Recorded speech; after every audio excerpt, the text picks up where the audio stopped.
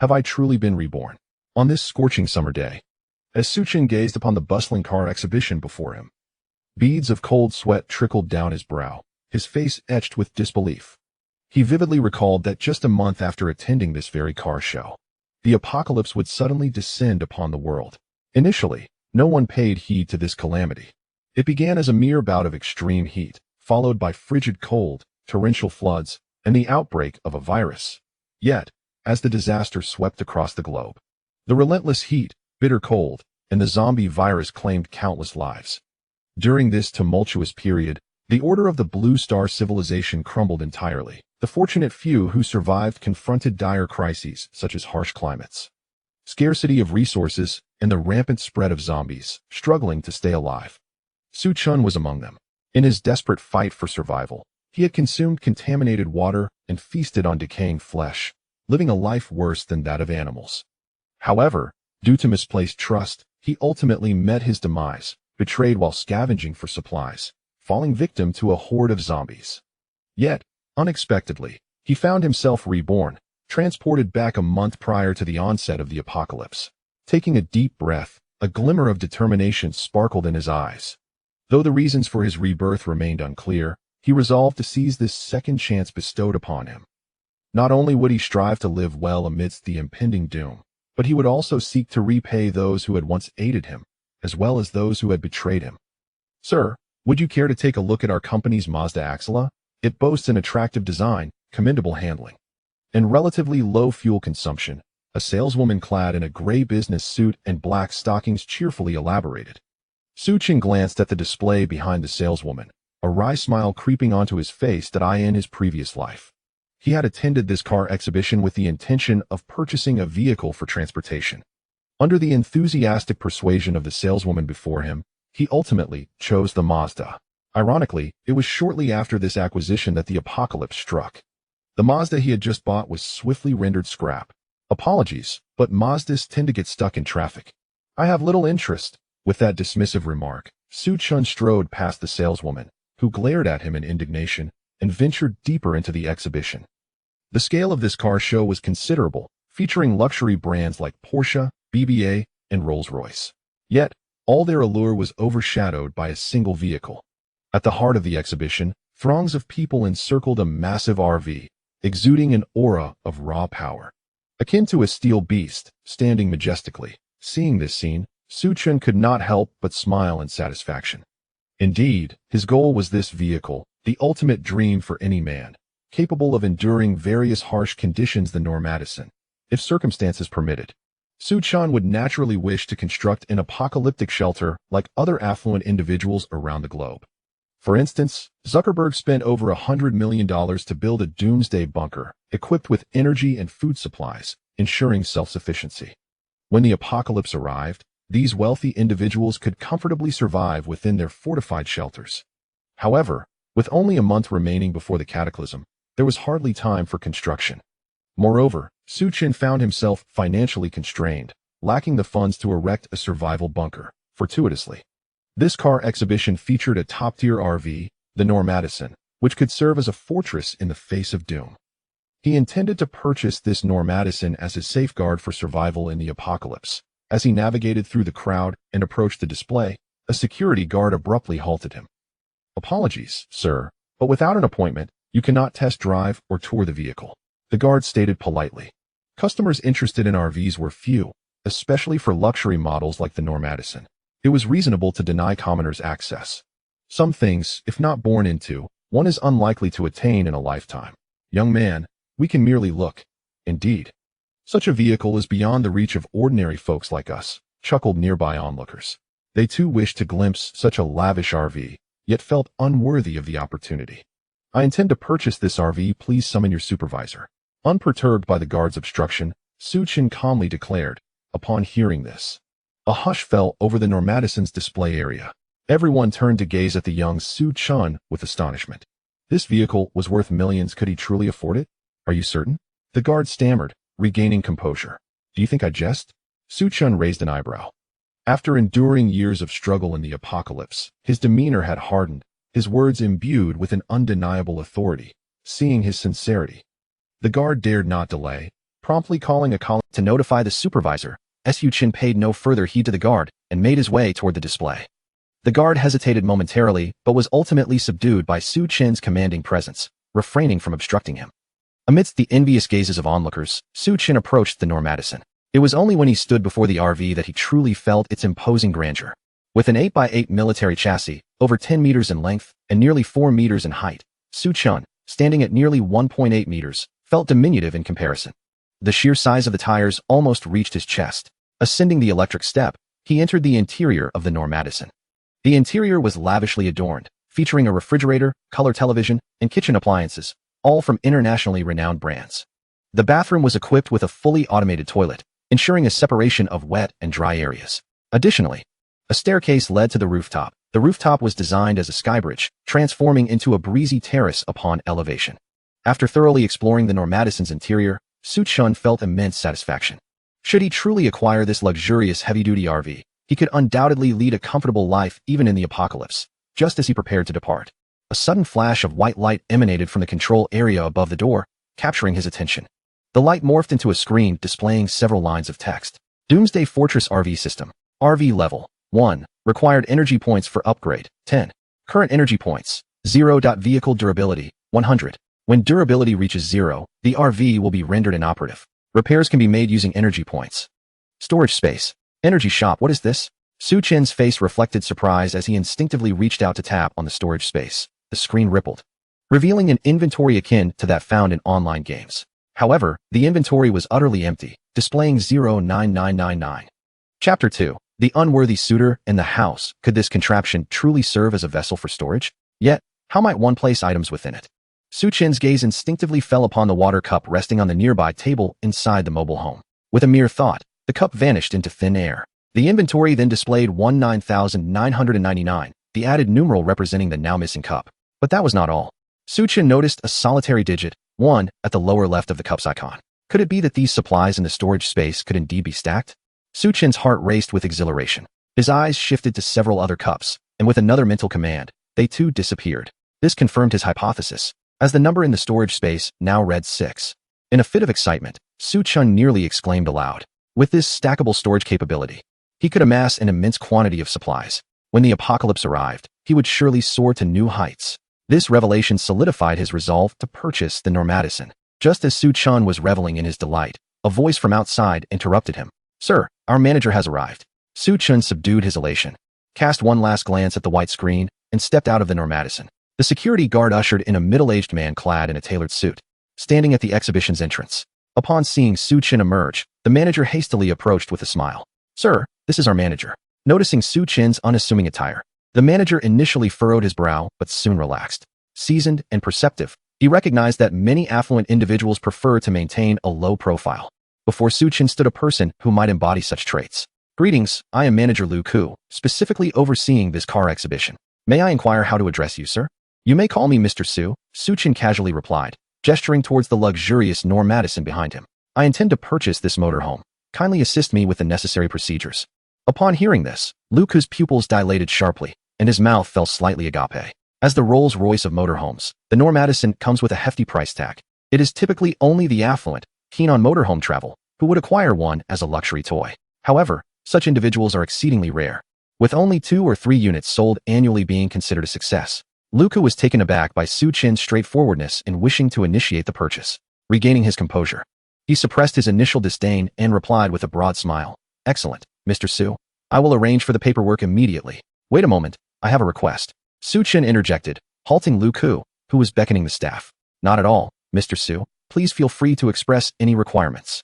Lu Ku's demeanor was respectful, devoid of any impatience. The commission from selling this Norm Addison would be quite substantial for him. I do not possess the requisite cash at the moment. Instead, let us first formalize a contract. I will provide a down payment of 1 million, and the remaining balance shall be settled in 1 month. Should I fail to clear the balance by then, the 1 million down payment will serve as a penalty for breach of contract. What do you think, Manager Lu? Su Chin hailed from a modest background, having lost his parents in a car accident a few years prior. What remained for him was merely an apartment in the heart of the magical city, along with a compensation sum exceeding 1 million, not to mention 10 million. Even 5 million was beyond Su Chin's reach. His intention was straightforward, to secure Norma Dyson first. As for the final payment, well, The apocalypse was set to arrive in half a month. By then, currency would be rendered utterly worthless. Whether Lu could survive and find himself was still uncertain. No problem. Lu, without a moment's hesitation, readily agreed. 10 million was no trifling amount, and he did not expect Su Chun to produce such a sum in cash all at once. Furthermore, in his view, we currently lived in a society governed by law. Even if Su Chun ultimately failed to provide the final payment, the company's legal department would handle it. What was crucial was to swiftly finalize the sales contract with Su Chun and secure his commission. Just as Lu was preparing the contract, a melodious and delightful voice suddenly resonated nearby. Su Chun. Su Chun paused momentarily, looking up to find a familiar yet strange face. His typically impassive expression rippled with a hint of emotion. A slender girl with an enchanting visage stood not far away, gazing at Su Chun in a daze. Her name was Lu Linger, Su Chun's former girlfriend. Beside her stood her friend Xiao Mei, adorned in a short black skirt, exuding a seductive charm, her beauty rivaling that of Lu. Lu Linger had been considered the belle of the campus during their university days. Su Chun had exerted considerable effort to win her affection. Initially, their relationship had been exceedingly sweet, but as they stepped into a society rife with material desires, Lu Linger's mindset gradually began to shift. Encouraged by the gold digger Xiao Mei, Lu Linger ultimately chose to part ways with Su Chun. After their breakup, Lu Linger began to associate with Xiao Mei, spending her days aimlessly, contemplating how to secure a wealthy husband and marry into a prominent family. Their attendance at the auto show today was motivated by the desire to meet affluent individuals. However, they were taken aback to encounter Su Chun there. Lu Linger. It's been a while, Su Chun acknowledged with a slight nod. Since their separation, he had been unable to forget Lu Linger, suffering greatly and struggling to move on. Even after the apocalypse had descended, upon learning of Lu Linger's plight, he rushed to her aid without a second thought. Yet, after escaping with Xiao Mei, Lu Linger callously kicked Su Chun aside, nearly causing him to starve. This truly exemplifies the saying, a devoted admirer earns nothing. Now reborn, he would no longer harbor such infatuation for Lu Linger. As for Xiao Mei, who stood beside her, Su Chun chose to disregard her entirely. Noticing his indifferent demeanor, Lu Linger felt a pang of discomfort, while the proud Xiao Mei was particularly displeased. How dare this person, whom she had always regarded as a loser, treat her with such coldness? What are you doing here? Are you planning to buy this RV? Xiao Mei scoffed. This is a luxury vehicle worth millions. Even if we sold you, it wouldn't be enough. Mind your own business. Su Chun shot Xiao Mei a frosty glare. His disdain for this malicious gold digger ran deep. If this were truly the apocalypse, he would certainly teach Xiao Mei the meaning of cruelty. As Xiao Mei was about to erupt in anger, she found herself rendered speechless by Su Chun's icy gaze. What kind of look was this? It was frigid, piercing, imbued with a chilling indifference to life. It seemed as though if Xiao Mei dared utter even a single word more, he would not hesitate to take her life before the crowd. Xiao Mei pressed her crimson lips together, involuntarily shivering. How could this person have transformed so dramatically in just a few months? Little did she know, Su Chun had stained his hands with considerable blood in the struggle for survival during the apocalypse. Chapter 3. You are too beautiful. Su Chun's demeanor was so frigid that it left Lu Linger and Xiao Mei feeling somewhat awkward.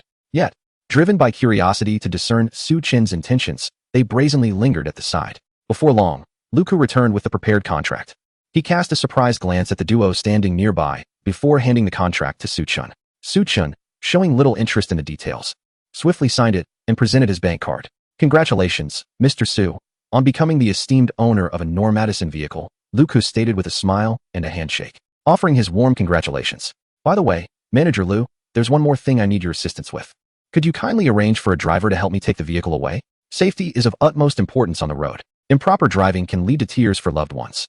Such a colossal RV like Normadison requires a B2 license to operate. Since I lack a driver's license, it would be troublesome if stopped by the traffic police. Absolutely. Luku replied without hesitation, promptly arranging for a driver for Su Chun. As the driver started the RV, Su Chun elegantly boarded the vehicle. Under the gaze of all present, the magnificent Normadison slowly departed from the auto show. Throughout this entire spectacle, Su Chun did not cast a single glance at Lu Linger or Xiao Mei. Linger, didn't you say this loser came from an ordinary background and that his parents had passed away? Xiao Mei, filled with unwillingness, inquired as she watched the departing Normadison.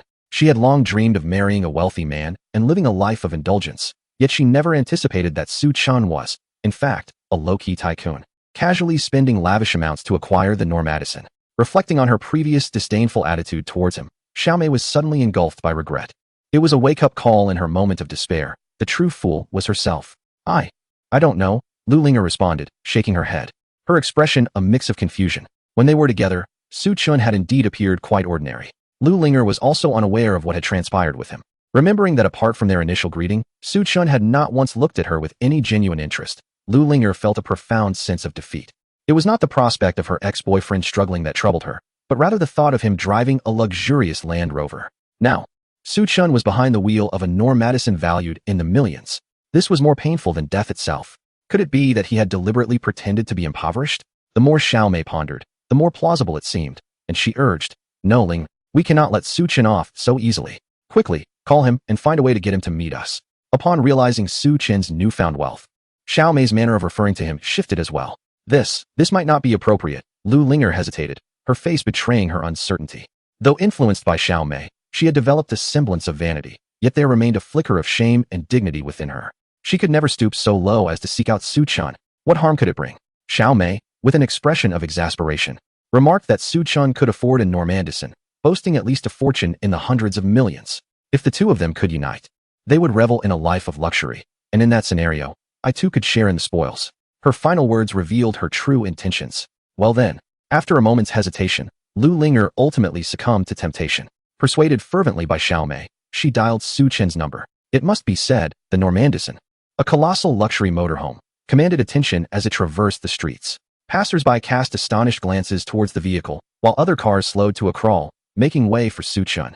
Seated within the motorhome, he gazed out at the scenery, yet his heart was heavy with sighs. He was acutely aware that this bustling, harmonious scene would not endure for long. Soon, it would be supplanted by chaos and ruin when the apocalypse descended. Suddenly, his phone buzzed in his pocket, the jarring tune resonating ungracefully. How could such a discordant melody be set as his ringtone? Su Chun scoffed inwardly. Pulling out his phone to discover it was a call from Lu Linger, he was not surprised. Given his understanding of Lu Linger and Xiaomei, after witnessing his transformation, they would undoubtedly not let him slip away easily. "Hello, is there something you need?" Lu Linger feigned calmness, deliberately ignoring the indifference in Su Chen's words, and softly suggested, "Ah Chun, there are some things I've never made clear to you. If you have some time tonight, would you come and visit me?" "I'm afraid I truly have no spare time," Su Chen replied with a slight smirk, a hint of sarcasm dancing on his lips. If he were to visit, it would not merely be a casual sit-down, but something far more intimate. He had no desire to entangle himself further with this girl he once loved. "If there's nothing else, I'll hang up now." Beep, beep, beep. Listening to the monotonous sound on the other end, Lu Linger felt a pang of sorrow, nearly brought to tears. Recalling Su Chen's past tenderness and consideration, she couldn't help but feel regretful in light of his current coldness. It seemed this young man had indeed made a name for himself. Otherwise, he would not exhibit such arrogance. After overhearing their conversation, Xiaomei rested her delicate chin on her hand and thoughtfully analyzed the situation. "Mayor, perhaps it would be best to let it go," Lu Linger sighed. "How can we simply let it go? Linger, you must understand that men who are both wealthy and handsome are exceedingly sought after." Noticing Lu Linger's resolute demeanor, Xiaomei's beautiful eyes twinkled as she ceased her attempts to persuade her friend. She discreetly noted Su Chen's phone number and, taking advantage of Lu Linger's momentary distraction, sent a few messages. "Mr. Su, we have arrived. Driver Lao Su, arranged by Lu Ku, followed Su Chen's instructions to park the car in a secluded lot on the outskirts of the city. "Master Su, for the next month, I would appreciate your assistance as my driver. As for the salary, I can offer you 20,000 yuan. What do you think?" Lao Su accompanied Lu Ku to work, earning only a few thousand yuan each month. Suddenly, a sum of 20,000 yuan was credited to his account, making it impossible for him to decline. He readily agreed. After their arrangement, Su Chun bid farewell to the driver, Lao Su. At that moment, his phone in his pocket vibrated unexpectedly. Su Chun took out his phone and glanced at it. It was a message. "Ah Chun, this is Xiaomei. I apologize for my previous behavior and attitude. I am willing to make amends in any way you see fit, as long as you reconcile with Lu Linger." Attached to the message were several selfies of Xiaomei, showcasing her alluring figure clad in a seductive black silk miniskirt. A cold smile crept across Su Chen's face. Xiaomei, perhaps emboldened by her newfound success, seemed to be deliberately presenting herself to him. Truly, her greed was evident. Initially, he contemplated deleting the message and blocking Xiaomei, but upon reflection, he paused his finger. Chapter 4. The indispensable nature of money in the past. During Su Chen's relationship with Lu Linger, it was Xiaomei who had interfered. Subsequently, when the apocalypse descended, after Lu Linger and Xiaomei were rescued, it was Xiaomei who compelled Lu Linger to forsake her own interests. If she did not exact a proper revenge on Xiaomei for her earlier transgressions, how could she justify her own grievances? Su Chen pondered for a moment before responding. "I have matters to attend to for the time being. How about this? You may find me at Phoenix Mountain Scenic Area in a month." On the other hand, upon receiving Su Chen's message, Xiaomei was instantly elated. She cast a glance at the unsuspecting Lu Linger beside her and felt a surge of triumph within. "Linger, If you squander this opportunity, do not blame me, she thought. In comparison to you, I possess both figure and grace. It is only natural for Su-chun to be attracted to me. Very well, then we shall meet at that time, she replied cheerfully. Su-chun glanced at Xiao Mei's text and tossed his phone aside. At present, the most pressing matter was to decipher the so-called Apocalypse Bastion system. Earlier, during his conversation with the driver, Old Su, it became apparent that Old Su showed no reaction to the white screen, as if he had not perceived it at all. This led Su-chun to conclude that the system likely functioned solely for his benefit. As he approached the control center, the white screen materialized once more. He extended his hand and clicked on the storage space, embarking on his research. After a series of experiments, Su-chun discovered that anything within a 30-meter radius of Normadison could be directly absorbed into the storage space. As long as the items belonged to the same category, they could be stacked. However, there was a limit to the stacking, capping at a maximum of 9,999. Within the confines of the storage space, time appears to be suspended, with objects remaining unchanged whether they are placed within or extracted from it. Additionally, there exist certain constraints. Living entities, such as the birds soaring above, cannot be contained within this space. Moreover, items like the sidewalk tiles and trees, which are tightly interconnected with other objects, are also unable to be included. Nevertheless, despite these limitations, Su-chun felt a surge of excitement. If he could fill the storage space, he would not have to worry about shortages of supplies when the apocalypse arrives. Suppressing his exhilaration, Su-chun continued to explore the system. He reached out and clicked on the energy store, which promptly revealed 2 items. At the current level, LV1, the redeemable items are gasoline and water, the exchange rate being 1 energy point for 1 liter of gasoline or 1 kilogram of water.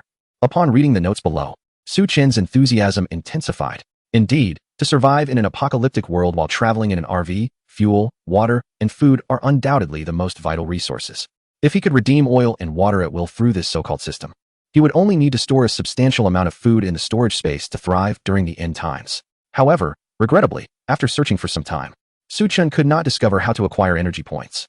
Oh well, there is still ample time. He could delve deeper into this later. Casting a glance at the dimming sky, Su-chun decided against returning home to rest. He reclined on the luxurious Sealy bed within the Normandison, filled with excitement, and gradually drifted into slumber.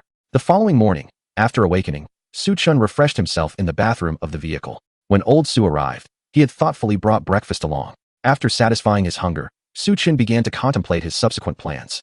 The immediate priority, of course, was to amass essential supplies.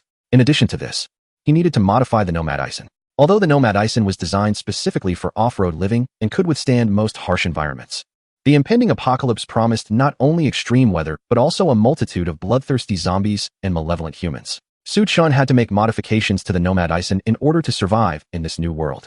However, whether it was purchasing supplies or upgrading the Nomadison, substantial financial resources were required. While money may not be omnipotent, the absence of it was certainly detrimental. After paying Lu Ku a deposit of 1 million, Su-chun found himself with scant funds. What was he to do? After a moment of contemplation, a notion struck him. Usury. In today's society, one can borrow for nearly anything, except money. Friends may lend 100, brothers 1,000, relatives 10,000, and parents 100,000. Yet, for anything more, one must turn to usurers. Lao Su, take me here, Su-chun instructed, pointing at the map on his phone. As you wish, Mr. Su, Lao Su replied, returning to the driver's seat and starting the vehicle. Amidst the astonished and envious gazes of passers-by, the Nomadison let out a deep roar and departed with elegance. Before long, Lao Su drove Su-chun to a building emblazoned with the name of a prominent financial company. Upon stopping, the sound of the vehicle drew the attention of the company's staff, who emerged to gawk at the imposing machine. Goodness, what kind of vehicle is this? It's enormous. Are you a bit naive? Let me tell you, this vehicle is a Normadison, the Rolls-Royce of the RV world. With such grandeur, it must cost at least 5 million, right? 5 million. Huh. It must be at least 10 million. As the door swung open and the electric steps descended, Su-chun gracefully disembarked. The onlookers regarded him with a touch of reverence until he approached and inquired, "Where is your boss?" "Our boss is upstairs, sir. Please follow me."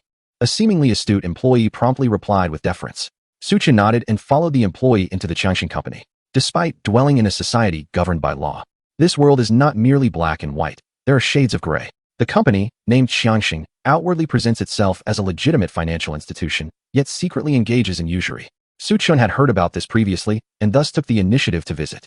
"Hello, I am Gao Qiqiang, the general manager of Changshin Company." When the Normadison parked outside, Gao Qiqiang on the upper floor had already taken note. The ability to afford such a luxurious RV was a testament to Su-chun's considerable financial strength. Regardless of his intentions, fostering a relationship with such an individual could only be advantageous. As Su Chen entered the office, Gao Qiqiang rose and warmly extended his hand. Hello. My name is Su Chen. He introduced himself casually. After exchanging a few pleasantries, Su Chen directly stated his purpose.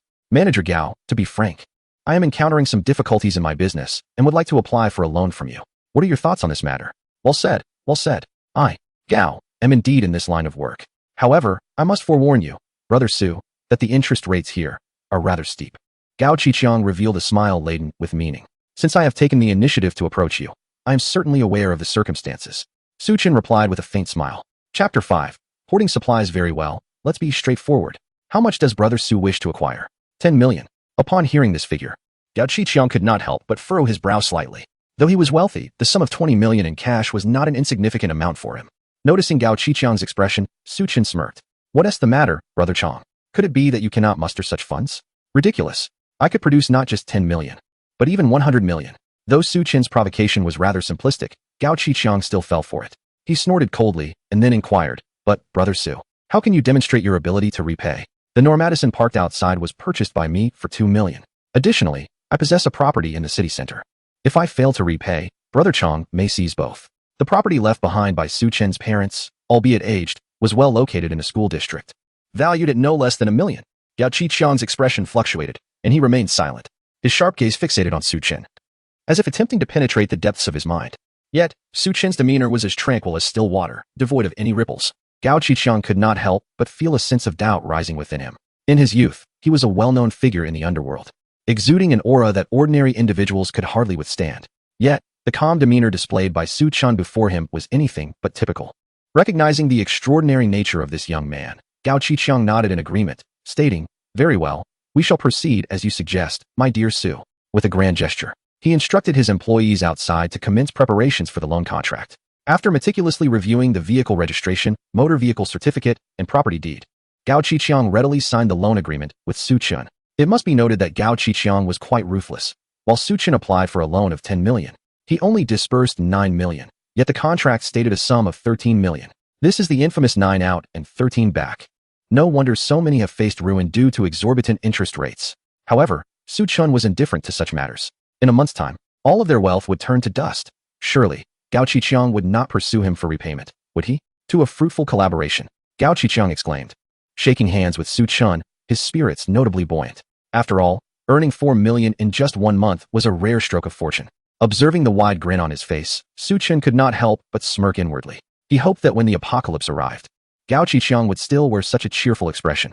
He had heard tales of Gao Qiqiang's vast network in the bustling metropolis, capable of achieving anything. Brother Chong, I have 2 matters I would like to request your assistance with. Speak freely, my dear Su.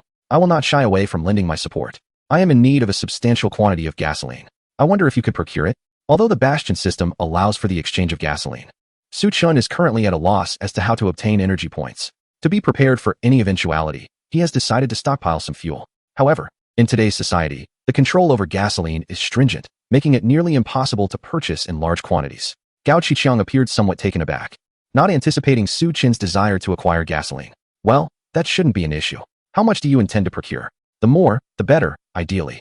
In standard oil drums, Su Chen replied, leaving Gao Qiqiang increasingly bewildered. A standard oil drum typically holds over 150 liters. What do you need such a large quantity of gasoline for? Yet, seeing that Su Chen was not inclined to elaborate, Gao Qiqiang refrained from pressing further. All right, I'll contact you later. As for the second matter, Su Chen inquired, gesturing to indicate a firearm. Su, please don't jest with me. I am a serious businessman. Gao Qiqiang exclaimed, startled, and quickly waved his hands in denial. Rest assured, Brother Chong, I only seek this for self-defense, Su Chen reassured him with a gentle smile. In a world fraught with peril, possessing a weapon for protection would significantly enhance his safety. Su, please do not put me in a difficult position.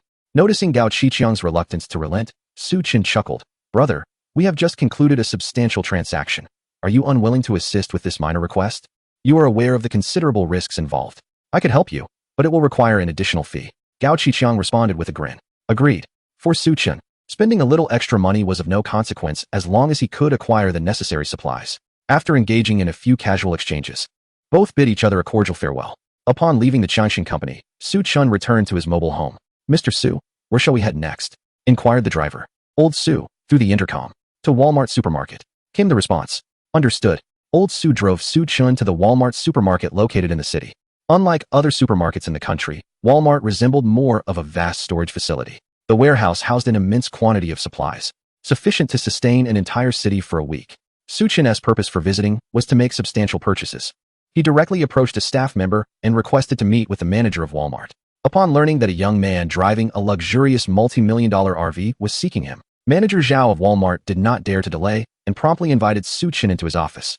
"I require a substantial order of supplies. Here is the list," Suchin stated, presenting a meticulously prepared inventory to Manager Zhao. As Zhao glanced at the list, his eyes widened in astonishment. The items listed were a dazzling array of necessities: drinking water, instant noodles, compressed biscuits, and more, completely filling an A4 sheet. Moreover, the quantities demanded were utterly staggering. For instance, Suchin specified the purchase of 10,000 large 12-liter bottles of Waha mineral water. In addition, he requested bulk deliveries of thick-cut beef and lamb, beer, and liquor, all to be supplied by the case. A rough estimate suggested that these supplies would cost no less than 30 million. If one were to utilize such resources, it might take 3 centuries to exhaust them. "Mr. Su, what do you intend to do with such an abundance of supplies? This is my personal privacy. Do you, Walmart, truly concern yourselves with such matters?" Suchin cast a sidelong glance at Manager Zhao. No, that is not my intention." Manager Zhao hastily waved his hands, clarifying, "It's just that certain items, like Waha purified water, are limited in our warehouse. Would you prefer to exchange it for Nongfu Spring instead?" "Absolutely not." Suchin harbored no fondness for the Nongfu Spring brand, and thus promptly declined. "However, this means we would have to source the goods from afar, and Mr. Su may have to wait a few days." Manager Zhao's expression turned troubled. "That is acceptable, but the delivery must be completed within a week. In a month's time, the apocalypse will arrive." Suchin's schedule was exceedingly pressing. He needed to expedite the preparation of supplies before proceeding to modify the Nomad Ison. "A week? That is manageable." Manager Zhao pondered briefly, nodded in agreement, and then inquired, "What about the delivery and payment methods? Once you have loaded the truck, simply park it here, and I will arrange for the unloading." Suchin informed Manager Zhao of the parking lot where he had left the Nomad Ison yesterday. "As for the payment method, I will provide a deposit of 5 million. The remaining balance can be settled a month later. How does that sound?" The loan Suchin borrowed from Qianxin Company was insufficient to cover such a significant quantity of supplies. He still intended to employ the same ruse as before. An audacious scheme of deception. Very well. Manager Zhao contemplated for a moment and ultimately acquiesced. The reason why both he and Qianxin Company's Gao Qiqiang, as well as Lu Ku from the auto show, were so readily inclined to trust Suchin was quite straightforward. Firstly, Suchin arrived driving a luxurious RV, the Normadison, worth millions. Secondly, his demeanor and eloquence exuded an air of sophistication that seemed far removed from that of a con artist. Most importantly, Manager Zhao and his associates believed that they lived in a society governed by the rule of law, and that Suchin, being so young, had no need to embark on a path of crime. Little did they know that a month later, doom would befall them, leading to the collapse of social order, where self-preservation would become paramount. After signing the contract with Manager Zhao, Suchin promptly transferred the deposit. Manager Zhao, not daring to be lax, immediately began organizing personnel to prepare supplies for Suchin. Observing the employees of Walmart loading boxes of supplies onto trucks, Suchin wore a satisfied smile. "Mr. Su, why are you purchasing so many supplies?" inquired the curious driver, Old Su. "You know I have a penchant for wilderness survival adventures. Otherwise, why would I buy this Normadison?" Suchin replied with a smile. "Even for wilderness survival, is it truly necessary to amass such a quantity of supplies? Moreover, while the Normadison is spacious, it may not accommodate all of this." Old Su pondered, though seeing Suchin's reluctance to elaborate, he refrained from pressing further. Just as they were about to depart, Suchin suddenly slapped his forehead, recalling something important. The system of the Doomsday Fortress allows for the acquisition of all resources within a 30-meter radius, seamlessly integrating them into its storage space. One could easily dock the Nomad Ison beside a Walmart warehouse and indulge in a veritable bounty without cost.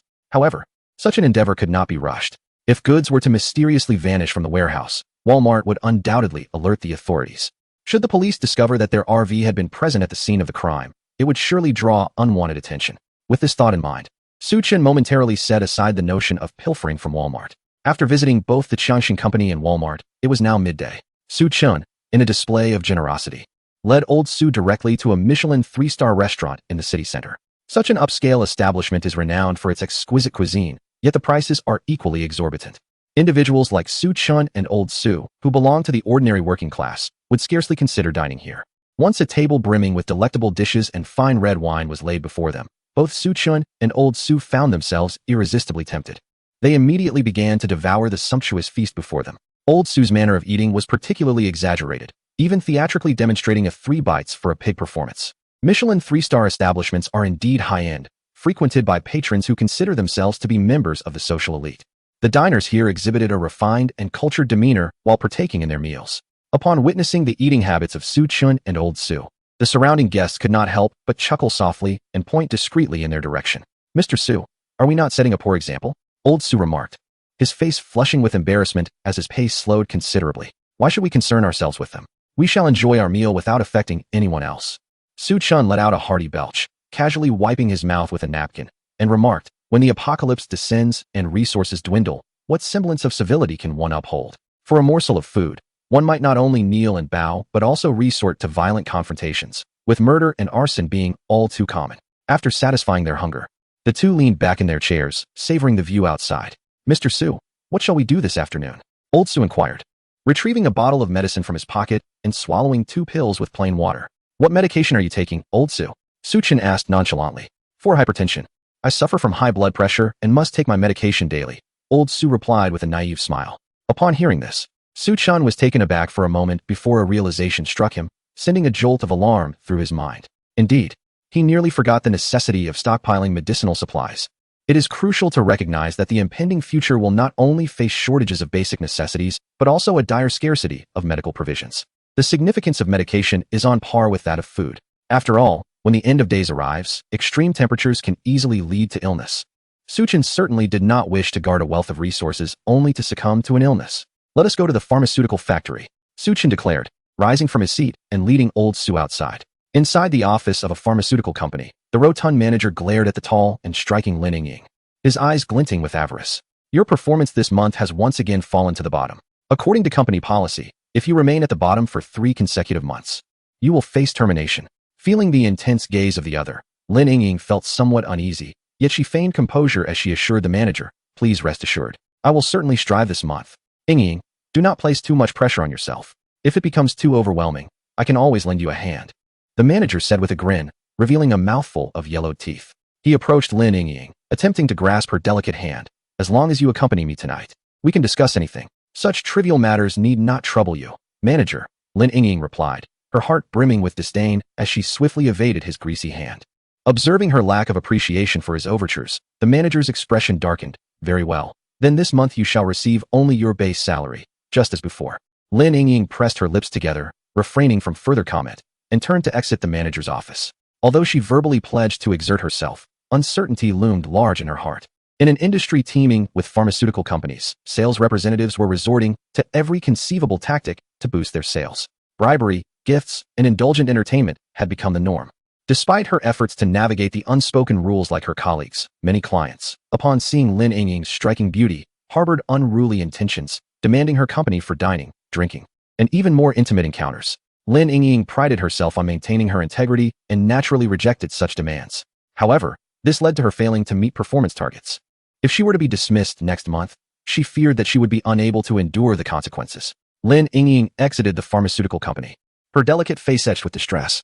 At that moment, an eye-catching, colossal RV roared from the distance and gradually came to a halt outside the pharmaceutical firm. Although Lin Ying had little knowledge of RVs, she could ascertain from its exterior that this vehicle was undoubtedly expensive. Chapter 7. Pharmaceutical Representative Lin Ying. Just then, the rear door of the RV swung open, and a strikingly handsome young man stepped out. He glanced at the towering building of the pharmaceutical company, and then at Lin Ying by the entrance, greeting her with a friendly, "Hello. May I inquire if you are an employee of this pharmaceutical company?" "Yes, my name is Lin Ying. May I ask how to address you, sir?" Although unsure of his identity, Lin Ying responded with courtesy. "My surname is Su. I have come today to procure a batch of medications." Su Chun explained his purpose.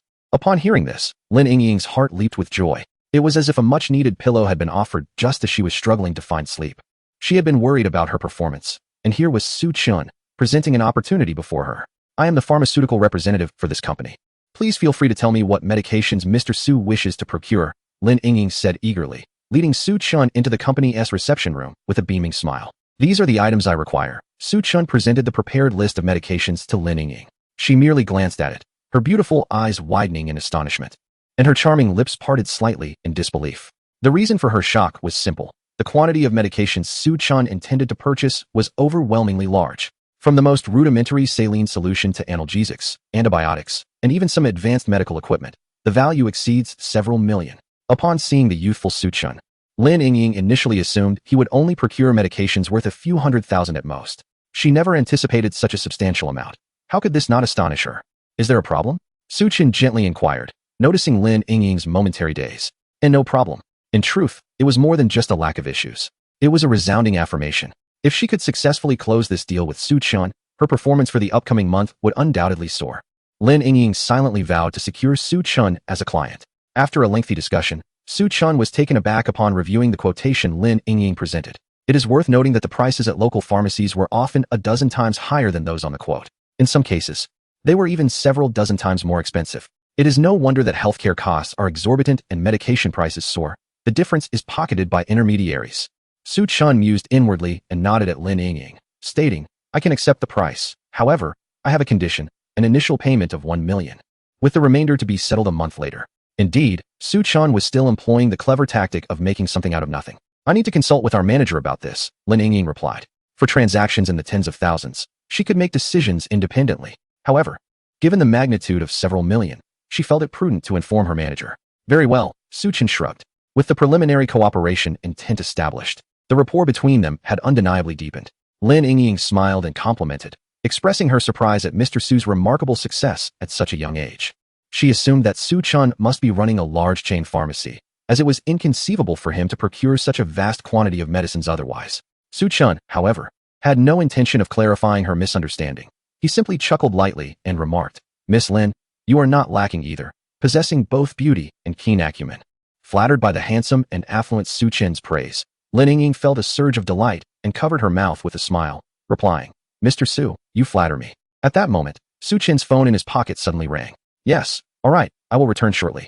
After a brief conversation, he hung up and informed Lin Yingying, my apologies. Miss Lin, I have matters to attend to. Once you have consulted with the manager, we shall reconnect. Without waiting for Lin Yingying's response, he stood up and hurriedly departed. Watching his retreating figure, Lin Yingying was momentarily stunned before quickly rising and making her way towards the manager's office. Upon hearing about the situation, the manager became immediately agitated. Consulting me over such a trivial matter? You should finalize the deal post-haste. The phenomenon of holding back payments was not uncommon, not only in the pharmaceutical industry but across various sectors. How could Lin Yingying be so oblivious? For a pharmaceutical company, even a transaction worth several $100,000 is significant.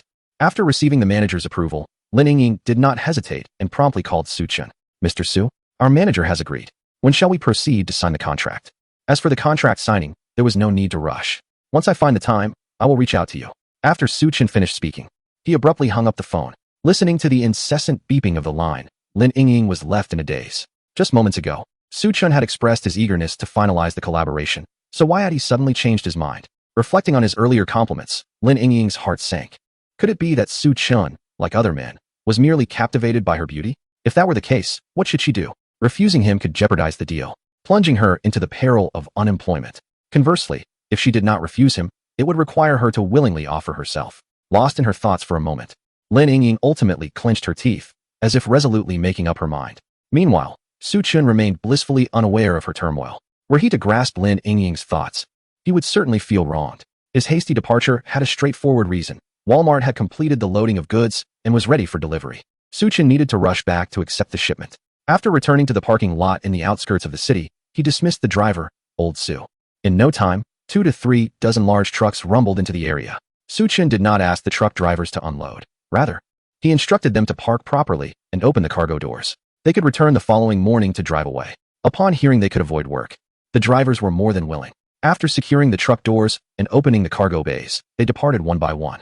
This open-air parking lot was situated on the outskirts of the city, with only a few security personnel around, leaving the area mostly deserted. Ensuring no one was watching, Suchun approached the driver's seat himself. Although he did not yet possess a driver's license, after consulting with Old Su today, he had acquired a rudimentary understanding of how to operate the Nomad Ison. Suchun cautiously maneuvered the Nomad Ison, circling around 20 to 30 trucks. In less than 20 minutes, what had once been a bustling array of vehicles was now utterly devoid of content. Yet, the storage compartment of the Nomad Ison brimmed with nearly 100 units of supplies. After a flurry of activity, Suchun parked the Nomad Ison back in its original spot. Observing the bounty within the storage space, his spirits lifted considerably. At this pace, he anticipated having all the supplies ready in about a week.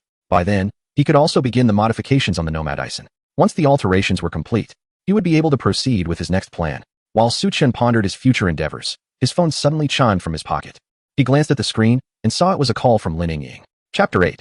Let us reschedule, Ms. Lin. What can I do for you? Our manager has consented to Mr. Su's request. I wonder if Mr. Su is available for a face-to-face discussion. Su Chen cast a glance at the dimming sky and suggested, it's getting a bit late. Perhaps we could reschedule? However, to Lin Yingying's ears, his words sounded like a polite refusal. Particularly the final remark, perhaps we could reschedule, left her feeling somewhat flushed. Could he be hinting at something? Lin Yingying bit her red lip, unwilling to concede. Mr. Su, with such a substantial order of pharmaceuticals, it is only reasonable that I treat you to a meal as a token of my gratitude. If you refuse again, it may hurt my feelings. As the conversation reached this point, Su Chun found it difficult to refuse, so he nodded and replied, very well, please share the address, and I shall make my way there. Lin Yingying provided him with the details of the restaurant they had agreed upon. After hanging up, she gazed at her own alluring reflection in the mirror and let out a soft sigh. If she truly intended to embark on such a fateful path, it would be better to start with Su Chun, especially considering his handsome demeanor and considerable wealth.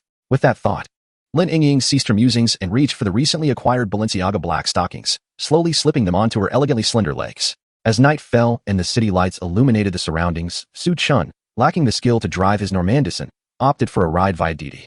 Following the address provided by Lin Yingying, he arrived at a five-star hotel in the city center. Inside a private room of the hotel, he encountered Lin Yingying, who was adorned in a cream-colored knitted bodycon dress that accentuated her exquisite figure. Her smooth, lustrous legs were tightly enveloped in the black stockings from Balenciaga. The delicate features of her face, enhanced by meticulous makeup, appeared even more enchanting. Compared to her daytime image as a polished professional in an office attire, she was undeniably captivating tonight. Noticing Su Chun's unwavering gaze upon her, Lin Yingying felt a mix of shyness and delight. Mr. Su, please have a seat, she said softly, clearing her throat gently. Once Su Chen settled in, the server promptly began to serve the dishes. In an effort to secure this business deal, Lin Yingying had invested significantly, having borrowed a sum of money from a friend. Not only did they order a lavish spread of delicacies, but they also requested 2 bottles of Mao Dai. Lin Yingying initially assumed that Su Chen would exhibit some surprise. However, to her astonishment, he remained remarkably composed. After all, Su Chen had just spent tens of thousands at a 3-star Michelin restaurant today. It seemed that without sacrificing herself, winning over Su Chen would be a formidable challenge.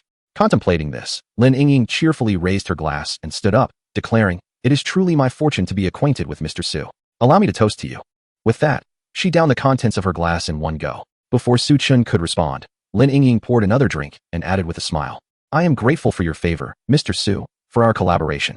Here's another toast. She tilted her head back, revealing her fair neck, and consumed the liquor once more. To the success of our partnership, I offer yet another toast. Within a short span, Lin Yingying had downed 3 glasses of liquor. Her originally smooth and delicate complexion now bore a rosy hue, rendering her even more alluring. Observing her politeness, Su Chun felt a tinge of surprise. Miss Lin, please, do not call me Miss Lin. Simply refer to me as Yingying.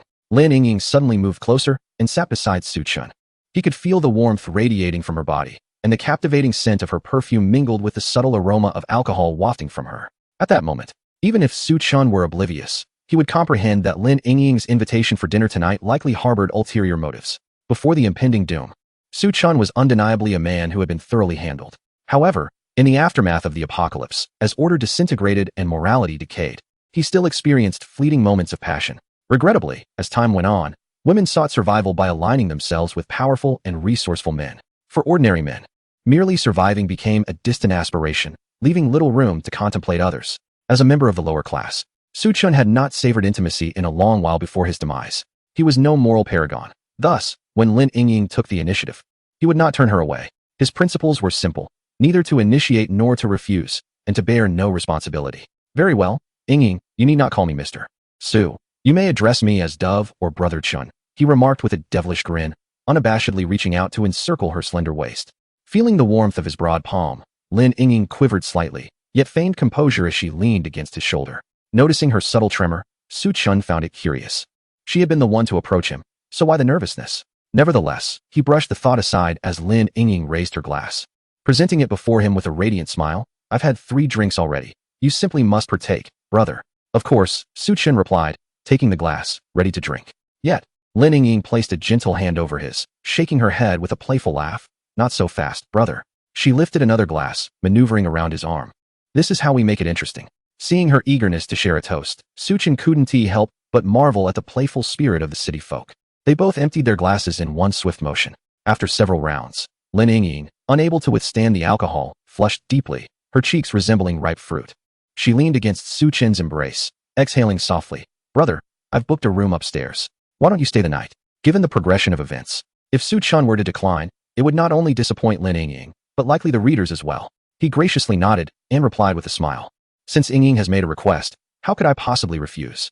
The two indulged in a few more drinks, and as the moment reached its peak, Suchin wrapped his arm around Lin Yingying and rose to leave. Observing the untouched food scattered across the table, and then glancing at Suchin's elegant figure as he departed with the enchanting lady, the nearby waiter was filled with envy and resentment.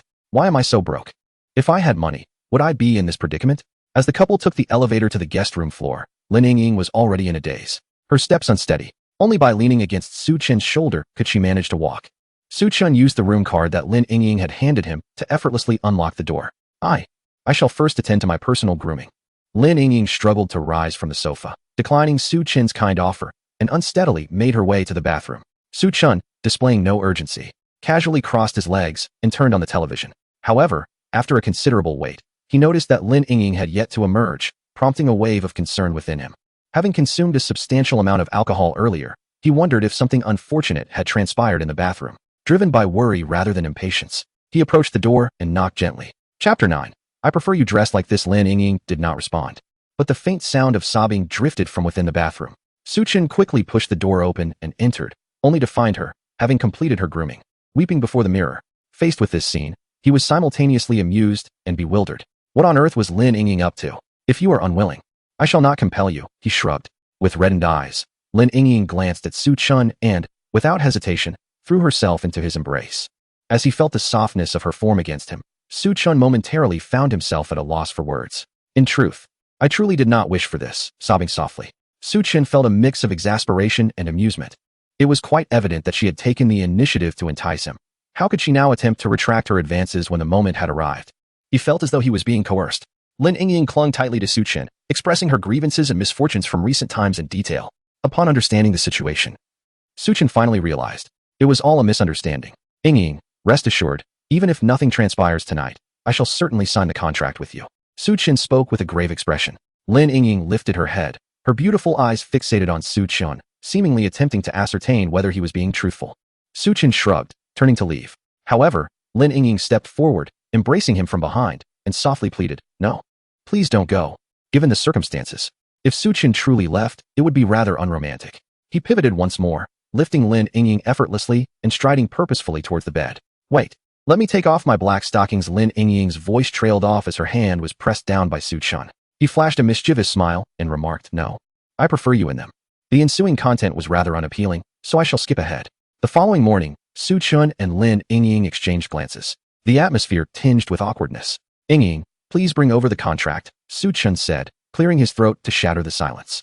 Lin Yingying retrieved the document from her bag and handed it to him. Indifferently, Suchin signed his name without a second glance.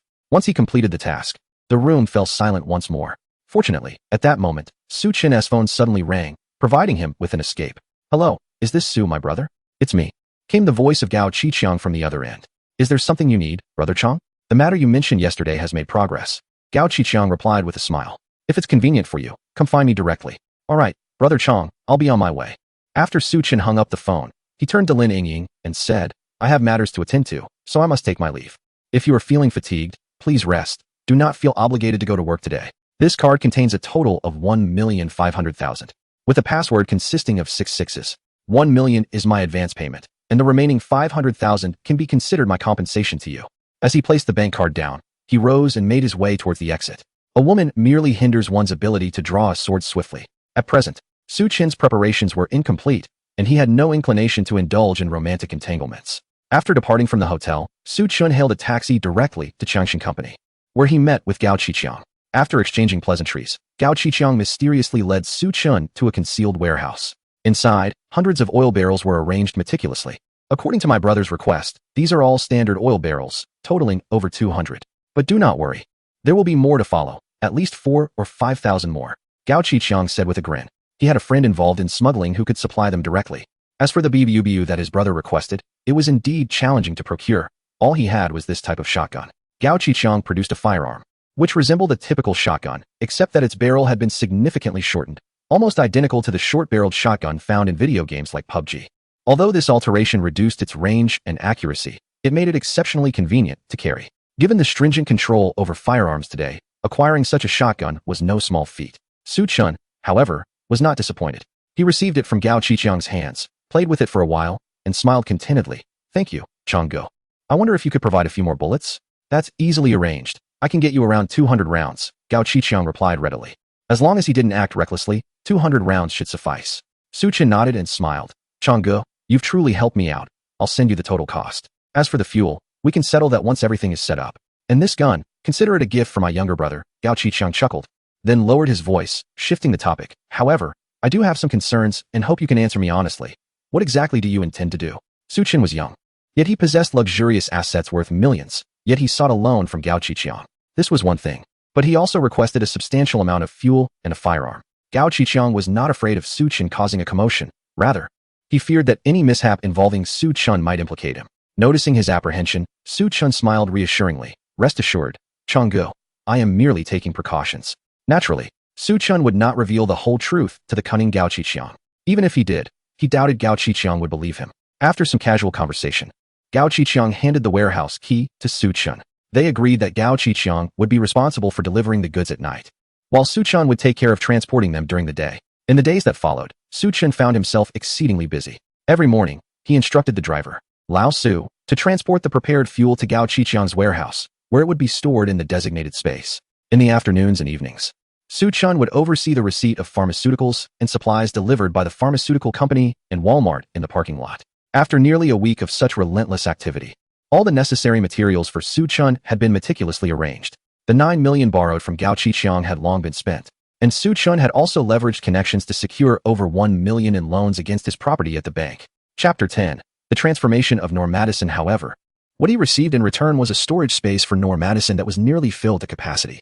In addition to the essentials such as drinking water, food, and fuel, Su Chen had also stocked up on various forms of entertainment, including PS5 consoles and blockbuster single-player games. After all, in a seemingly endless apocalypse, the absence of entertainment could lead to a descent into madness. It has been a pleasurable collaboration.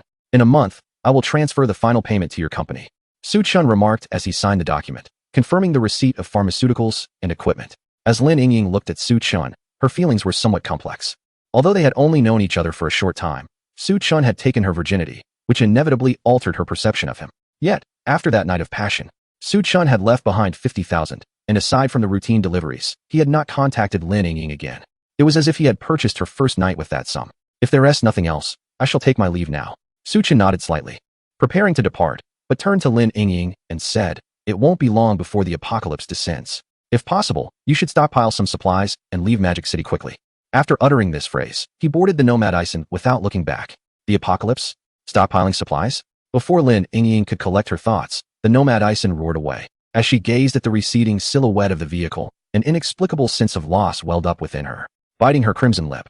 She hesitated for a moment before deciding to heed Su Chen's advice and gather some provisions. Although the idea of an apocalypse seemed utterly ludicrous, she harbored an inexplicable trust in Su Chen. In contrast to Lin Yingying, Su Chen, having experienced the end of the world, possessed a remarkably resilient spirit. After all, he had witnessed a couple, who had shared a bed the previous night, turn on each other the very next day over food.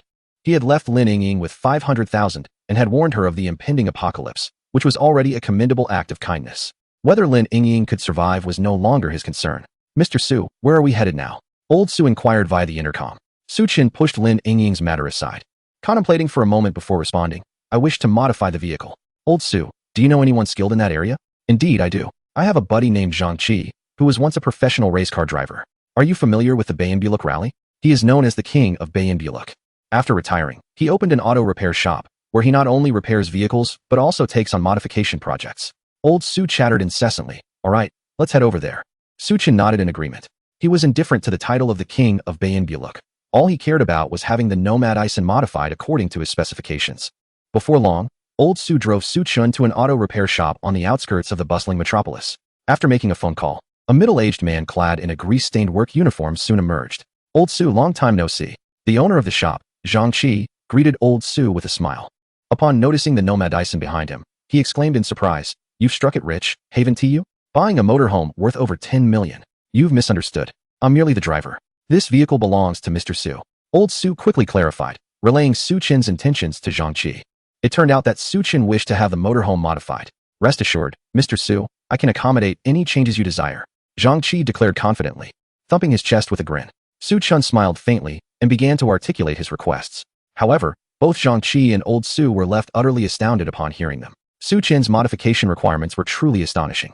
He requested that the original vehicle body be replaced with bulletproof steel plates and that the windows be upgraded to bulletproof glass. Moreover, as the front of the vehicle and the living quarters were separate, one would need to exit the motorhome to access the driver's cabin. Therefore, Su Qin specifically requested that the front of the Nomad Ison be integrated with the body, allowing direct access from the driver's seat into the living area. This modification would effectively mitigate any potential mishaps. In addition to these requests, Su Chun had several other specifications. For instance, equipping the vehicle with cameras all around to ensure a complete 360-degree view, and ensuring the interior is impeccably soundproof and insulated. "Mr. Su, are you modifying this vehicle in preparation for the apocalypse?" Zhang Qi remarked, both amused and bewildered. Su Qin's demands were entirely aligned with standards fit for an end-of-the-world scenario. "Indeed, I harbor concerns that the day of reckoning may arrive, hence my preparations," Su Chun candidly confessed. Upon hearing this, Zhang Qi found himself momentarily taken aback. He had previously heard of numerous doomsday preppers abroad, individuals who firmly believe that one day, the end of the world will descend upon them, prompting them to stockpile supplies for unforeseen circumstances. It was surprising to see someone as young as Su Chun harboring such apprehensions. Zhang Qi thought to himself, while outwardly maintaining a congenial smile, "I can fulfill most of Mr. Su's requests. However, eliminating the lift on the second floor to create a true second level may prove quite challenging." It was not due to Zhang Qi's lack of skill, but rather the inherent height of the Normadison. Complying with Su Qin's specifications would likely breach height regulations. "You need not worry about that. Simply proceed with the modifications as I have instructed," Su Qin directed. "When the apocalypse strikes and societal order collapses, who would possess the leisure to monitor whether Su Qin's vehicle exceeds height limits? Very well, I shall heed Mr. Su's wishes. However, the 3-week timeline you have requested is rather ambitious," Zhang Qi expressed, a hint of concern crossing his face. Modifying the Normadison is no trivial task under normal circumstances. It would require at least a month and a half. Other matters are negotiable, but this one is non-negotiable. The modifications must be completed within 3 weeks. Su Qin asserted in a solemn tone. "It is no jest. If we have another 3 weeks, the apocalypse will descend. If the modifications cannot be completed ahead of time, how can he continue to live gracefully in the face of calamity? Boss Zhang, as long as it is finished within 3 weeks, I will pay double the price." Upon hearing this, Zhang Qi's eyes instantly sparkled, and he replied with a smile, "Rest assured, Mr. Su. I will find additional help and work overtime to ensure the modifications are completed within 3 weeks. After a discussion, the two parties signed a contract, and Su Chun left the Nomad Ison at the repair shop, entrusting the modifications to Zhang Qi. In the time that followed, Su Chun did not remain idle. He first returned home to organize his belongings and his parents' relics. Next, he sought out a boxing gym, investing a considerable sum to hire a coach to teach him combat techniques. Although a month is insufficient for Su Chun to become exceptionally skilled, it would enhance his physical strength, thereby increasing his chances of survival. Chapter 11. The Eve of the Apocalypse. Bang, bang, bang. Inside the boxing gym, Su Chun relentlessly struck the sandbag before him. After a furious bout of striking, he paused, drenched in sweat and slightly panting, yet a satisfied expression graced his face. Su Chun had always been an athlete during his university days, which is how he won the affection of the campus beauty, Lu Linger. Thanks to his exceptional physical prowess, he had managed to endure for quite some time in the post-apocalyptic world. However, upon his rebirth, Su Chun discovered that his physical abilities seemed to have improved even further. Under the guidance of a specialized coach, he made remarkable progress in less than half a month. Although he was not yet a match for the national athlete's coach, he had already surpassed others in the gym who had been training for 2.5 years. "Chin, come wipe your sweat." A female coach, clad in form-fitting yoga pants with an elegant figure, approached him gracefully, offering him a towel. Taking advantage of the moment as he wiped his brow, she stood behind him and began to massage him. Such treatment certainly evoked envy among the other gym-goers. Nonetheless, while envy lingered, no one found it inappropriate. After all, Su Chun was quite generous, having spent a considerable sum to hire an entire coaching team upon his arrival at the gym. Several attractive female coaches were eager to stay close to him. As the impending doom loomed, Su Chun welcomed their company, managing to keep them compliant. Just then, his phone rang. It was Zhang Qi. "Hello, Mr. Su. I have successfully completed the modifications as per your request." "Great. I'll head over right away. Su Chun felt a surge of joy, pleasantly surprised that Zhang Qi had finished the task ahead of schedule. Just as he hung up, the female coach leaned closer, softly saying, Chun, I have some free time tonight. Would you like to keep me company? Any man would find such an invitation irresistible, and Su Chun was no exception.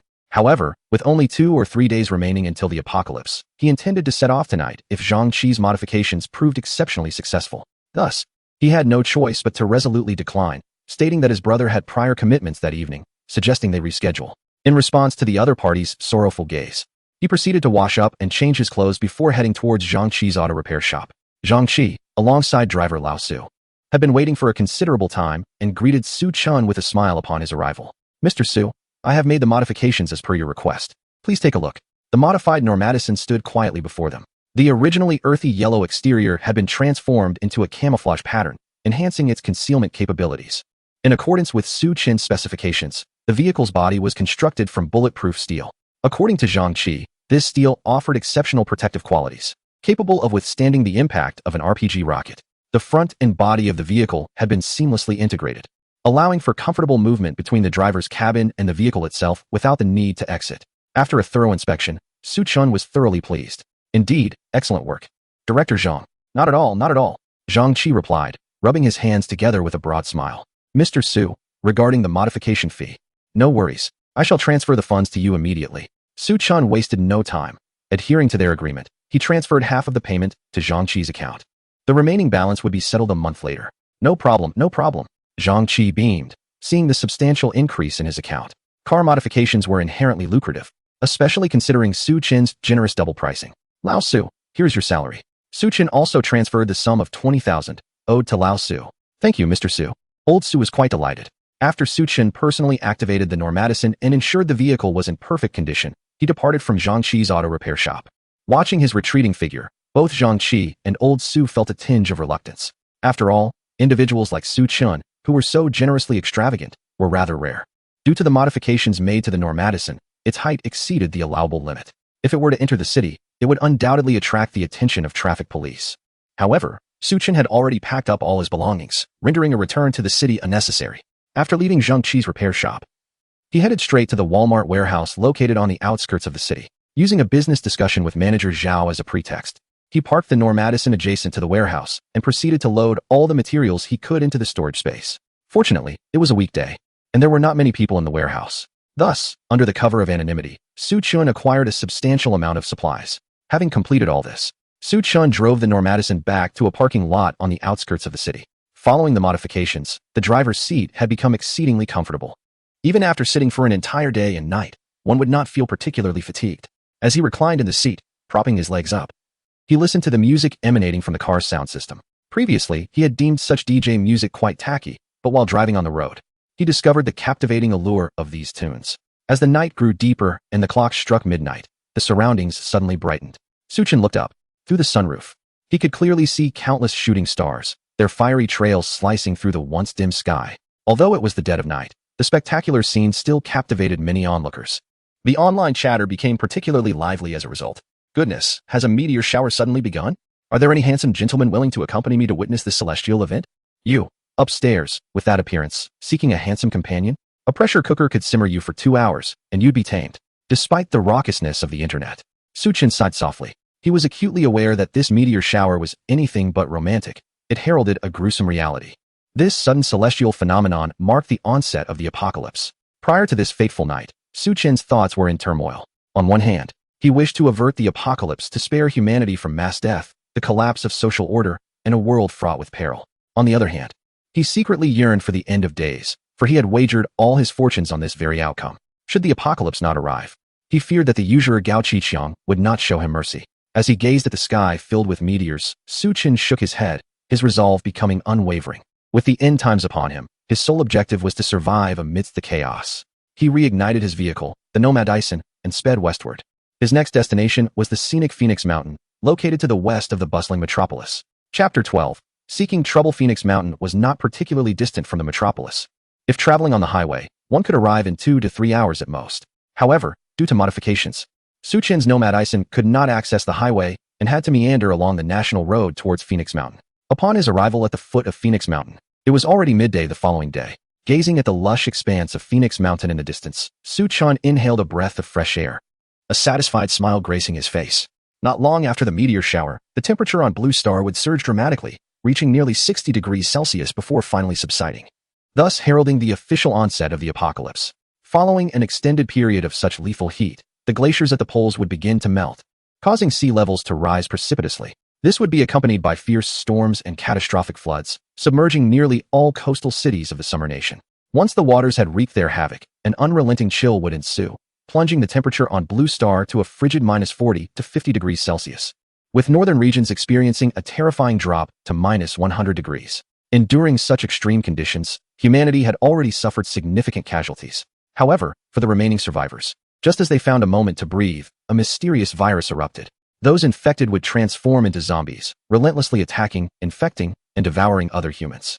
The fortunate few who managed to survive gathered together to construct various shelters and safe havens. They struggled to fend off the cataclysmic disasters while scavenging for essential supplies. Su Chun chose this location as his initial refuge for a simple reason. The unique geographical position of Phoenix Mountain offers a temperate climate, warm in winter and cool in summer. Furthermore, as it was not a holiday period, the foot traffic at Phoenix Mountain was relatively low. Even in the event of a subsequent zombie crisis, the danger would be comparatively diminished. Nonetheless, the thermometer within the vehicle indicated that the external temperature had already soared to a sweltering 40 degrees. Fortunately, Su Chun had the air conditioning running, rendering the interior pleasantly cool. He hastily consumed some fast food and quickened his pace, ultimately arriving at the Green Forest Hotel, nestled on the mountainside, just as twilight descended. After extensive development over the years, the tourism industry in Phoenix Mountain had flourished remarkably. Apart from the local villagers residing on the outskirts, the interior was adorned with numerous inns and hotels of varying sizes. Among them, the most renowned was the 5-star Green Forest Hotel. To accommodate the influx of tour groups from various regions, the hotel had meticulously constructed a vast underground parking facility, perfectly suited for Su Chun to park his Nomad Ison. Although the Nomad Ison was well equipped with protective features, he preferred to avoid direct exposure to the sun whenever possible. As the Nomad Ison gradually glided into the underground parking lot, onlookers, both tourists and staff, gazed in astonishment. After all, it was their first encounter with such a colossal luxury motorhome. Upon completing the check-in process, Su Chun leisurely made his way to the hotel's sky-high restaurant. True to its reputation as a distinguished 5-star establishment, the dishes served were exceptionally delectable. This could very well be Su Chun's last opportunity to indulge in culinary delights outside. Consequently, he savored the meal with unreserved enthusiasm, devouring the delicacies in a whirlwind of appetite. Once satiated, he gazed through the expansive floor-to-ceiling windows, admiring the breathtaking scenery of Phoenix Mountain bathed in the golden hues of the setting sun, and sighed quietly to himself. Such exquisite beauty would soon become a distant memory. At that moment, a nonchalant voice floated over. "Hey buddy, is that Norm Addison in the parking lot yours?" Su Chun looked up to see a rather handsome young man greeting him with a smirk. Judging by his designer attire, it was evident that he hailed from a distinguished background.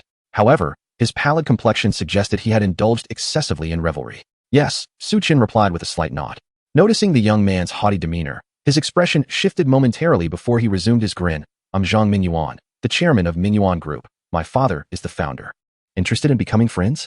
Mingyuan Group, established in the bustling metropolis, had diversified into numerous industries over the years. Even in this economically thriving city, it was considered top tier. Upon hearing Zhang Mingyuan's identity, Su Chun felt a flicker of surprise, but it was brief. In his previous life, he had encountered individuals of even greater prominence. Yet during the apocalypse, they too had to grovel for mere sustenance. Not interested, Su Chun declined, rising to depart.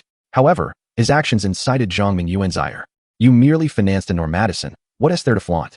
Zhang Mingyuan sneered, blocking Su Chun's path.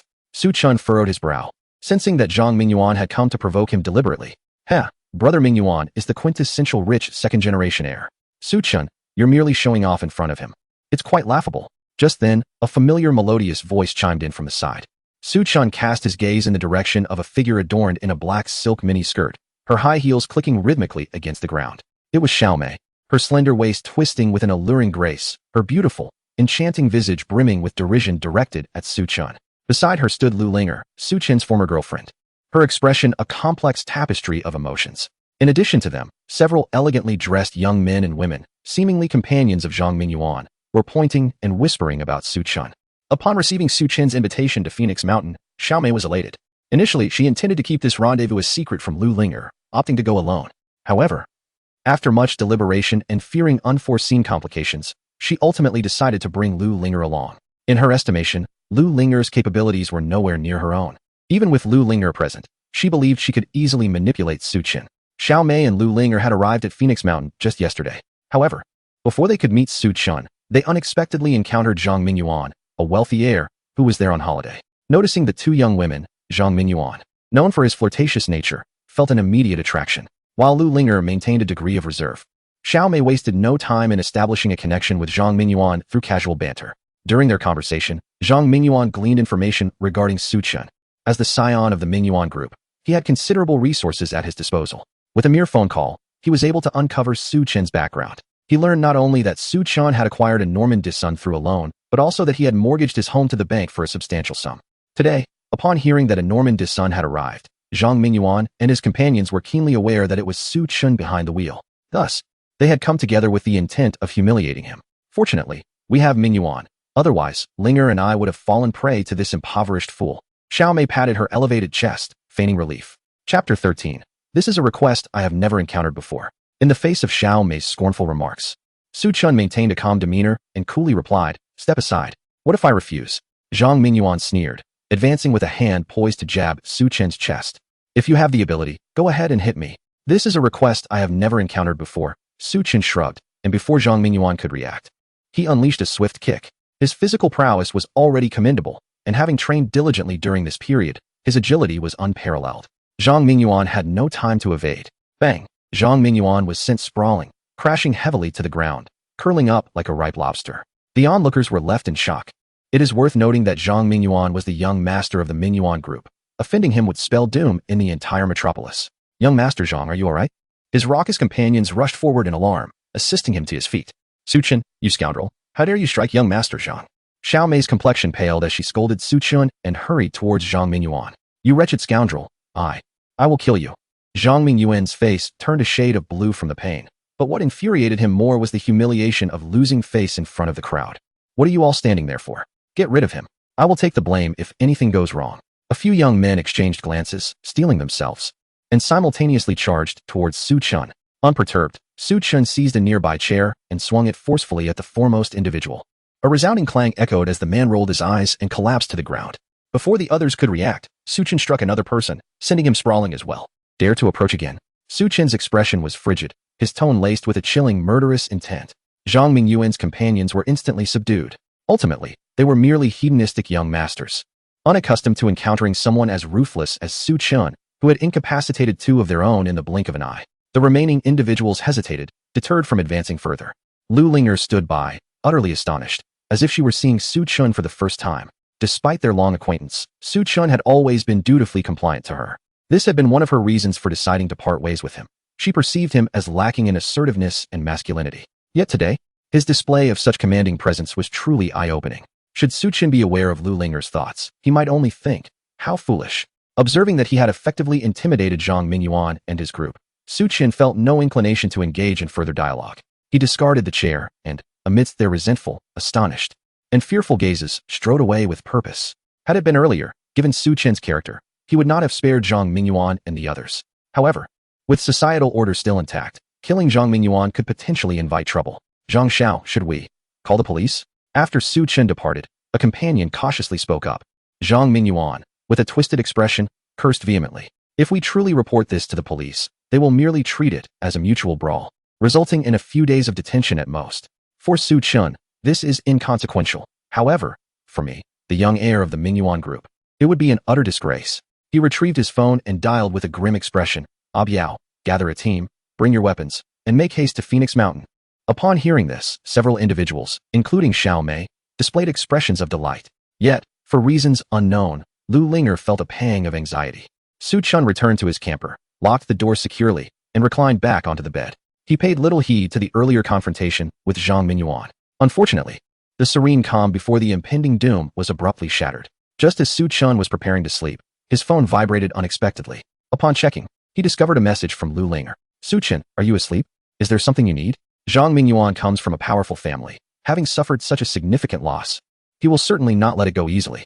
"I just overheard that he has summoned a group of thugs and is heading this way. If things escalate, you should leave tonight." Surprised by the content of the message, Su Chun did not anticipate Lu Linger would kindly warn him. It seemed she had not yet descended into utter depravity. Nevertheless, Even so, Su-chan had no intention of pursuing any further interactions with her. Understood. After responding to the messages, Su-chin promptly fell into a deep slumber. Meanwhile, in another room, upon reading Su-chin's indifferent three-character reply, Lu Linger felt a wave of despondency wash over her. Linger, what are you pondering? Xiao Mei emerged from the bathroom, wrapped in a towel, gently drying her damp hair. And nothing, Lu Linger snapped back to reality, hastily putting away her phone. Xiao Mei, not dwelling on it, cheerfully settled beside her. That Zhang Mingyuan is indeed a top-tier heir. Marrying him would ensure a life of opulence and grandeur. How could such a flamboyant playboy possibly consider marrying us? Lu Linger shook her head. She understood all too well that, given their circumstances, even if Zhang Mingyuan were to agree, his parents would undoubtedly oppose the union. Moreover, Zhang Mingyuan was known for his lecherous nature, constantly flitting from one romantic entanglement to another, with a multitude of women in his past. Nevertheless, it matters not. His circle of friends is equally affluent, and any one of them would suffice, Xiao Mei remarked with a smug smile, shifting the conversation. I just overheard them mentioning that the bodyguards Zhang Mingyuan has procured are from Mingyuan Group. These bodyguards are either retired military personnel or skilled martial artists, each possessing remarkable abilities. Many who have crossed Zhang's path have found themselves on the receiving end of broken bones. Upon hearing this, Lu Linga felt her complexion pale slightly. A surge of concern for Su-chin overtaking her. She hoped he would heed her words and leave Phoenix Mountain post-haste. The following morning, as Su-chin awoke, he glanced at the thermometer. Although it was still morning and the setting was an underground parking lot, the temperature outside had already soared to over 30 degrees. If this trend continued, it seemed likely that it would surpass 50 degrees today, Su-chin mused. After freshening up, he made his way to the dining area, intending to savor his final breakfast. The path to the restaurant featured an open corridor, and as Su-chin stepped out of the elevator, he was immediately met with a wave of oppressive heat. He quickened his pace and entered the restaurant. What a peculiar day it was.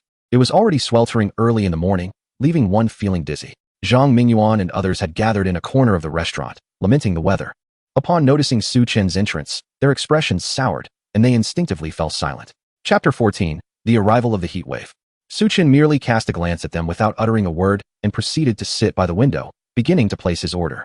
Fortunately, after yesterday's altercation, Zhang Mingyuan and his companions had learned their lesson and dared not provoke him further. By the time Su-chin finished his breakfast, the sun had risen high in the sky. The thermometer in the restaurant clearly indicated that the outside temperature had surpassed 40 degrees, reaching a staggering 45 degrees. Despite the powerful central air conditioning blowing cool air, Su-chin could still feel the intense heat outside through the window. It was evident that he could no longer afford to delay. Su-chin thought to himself as he stood up and swiftly departed from the restaurant. Once he left, Zhang Mingyuan finally exhaled in relief and ominously declared, "Let him be arrogant for now. When Abayo and the others arrive, he will have a reckoning." Seated nearby, Lu Linger felt a blend of worry and irritation. How could Su-chin be so oblivious? She had kindly warned him, yet he remained unmoved. Meanwhile, Zhang Mingyuan, unable to endure the discomfort, grew increasingly restless as noon approached. The outdoor temperature soared perilously close to 50 degrees. In such oppressive heat, no one dared linger outside, retreating indoors to activate the air conditioning for respite. A red high-temperature warning had been issued, predicting that the daytime temperature would surpass 50 degrees. Citizens were urged to avoid outdoor exposure and seek refuge in shaded areas. Suddenly, the television in the dining room, which had been playing, abruptly ceased. Almost simultaneously, the central air conditioning, which had been blowing cool air, also came to a halt. Within moments, the once cool dining area began to swelter. What on earth was happening? Zhang Mingyuan could not contain his frustration and slammed his hand on the table. "My sincerest apologies, young Master Zhang," exclaimed the hotel manager, arriving in a flurry. Wiping the sweat from his brow, the power distribution room experienced a sudden explosion and fire. "We have only just extinguished it." "What? Such a thing has occurred?" Zhang Mingyuan and the others were taken aback. During the peak electricity consumption of summer, transformers in the community often suffer from overloads, leading to explosions and power outages. This occurrence, while common, was rare for a large establishment like the Green Forest Hotel, which typically maintained reliable power distribution. However, given the extreme temperatures today and the continuous operation of the hotel's air conditioning, the power distribution room had ultimately succumbed to an explosion and fire. "How long will it take to repair?" Zhang Mingyuan inquired with evident impatience. "Well, at least until this evening," the person in charge stammered. Although the hotel was equipped with dedicated electricians, the fire in the power distribution room necessitated transporting equipment from the base of the mountain. Outside, the heat was oppressive. Unless one wished to court disaster, no one would be inclined to undertake such a task. "If it takes until evening, won't we be cooked alive?" Zhang Mingyuan exclaimed in fury. "What kind of ridiculous five-star hotel is this? A slight rise in temperature, and it malfunctions. Indeed, young Master Zhang. Let us depart and find another hotel." The others chimed in, expressing their agreement. Zhang Mingyuan wiped the sweat from his brow, preparing to lead his entourage away when the restaurant doors swung wide open and a throng of individuals poured in. Each of them carried sun umbrellas, thoroughly bundled against the heat. It was only upon entering the restaurant that they shed their outer garments, revealing themselves to be drenched in perspiration. The person in charge, taken aback, hurriedly approached them. "Hello, what brings you here?" "Manager, it is unbearably hot today. We simply wish to cool off." From the manner in which they conversed with the manager, it was apparent they were local residents of Phoenix Mountain. "This simply won't do. We still have a business to run," the manager replied, shaking his head in refusal. "Don't you have air conditioning at home? Don't mention it. The transformer is broken, and when we called the power company, they said it wouldn't be repaired today." One of them lamented. Yes, several other hotels are experiencing power outages as well. Upon hearing this, the expressions of everyone present instantly turned grim. In such scorching weather, without air conditioning, would they not be suffocated by the heat? "No, let us each return to our rooms and stay in the bathtubs," suggested Lu Ling. The temperature was already quite high, and the gathering of so many people only intensified the heat. Zhang Mingyuan and the others exchanged glances and nodded in agreement, making their way back to their respective rooms along the staircase. When checking into the hotel, Lu Linger and Xiao Mei had chosen a scenic room adorned with vast floor-to-ceiling windows, eager to appreciate the beauty of Phoenix Mountain. However, at this moment, the room felt like a furnace, baking under the relentless sun. As soon as they entered, they were met with a suffocating wave of heat. The two hurriedly drew the curtains and dashed into the bathroom, turning on the faucet while swiftly shedding their garments. Once the bathtub was filled with water, they eagerly immersed themselves. Although the water temperature was not particularly cool, it provided a rare sense of relief. Unfortunately, it wasn't long before the excessive heat caused a significant portion of the water to evaporate, raising the temperature considerably. Lu Linger intended to add more water, yet despite her efforts to twist the faucet, not a single drop flowed forth. "What on earth is happening?" "It must be due to a power outage," Xiao Mei remarked, somewhat irritated. The Green Forest Hotel, situated on the mountainside, sourced its water from below. Thus, a power failure would naturally render the water supply unavailable. "What are we to do now?" In just a short while, Lu Linger's fair face was already covered with a multitude of beads of sweat. Despite the curtains being drawn, the room resembled a steamer in its sweltering heat. At that moment, a knock resounded at the door, followed by the voice of Zhang Mingyuan. "Linger, Xiao Mei." The two women hastily wrapped themselves in towels and opened the door. Upon seeing the two, resembling water lilies freshly emerged from the water, Zhang Mingyuan's face flushed with heat, his gaze filled with avarice. "I just heard that many guests in the hotel have fainted from heat stroke, so I came to check on you. Thank you for your concern." "Zhang Xiao, we are quite well," Xiao Mei replied sweetly. "However, it is so hot that we cannot stay here much longer. The underground parking lot is quite cool. The manager is organizing people to head there. Shall we go together?" proposed Zhang Mingyuan. "Sure, please wait a moment, Zhang Xiao." Xiao Mei and Lu Linger exchanged glances of delight, then closed the door to change their clothes. Although they were merely changing, in an effort to combat the heat, they opted for sleeveless tops and sizzling shorts, a far more provocative choice than their towels. Even Zhang Mingyuan, a man of considerable experience with women, nearly lost his composure at the sight of their alluring attire. Fortunately, given the oppressive weather, despite his intentions, the conditions were not conducive. He led Lu Linger and Xiao Mei down the safe stairwell to the underground parking lot. The subterranean parking area is typically warm in winter and cool in summer. Although it was still warmer than usual, upon entering, they all noticeably felt a drop in temperature.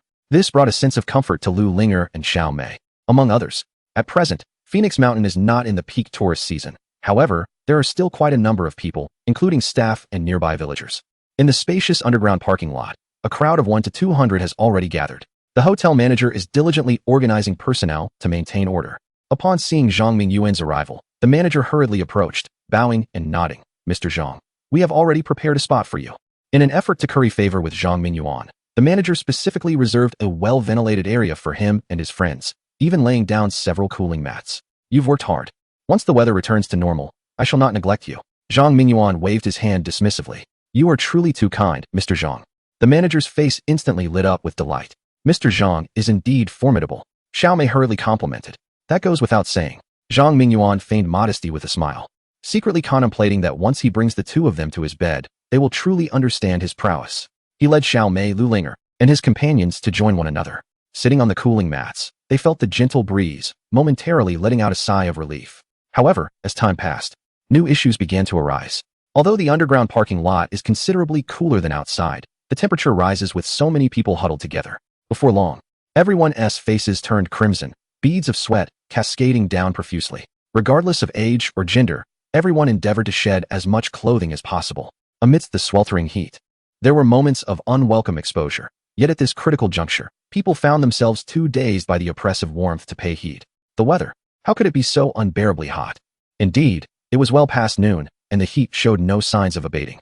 Zhang Xiao. Could it possibly remain this hot indefinitely? Murmured Zhang Mingyuan's companions. How could that be? If it were to persist like this, it would surely drive us to our demise. Zhang Mingyuan replied, rolling over with a sense of exasperation. At that moment, Xiao Mei's eyes suddenly sparkled as she pointed towards the distance, exclaiming, "Look over there." Following her gaze, the group turned to see Su Qin's Nomad Ison parked at the entrance of the parking lot. What's the matter? Zhang Mingyuan furrowed his brow, expressing his impatience. Listen, his RV is still running. He must be enjoying the air conditioning. We could also relish in the coolness. Xiao Mei's words struck a chord with Zhang Mingyuan and the others. Indeed, although the power was out outside, the air conditioning within the vehicle operated on gasoline. Zhang Mingyuan and his companions had driven to Phoenix Mountain. With this realization, he sprang to his feet and dashed towards his car. As he ignited the engine of his Porsche and activated the air conditioning, he was nearly overcome with emotion as the refreshing breeze enveloped him. As Zhang Mingyuan and his friends started their vehicles, others in attendance quickly came to the same conclusion. Anyone who had driven here hastened to their cars, turning on the air conditioning, while those without vehicles could only watch enviously. In an instant, the parking lot was filled with the low hum of car engines. Zhang Mingyuan, enjoying the cool breeze, took a sip from a bottle of mineral water in the car, feeling an immense sense of relief.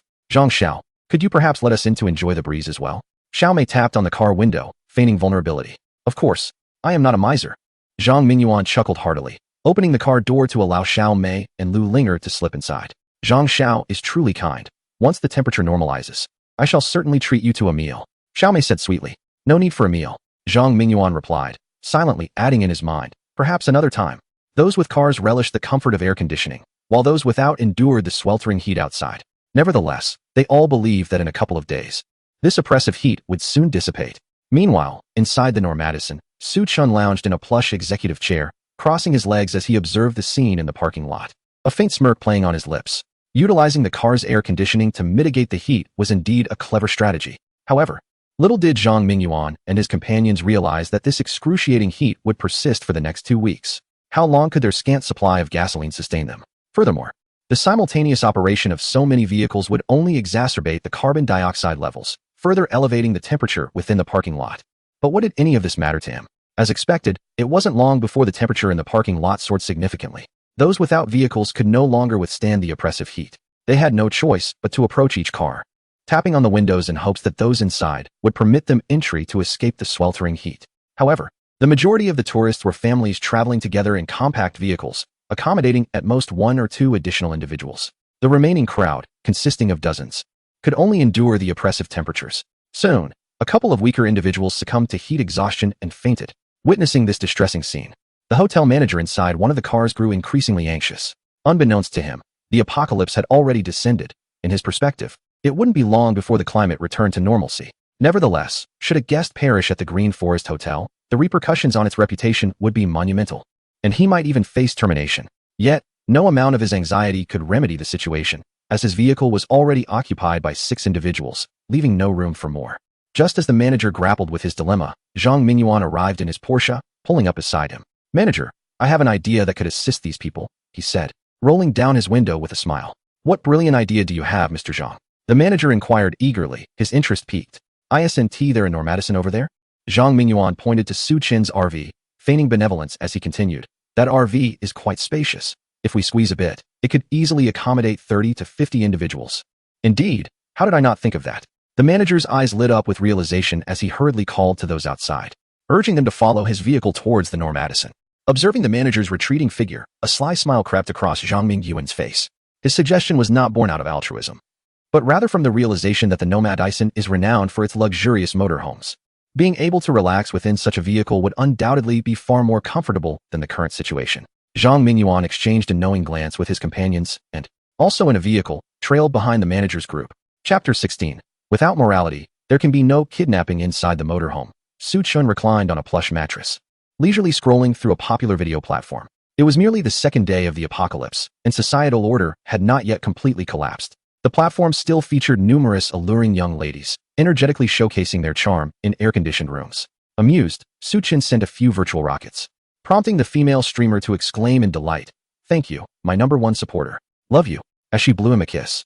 She also requested to add him as a friend. Suchin merely smiled in response. Had this been earlier, he might have entertained the idea of utilizing her friendship to orchestrate a sudden appearance. However, given the current circumstances, he felt no inclination. As mealtime approached, Suchan pondered momentarily before casually opening a video from a food blogger, intending to determine what to have for dinner. Pour the essence of the soul. He heard the sinister whisper from the video, which invigorated him. He accessed his storage space, rummaging through it, until he finally unearthed several pre-frozen lamb heads. After placing them in the microwave for a brief heating, he prepared some hot rapeseed oil. Just as he was about to pour it over the dish, a sudden series of knocks echoed from the door. Suchan furrowed his brow, setting down the rapeseed oil and approaching the door. Through the vehicle's camera, he could clearly see dozens of people gathered outside the car, with the hotel manager at the forefront. Is there something amiss? Suchan inquired politely as he pressed a button. In addition to the camera, he had instructed Zhang Qi to install a microphone in the vehicle, allowing him to communicate with the outside world without stepping out. Upon hearing Suchen's voice, the manager paused momentarily before responding with a hurried smile. Mr. Suchen, I have a matter to discuss. Would it be convenient for you to come in for a conversation? Not convenient. Suchen firmly declined. Having experienced the apocalypse, he was well aware of the dangers of letting strangers into his space. How could he possibly allow them entry? The smile on the manager's face instantly froze. It's like this, Mr. Su. As you know, the temperature is exceedingly high today, and there has been an issue with the hotel's power distribution room, causing the air conditioning to cease operation. With such sweltering heat, several elderly individuals and children are already showing signs of heat stroke. Given the ample space in your RV, why not do a good deed and let them come inside to cool off? Do a good deed? I fear I would be inviting trouble. A faint smirk appeared on Suchen's lips. In his past life, he had witnessed numerous well-meaning individuals who, in their eagerness to assist others, ended up jeopardizing their own safety. I'm afraid I'm not interested. Once again refusing the manager, Suchen could see the visible discomfort on the man's face. Sir, you are currently in our hotel's underground parking lot. If you wish to remain here, it would be prudent to cooperate. And if I choose not to cooperate, are you able to expel me? Suchen's tone carried a hint of mockery. The manager found himself momentarily at a loss. If Suchen remained uncooperative, he truly did not know how to proceed. Sir, could you not show a modicum of compassion? Indeed, my elderly relative is over 70 and has now lapsed into unconsciousness. Seeing that the manager's words were ineffective, other passengers began to step forward, each expressing their grievances in a cacophony of voices. Suchen, weary of their futile discussions, returned directly to his seat and began to savor his lamb's head. Outside, the onlookers, noticing Suchen's indifference, grew increasingly irate. You are truly heartless. Indeed. How can you stand by while the elderly and children suffer without a shred of compassion? Once this matter is resolved, we shall ensure he is exposed. Listening to the accusations from outside, Suchen merely smiled. Without morality, one cannot be coerced. He was grateful he had not allowed them entry. Otherwise, given their character, they would likely have escalated the situation further. A group of disgruntled travelers complained for quite some time, but the interior of the vehicle remained silent. They were left with no choice but to moisten their parched lips and return to their seats in resignation. The manager, meanwhile, continued driving and approached the Porsche. He shook his head at Zhang Mingyuan, irritation evident in his tone. Young Master Zhang, this fellow Suchen is truly insufferable. Zhang Mingyuan was somewhat taken aback. Even if he were in the same position, witnessing so many imploring faces, he could not remain unmoved. However, he seized the opportunity to feign indignation. How can this man be so devoid of empathy? Oh, my apologies, Linger. I should not speak of him in such a manner. It is of no consequence. Young Master Zhang, that Suchen is merely Linger's ex-boyfriend. Xiao Meijiao's exquisite visage was marred by disdain for Suchen, astonished that he could be such a callous individual, indifferent to the plight of others. Thankfully, Linger had severed ties with him early on. Beside her, Lu Linger furrowed her brows, her heart heavy with confusion. Having known Suchen for an extended period, she was certain of his inherently kind nature. Yet, what had transpired to render him so emotionally detached? Although she had failed to pry open the car door to enter the luxurious Normadison and indulge in its offerings, she had at least tarnished Suchen's reputation. Zhang Mingyuan had laid the groundwork for his subsequent plans to undermine Lu Linger. As for Xiao Mei, he perceived her as already within his grasp. As time slipped away, the sun dipped below the horizon, and the previously sweltering heat began to wane. While still quite warm, it was a far cry from the midday blaze, and the populace found it somewhat tolerable. However, a new predicament arose, a shortage of provisions. Green Forest, a 5-star hotel, sourced its ingredients each day at dawn from the mountains below, intending to provide guests with the freshest produce. Yet, with the sudden onset of extreme temperatures coupled with a power outage that rendered the refrigeration units inoperative, a significant quantity of food had spoiled and decayed. The manager, accompanied by staff, scoured the hotel, both inside and out, and managed to procure a meager supply of instant noodles and compressed biscuits. items that were less prone to spoilage and could be stored for longer periods. However, these provisions were scant. After distributing them among the 200 to 300 guests, little remained. Young Master Zhang, this is what I have specially reserved for you, the manager said, cradling a cardboard box with an ingratiating smile. To conserve gasoline, after the temperature dropped to a bearable level, most people chose to abandon their vehicles, and Zhang Mingyuan was no exception. He accepted a cardboard box from the manager's hands, and upon opening it, discovered it contained several cans. Manager Dang, this is splendid, Zhang Mingyuan exclaimed, a mix of surprise and delight evident in his voice, unable to restrain his praise for the manager. No one should be treated worse than young Master Zhang, should they? Manager Dang replied with a beaming smile. The Mingyuan Group was indeed a colossal enterprise, holding shares in the Green Forest Hotel, which explained the manager's eagerness to please Zhang Mingyuan. Xiao Mei Linger, come, let us share a meal. Zhang Mingyuan offered generously to Xiao Mei and Lu Linger. Thank you, young Master Zhang. You truly possess great capability. The two women, feeling somewhat famished, did not hesitate to accept the cans and began to relish their meal. Young gentlemen of Zhang Mingyuan's status typically indulged in exquisite delicacies, yet in the current circumstance, even the humble canned food appeared exceptionally delectable. After everyone had their fill, they reclined to rest. Just then, a commotion of hurried footsteps echoed from the entrance of the underground parking lot. Chapter 17. Is he not your loyal servant? Could it be the rescue team has arrived? Manager Dang instinctively rose, his face alight with excitement. Earlier that afternoon, during the power outage, he had contacted Yao Yao Ling and Yao Yao Jiu for assistance. Although they had acknowledged his plea and promised to dispatch help promptly, there had been no further communication. Hearing Manager Dang's words, the others present wore expressions of burgeoning hope. However, to everyone's astonishment, what appeared before them was not the so-called rescue team, but rather a group of 7 or 8 robust men, illuminated by the emergency escape lights. Zhang Mingyuan immediately recognized that the newcomers were Ah Biao and his security team from Mingyuan Group. Yet, Ah Biao's appearance was rather disheveled. He and his subordinates were clad only in their shorts, their bodies sunburned and peeling. Ah Biao, what on earth happened to you? Zhang Mingyuan approached, feeling somewhat at a loss. Young master, I finally found you. Ah Biao gasped for breath. Upon noticing the bottle of mineral water beside Zhang Mingyuan, he wasted no time in snatching it up and gulping it down. The other security personnel also hurriedly seized several bottles of water, drinking fervently. Once they had calmed down slightly, Ah Biao recounted the events that had transpired. Initially, following Zhang Mingyuan's instructions, he set off from the bustling metropolis with his team, hoping to reach Phoenix Mountain by that afternoon. However, none of them had anticipated the sudden onset of such terrifyingly high temperatures. Just 4 or 5 kilometers away from the Elsong Hotel, the vehicle's engine had failed due to overheating. It was a sweltering 50 degrees outside. With the engine's cessation, the air conditioning within the vehicle also ceased to function, enveloping the group in an unbearable wave of heat. Fortunately, Ah Biao reacted swiftly, leading his men to abandon the car and seek refuge in the nearby forest. The lush vegetation of Phoenix Mountain offered a respite, with small streams meandering through the thickets. In a stroke of fortune, Ah Biao and his companions narrowly escaped the fate of being turned into jerky, yet they emerged in a state of utter disarray, with one among them having lost all signs of life. As the night gradually enveloped the surroundings, Ah Biao, accompanied by 5 or 6 subordinates, arrived at the Green Forest Hotel. Observing their harrowing state, the onlookers could not help but swallow hard in disbelief. How terrifying it was outside. By the way, what is the situation out there? Has any rescue team arrived? Xiao Mei suddenly recalled something and hastily inquired. Panting heavily, Ah Biao shook his head with a bitter smile. A rescue team? I fear even the authorities are too overwhelmed to assist at this moment. He proceeded to relay the dire circumstances outside.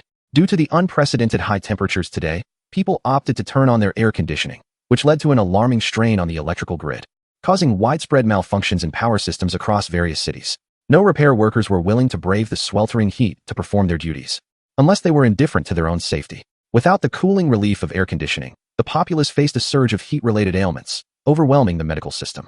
Although the authorities had the intention to provide aid and maintain order, they found themselves helpless against the extreme weather. The social order now teetered on the brink of collapse. Upon hearing this news, the gathered crowd was left in a state of shock. They had initially believed that such terrifying heat was confined to the area around the Magic City, only to discover that similar conditions prevailed nationwide. What astonished them even more was the realization that the authorities were equally powerless to intervene. So, has the government indicated when this heat wave will come to an end? Lu Linger could not help but inquire. Ah Biao cast her a glance and replied coldly. According to the meteorological station, it will persist for at least a week. Upon hearing this, despair washed over the faces of everyone present. Merely one day's torment had rendered them nearly inconsolable. If it were to last a week, it was feared that none among them would survive. No, I must leave this place swiftly. Ah Biao, you must devise a plan.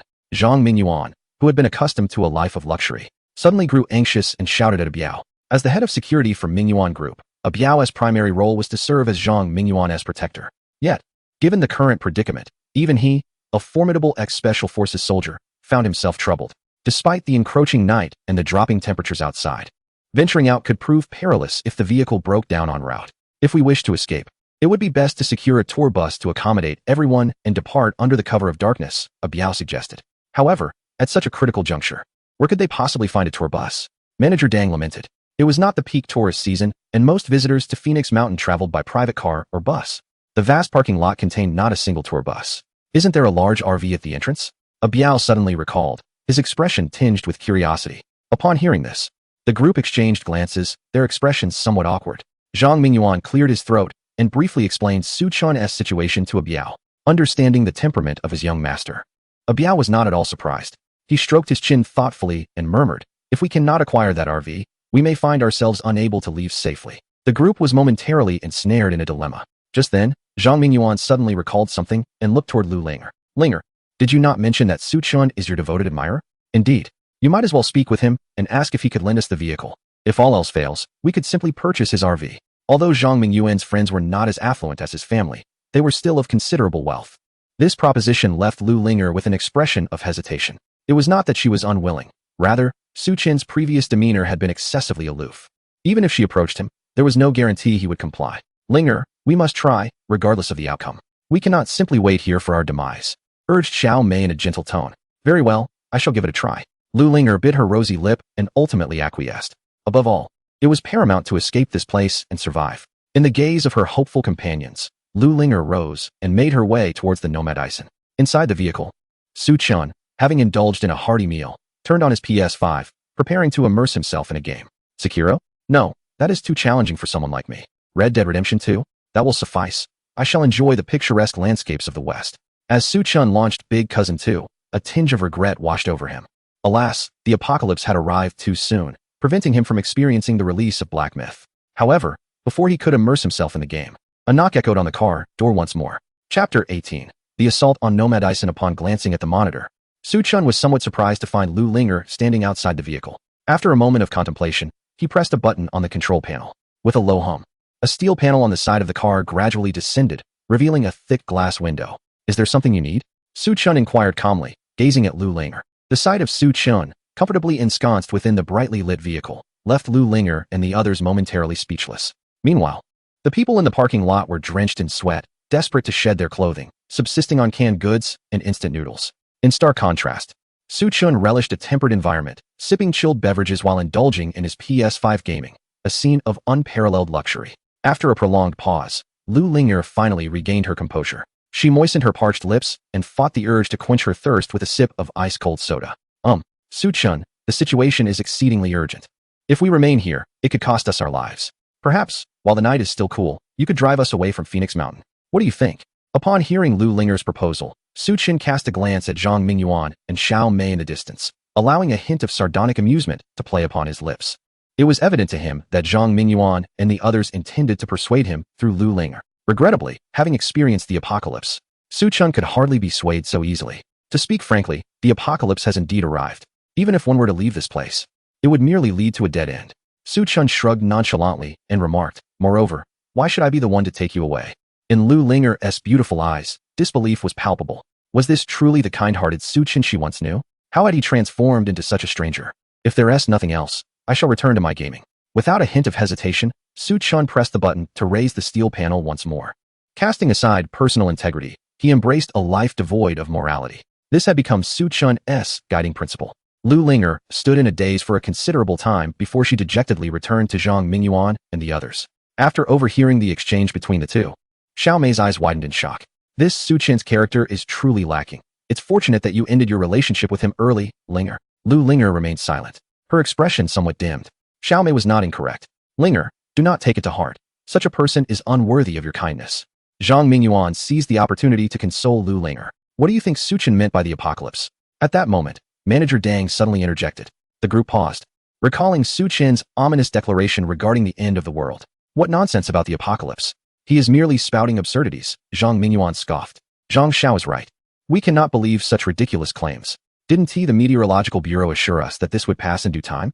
Amidst the lively chatter of the crowd, no one paid heed to Su Chen's words. Yet, for reasons unknown, Lu Linger felt a subtle sense of dread. Although Su Chen seemed transformed, her understanding of him suggested that he was not one to utter frivolous remarks. Moreover, the presence of provisions within his RV indicated that he had indeed made considerable preparations for an impending apocalypse. Zhang Xiao, what shall we do now? Biao inquired, casting a glance at Zhang Mingyuan. Without a tourist bus and having failed to deceive Su Chen into relinquishing his RV, their departure seemed nearly impossible. If a peaceful resolution was unattainable, they would have to resort to forceful suppression. A glint of ferocity flashed in Zhang Mingyuan's eyes as he glared menacingly at Manager Dang. Are there any suitable tools available within the hotel? Indeed, there are. In the stairwell, there's a fire axe, and in the storage room, you'll find hammers and wrenches. I shall lead you there at once, Manager Dang replied promptly, rising to guide Biao and his companions out of the underground parking lot. Before long, they returned, drenched in sweat, brandishing an array of tools in their hands. You lot, proceed to smash the glass of the driver's cabin, but aim to break only one pane.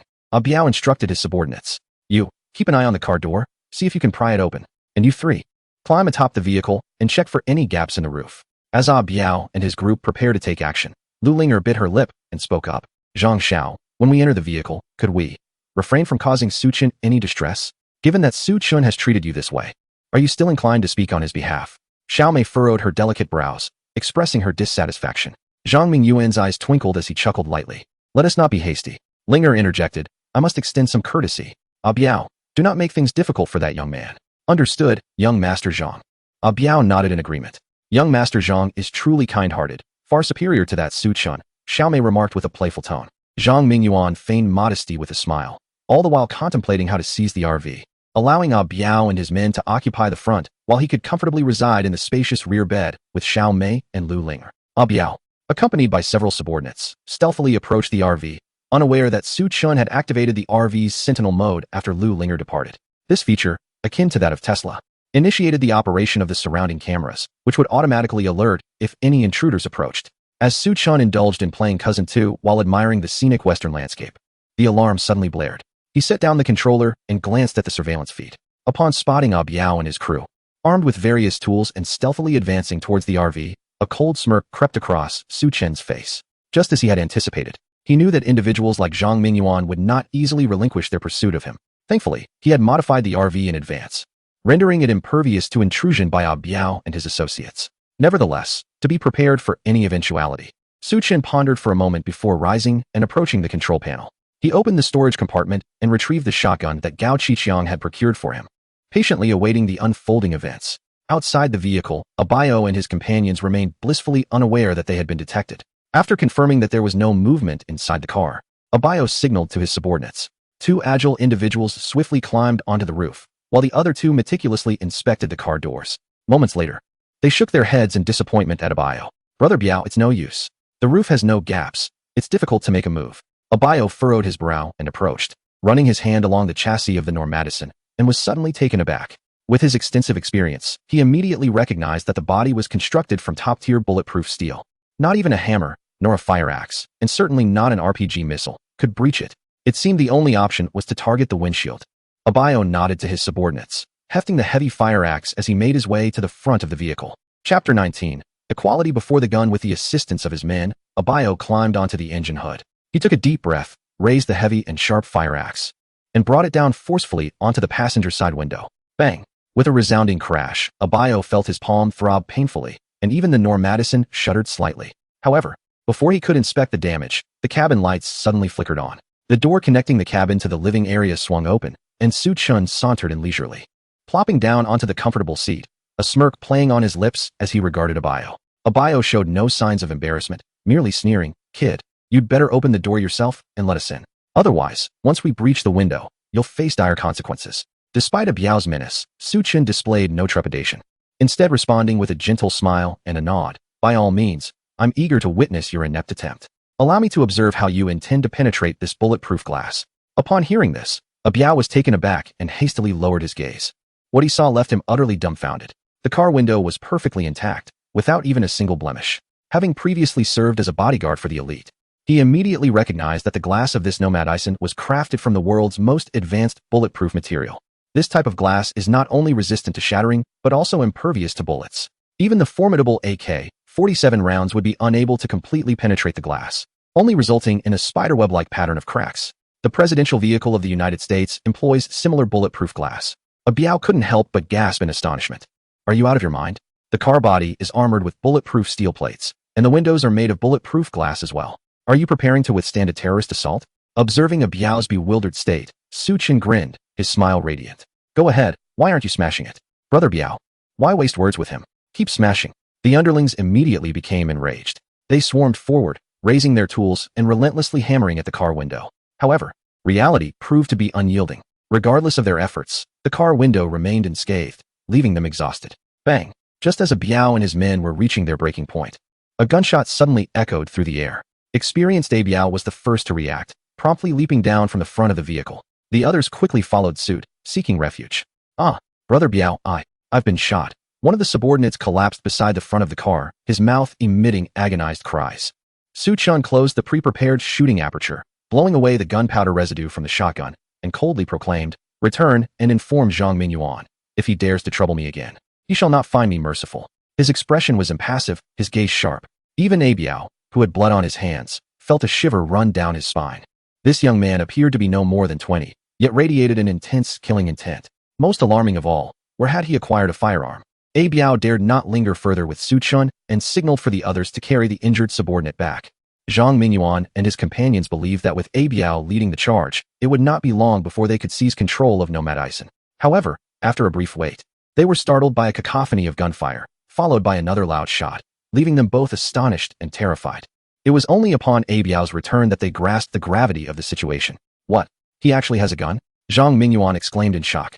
It is known that the regulations regarding such weapons in Huaxia are exceedingly stringent. Indeed, though it is not an automatic rifle, rather, it resembles a makeshift shotgun, Biao clarified.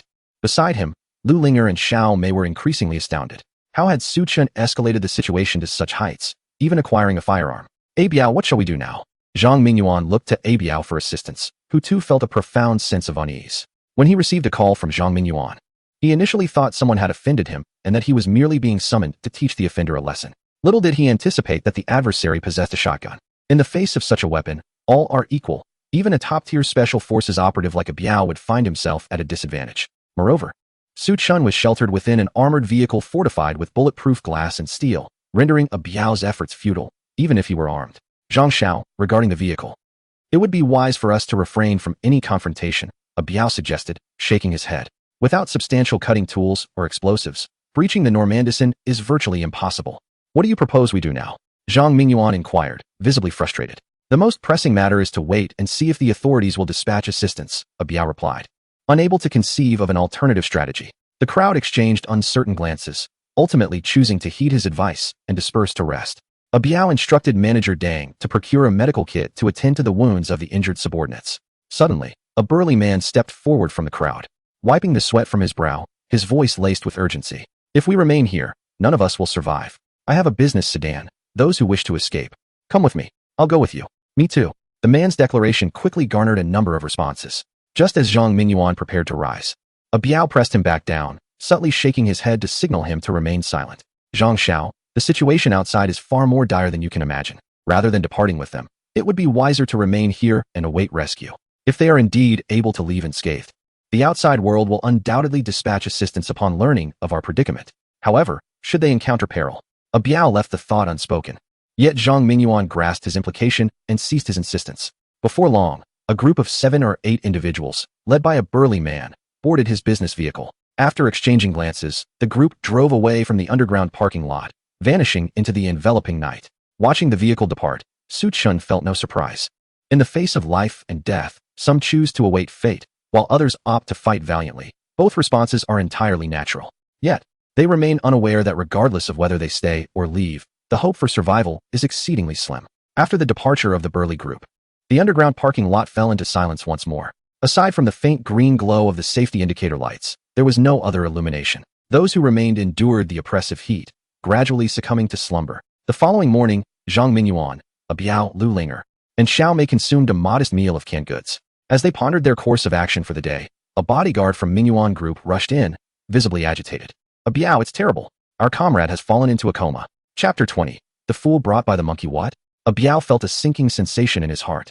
Hastily rising to approach the source of the commotion, the security guard injured by Su Chun, named Zhang Hang. At this moment, he lay on the ground, eyes tightly shut, his complexion ashen. Biao lifted the bandages from Zhang Hang's body, his expression instantly turning grave. Although Su Chun had resorted to unscrupulous measures to survive in the aftermath of the apocalypse, this did not imply that he was a cold-blooded killer. When Su Chun fired, he deliberately avoided targeting Zhang Hang's vital organs, opting instead for his legs. Moreover, given that the weapon was a makeshift firearm, its power was rather limited, discharging only iron shot. Consequently, after a rudimentary dressing, Zhang Hang was not in immediate mortal danger. However, the sweltering heat had resulted in dozens of wounds from the iron shot. Despite Biao and his companions diligently disinfecting Zhang Hang's injuries, infection was, unfortunately, unavoidable. At this moment, Zhang Hang's wounds had begun to fester, his forehead burning with fever, and he had succumbed to unconsciousness. "Brother Biao, we must devise a solution quickly, or he will perish," one of his subordinates exclaimed anxiously. Biao understood the gravity of the situation and promptly turned back, asking the group, "Is there a doctor here?" After repeating the question 3 times, a bespectacled middle-aged man timidly raised his hand. I am a doctor." Without hesitation, Biao brought him to Zhang Hang's side. Upon examination, the doctor, named Wang Yi, shook his head and said, "He is suffering from severe infection and has developed complications. Immediate fluid replacement, antibiotic treatment, and wound debridement are imperative. Otherwise, he will not survive the day." Biao and the others exchanged worried glances. Within the hotel's first aid kit, there exists only a rudimentary assortment of supplies: alcohol, gauze, and cold medication. Where can they find the means to administer and antibiotics to Zhang Hang? "My clinic is equipped with such necessities, yet it lies too far from the hotel." Wang Yi expressed his predicament. His clinic is situated at the entrance of this resort area. Typically, even by car, it would take nearly 10 minutes to reach. However, given the sweltering weather, by the time they arrive, it is likely that not only Zhang Hang, but perhaps even they themselves would be rendered ineffective, regardless of the distance. "We must find a way to attempt it," Biao asserted solemnly. Considering Zhang Hang's condition, even if he were to receive treatment, there is no assurance of survival. "Perhaps it is best to abandon the effort," Zhang Mingyuan interjected dismissively. "Silence. He is my brother, and I must save him." Biao glared fiercely at Zhang Mingyuan, his voice firm. The employees of Mingyuan Group's security department are essentially Biao's comrades, bound by deep camaraderie. To abandon Zhang Hang's life is something he cannot contemplate. Zhang Mingyuan was taken aback, suddenly realizing the gravity of the situation had shifted dramatically. Previously, Biao had followed his lead solely due to the influence of Mingyuan Group. However, now, calamity had struck, and they were trapped. The power Zhang Mingyuan had relied upon was rendered moot. Should Biao choose, he could easily end Zhang Mingyuan's life at any moment. A shiver ran down Zhang Mingyuan's spine, and he dared not utter another word. Internally, he couldn't suppress a scoff. If you possess the capability, why not venture out to save him? Biao seemed to have heard Zhang Mingyuan's unspoken thoughts. Gritting his teeth, he addressed several subordinates. "I intend to visit the clinic. Who will accompany me?" "I will go." "Me too. Take me along." Biao held considerable sway among his men, and with this rallying call, 6 subordinates readily nodded in agreement. Leaving 2 behind to tend to Zhang Hang, Biao confirmed the address of Dr. Wang's clinic and set forth with his companions. However, before they could exit the underground parking lot, a wave of scorching heat assaulted them. It felt as if flames were igniting in the air. A single breath made their lungs feel ablaze.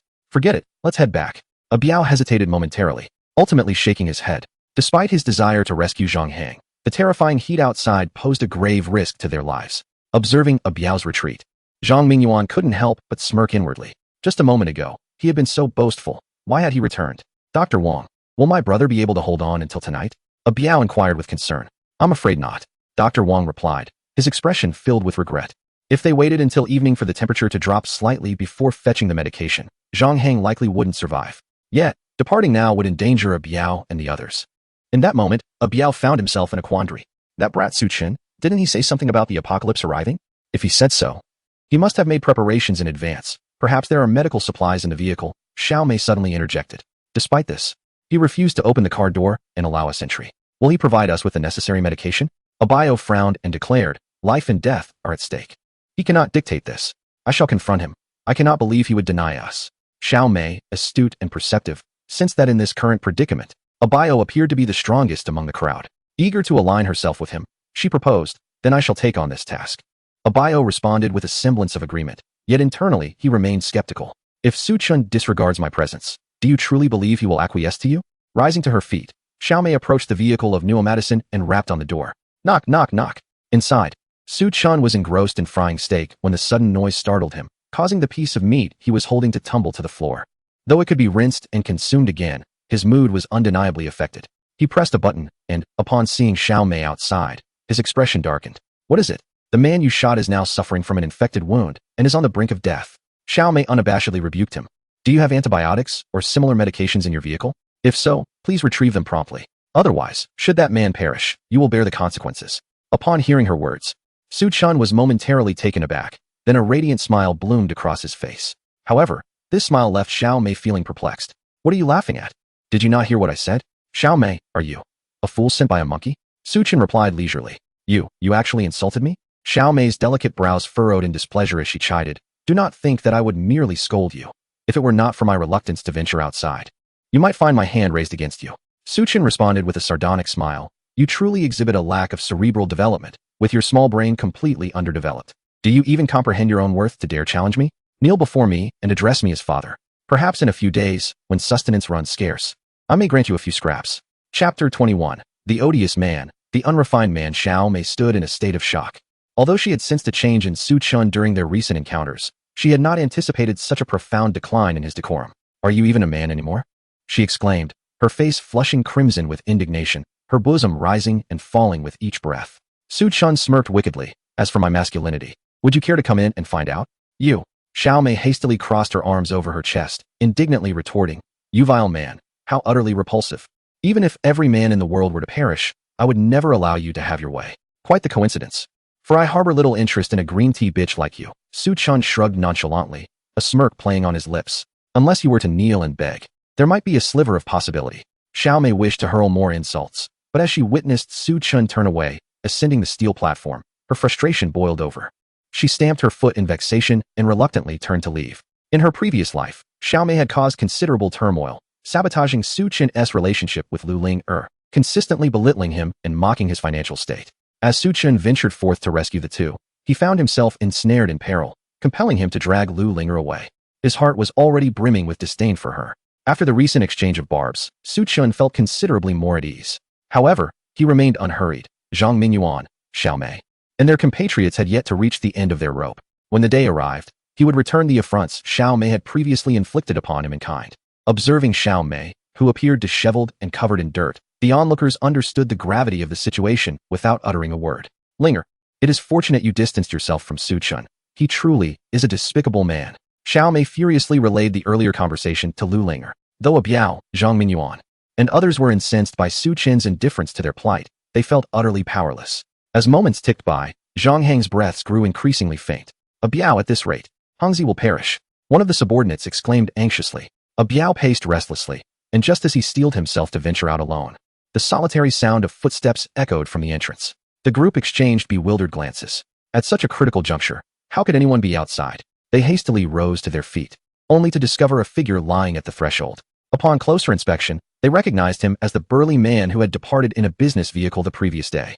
Yet now, he appeared even more wretched than a Biao had moments ago. His skin was sunburned and peeling, crimson as though he might bleed, and he seemed to be on the brink of collapse. A few compassionate souls attempted to extend a helping hand, only to recoil from his searing body temperature. What in the world is happening? The manager, astonished, exclaimed. Upon hearing his voice, the burly man struggled to open his eyes. Our vehicle broke down yesterday on the road. The others, they perished from the heat. I fought. Before he could complete his sentence, he succumbed to unconsciousness once more. Dr. Wang Yi extended his hand to check for breath and subsequently shook his head. He has passed. That was likely a fleeting moment of awareness. Before the crowd could fully comprehend the gravity of the burly man's demise, someone from behind shouted, Biao Ge, it's bad. Zhang Heng, he has gone. The younger brother responsible for watching over Zhang Heng rushed over in a panic. The group hurried back, only to discover that indeed, Zhang Heng's heartbeat had ceased. Within a brief span, two individuals had perished before their eyes, leaving the onlookers profoundly shaken. After a long silence, a Biao finally spoke. Let us first take care of their bodies. In this sweltering heat, if left unattended, they will surely decompose in no time. A few subordinates retrieved several sheets and hastily wrapped the bodies of Zhang Heng and the burly man, temporarily placing them in the storage room. Once everything was settled, the group retreated to their previous spots to rest, yet the air was thick with an overwhelming sense of despair and confusion. As Ah Biao remained mired in sorrow over the loss of a dear brother, Zhang Mingyuan unexpectedly approached him. Death is irreversible, Biao Ge. You mustn't dwell too long in grief. Biao felt a stir within him. In their usual interactions, Zhang Mingyuan had often wielded his familial privilege over him, treating him like a mere servant. How can one feign comfort to oneself, and even refer to oneself as Brother Biao? He squinted his eyes and nodded, expressing gratitude. Thank you, young Master Zhang. Brother Biao, we must deliberate on our next course of action. Zhang Mingyuan shifted the conversation, speaking in hushed tones. What does young Master Zhang imply? Given the current circumstances, it seems that the authorities may not be able to intervene for the time being. Zhang Mingyuan gestured towards the crowd nearby. However, we have around 100 people here. How long can the remaining provisions in the hotel sustain us? We must devise a means to survive. Upon hearing this, Biao fell into deep contemplation. Zhang Mingyuan's words indeed struck a chord within him. According to the official reports, this extreme heat is expected to persist for at least a week. Even if they take refuge in the underground parking lot, escaping the scorching temperatures, they would still face the pressing issue of food shortages. Does young Master Zhang have any brilliant ideas? Biao suggested. Why not take the lead and consolidate all available food resources for equitable distribution? This way, we can ensure everyone endures this calamity. Zhang Mingyuan smiled, a glint of cunning shining in his eyes. Biao couldn't help but chuckle coldly within. While others might be oblivious, he was all too aware of Zhang Mingyuan's self-serving nature. The notion of equitable distribution and aiding everyone through adversity was merely a fade. Zhang Mingyuan was simply fearful of running out of food and facing starvation. Now he understood the sudden show of respect from Zhang Mingyuan. It was merely an attempt to enlist him as a pawn. Nevertheless, Biao had no intention of declining. Firstly, he and his brothers needed to survive as well. Secondly, this scorching calamity may soon pass, and when that time comes, he will still have to rely on the Mingyuan group. Whatever Zhang Xiao dictates, I shall follow. Very well, let us first seek out Manager Dang. Zhang Mingyuan was overjoyed. Although Biao and his companions were robust, their numbers were scant. Even with Zhang Mingyuan and his friends included, they amounted to merely a handful. Only by uniting with the hotel staff, led by Manager Dang, could they hope to suppress the crowd. Upon finding Manager Dang and explaining his intentions, Manager Dang readily agreed. Sharing the same sentiments as Biao, his motives were driven by survival, coupled with a desire to curry favor with Zhang Mingyuan. With the support of Biao and Manager Dang, Zhang Mingyuan felt an immediate surge of confidence. He instructed someone to fetch a chair, stood upon it, and declared, "Everyone, gather around. I have something to say." The crowd was momentarily taken aback, yet they soon converged without further thought. We find ourselves in a dire predicament. To survive as long as possible, we must unite. Henceforth, each individual must surrender their supplies for centralized management and distribution. Chapter 22. Avoid speaking words detrimental to unity. As soon as Zhang Mingyuan's words left his lips, they incited a commotion among the crowd. Why should we hand over our food?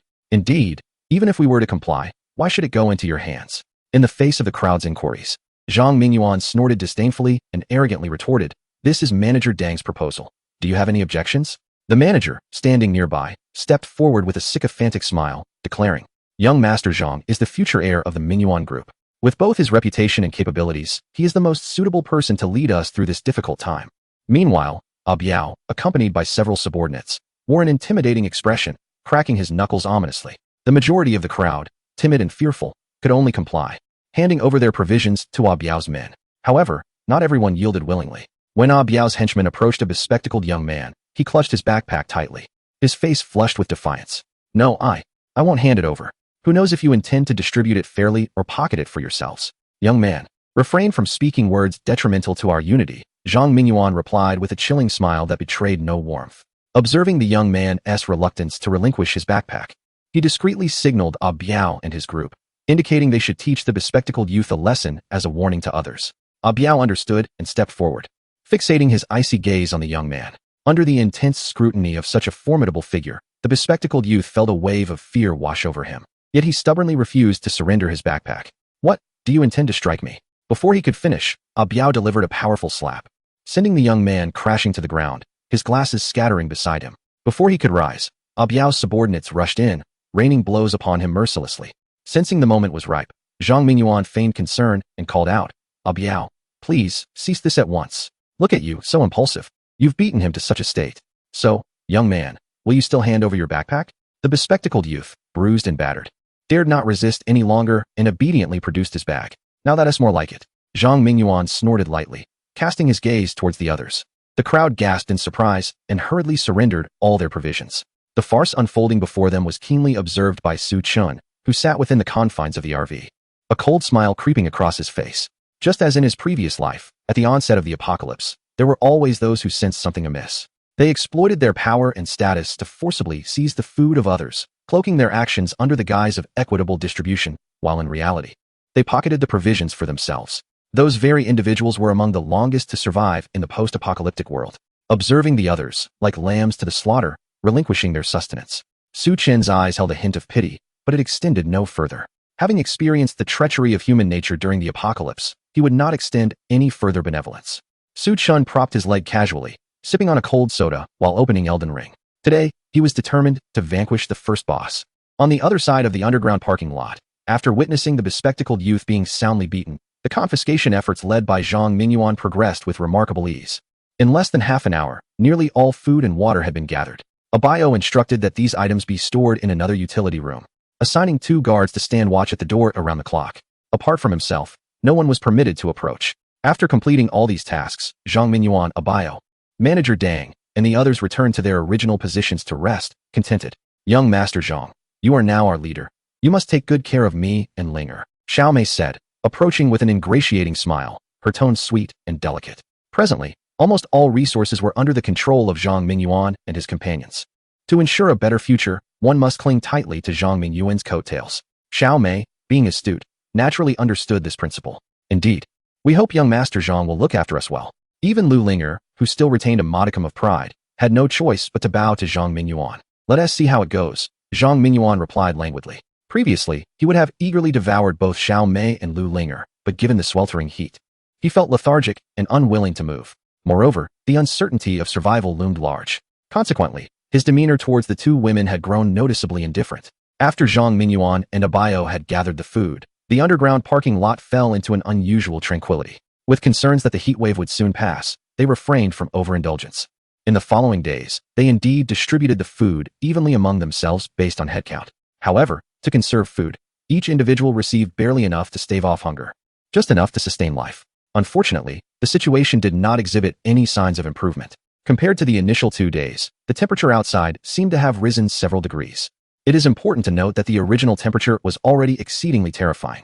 On this basis, any increase of just 1 or 2 degrees could prove catastrophic for humanity. In addition to Zhang Heng and the robust man, 4 or 5 more individuals have succumbed in recent days. These individuals were either elderly or children, their frail bodies unable to withstand the oppressive heat, leading to their untimely demise.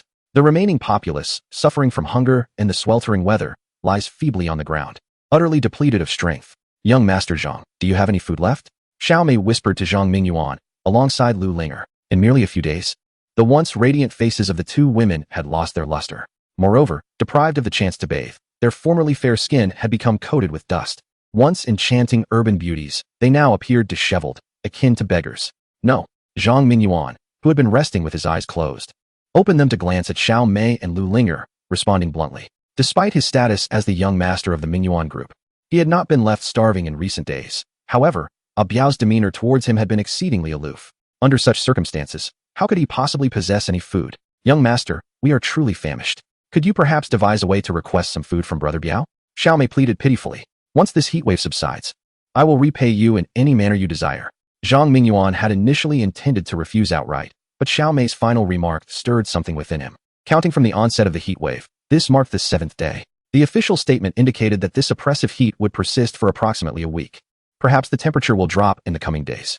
Why not seize this opportunity to extend a gesture of kindness towards Xiaomei and Lu Linger? With this thought, Zhang Mingyuan revealed a faint smile. All right, I shall intercede with Brother Biao on your behalf. Chapter 23. Plastic Sisters. Zhang Mingyuan rose from his seat and staggered over to Brother Biao, who was busily tinkering with a collection of parts alongside 2 underlings.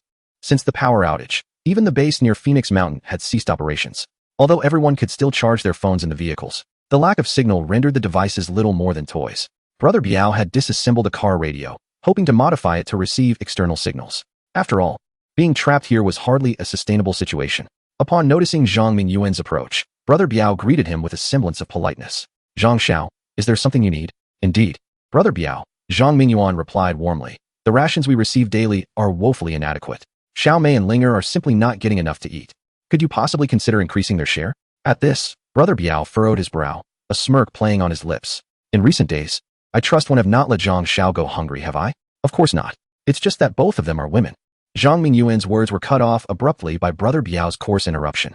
If you truly care for them, why not share some of your own provisions with them?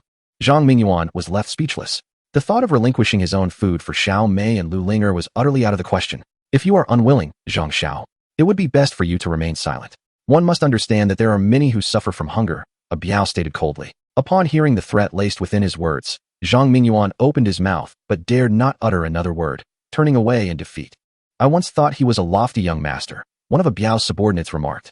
He should be mindful of the circumstances. He still dreams of charming the ladies. A pretty boy like him will be the first to be devoured when food runs scarce.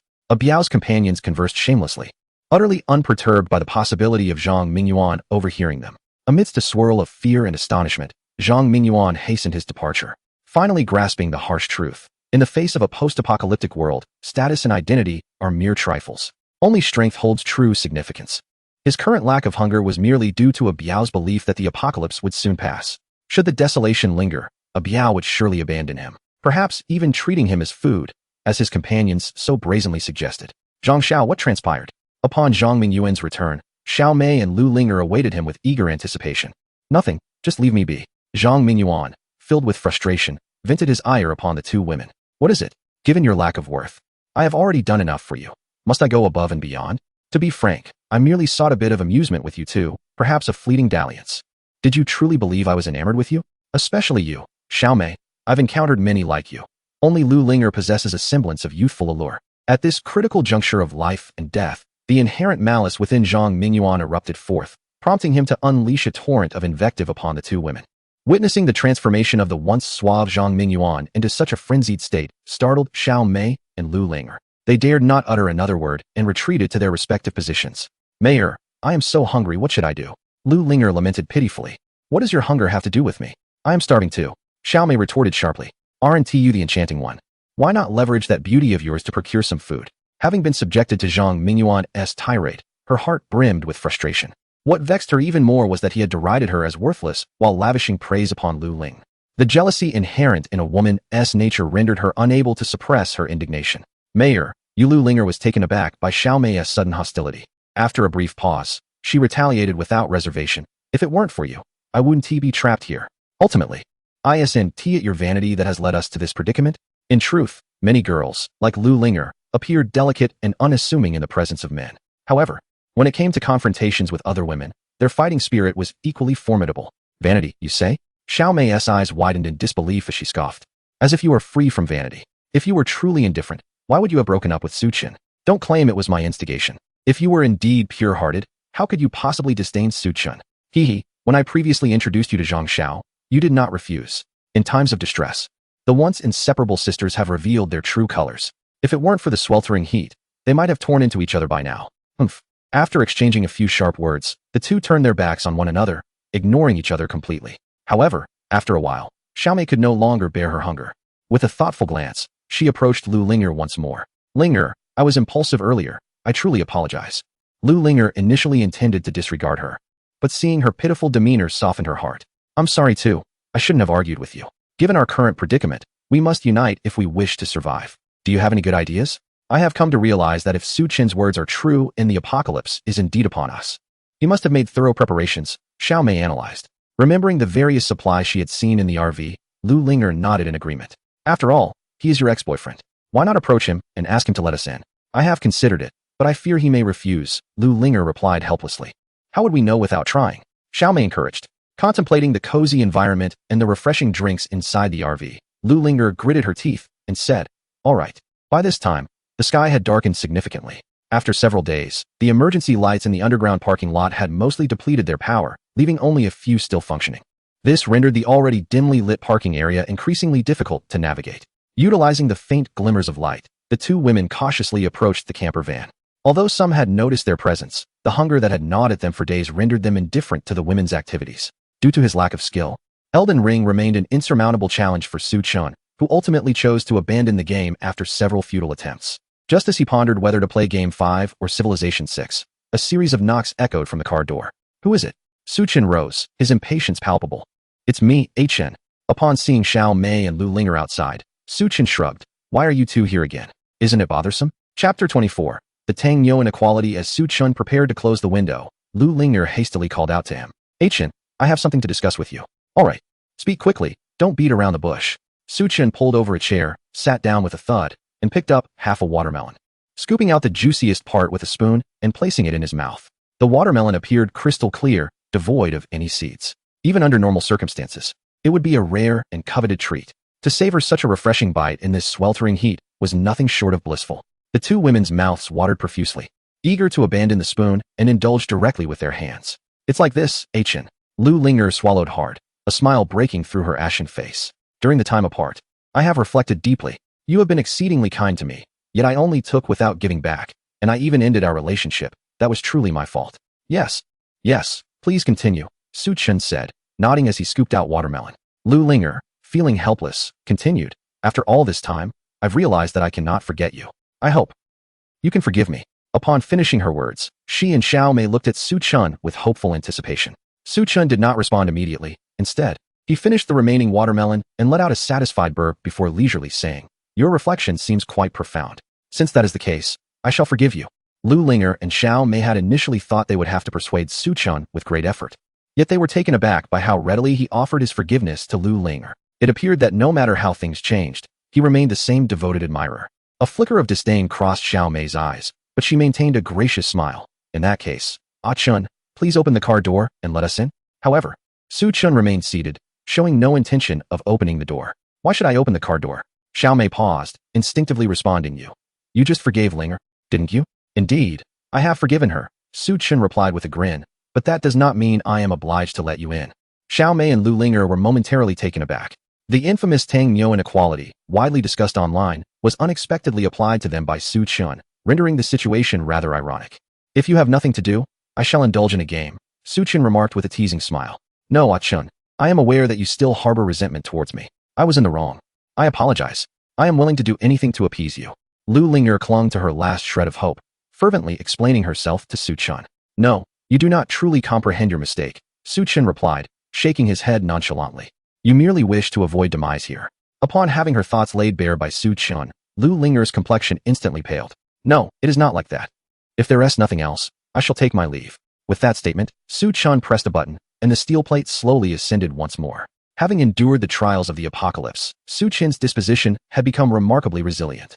After conversing with Lu Linger and Xiao Mei, his heart remained unperturbed, even evoking a hint of amusement. Did the two truly lack any self-awareness, believing themselves to be mere sycophants? On another note, since departing from the Magic City, it had been quite a while since Suchun had indulged in any carnal pleasures, much to the chagrin of his second brother. It is said that abstaining from lust for a day accumulates virtue, while 2 days yield even greater merit. Perhaps he should allow them to enter, to experience the blessings of companionship. However, the moment this thought crossed his mind, Suchun immediately dismissed it.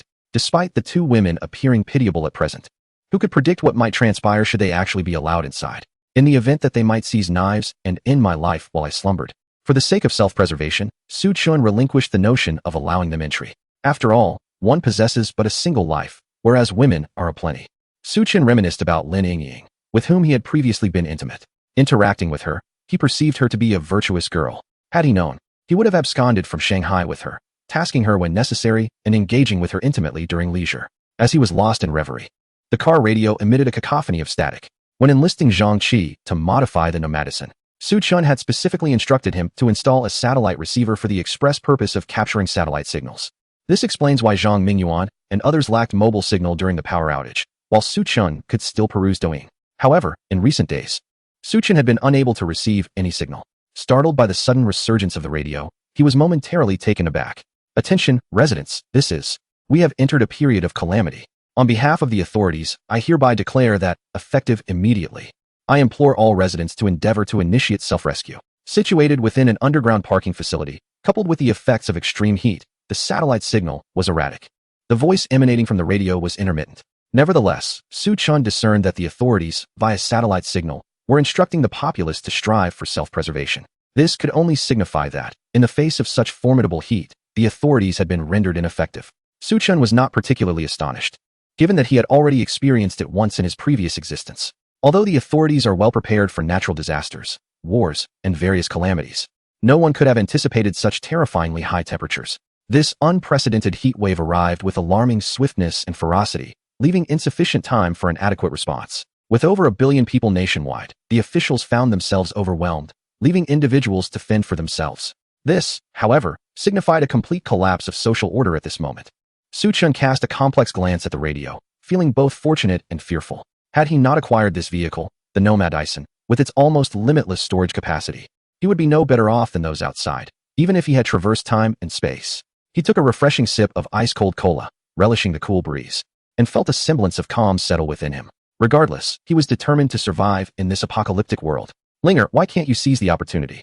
Xiao Mei exclaimed in frustration. Is it truly my fault? It is clearly Su-chun. He is too heartless. Lu Linger defended herself. Yet a profound desolation enveloped her heart. She sensed that Su-chun had completely severed his feelings for her. Without his support, how long could she endure in such dire circumstances?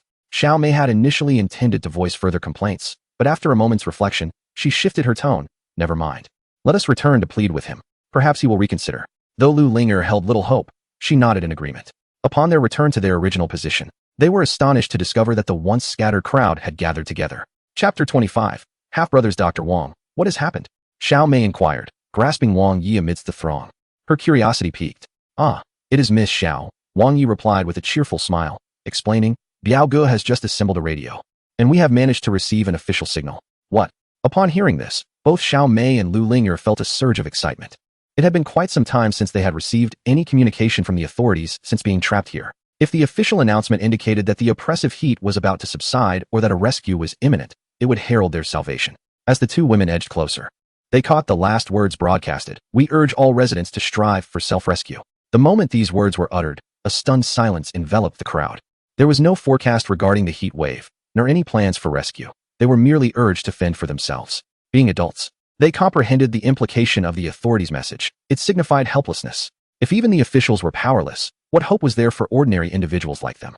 Despair etched itself onto the faces of the gathered crowd. Yet, standing beside the radio, a Biao's eyes flashed with a fierce determination. Though deeply disappointed, survival remained paramount.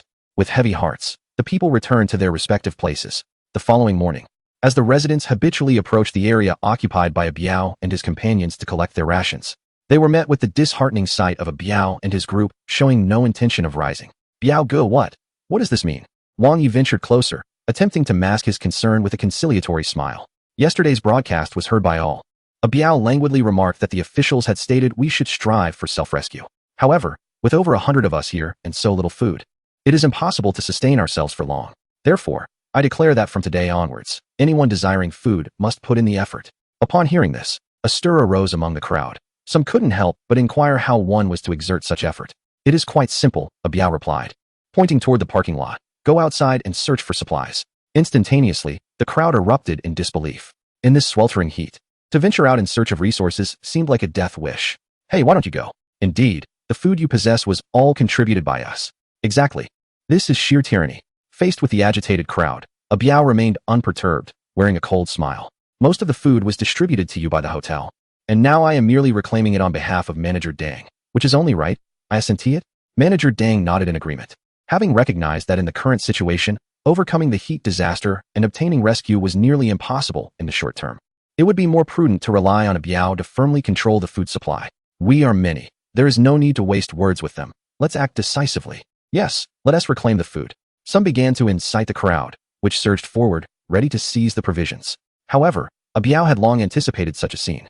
He had not only forged a cooperative alliance with the hotel staff, led by Manager Dang, but had also proactively distributed armaments to himself and his subordinates. Furthermore, a Biao had ensured that his cohort remained well-fed while managing the food supply in recent days. Consequently, despite being outnumbered, they did not relinquish their advantage in the confrontation.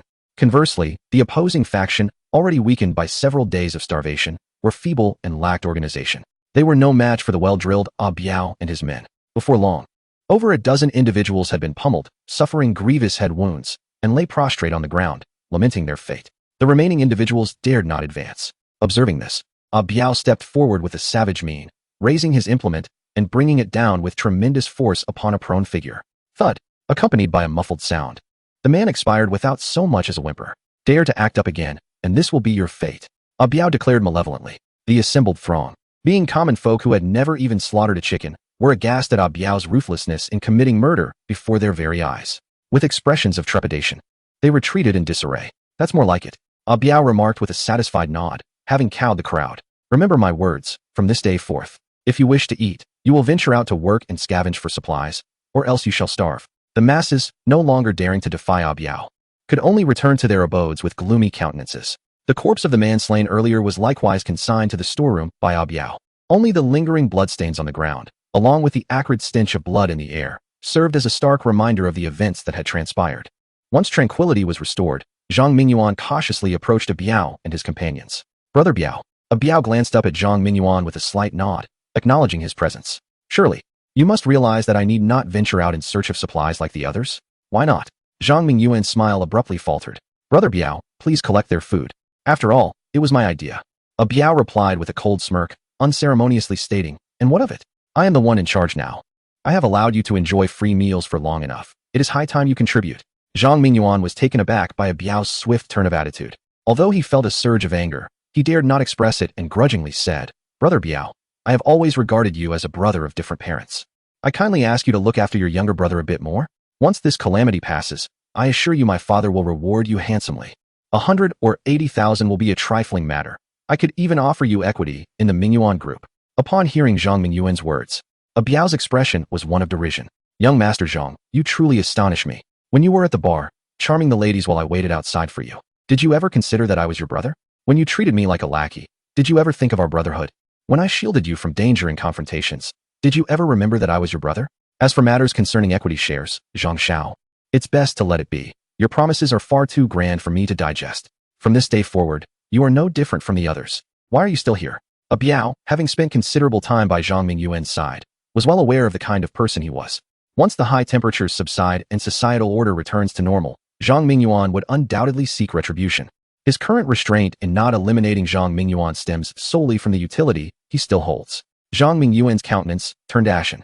He dared not linger any longer and promptly turned to leave. Once this calamity passes, I shall ensure you face the consequences. Zhang Mingyuan vowed silently as he returned to his position. At that moment, he suddenly noticed the RV nearby, and an idea sparked within him. Chapter 26. How have you changed so drastically in just a few days? Seizing the opportunity while others were distracted, Zhang Mingyuan stealthily approached the RV and knocked on the door. Brother Suchin. Inside the RV, Suchin, having satisfied his hunger, was about to drift into a peaceful slumber under the cool air conditioning when he was abruptly disturbed by the knocking, causing a twinge of irritation. Who is it? It's me, Zhang Mingyuan. Upon hearing Zhang Mingyuan's voice, Su Chun was momentarily taken aback, though not particularly surprised. This morning, he had witnessed the clash between Biao and the others in the imperial city, engrossed as he was with a bag of chips. Once the official declaration of helplessness was made, formidable figures like Biao, known for their physical prowess and ruthless demeanor, swiftly seized control of the situation. They, relying on their brute strength and influence, pillaged the supplies of other survivors, thriving in this apocalyptic world. This further corroborates the notion that in times of despair, only the ruthless can endure. Biao has ceased distributing food, and the external temperature is alarmingly high. If Zhang Mingyuan wishes to avoid starvation, he has no choice but to seek assistance from me. Is that you, young Master Zhang? What a disheveled sight after just a few days. Su Chun remarked with a hint of derision, refusing to lower the steel plates covering the window, opting instead to communicate through the intercom. Brother Su, you have no idea how outrageous Biao has been. Zhang Mingyuan, once dismissive of Su Chun, now adopted a subservient demeanor. He lamented about Biao's actions in detail. Enough. I have no time for your incessant rambling. What do you want? Su Chun interrupted him impatiently. Well, it's just that I haven't had enough to eat for several days. Do you have any food here? Zhang Mingyuan inquired cautiously. Are you out of your mind? Young Master Zhang? Su Chun couldn't help but chuckle at the absurdity of the situation. If I'm not mistaken, you summoned Biao from afar to deal with me. Did you not? And now you have the audacity to ask me for food? Zhang Mingyuan's face turned awkwardly pale. Su Chin's words struck true. Had he not brought Biao here to teach Su Chin a lesson, he would not find himself in such a predicament. Brother Su, I apologize for my previous actions.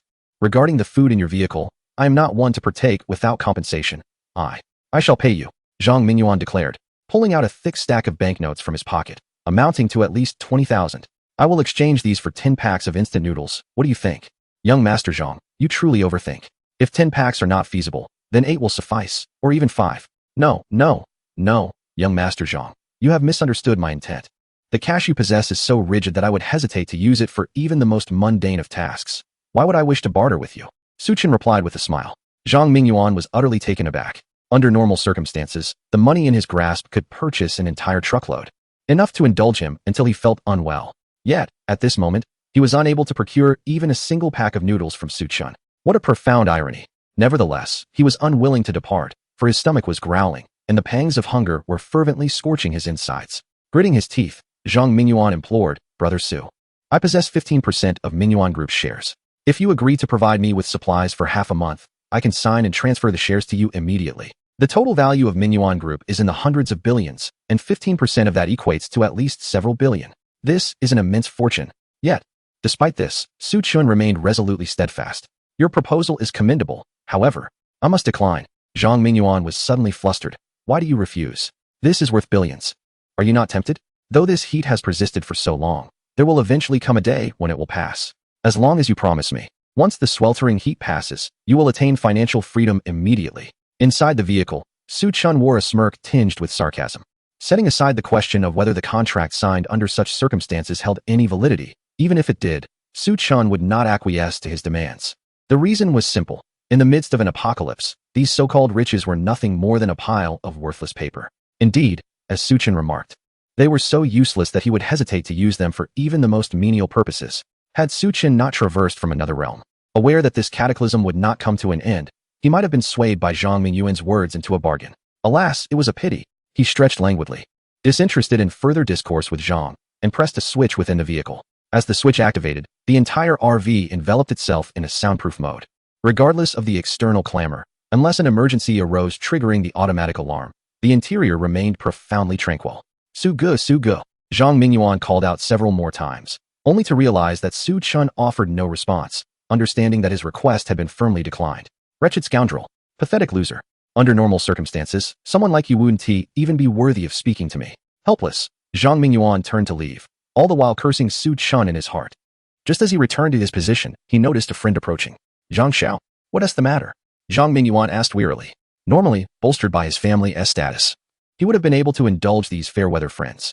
Yet in this dire time of apocalypse, he was scarcely able to care for himself, let alone entertain Yang Zhen and the others. That rascal, a Biao, is utterly ruthless. Despite Zhang Xiao's usual care for him, he now unexpectedly turns his back.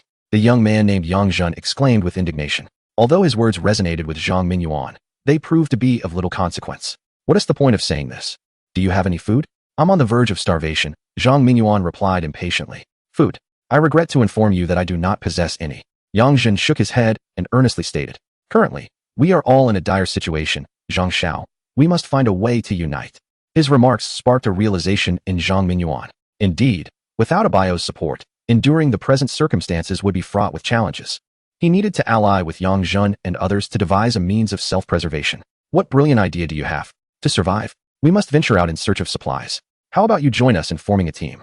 "Very well." Zhang Mingyuan readily agreed without a moment's hesitation. He rose to his feet and followed Yang Zhen to a corner of the wall. However, to Zhang Mingyuan's surprise, in addition to Yang Zhen and his few companions, there were also Xiao Mei and Lu Ling. Having just scolded Xiao Mei and Lu Linger, their subsequent encounter was somewhat awkward. In truth, Xiao Mei and Lu Linger associating with Yang Zhen was a matter of necessity. Chapter 27. Indeed, a ruthless individual. After Abayo's ferocity was laid bare, the remaining survivors were engulfed in a sense of trepidation. In a bid for self-preservation, they hastily banded together, forming various teams of differing sizes. The larger groups comprised 20 individuals or more, while the smaller ones boasted 8 or 9 members. Xiao Mei, Lu Linger, and Yang Zhen had hoped to join the group, but unfortunately, no one agreed. Despite the two women being strikingly beautiful and often pursued by men, and Yang Zhen and his companions coming from affluent families, it proved utterly futile. In this apocalyptic struggle for survival, they were all fragile, lacking the strength to fend for themselves. Allowing them into the team would only hinder progress. Although there were others who were elderly, weak, or infirm, they had families to care for them. Ultimately, it was the rejected Xiao Mei, Lu Linger, and Yang Zhen who found solace together. With Zhang Xiao's addition, it seemed that their chances of survival had significantly improved.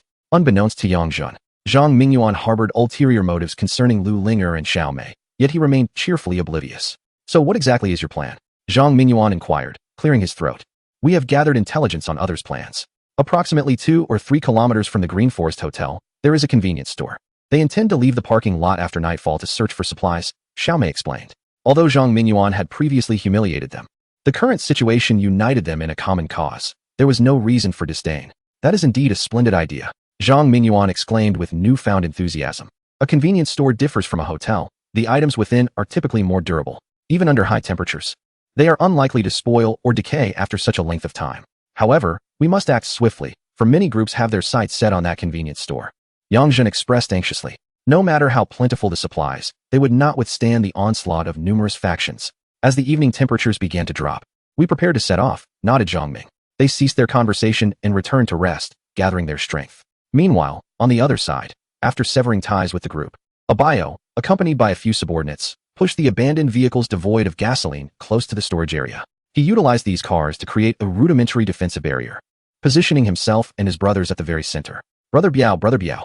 As Abayo reclined in the vehicle, enjoying the air conditioning and drifting into slumber, a knock on the door startled him awake. During the previous collection of supplies, Abayo had not only seized everyone's food and drinking water, but had also gathered all the gasoline from within the vehicles. Presently, his van was the sole vehicle in the underground venue equipped with air conditioning. With some irritation, Abayo opened his eyes to find Manager Dang calling for him. He swung open the door, inviting Manager Dang to step into the coolness. Manager Dang, what brings you here? Upon entering the vehicle, transitioning from the sauna-like heat outside to the refreshing air-conditioned interior, Manager Dang shivered momentarily, then sighed in relief. It's like this, Brother Biao, he said, pointing towards the group outside. I just gathered some intelligence. They intend to head to the convenience store to scavenge for supplies. Isn't that a good thing? What is the problem? Abayo replied with a nonchalant smile. If they find food outside, they certainly won't hand it over voluntarily. Should we send someone out to seize the supplies from the convenience store? Manager Dang suggested nervously. Why must we venture outside? Abayo nonchalantly placed his legs upon the steering wheel, seemingly unperturbed. Our provisions, however, cannot sustain us for much longer. Observing Abayo's relaxed demeanor, Manager Dang grew anxious. When the sweltering heat first set in, he had managed to procure a substantial supply of instant noodles and canned goods from the hotel. Yet, after enduring this prolonged ordeal, those supplies had dwindled significantly. It was estimated that, at most, we had 3 days before our food would be entirely exhausted. This dire circumstance elucidated why Abayo had turned against them upon realizing the officials' impotence. If we were to run out of supplies, we could easily seize theirs. A cruel smile spread across Abayo's face. Manager Dang paused for a moment, suddenly grasping his implication.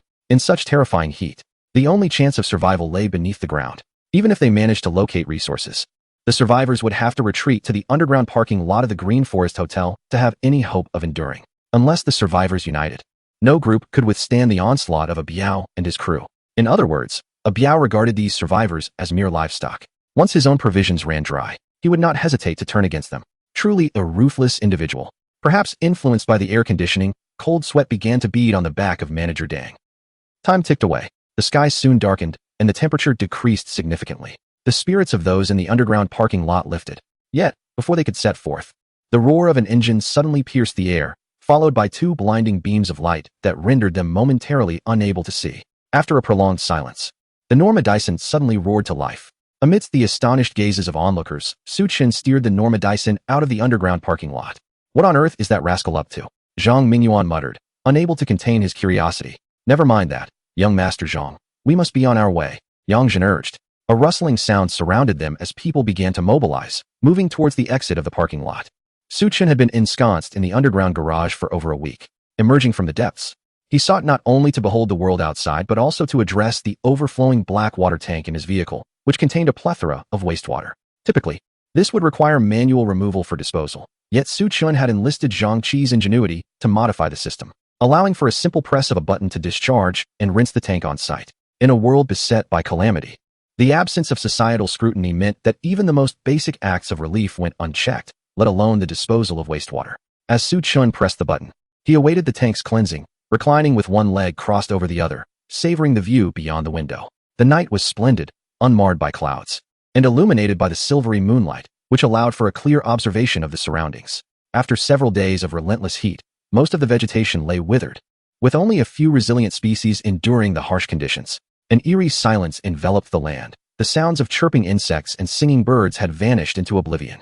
Just as the black water tank completed its rinsing cycle and Su Chen contemplated returning, he suddenly noticed a series of figures emerging from the parking lot's exit, their pace quickening as they hastily made their way into the distance. Chapter 28. Body exchange. Su Chen paused, then comprehended their intentions. Abayo had seized the supplies, denying people sustenance. To survive, they had to venture out under the cover of night, seeking resources. He wondered how many would succeed and return alive. Shaking his head, and seeing that the black water tank had been emptied, Su Chen restarted the Nomad Sun and returned to the underground parking lot. As the crowd in the underground parking lot set off, Zhang Mingyuan, Yang Zhen, and others followed closely behind. However, in other groups, those responsible for foraging were strong, able-bodied adults, unlike Zhang Mingyuan's team, which consisted of debauched young masters and defenseless girls. Consequently, Zhang Mingyuan's group was quickly left far behind after leaving the underground parking lot. To avoid getting lost and to gather more supplies, they had to quicken their pace. Although the sun had set, and there was no direct sunlight, the ground temperature remained alarmingly high after a day of exposure. The air seemed to roil with heat, causing dizziness. Huff, huff. Zhang Mingyuan gasped for breath, his heart racing, his steps faltering, and his body drenched in sweat as if he had just emerged from a swimming pool. He regretted his decision, wishing he had stayed in the underground parking lot.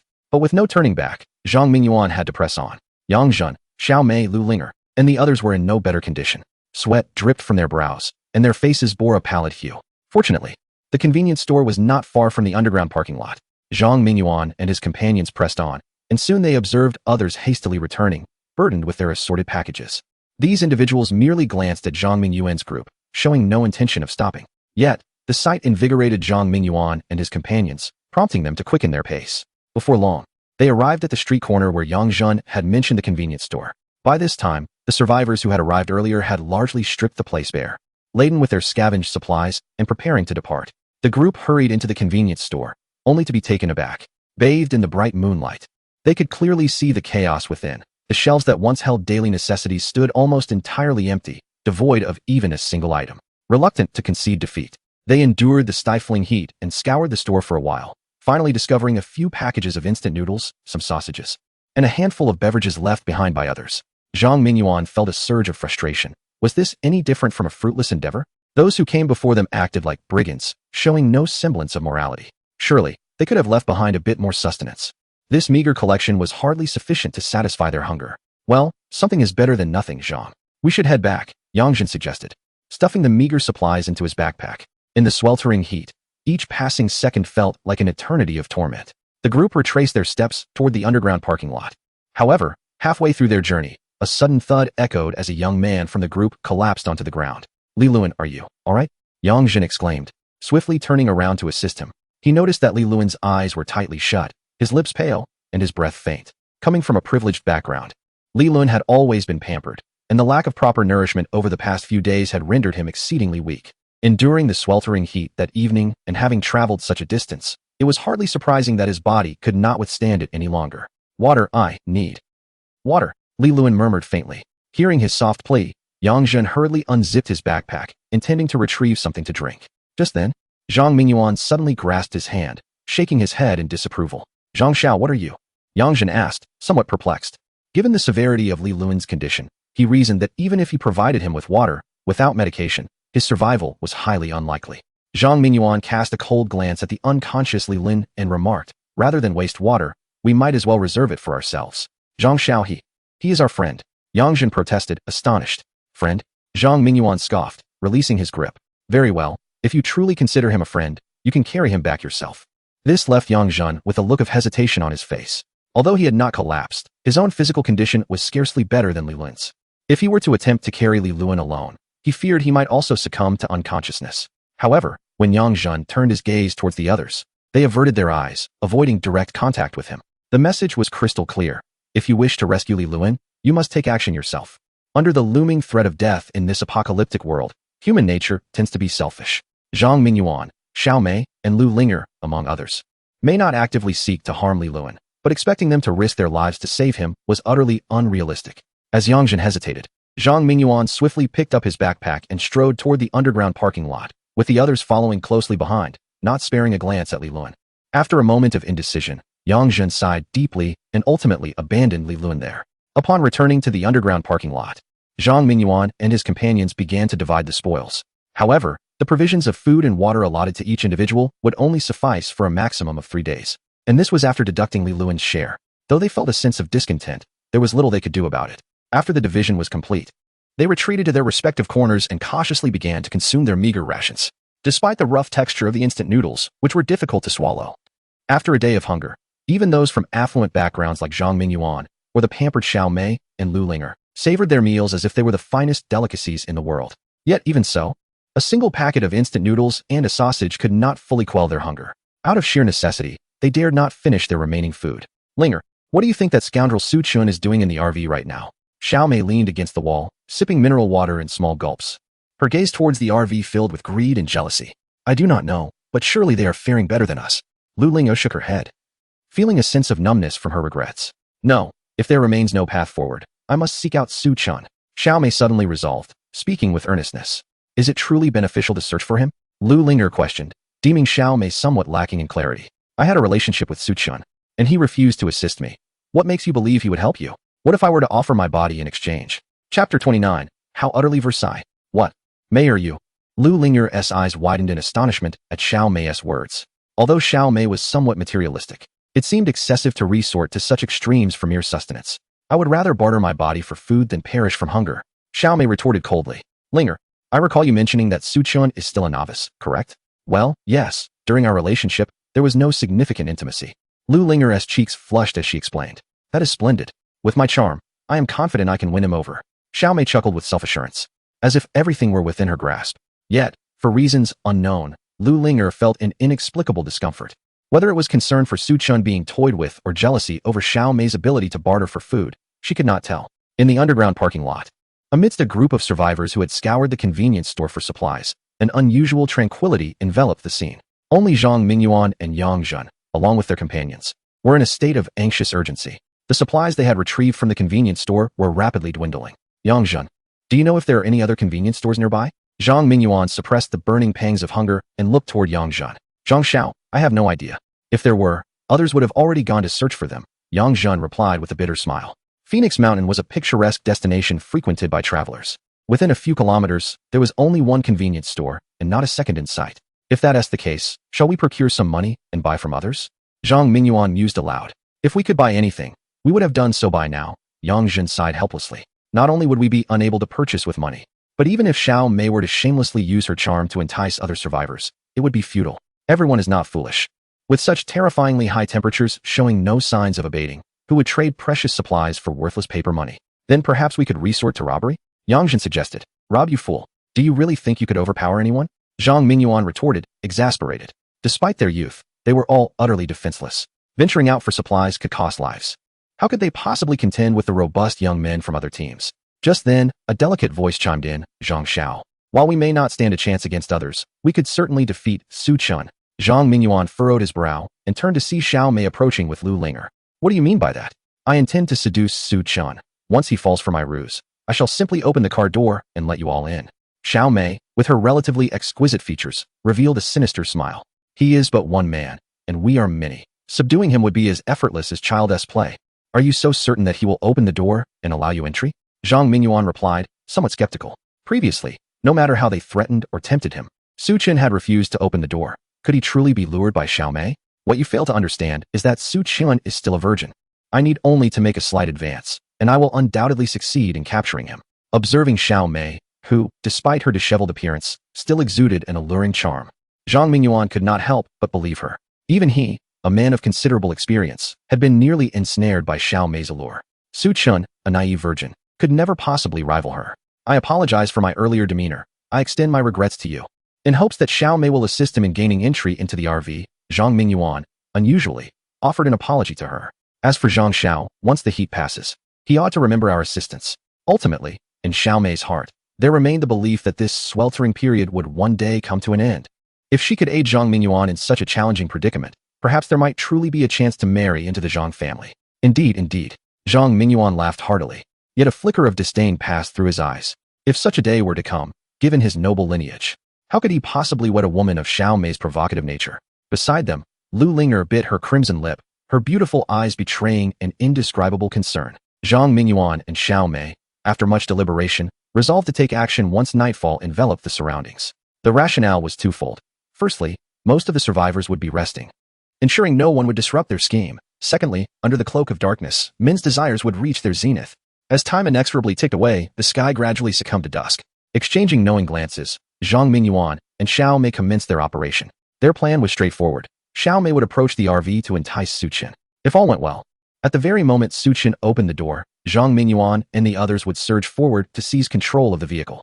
Should fortune falter, Xiao Mei would sacrifice her allure. Once Su Chun was thoroughly exhausted, they would stealthily unlock the door. With preparations complete, Xiao Mei steadied herself and knocked on the door of the RV. A soft hum resonated as the steel panel obscuring the window slowly descended, revealing the interior of the vehicle. It appeared that Su Chun had just emerged from a shower, steam still clinging to him as he toweled off his short hair. Not only Xiao Mei, but even Zhang Mingyuan and his companions were momentarily taken aback.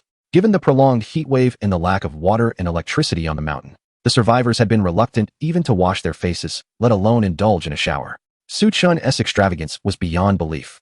They silently vowed to trick him into opening the door and drive him away. "Ah Chun, how have you been these past few days?" Xiao Mei flicked her long hair, feigning a seductive demeanor. To entice Su Chun tonight, she deliberately squandered a bottle of drinking water to wash her face thoroughly. This left others feeling quite distressed. However, securing Su Chun's affection was deemed essential. Not too shabby, right? Each day spent watching films, basking in the cool air, indulging in some steak, and sipping fine wine. Unlike you all, who revel in comfort and freedom outdoors. Su Chun remarked with a hint of a smile. Upon hearing this, Xiao Mei and the others couldn't help but curse under their breath. How utterly pretentious. If given a choice, they would never wish to endure the sweltering heat and hunger outside. They would much prefer to luxuriate within the confines of a camper van.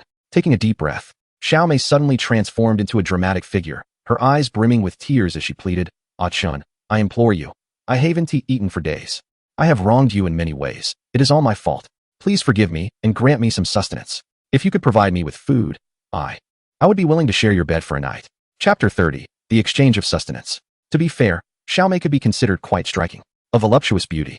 Tearfully begging for food and offering herself in exchange. Who could resist? It seemed that Su Chun was indeed unable to withstand such a proposition. He scrutinized Xiao Mei from head to toe and, with a teasing tone, remarked, "It appears you may not be as attractive as you once were." Xiao Mei was taken aback, quickly realizing the implication of Su Chun's words. Indeed, she had fallen into a trap. She secretly rejoiced in her heart, yet feigned a bashful demeanor on the surface. During this period, she had not been eating well, and surely her appearance had suffered. If only Brother Chin would ensure she was well fed, she was certain she would regain her beauty. "Very well, what kind of exchange do you propose?" she inquired. "If Brother Chin provides me with a month's worth of food, I will comply with your every command for that entire month." Xiao Mei believed the terms she offered were quite generous.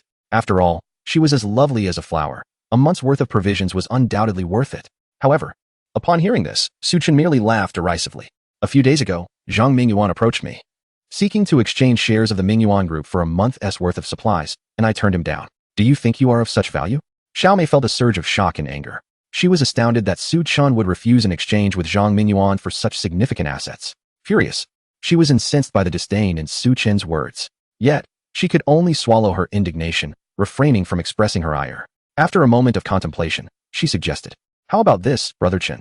If you allow me to stay in the RV and provide for my meals and accommodation, I will obey you completely." "Well, that does sound appealing," Su Chun mused, a smile gracing his lips. "However, before you enter, there is one task you must complete." "What task?" Xiao Mei felt a flutter of excitement in her heart and instinctively glanced aside. Yet, due to the dim light, she failed to notice Zhang Mingyuan and his companions. "Kneel down." "What?" Xiao Mei was taken aback once more. She had never anticipated that Su Chun would make such a demand. "A few days ago, I declared that unless you kneel and plead with me, I would not provide you with sustenance." Su Chun, reclining with his legs crossed, spoke leisurely. "Surely, you do not wish for me to be a man devoid of integrity?" Xiao Mei clenched her teeth in frustration, her anger simmering within. This Su Chun was utterly insufferable, daring to demand that she kneel. Who did he think he was? Even if Zhang Mingyuan harbored feelings for her, he ought to treat her with respect. In the midst of Xiao Mei's indignation, Zhang Mingyuan suddenly materialized like a specter from the shadows beside her. He nodded emphatically at Xiao Mei, urging her to acquiesce. With a heavy heart, she bit her lip and reluctantly knelt upon the ground. "Please, grant me food," she implored. "Ah, such a good girl." Su Chin's eyes squinted with delight, yet a momentary hesitation crossed his features. "However, I am rather traditional. We are not married, nor are we even a couple. Is it truly appropriate for a man and a woman to be alone together in a room?" Xiao Mei was nearly driven to the brink of fury. She had already knelt, and yet he could still resist? Was he even a man? No wonder he had dated Lu Linger for so long, without progressing beyond mere courtship. Nevertheless, considering the greater context, Xiao Mei patiently reasoned. In this day and age, such notions are outdated. What is wrong with it? Brother Aiken, you cannot cling to antiquated ideas. Besides, you and Linger did not start as a couple from the outset. Love blossoms over time, does it not? Upon hearing Xiao Mei's entreaty, Su Chun appeared somewhat swayed, yet he remained hesitant.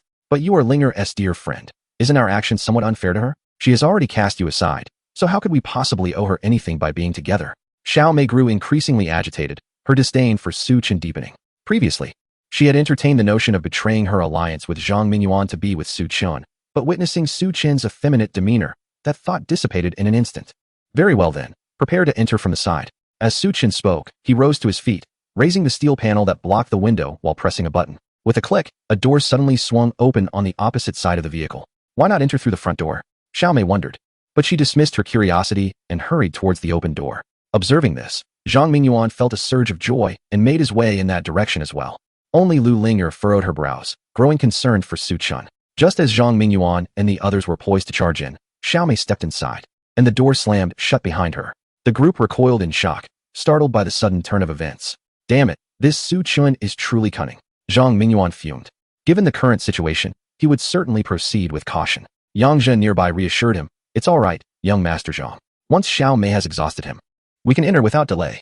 With matters reaching this point, they had no choice but to wait patiently outside.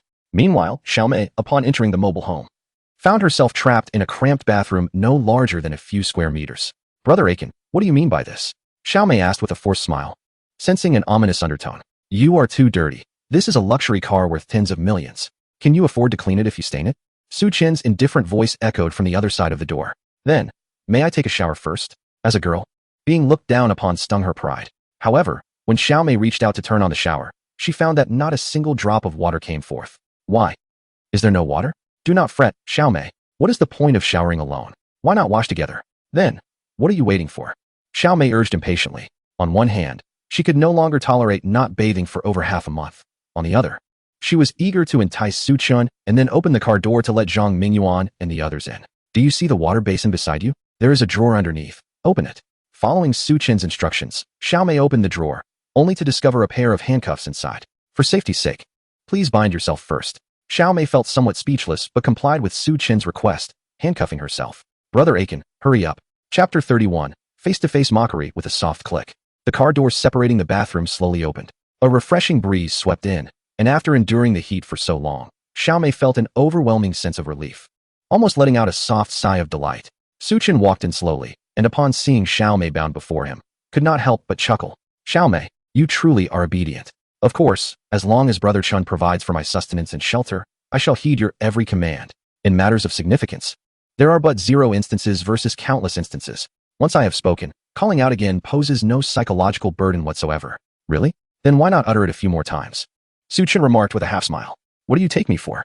Truly a toad dreaming of being a frog, adorned in finery yet frivolous." Xiaomei's heart seethed with anger, but recalling her scheme with Zhang Mingyuan, she could only suppress her fury while donning a pleasing expression. "So well behaved." Su Chen reached out, gently patting Xiaomei's head. "Let us commence without delay." Xiaomei exclaimed impatiently. She merely wished to swiftly bring Su Chen down, finish the task, and then admit Zhang Mingyuan and the others. "Commence with what?" "Naturally, to indulge in pursuits we enjoy." Xiaomei was taken aback. "No, Xiaomei. Did you truly believe I would engage with you?" Su Chen suddenly burst into laughter, his expression laced with scorn. "What do you mean by that?" A sense of foreboding crept into Xiaomei's heart. "To be frank, I had no intention of sharing a bed with you, nor exchanging sustenance." Su Chen crossed his arms, his face a mask of derision. "What? You? Are you even a man?" Xiaomei could scarcely believe her ears. She had presented herself willingly, accommodating Su Chen in every conceivable manner, and yet he had no intention of being with her. "I have stated before, I am indeed a man. However, I find myself disinterested in someone like you, a scheming seductress, a gold digger." Su Chen looked down at Xiaomei from a lofty height, his gaze filled with contempt. In truth, from the very beginning, he had foreseen the impending apocalypse, which prompted him to stockpile an abundance of supplies. Yet, he had no intention of sharing them with her. "Are you angry?" Su Chen remarked, stepping aside to reveal the interior of his RV. There, on the table and the floor, lay a plethora of supplies he had meticulously prepared in advance. Beef, lamb, bottled water, 1982 Lafite, and an array of delectable delicacies. Truly a cornucopia of provisions. Xiaomei nearly popped her eyes out in astonishment. Although she had anticipated that Su Chen would hoard supplies, she never imagined he would amass so much. "Surely you don't believe I have any interest in you?" he scoffed, shaking his finger dismissively. No. Do you think I can't see through you? You are but a gold-digging woman, a loose skirt. Your materialism and promiscuity have nothing to do with me. However, what truly disgusts me is your audacity to urge Ling Heir to break up with me, so that you can pursue a wealthy heir together. We are both seasoned foxes. There is no need for me to indulge in your trivial games. Let me be clear. I summoned you to Phoenix Mountain to ensure that you experience some hardship when the end of days arrives. As Su Chen's derisive words struck her like a slap, Xiao Mei's complexion turned pale, then flushed with fury. Her delicate frame trembled slightly with indignation.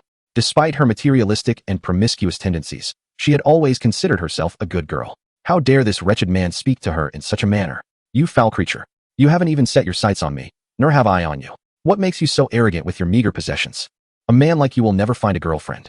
Xiao Mei shouted in anger, completely shedding her previously delicate demeanor. A sharp slap echoed in the air, instantly swelling her fair cheek.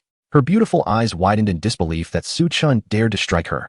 Though I abhor violence against women, I deemed it necessary to teach someone like you a lesson.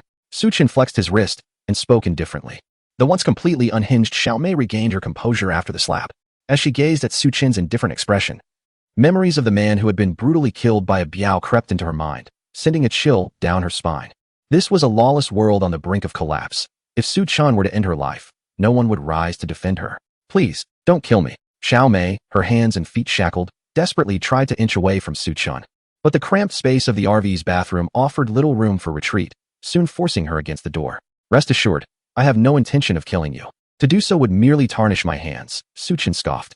In a previous life, Xiao Mei had instigated Lu Linger to break up with Su Chun, only to subsequently deceive him into rescuing her and Lu Linger. The outcome, Xiao Mei seized all of Su Chen's supplies and treated him like a mere servant, nearly starving him. During the catastrophic floods that engulfed the city, only 2 seats remained on the rescue boats. In a desperate bid for survival, Xiao Mei locked Su Chun inside the room, nearly causing him to drown. The animosity Su Chun harbored towards her could not be so easily dispelled. The apocalypse had merely begun, with floods, extreme cold, and zombies looming ahead. To simply eliminate Xiao Mei would be too lenient a fate for her. With this thought, Su Chin flung open the car door and forcefully kicked Xiao Mei out.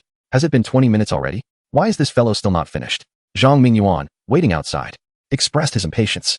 Accustomed to quick encounters due to his indulgent lifestyle, he found Su Chin's delay exasperating.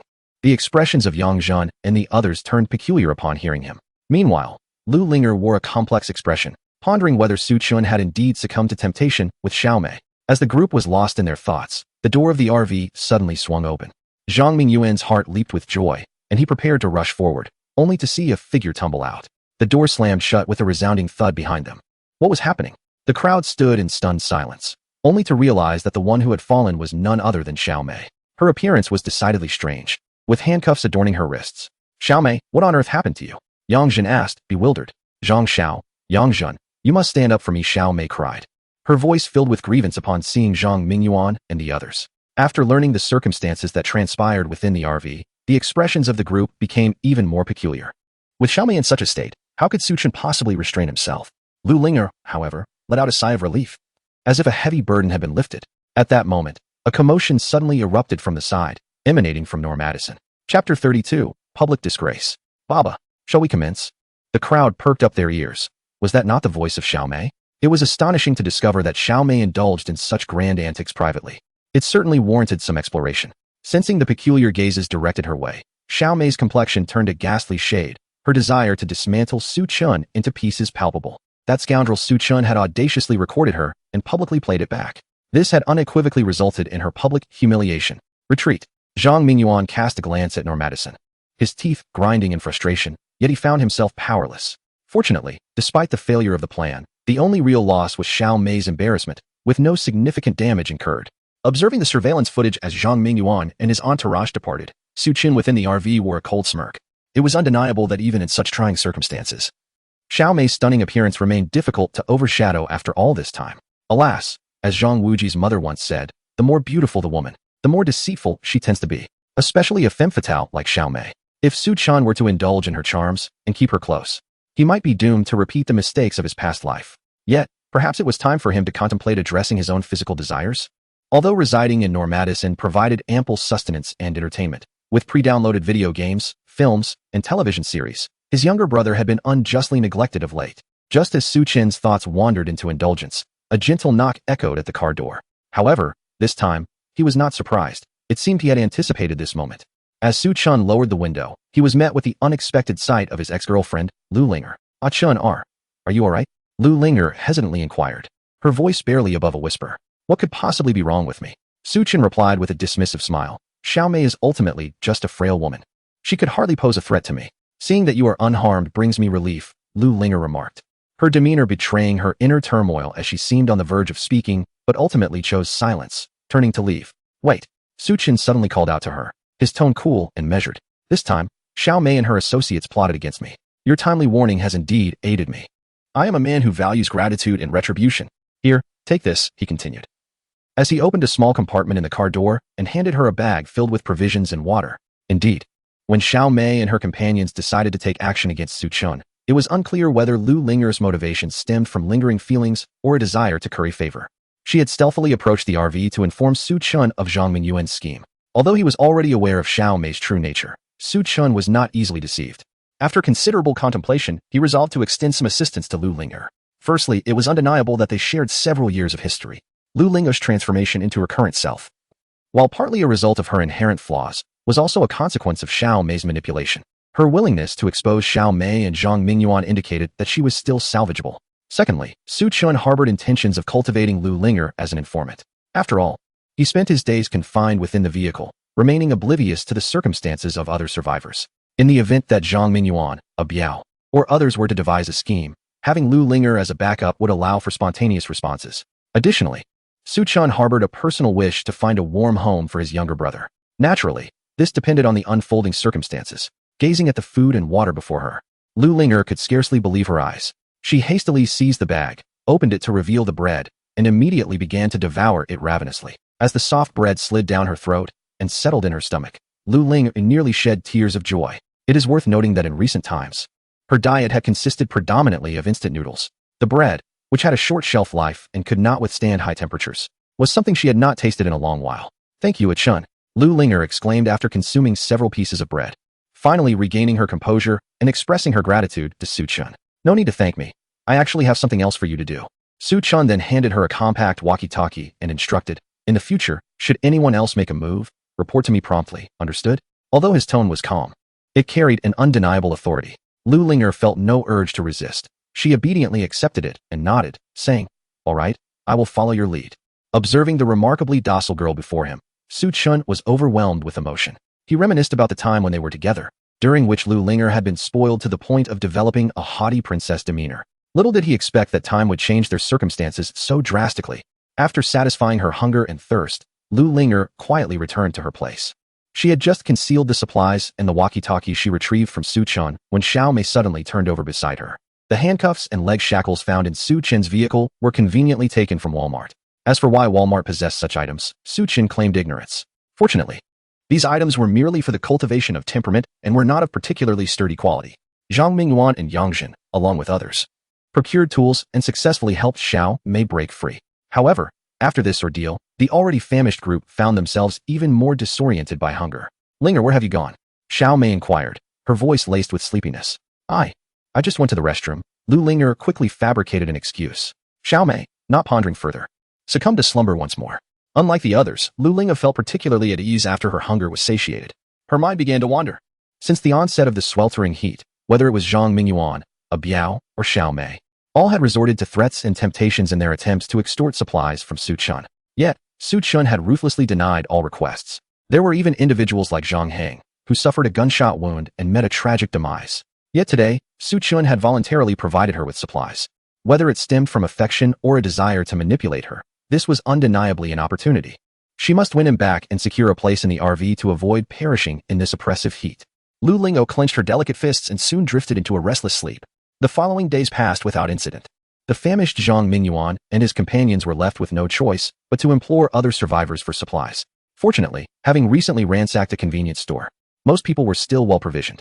Upon witnessing the woeful state of Zhang Mingyuan and his companions, their faces streaked with tears and snot. Coupled with Zhang Mingyuan's utilization of his financial prowess, many began to believe that the oppressive heat would inevitably dissipate. Consequently, they were moved by compassion and offered some supplies, preventing Zhang Mingyuan and his group from succumbing to starvation. However, on that fateful night, a cacophony of shouts erupted in the underground parking lot. Who are you?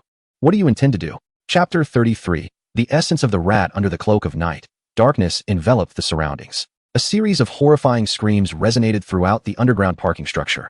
Earlier, some survivors, while scavenging a convenience store, had discovered several flashlights and other illuminating tools, which now proved invaluable. As they directed the beams of light towards the source of the anguished cries, they were met with astonishment. A survival team of 7 or 8 individuals had previously established their camp there. Yet, at that moment, They lay sprawled across the ground in disarray. Though their fates remained uncertain, the pools of blood surrounding them suggested that even if they were not deceased, they were gravely injured. Within their camp, a dozen individuals were bent over, searching for something. Upon closer inspection, it became evident that these were none other than Biao and his associates. When illuminated by the flashlight, Biao furrowed his brow, brandishing a bloodied axe, and snarled, "What the hell are you shining that light for? Turn it off." His expression was fierce, emanating an aura of menace. The other survivors felt a shiver run down their spines and hastily switched off their flashlights.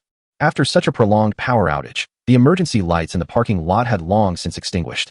Fortunately, in the convenience store, they discovered not only flashlights, but also several small night lights that could serve as makeshift illumination. In the dim light, the figures of Biao and his companions were elongated, resembling malevolent spirits from the depths of hell. "What do you mean, Biao?"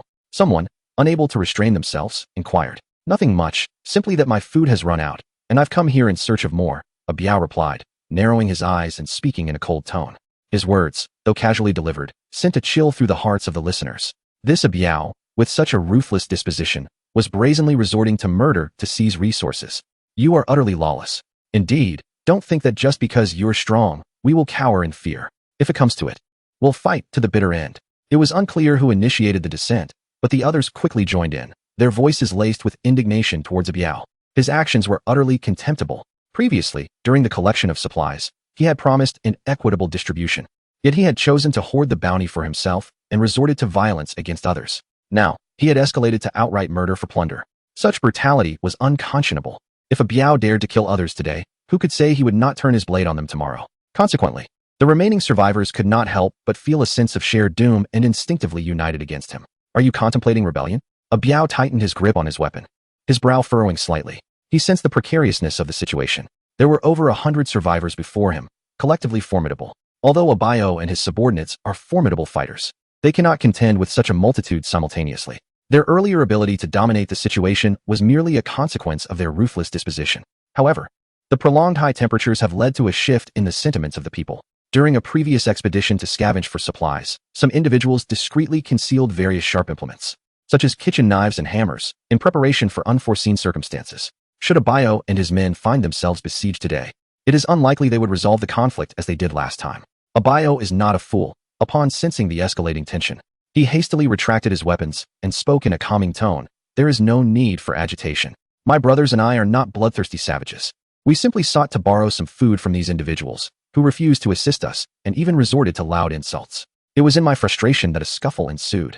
Any discerning individual could perceive that Biao's words were mere fabrications. He and his companions exuded an intimidating aura, while the eliminated survival team consisted of ordinary people who dared not challenge Biao and his crew. Nevertheless, this explanation did alleviate some of the previously charged atmosphere.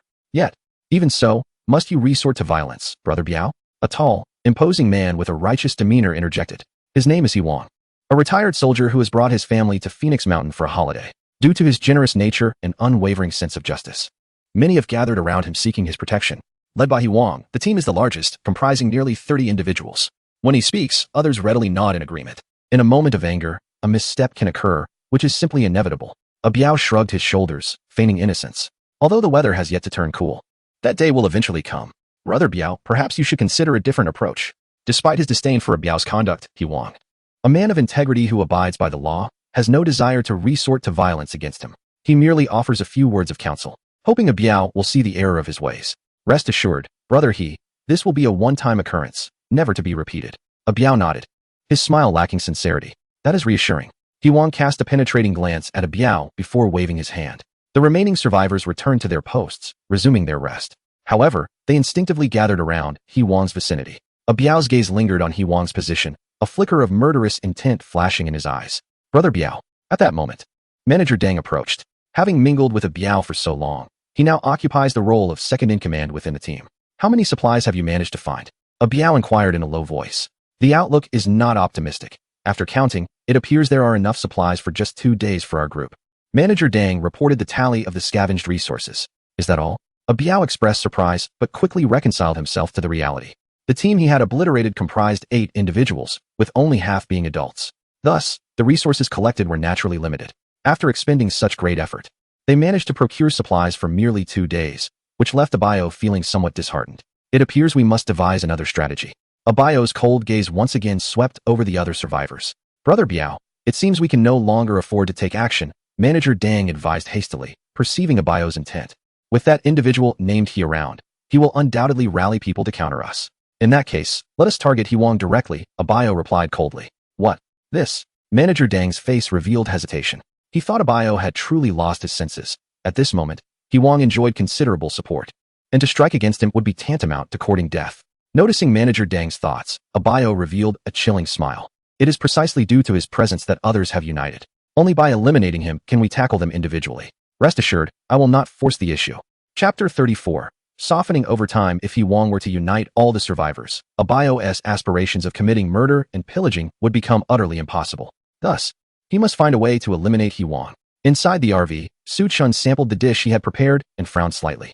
It seems I lack the talent for cooking. Recently, he had been consuming Western cuisine such as steak, which was relatively simple to prepare. However, after eating it for an extended period, he found it rather tiresome.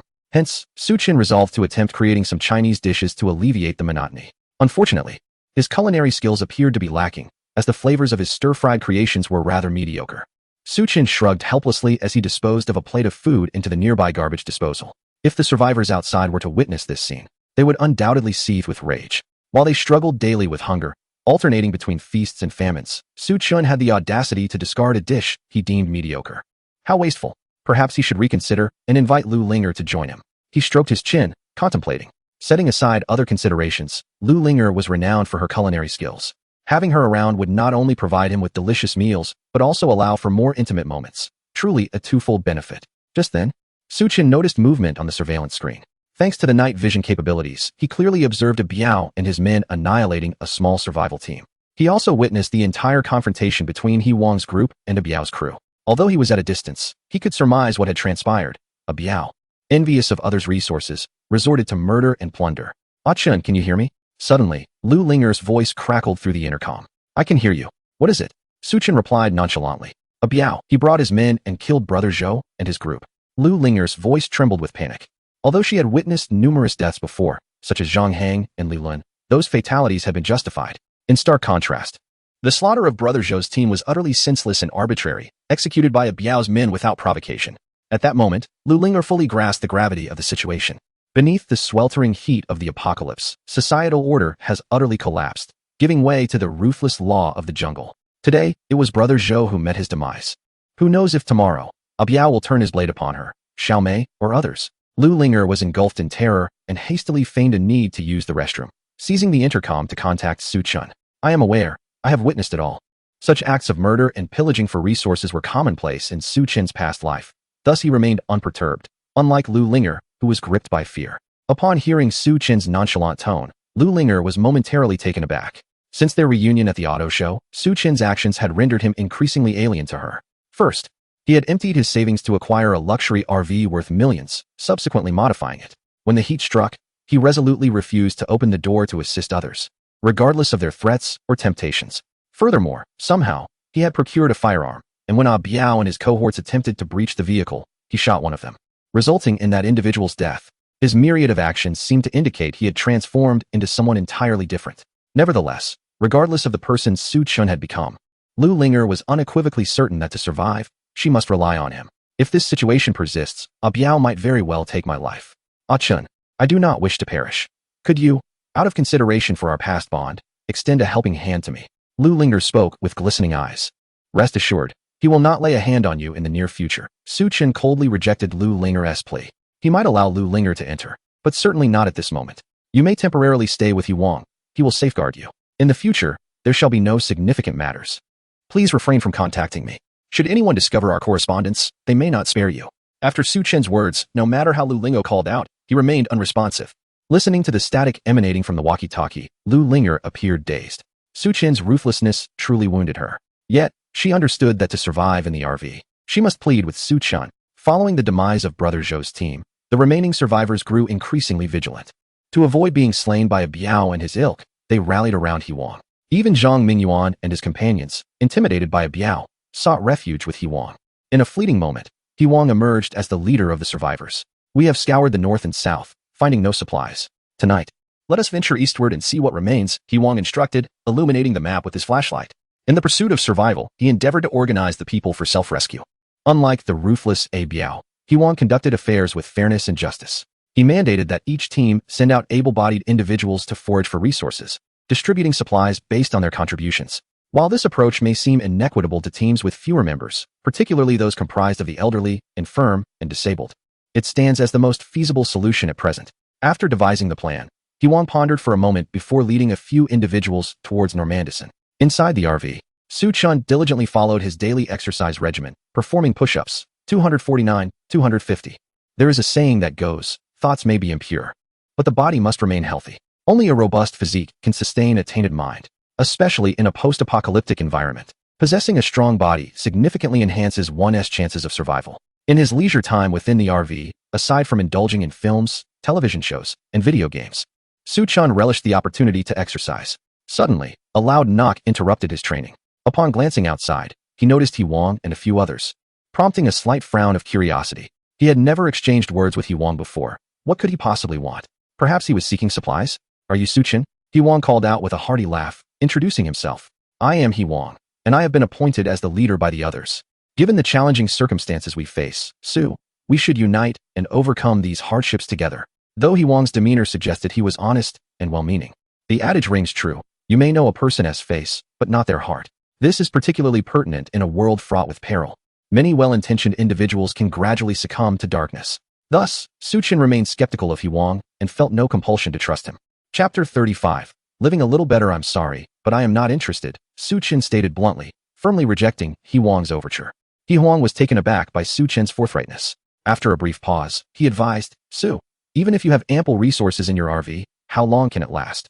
In Huang's view, although the Nomad-isen was spacious and could hold a substantial amount of supplies, it would eventually deplete. When that day arrived, Su Chun would inevitably have to abandon the RV. Having previously caused Zhang Heng's demise and incurred personal enmity with a Biao, he would be vulnerable, alone, and without allies, making him an easy target for a Biao's vengeance. If Su Chun were wise, he would unite with Huang and the others. However, Huang was unaware that Su Chun's Nomad-isen possessed an extraordinary storage feature, capable of accommodating enough supplies that not even a group of 50 could exhaust it in a century. There's no need for your concern, Su Chun replied curtly, pressing the button to raise the steel plate. Huang and his companions were momentarily stunned by Su Chun's aloofness. Just as the steel plate reached halfway, Su Chun paused, recalling something, and said calmly, by the way, I feel compelled to warn you. A Biao is ruthless and may very well target you. I appreciate the concern, but it's unnecessary, Huang retorted stiffly after being rebuffed by Su Chun. Observing his reaction, Su Chun could only shake his head and close the steel plate. He had intended to caution Huang, recognizing his integrity, as a Biao's methods were likely to turn against him. Yet, since Huang did not appreciate the warning, Su Chun deemed it pointless to continue the conversation. Wang Gu, this Su Chun is utterly insufferable, isn't he? Despite our goodwill, he acts as if we are thieves. Two survivors, brothers named Da Hu and Xiao Hu, trailed behind Huang, grumbling in dissatisfaction. Like Huang, they were both robust veterans, fiercely opposed to injustice. Well, since he refuses our assistance, we need not meddle further. Huang shook his head and led his companions back to their original position. He put Su Chun's matter out of his mind and focused on tonight's mission to procure supplies. Time passed steadily, and soon night once again enveloped the land. Though he harbored grievances against Su Chun, Huang remained vigilant against a Biao. To ensure safety and avoid the risk of a Biao's crew raiding their camp while they were out gathering supplies, Huang refrained from sending all the able-bodied men. Instead, he dispatched only a portion, choosing to stay behind with the others to protect the vulnerable members of their group. After sending his men off, Huang settled into his position, closing his eyes to rest. However, it wasn't long before the stillness was interrupted by hurried footsteps echoing through the darkness. Who goes there? Da Hu and Xiao Hu, tasked with guarding, quickly called out. It's me. Something terrible has happened. A frantic voice rang out. Da Hu lifted a small lantern, illuminating the scene, revealing a young woman, none other than Xiao Mei. What has happened? Hearing the commotion, Huang rose and approached Xiao Mei, his voice grave as he inquired. Accompanying me in the quest for supplies were Zhang Xiao and Yang Zhan, both of whom had succumbed to the sweltering heat. Xiao Mei's expression was fraught with anxiety, the turmoil on her face unmistakable. What? Huang furrowed his brow, his demeanor growing increasingly grave. Were it not for the presence of Zhang Mingyuan and others, he would have been indifferent, but Huang was not one to turn a blind eye. His innate sense of justice compelled him to act. Moreover, the loyalty of those around him stemmed from his generous spirit and righteousness. To stand idly by would shatter his reputation. Who would heed him thereafter? Huang glanced towards the location of a Biao and his companions, where an unsettling silence prevailed, devoid of any notable activity. After a moment's contemplation, he resolved his course of action. Dahu, Xiaohu, accompany me. The rest of you stay here and remain vigilant. Xiao Mei, lead us there, He Wang instructed. As he followed closely behind Xiao Mei, accompanied by Dahu and Xiaohu, swiftly departing the underground parking lot. Due to the relentless heat, the night sky was perpetually cloudless. Under the silvery glow of the moon, Xiao Mei guided the four of them to a narrow alley. At the end of the alley, a figure lay motionless on the ground.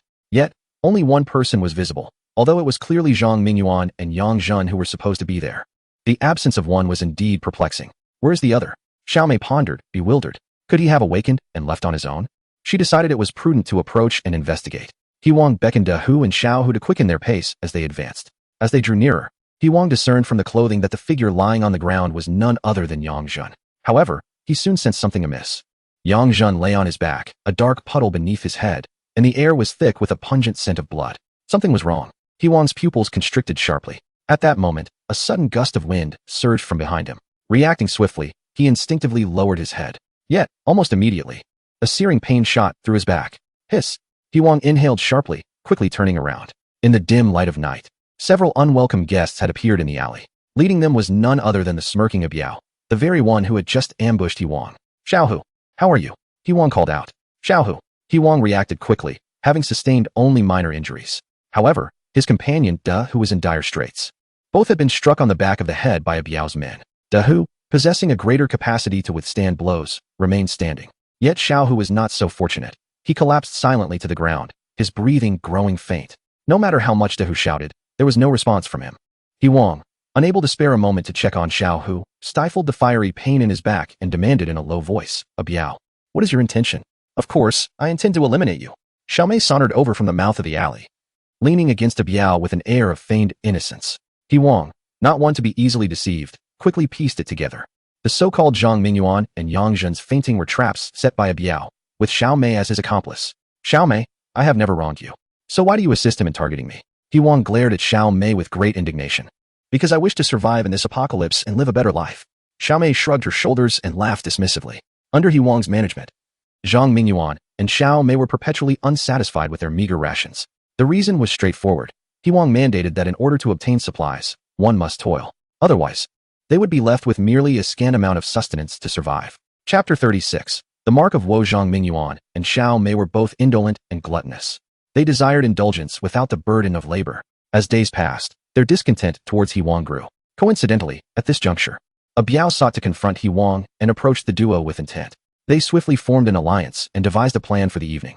To prove his loyalty to a Biao, Zhang Mingyuan resolutely eliminated Yang Zhen, setting a trap in the process. Yang Zhen, who had kindly welcomed Zhang Mingyuan into the team, unknowingly invited a wolf into the fold, a truly pitiable circumstance. He Wang glared at Zhang Mingyuan and Xiao Mei, his eyes ablaze with fury. These two ingrates, whom he had cared for, were conspiring with a Biao to bring about his demise. However, despite his anger, the most pressing concern was to devise an escape plan. A Biao seemed to perceive He Wang's thoughts and sneered. Brothers, be cautious. Do not let him escape. With a wave of his hand, his subordinates lunged toward He Wang in unison. He Wang was accompanied only by Dahu and Xiaohu.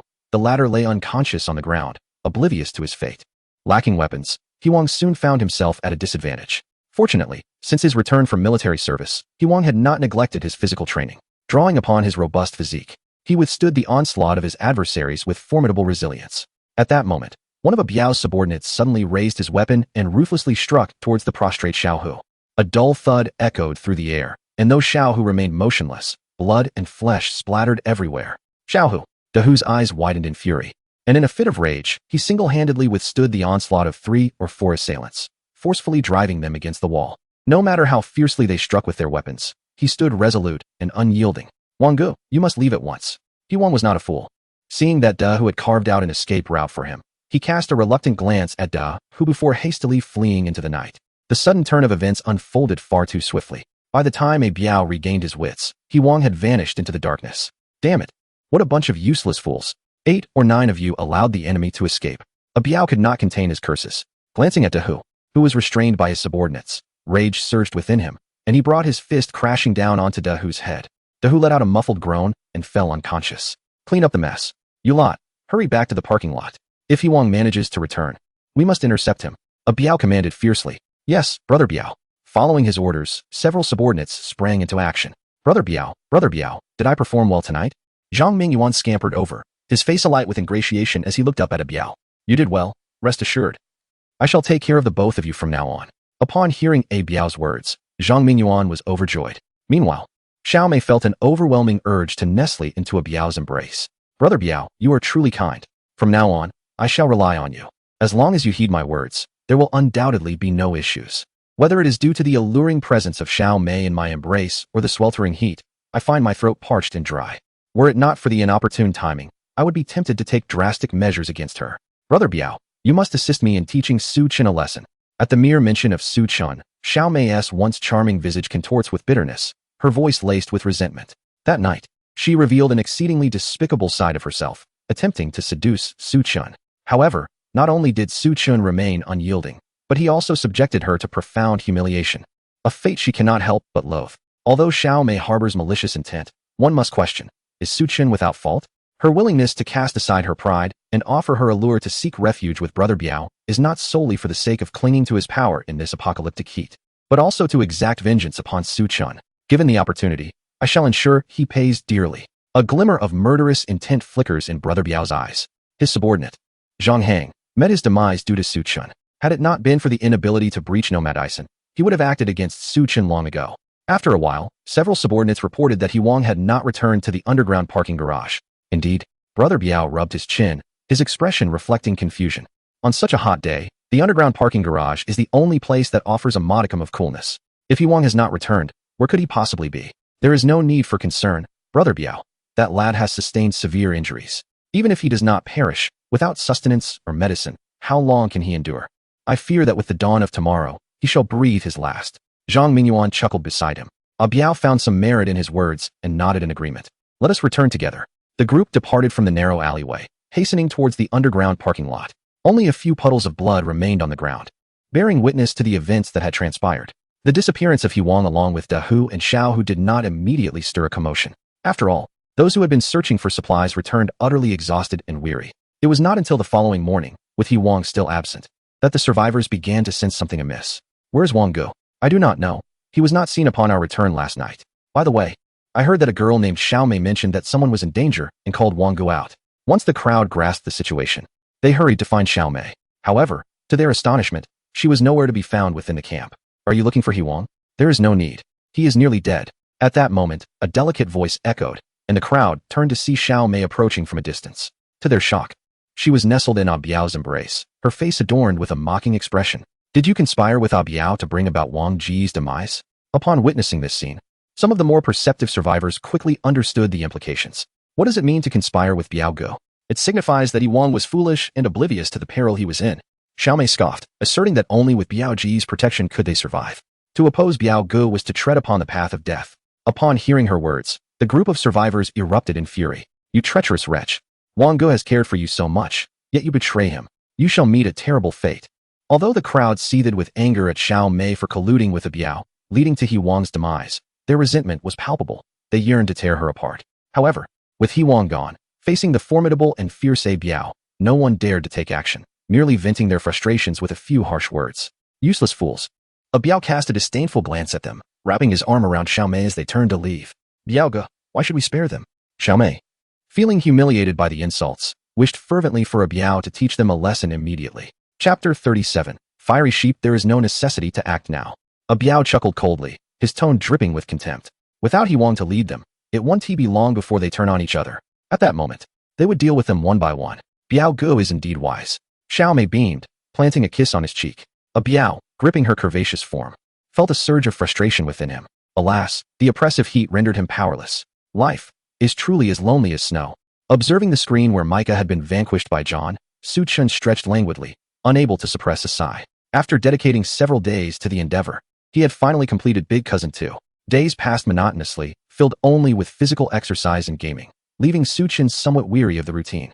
Living alone for an extended period had fostered a sense of emptiness and solitude. It seemed evident that he yearned for companionship. As he contemplated this, the intercom suddenly crackled to life. Aiken, are you there? Came the urgent voice of Lu Linger from the other end. What is it? Wang Gu. He has been killed by Xiao Mei. Su Chen's spirits lifted. It appeared there was intrigue to uncover. What happened? Lu Linger recounted in detail how Zhang Mingyuan colluded with Xiao Mei and Bai Gu to betray He Wang. Upon hearing this, Su Chen couldn't help but shake his head. He had previously warned He Wang to be wary of Bai. It seemed his counsel had gone unheeded. In this apocalyptic world, human intentions are often inscrutable. One may assist others, but such assistance must not come at the cost of one's own safety. Otherwise, it transforms from benevolence into foolishness. He Wang was precisely that type of individual. Aiken, what should I do now? I am so frightened, Lu Linger lamented, her voice tinged with genuine fear. Since the onset of the scorching apocalypse, numerous lives had been tragically lost. Even He Wang, robust and regarded as a leader, had been easily dispatched by Bai. Lu Linger, a fragile woman, at this moment longed to find solace in Su Chen's embrace, to weep freely. Do not fear. In the short term, Bai will not lay a hand on you, Su Chen replied calmly. Given the current circumstances, it appeared that Bai had not yet reached a point of desperation. The survivors still possess a considerable amount of supplies. Even if a Biao were to take action, he would not consider Lu Linger as a target. It is only when the resources of Phoenix Mountain have been nearly exhausted that a Biao and his companions would turn their attention to individuals like Lu Linger in order to survive. A Chun, are we truly unable to return? Lu Linger inquired softly. We cannot return. Su Chen's tone was resolute. After enduring the trials of the apocalypse, he had transformed into a man of substance, no longer willing to play the role of Lu Linger's devoted admirer. Upon hearing Su Chen's response, Lu Linger's expression dimmed. But rest assured, as long as you heed my words, I will consider allowing you to join us. Lu Linger was momentarily taken aback. Then her eyes brightened, and she nodded vigorously. A Chun, you can trust me. I will follow your every instruction. Very well, in the coming days. If a Biao and the other survivors make any moves, report to me promptly. Su Chen commanded before setting down the walkie-talkie. Meanwhile, hidden within the stairwell, Lu Linger couldn't help but smile. Although she could discern from Su Chen's demeanor that his feelings for her had indeed waned, she remained optimistic. As long as she could enter Normadison and return to Su Chen's side, she was certain she could rekindle his affections. Carefully concealing the walkie-talkie, Lu Linger filled her stomach with the food Su Chen had previously provided before finally leaving the stairwell. However, before she could reach her destination, a figure hurriedly approached her. Thank heavens, I've finally found you, Linger. Dr. Wang, is there something you need? Lu Linger inquired, her brows slightly furrowed. With Yang Zhen and He Wang harmed, and Xiao Mei having allied with Biao, while Zhang Mingyuan proved unreliable, Lu Linger found herself in a state of utter isolation. Fortunately, at this moment, Dr. Wang Yi, one of the survivors, extended a lifeline to her. Lacking the protection of Su Chen, Lu Linger made the swift decision to join Wang Ye's team without hesitation. However, shortly after her arrival, she began to feel a pang of regret. It was not that Wang Ye's demeanor was unkind. Rather, it was excessively amiable. Not only did he inquire about her well-being daily, but he also generously shared his meager supplies with her. Most astonishingly, he even waited outside while she attended to her personal needs. Such behavior was utterly overwhelming. Lu Linger had never been fond of sycophants, and at this juncture, her thoughts were solely focused on rekindling her connection with Su Chen. It's been quite a while since I last saw you. I was beginning to worry something had happened. Wang Yi expressed with genuine concern. My apologies, I had just stepped away, Lu Linger replied. That's fortunate. Oh, by the way, we're about to hold a meeting. You should join us. A meeting? Lu Linger contemplated declining, but then remembered Su Chen had instructed her to gather intelligence about the other survivors. She nodded. Very well. Please lead me there. Wang Yi courteously guided Lu Linger toward a secluded corner where most of the survivors had congregated. Upon their arrival, some of the attendees impatiently urged, Dr. Wang, hurry up. We've all been waiting for you. I know. Wang Yi responded. Wang Yi waved his hand, pulled over a mat, and beckoned Lu Linger to sit down. Following He Wang's demise, the so-called Survivor Alliance had become nothing more than a facade. Were it not for their fear of a Biao, they would have likely disbanded long ago. In recent days, they had convened frequently to deliberate on how to confront a Biao. I have long asserted that a Biao and his cohort number only about 20. Our numbers greatly surpass theirs, and if we unite our efforts, we could easily vanquish them. One discontented individual grumbled. Fine, you lead the charge, and we shall follow. Another quickly retorted. Upon hearing this, the first speaker fell silent. They all understood a Biao's ruthless nature and formidable combat skills. Anyone who took the lead would likely be putting their life at risk. Just as it seemed today's discussion would yield no fruitful outcome, someone suddenly spoke up. I happen to know a way to easily eliminate a Biao. At this proclamation, all eyes turned toward the speaker. It was none other than Zhang Mingyuan. After He Wang's tragic end, Zhang Mingyuan had returned to the camp, claiming he had also been victimized by Xiao Mei and had narrowly escaped death. The assembly held no skepticism toward his words. What method do you propose? Wang Yi inquired urgently. No matter how skilled a Biao is, can he outmatch a firearm? Zhang Mingyuan replied leisurely. That's a valid point. But who among us possesses a gun? Someone questioned, puzzled. Clearly, it is Su Chen. Zhang Mingyuan pointed at the distant nomad Ison with a sardonic smile and remarked, "Let us not forget that Zhang Heng was shot by Su Qin and ultimately succumbed to his injuries. If we were to acquire his shotgun, not just one, but 10 of a Biao would surely meet their demise." His words garnered considerable agreement among the crowd. After all, within a 10-step range, a gun is both swift and precise. However, a question soon arose. Will Su Qin lend it to us? Indeed, he has been unwilling to share even supplies. Nor does he permit us entry into his RV. Would he really entrust us with a firearm? In response to the collective skepticism, Zhang Mingyuan, with a grin, replied, "With so many of us appealing to him, would he truly turn a blind eye to our plight? Moreover, let us not forget that Zhang Heng perished at his hands, and a Biao harbors a deep-seated grudge against him. The enemy of my enemy is my friend. If he possesses any wisdom, he ought to collaborate with us." Nearby, Lu Linger, hearing this, felt unconvinced. What nonsense are you spouting? Given Su Chun's current disposition, how could he possibly ally with you or even lend you a weapon? Yet, the other survivors were quite stirred. Zhang Xiao is right. Let us go find Su Chun and demand a gun. If he refuses, we shall compel him. Thus, the crowd rose en masse, heading toward the nomad Ison. Observing their retreating figures, a cunning smile crept onto Zhang Mingyuan's lips. After ensuring no one was watching, he swiftly turned and moved in the opposite direction. Bang, bang, bang. Led by Wang Yi, a group of survivors approached the vehicle with fervent knocks upon its door. The midday slumber of Su Chun was abruptly interrupted, stirring him from his restful state, and he awoke with a hint of displeasure. Casting a glance at the screen, he sighed in resignation. Why did these individuals insist on being as persistent as a stubborn adhesive, disrupting his peace day after day? With a languid yawn, Su Chun rose and ambled to the refrigerator, retrieving a chilled can of soda. He then sauntered to the window, lifting the steel panel. "Speak, what is it this time?" As Su Chun popped open the can and savored a sip of the refreshing beverage, the others could not help but swallow hard. To enjoy a sip of cold soda on such a sweltering day was indeed a rare delight. Su Chun, we have come to discuss a pressing matter." Wang Yi managed to divert his gaze from the soda, beginning to articulate his thoughts. "What pressing matter?" Su Chun inquired casually while adjusting the air conditioning to a cooler setting. "That scoundrel A Biao has killed Wang Gu. He is utterly inhuman." Wang Ye's voice was laced with fury as he recounted the incident. "And so?" Su Chun retorted, "What does that have to do with me? His ruthlessness knows no bounds. If this continues, he will surely eliminate us all." Wang Yi elaborated on the plan that had been deliberated amongst the group. "We intend to take the initiative and eliminate him first." At this revelation, Su Chun felt a twinge of surprise. He had not anticipated such boldness from the survivors. However, he understood that a Biao and his henchmen were formidable adversaries. They were not a match for them. "Do you not possess firearms? Might you lend us some? Once we eliminate A Biao, we shall return your firearm." Upon hearing Wang Ye's words, Su Chun nearly burst into laughter. "So you intend to take advantage of me regarding my weapon? Are you all out of your minds? One must comprehend that in a post-apocalyptic world, lacking resources necessitates the possession of force. Otherwise, how could one possibly survive? Without a doubt, a firearm constitutes the most formidable means of power." Su Chun must have been quite naive to entertain the notion of lending his gun to Wang Yi and his associates.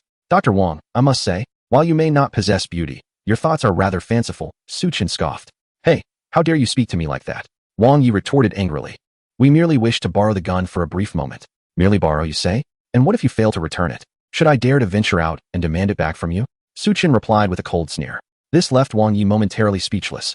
Observing the situation, the others chimed in. "With so many of us as guarantors, what do you have to fear? Indeed, it is but a mere old gun. Su Chun, if you refuse to assist us now, once A Biao comes for us, you won't escape either."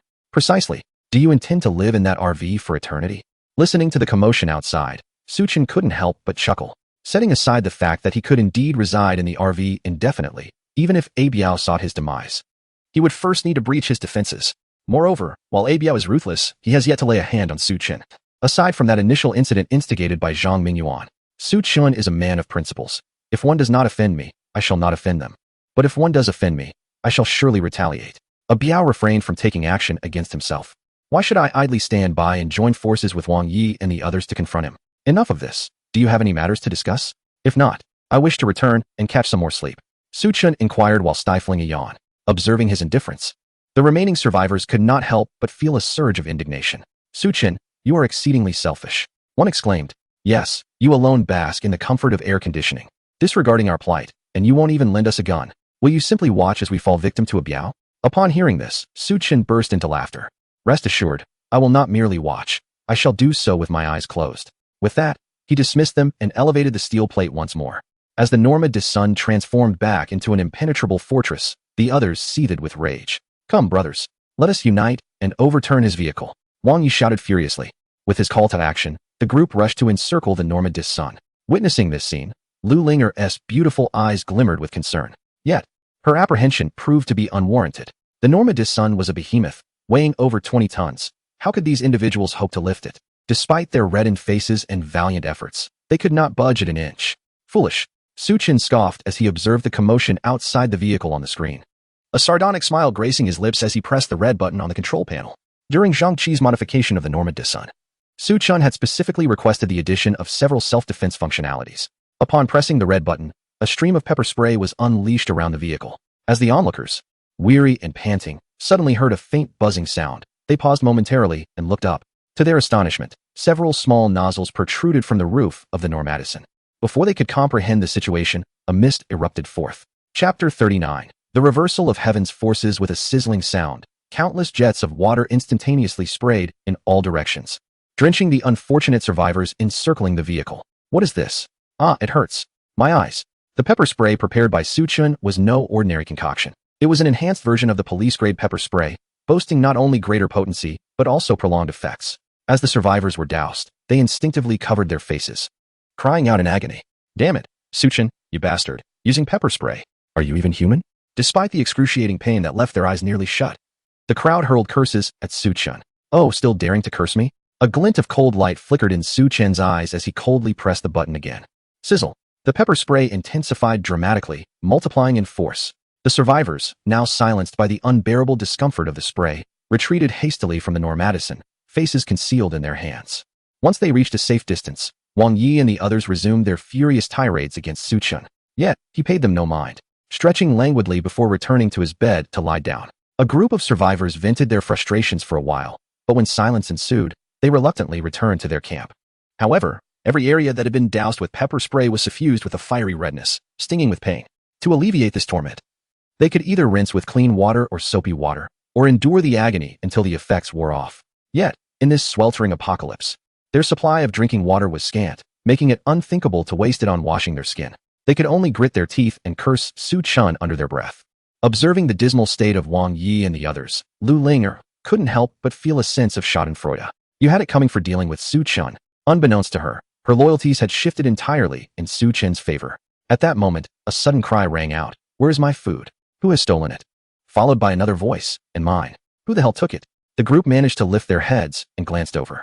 It turned out that several survivors, upon returning to their spots, discovered their belongings in disarray, with supplies vanished without a trace. One middle-aged man named Fan Xin, brandishing a watch, shouted in fury. Whose watch is this? Wang Yi, struggling to open his bloodshot eyes, scrutinized it for a moment before exclaiming, Isn't this my Rolex? How did it end up with you? Your Rolex? Fan Xin erupted in anger, pointing at Wang Yi and cursing, You bastard, hand over my food and water immediately. What food and water? What are you talking about? Wang Yi replied, utterly perplexed. Are you still playing dumb? Fan Xin raised Wang Yi's Rolex with a fierce expression, declaring, My provisions and water have vanished, yet your watch inexplicably appears in my bag. It must be you scoundrel, who has pilfered my supplies, only to inadvertently leave behind your watch. Upon hearing this, the crowd cast doubtful glances at Wang Yi. The disappearance of Fan Xion's resources, juxtaposed with the sudden presence of Wang Yi's watch, was indeed peculiar. Utter nonsense. I did not take it, Wang Yi retorted, his face flushed with indignation. My supplies have also vanished, Wang Yi. It must have been you who took them. Another survivor exclaimed, having just realized his own provisions were missing. Wang Yi felt on the brink of collapse, akin to someone who had consumed a bowl of noodles only to be accused of having devoured two. As Wang Yi continued to deny the accusations, the two factions of survivors grew increasingly furious, surrounding him. Fortunately, Wang Yi's team remained united, standing firm alongside him, resulting in a highly charged atmosphere. Just as tensions escalated, and a confrontation seemed imminent, a chilling voice broke through the air. What's going on here? A Biao, accompanied by his band of followers, sauntered over. The crowd was momentarily taken aback, their faces shifting to expressions of wariness. Regardless of their internal conflicts, they had yet to reach the point of mortal enmity. A Biao, however, was a different matter entirely. He was a man unafraid to resort to violence. There is no need for you to be anxious. A Biao chuckled lightly, having observed the commotion from earlier. Rest assured, I am not a bloodthirsty maniac. I have no desire to kill indiscriminately. With Yi Wang's demise, the group requires a leader. If you are willing, I can assume that role.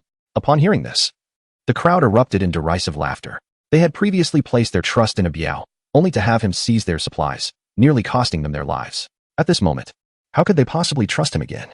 Seemingly perceiving their sentiments, a Biao leisurely remarked, as long as you submit 1/10 of the supplies you gather to me, I assure you it will be fair and just. Bah, you must be dreaming. We would rather die than allow you to lead us again. The crowd promptly rejected Biao's proposition. Biao smiled faintly, said nothing more, and turned to leave with his men. After his departure, the once tense atmosphere among the survivors began to ease. They glared at one another before parting ways. However, this turmoil did not dissipate easily. In the following days, supplies belonging to various survivors began to vanish mysteriously, and several individuals who ventured out in search of resources never returned. Distrust, suspicion, and animosity permeated the group of survivors. As the situation grew increasingly dire, Wang Yi reluctantly sought out Fan Xian and several other leaders to discuss the matter. Yet, no matter how he explained, others refused to believe that he was uninvolved in these incidents. Left with no choice, Wang Yi decided to take his team and directly seek refuge with Biao. Biao felt immensely gratified and graciously welcomed him. Following the collapse of the Wang regime, several conflicts erupted among the survivors. Two more teams, under suspicion from others, were compelled to seek refuge with Biao. Within a mere couple of days, the previously disorganized alliance of survivors declared its utter disintegration. Zhang Xiao, you have performed admirably. Biao remarked from within the vehicle, his arm around Xiao Mei, a smile gracing his face. You flatter me, Biao Gu. It is all due to your commendable leadership. Zhang Mingyuan replied, his expression one of sycophancy. With the advent of the apocalypse, the status of the two had undergone a dramatic reversal. Indeed, the incidents of stolen supplies and missing individuals within the survivor teams were orchestrated by Biao through Zhang Mingyuan. His objective was straightforward, to sow discord among the survivors, preventing them from uniting as a formidable force. Biao Gu, why exert such effort? Why not let them turn against one another? Xiao Mei, nestled against Biao's shoulder, inquired in a feigned, innocent tone. Rather than allowing them to annihilate one another, it would be wiser to turn them to my advantage. Biao's smile held a sinister undertone. This way, we can not only reap the benefits, but should resources become scarce in the future, we might extend our own survival. Though he did not elaborate further, the others grasped his implication. After all, Phoenix Mountain was a confined space, incapable of sustaining an abundance of resources. When the day came that supplies were utterly depleted, those survivors would become the last available sustenance. Xiao Mei swallowed hard, a chill running down her spine. Despite Biao's current benevolence, she realized that when resources ran dry, she too could very well become a source of sustenance. Yet, despite the fear, it is utterly futile now. Xiao Mei has already boarded Biao's pirate ship, and it is impossible for her to disembark. Such is the course of events. Lu Lingyo concealed herself in the stairwell, recounting the happenings of the past few days to Su Chen. This Biao possesses a modicum of intellect. Su Chen remarked with a cold smile, while toying with the PS5 in his hands. Initially, Biao hoarded resources, refusing to share with the other survivors. However, upon realizing that the survivors had united against him, he astutely adjusted his strategy, choosing to divide and conquer them to maintain his dominion. It is likely that the theft of supplies and the mysterious disappearances were orchestrated by Biao's orders. Unexpectedly, this Biao is not only ruthless but also quite clever, resembling a local tyrant. In another setting, he could very well dominate a territory, yet he is unfortunately trapped on this small Phoenix Mountain. It seems prudent to remain wary of this individual. Had I known earlier, I would have simply ended him with a bullet. Stay informed and report any developments promptly. I have left the food and water in the usual spot. Remember to retrieve them. Su Chen stated casually, since Wang Yi and his group have allied with Biao. For safety's sake, Su Chen did not permit Lu Linger to seek him directly. Instead, every time he emptied the black water tank, he placed approximately 3 days' worth of supplies in a designated location. After securing the walkie-talkie, Lu Linger returned to her post. The others had already made their preparations and gradually left the underground parking lot. With He Wang's absence, the living conditions for everyone have become increasingly dire. To avoid succumbing to hunger, one must inevitably venture out in search of supplies. Lu Linger, blending in among the survivors, ventured not far from the parking lot when she noticed the surroundings were desolate and uninhabited. She turned into a building at the roadside, making her way directly to the innermost room, where she opened the refrigerator. Although it lay dormant, it contained a modest cache of provisions. To Lu Linger's astonishment, amidst a heap of bread, there lay a portion of roasted meat. Driven by hunger, she hastily unwrapped it and devoured it ravenously. Once satiated, she placed the remaining supplies back into the refrigerator. After lingering in the room for a while, she felt it was time to return. Along the way, she encountered several returning survivors, each of whom appeared exhausted and empty-handed. Witnessing their plight, Lu Linger could not help but feel a twinge of relief. Fortunately, she had Su Chen by her side, sparing her from the worries of hunger and toil. At the entrance, a few of Biao's subordinates scrutinized Lu Linger's bag repeatedly before reluctantly waving her through. As soon as she settled back into her seat, she heard the familiar voice of Wang Yi. Linger, how have you fared? Did you find any supplies today? No, Lu Linger replied, suppressing her annoyance. What shall we do then? Are you hungry? If so, I have a packet of instant noodles here. Wang Yi kindly produced a packet of instant noodles and eagerly offered it to Lu Linger. However, having just indulged in roasted meat, Lu Linger had no desire for his instant noodles and politely declined. What a pity. It is all my fault. Otherwise, I would surely have filled your stomach. Wang Yi pounded his chest in frustration, a visage of deep remorse. Lu Linger found the situation utterly perplexing, feeling an intense sense of exasperation within. In the past, she had indeed played the role of a queen, akin to Xiaomei, nurturing a few fish for a period. Yet now, in this apocalyptic world, she had no inclination to consider Wang Yi as a mere backup. Ironically, Wang Yi persisted like an ardent admirer, relentlessly pursuing Lu Linger every single day. Just as Lu Linger prepared to deliver a definitive warning to Wang Yi, a soft, melodious voice interrupted her thoughts. Linger, I heard you failed to find supplies again today. Raising her gaze, Lu Linger noticed Xiao Mei approaching, her demeanor exuding a cheerful aura as she regarded the two of them. With Su Chen's assistance, Lu Linger was spared the worry of starvation. However, Xiao Mei, in her bid for survival, resorted to leveraging her allure to gain favor with Biao. Lu Linger felt a twinge of disdain for such actions. Once close friends, they had now drifted apart, having not spoken in several days. The unexpected visit from Xiao Mei led Lu Linger to suspect she had ulterior motives. Maintaining an impassive facade, Lu Linger feigned distress with a sigh. Indeed, all nearby supplies have been thoroughly scavenged. That one tea do, with your frail frame, enduring a few days of hunger would be quite unbearable, Xiao Mei said, her voice laced with concern. Then, with a shift in tone, she added with a smile, I happen to have a solution that could ensure your belly is full. What is this solution? Lu Linger feigned eagerness, hastily inquiring. Why not join me in seeking refuge with Brother Biao? What do you think? Xiao Mei suggested with a beaming smile. Lu Linger was momentarily taken aback, her heart swelling with contempt. Xiao Mei, having already resorted to selling her beauty, audaciously sought to involve me in serving Biao as well. How utterly shameless. I shall refrain from such an endeavor. I lack the fortune that you possess, Mei. Lu Linger resolutely rejected Xiao Mei's advances. Upon hearing this, a flicker of disdain crossed Xiao Mei's eyes. Was she truly attempting to maintain an air of superiority while on the brink of starvation? Were it not for Biao Ji's command, did she truly believe I would willingly seek her out? Before the apocalypse, Biao, while possessing some strength compared to ordinary individuals, was ultimately nothing more than a lapdog for the Mingyuan group. It was inconceivable for a man like Biao to ever taste the company of beauties like Xiao Mei or Lu Ling. However, with the advent of the apocalypse and the collapse of societal order, Biao, through his ruthless demeanor and formidable prowess, now held dominion over the survivors of Phoenix Mountain. His relationship with Zhang Mingyuan had inversely transformed. Zhang Mingyuan had become a mere dog under his command. After subduing Xiao Mei, Biao set his sights on Lu Linger. Eager to experience the pleasures of a dual partnership, akin to the delights enjoyed by the affluent second generation like Zhang Mingyuan. Although he could resort to force, such matters were far better when approached with willingness. Thus, Biao dispatched Xiao Mei to persuade Lu Linger. We are on the verge of starvation. You must abandon your lofty pretensions. Noticing Lu Linger's resolute stance, Xiao Mei ceased her attempts and simply turned to leave. Linger, it is my fault for being inept, for failing to procure food to sate your hunger. There is no need for you to maintain your pride. Only by aligning yourself with Biao Ge can you ensure your survival, Wang Yi remarked, his face etched with guilt. His heartwarming words could make even the passing dogs bark a few times, truly touching. However, for Lu Linger, they only elicited a wave of nausea. She hastily conjured an excuse to send Wang Yi away. Meanwhile, upon returning to Biao, Xiao Mei conveyed Lu Linger's attitude to him. Brother Biao, that Lu Linger is quite ungrateful. Should we not capture her and have our way with her? Manager Dang interjected fiercely. Having endured such a harsh existence in the apocalypse, his once warm and friendly demeanor had been subtly altered by Biao, revealing a more ruthless side of his character. Old Dang is right. Zhang Mingyuan nodded in agreement. Before the apocalypse, he had long desired to win Lu Linger over, but had never found the opportunity. If Biao were to force Lu Linger, perhaps he too could benefit from the aftermath. Why rush? Let us wait a couple more days. When she grows hungry and weak, she will naturally seek me out. Biao remarked leisurely. Such matters, like those involving Air Fei, were only enjoyable when willingly embraced. Furthermore, he had no intention of being overly brutal, as he did not wish to frighten away the newly allied Wang Yi and his companions. It must be said, Biao's calculations were indeed astute. After all, when one is on the brink of starvation, who would still care for the notions of propriety and honor? Yet, before Biao and his companions could await Lu Linger's capitulation, a new crisis emerged. For several consecutive days, the survivors had failed to scavenge any supplies.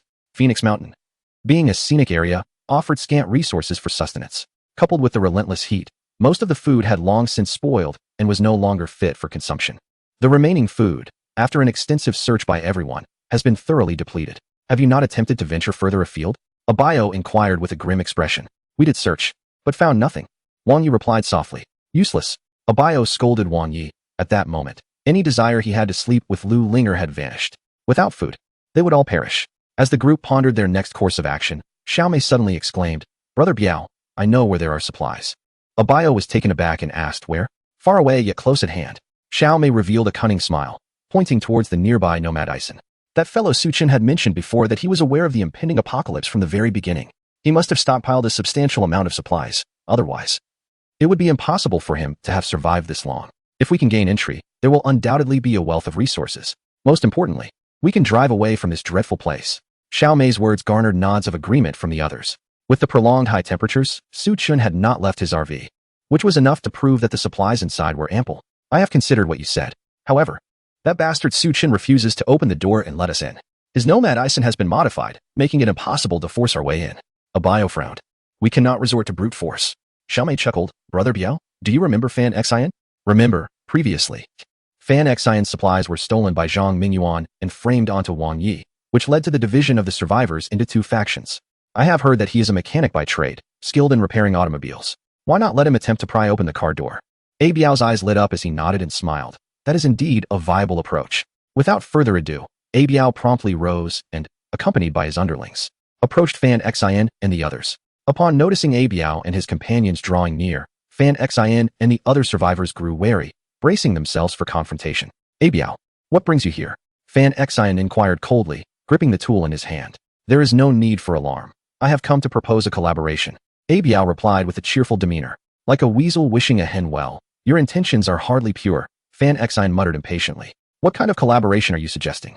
A Biao feigned ignorance of Fan Xian's disparaging remark and continued to smile. If I am not mistaken, you have not found any supplies in the past 2 days, have you? After a brief moment of hesitation, Fan Xian nodded. They had scoured the vicinity for several kilometers, finding not a trace. I know of a location abundant with supplies. Let us join forces, and we shall split it evenly. What say you? Faced with A Biao's proposition, Fan Xian did not readily acquiesce. Instead, he cautiously replied, First, outline your specific plan. A Biao gestured towards Su Chin's Normadison and laid out his scheme. Upon hearing this, Fan Xian's interest was indeed piqued. Acquiring supplies is a trivial matter.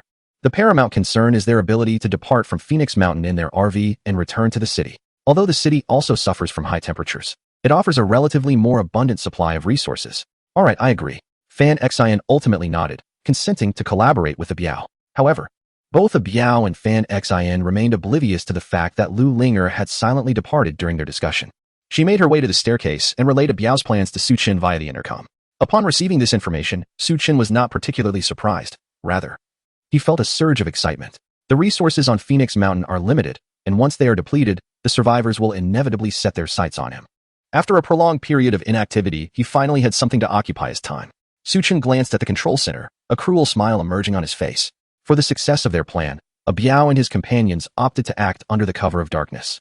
As the minutes slipped by, it was only deep into the night that Biao, Fan Xian, and the others stealthily approached the Normadison. Having been doused with pepper spray, Fan Xian had learned to be wiser. He procured a pair of sunglasses, donned a sun-protective jacket, and, flashlight in hand, began to examine the car lock of the Normadison. How about it? Can you open it? Biao inquired in a hushed tone. Let me give it a try, Fan Xian replied, picking up a screwdriver and tweezers, carefully inserting them into the lock. As the group waited with bated breath, Fan Xian suddenly began to tremble uncontrollably, as if afflicted by a sudden ailment. What's the matter with you? Manager Dang, standing nearby, couldn't help but ask. Not receiving a response, he foolishly reached out to pat him on the back. However, the moment the manager's hand fell upon Fan Xian, he trembled violently. Chapter 42, You Old 6. The others, perplexed by the situation, were about to reach out to them, eager to discern the matter at hand. Stop. Biao was the first to react, stepping back a few paces while drawing in a sharp breath. That bastard Su Chin has electrified the car door. The crowd momentarily froze, hastily retreating a few steps. Faced with the visibly trembling Manager Dang and Fan Xian, their expressions were filled with dread. Su Chin, you truly are inhumane. You Old 6. Indeed, aside from the pepper spray, Su Chin had anticipated the possibility of someone tampering with the locks when modifying the Normadison. He had instructed Zhang Qi to electrify the lock cylinder. Once the switch was activated, the current would flow through the lock. The instant someone touched it, they would be met with an electric shock. While it was not as terrifying as high-voltage electricity, it could easily prove fatal. Hearing the chorus of curses from outside, Su Chun smiled faintly, and increased the current. In an instant, Manager Dang and Fan Xian were enveloped in smoke, their hair standing on end. Yet, after a brief moment, they fell silent. When Su Chun turned off the current, their bodies collapsed to the ground with a thud, though the bonds among them were not particularly deep. Witnessing the tragic demise of Manager Dang and Fan Xian ignited a mix of fury and resentment within the crowd. Su Chun, you are exceedingly ruthless. Those were 2 lives you just extinguished. With unreserved derision, Su Chun activated the microphone, his voice laced with scorn. I am ruthless and merciless, you say? Had you not attempted to breach my domicile, would their demise have occurred? A momentary silence befell the crowd, their voices quelled. Even so, Xiao Mei feigned indignation. You cannot commit murder. Regrettably, Su Chun retorted, I have. What recourse do you propose? If you possess the audacity, venture forth and engage me in combat. Su Chun's audacious pronouncements reverberated through the speakers, further enraging the assembled throng. Ah Biao, with a commanding gesture, proclaimed in a frigid tone, Brethren, let us unite and take action. Upon gaining entry, we shall dispatch this miscreant, Su Chun. Prior to their arrival, they had formulated a contingency plan. In the event of their inability to breach the vehicle's portals, they would proceed to overturn the recreational vehicle, thereby compelling Su Chun to emerge. In anticipation of Su Chun's deployment of pepper spray, the assembly had procured an assortment of garments. Upon hearing Ah Biao's decree, they hastily donned their apparel and encased their heads in plastic receptacles. A multitude of individuals, akin to an army of ants, encircled the vehicle, collectively endeavoring to displace it. Through their concerted efforts, the vehicle exhibited a perceptible tremor, much to Su Chun's surprise. The adage many ants can devour an elephant held a semblance of truth. Fortunately, Su Chun possessed a stratagem. With a sardonic grin, he unveiled another covering and depressed the underlying button.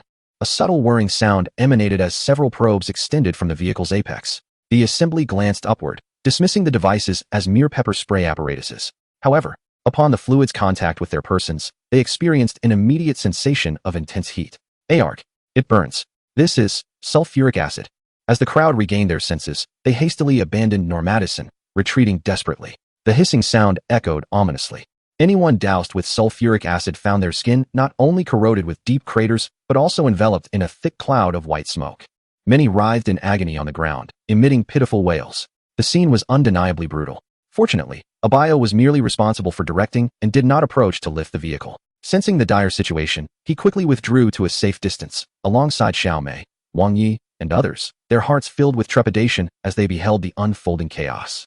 Once the spraying ceased, the remaining survivors rushed to retrieve the injured. Some who had been splashed directly with sulfuric acid were already lifeless, while the others weakly moaned in despair.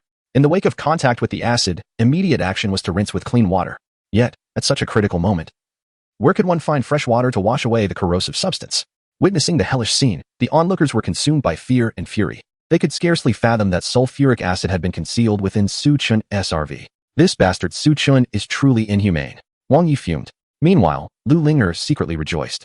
Fortunately, Su Chun was prepared. Had you charged in, you would surely have met your demise. As the prospect of another failure loomed, the crowd's morale waned, and thoughts of confronting Su Chun dissipated. At that moment, the side panel of Normatisan slowly ascended, revealing a massive bulletproof glass. Inside the vehicle, Su Chun poured himself a glass of 1982 Lafite, and with grace, he picked up a knife and fork, indulging in an exquisite meal. What a pinnacle of enjoyment this was. The crowd swallowed hard, their gazes towards Su Chun transforming from animosity to envy. This scoundrel, who had caused so much death and injury, could still indulge in food. How absurd, to drink wine in such a manner, truly a wild boar unfit for fine grains. It seemed that Su Chun had heard their murmurs of indignation. He raised his wine glass toward them and downed its contents in one go. Amidst the envious stares of the survivors, Su Chun, having satisfied his hunger and thirst, waved his hand and then closed the car window. Yet, he did not rest immediately. Instead, he leaned back in the massage chair, contemplating his next course of action.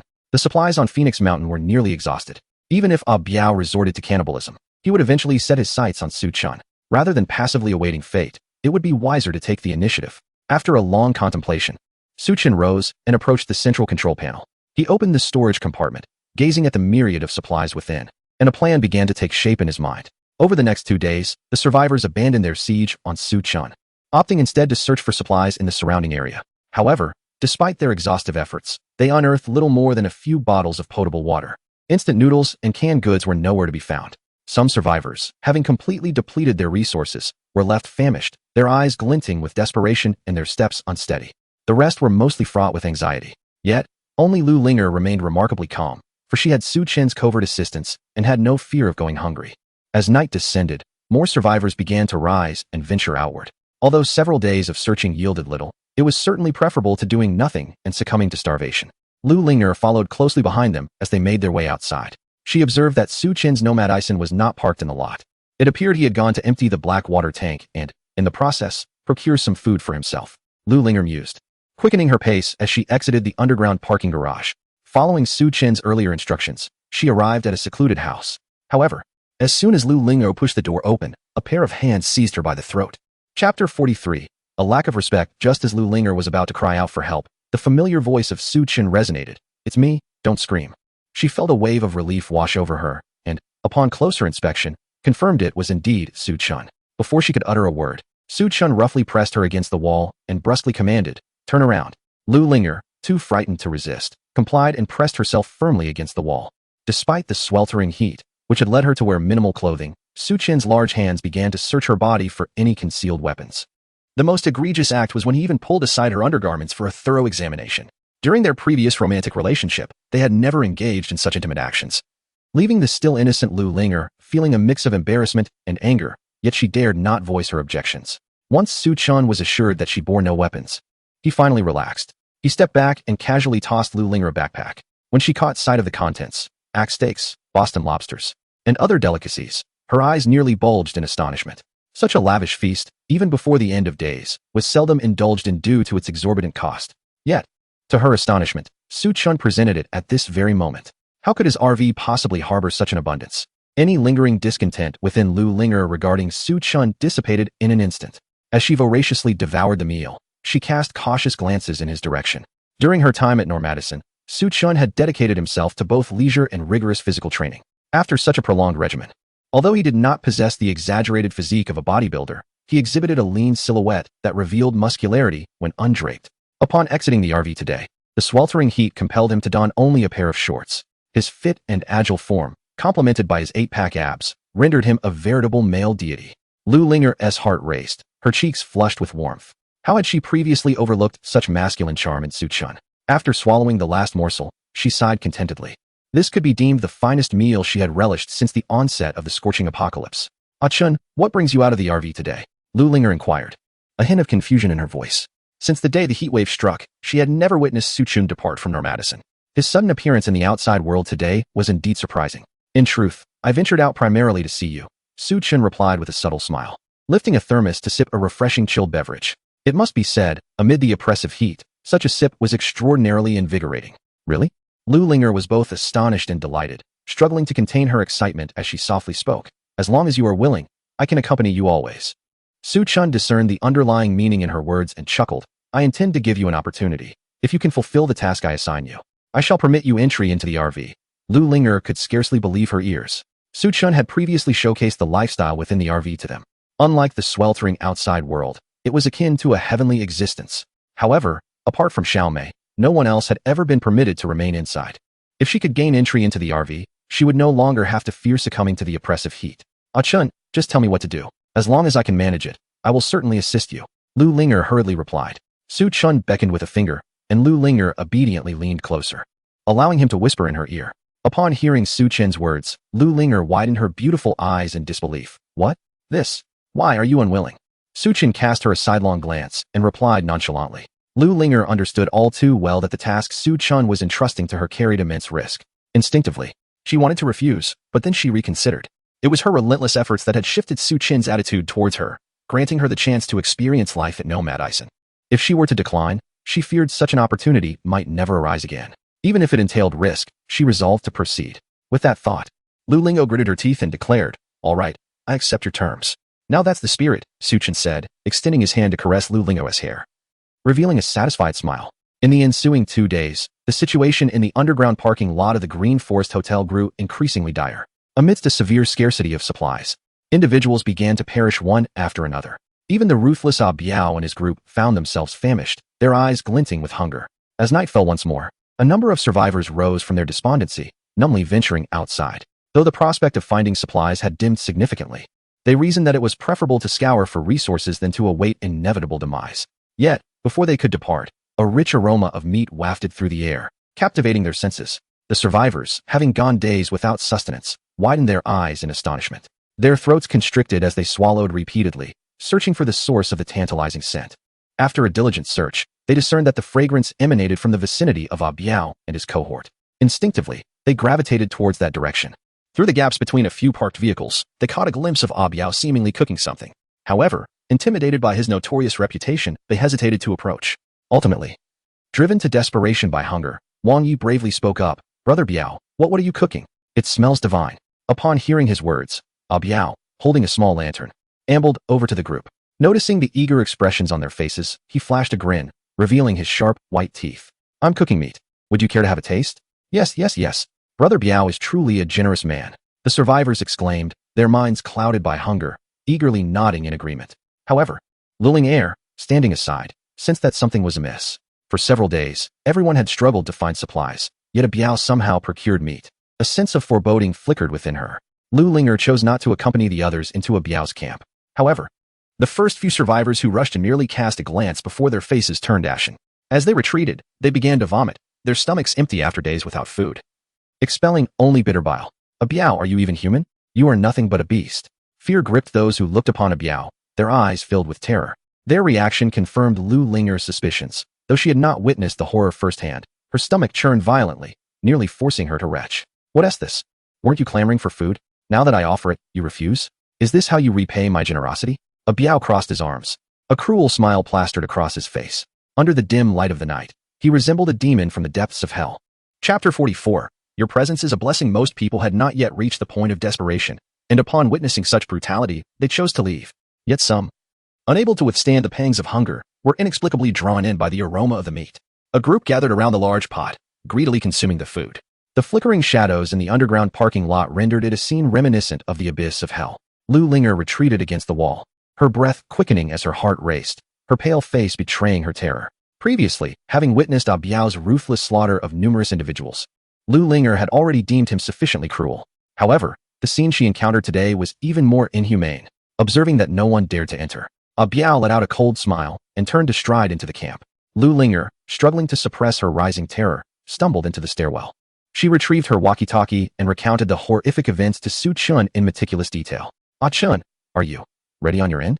I cannot bear to remain here any longer." Lu Linger's voice trembled with a hint of sobbing, although she was unaware of who was inside the pot. She was certain that if this continued, she, a fragile woman, would undoubtedly become a target for Ah Biao. She would rather perish from starvation than become sustenance for Ah Biao and his ilk. In desperate circumstances, the phenomenon of cannibalism is, regrettably, not uncommon. In his past life, Su Chun had become accustomed to such grim realities and felt little surprise. "Rest assured, I am prepared. If the opportunity arises in the next couple of days, you may act," Su Chun reassured her. Ah Biao's primal instinct to survive through cannibalism was a human trait, and Su Chun chose not to intervene. However, the moment Ah Biao contacted others to target Su Chun, it became intolerable. Having committed one act, Ah Biao would certainly not hesitate to repeat it for the sake of survival. To preemptively eliminate any threats, Su Chun resolved to eradicate him. "All right, I will follow your lead." Lu Linger felt a surge of relief and quickly nodded in agreement. Within the camp, a satiated Ah Biao lounged in the vehicle. Reclining on the seat while embracing Xiao Mei, his eyes closed in a blissful state of rest. "Brother Biao, the deceased were hardly substantial in flesh. Why did you summon the others?" Xiao Mei leaned against Ah Biao's embrace, her voice laced with a delicate charm. Unlike the benevolent Lu Linger, Xiao Mei, who was inherently a manipulative vixen, had utterly forsaken her self-respect after aligning with Ah Biao. In the face of hunger, she felt no revulsion, opting instead to follow him. Though her beauty paled in comparison to Lu Linger's, she was still considered attractive. However, at this moment, her complexion was ghastly pale, and her eyes shimmered with an eerie light. Her extreme emaciation rendered her smile not only unattractive but also unsettling, resembling a specter from a horror film. "What do you understand? How long can we sustain ourselves on the flesh of the few who perished?" Ah Biao retorted with a sneer. "What shall we do if no others succumb to hunger? Given Brother Biao's formidable strength, it is only logical to eliminate a few more." Xiao Mei replied without a moment's hesitation.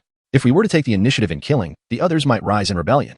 Why not unify them first, targeting the weaker ones who refuse to join us? Besides, keeping them alive serves our future interests."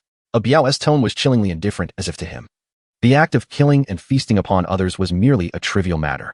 Brother Biao is indeed astute. Xiao Mei couldn't help but giggle in admiration. Yet, she remained blissfully unaware that on the day they had eliminated everyone else, Ah Biao might very well consider her as his next meal. At that moment, A subordinate approached and tapped on the car window, announcing, "Brother Biao, the woman named Lu Linger is looking for you." Upon hearing this, Xiaomei was momentarily taken aback, then let out a cold laugh, remarking, "It seems that this little vixen can no longer endure and wishes to submit to you, Brother Biao. Unfortunately, it is too late." Brother Biao snorted disdainfully, his eyes gleaming with lascivious intent. "Perhaps we should first indulge in her. Then," he mused, "that would be splendid. Brother Biao, she is my dear confidante. You must reserve the finest parts for me." Though she claimed Lu Lingo was her closest friend, Xiaomei's tone was laced with a ravenous desire. "Huh. With a confidant like you, it is indeed her fortune." Brother Biao laughed heartily, nodding at his subordinate. Before long, Lu Linger was brought before Brother Biao. Although the scene had been tidied, the sight of the remaining bones in the pot made Lu Linger feel an overwhelming urge to vomit. Observing her expression, Xiaomei couldn't help but curl her lip, filled with a desire to eliminate her. Despite their previous camaraderie, Xiaomei had always harbored jealousy towards Lu Linger. In their university days, Lu Linger was pure and sweet, the dream goddess of countless boys. Though Suchin was not from a wealthy family, their love was envied by many. In stark contrast, Xiaomei had a tumultuous romantic history. Infatuated with a delinquent in middle school, a teacher in high school, a military instructor during training, and a driving coach while learning to drive. Her life was characterized by chaotic affairs, creating a vivid contrast between the two women. It is precisely for this reason that Xiaomei has gone to great lengths to lead Lu Linger astray. Now, Xiaomei, having resorted to selling her charms, mingles with a Biao, employing unscrupulous methods to survive. Observing Lu Linger's desire to maintain her purity, she can hardly bear it. "Linger, how did you come to associate with Brother Biao? Are you so desperate for sustenance?" Xiaomei inquired with a sly smile. Lu Linger cast a glance at her without responding, instead focusing on a Biao. "Brother Biao, I have something of great importance to discuss with you." A Biao, slightly taken aback, pondered, "What is it?" "It is quite significant. I wish to speak to you privately," Lu Linger replied calmly. "Brother Biao, she is surely just putting on a show." Do not heed her words, Xiaomei interjected, feeling anxious as Lu Linger chose to engage a Biao instead of her. Fearing that Lu Lingo might attempt to win a Biao's favor to usurp her position, she hurriedly interrupted. "It's all right. I shall listen and see what she has to say."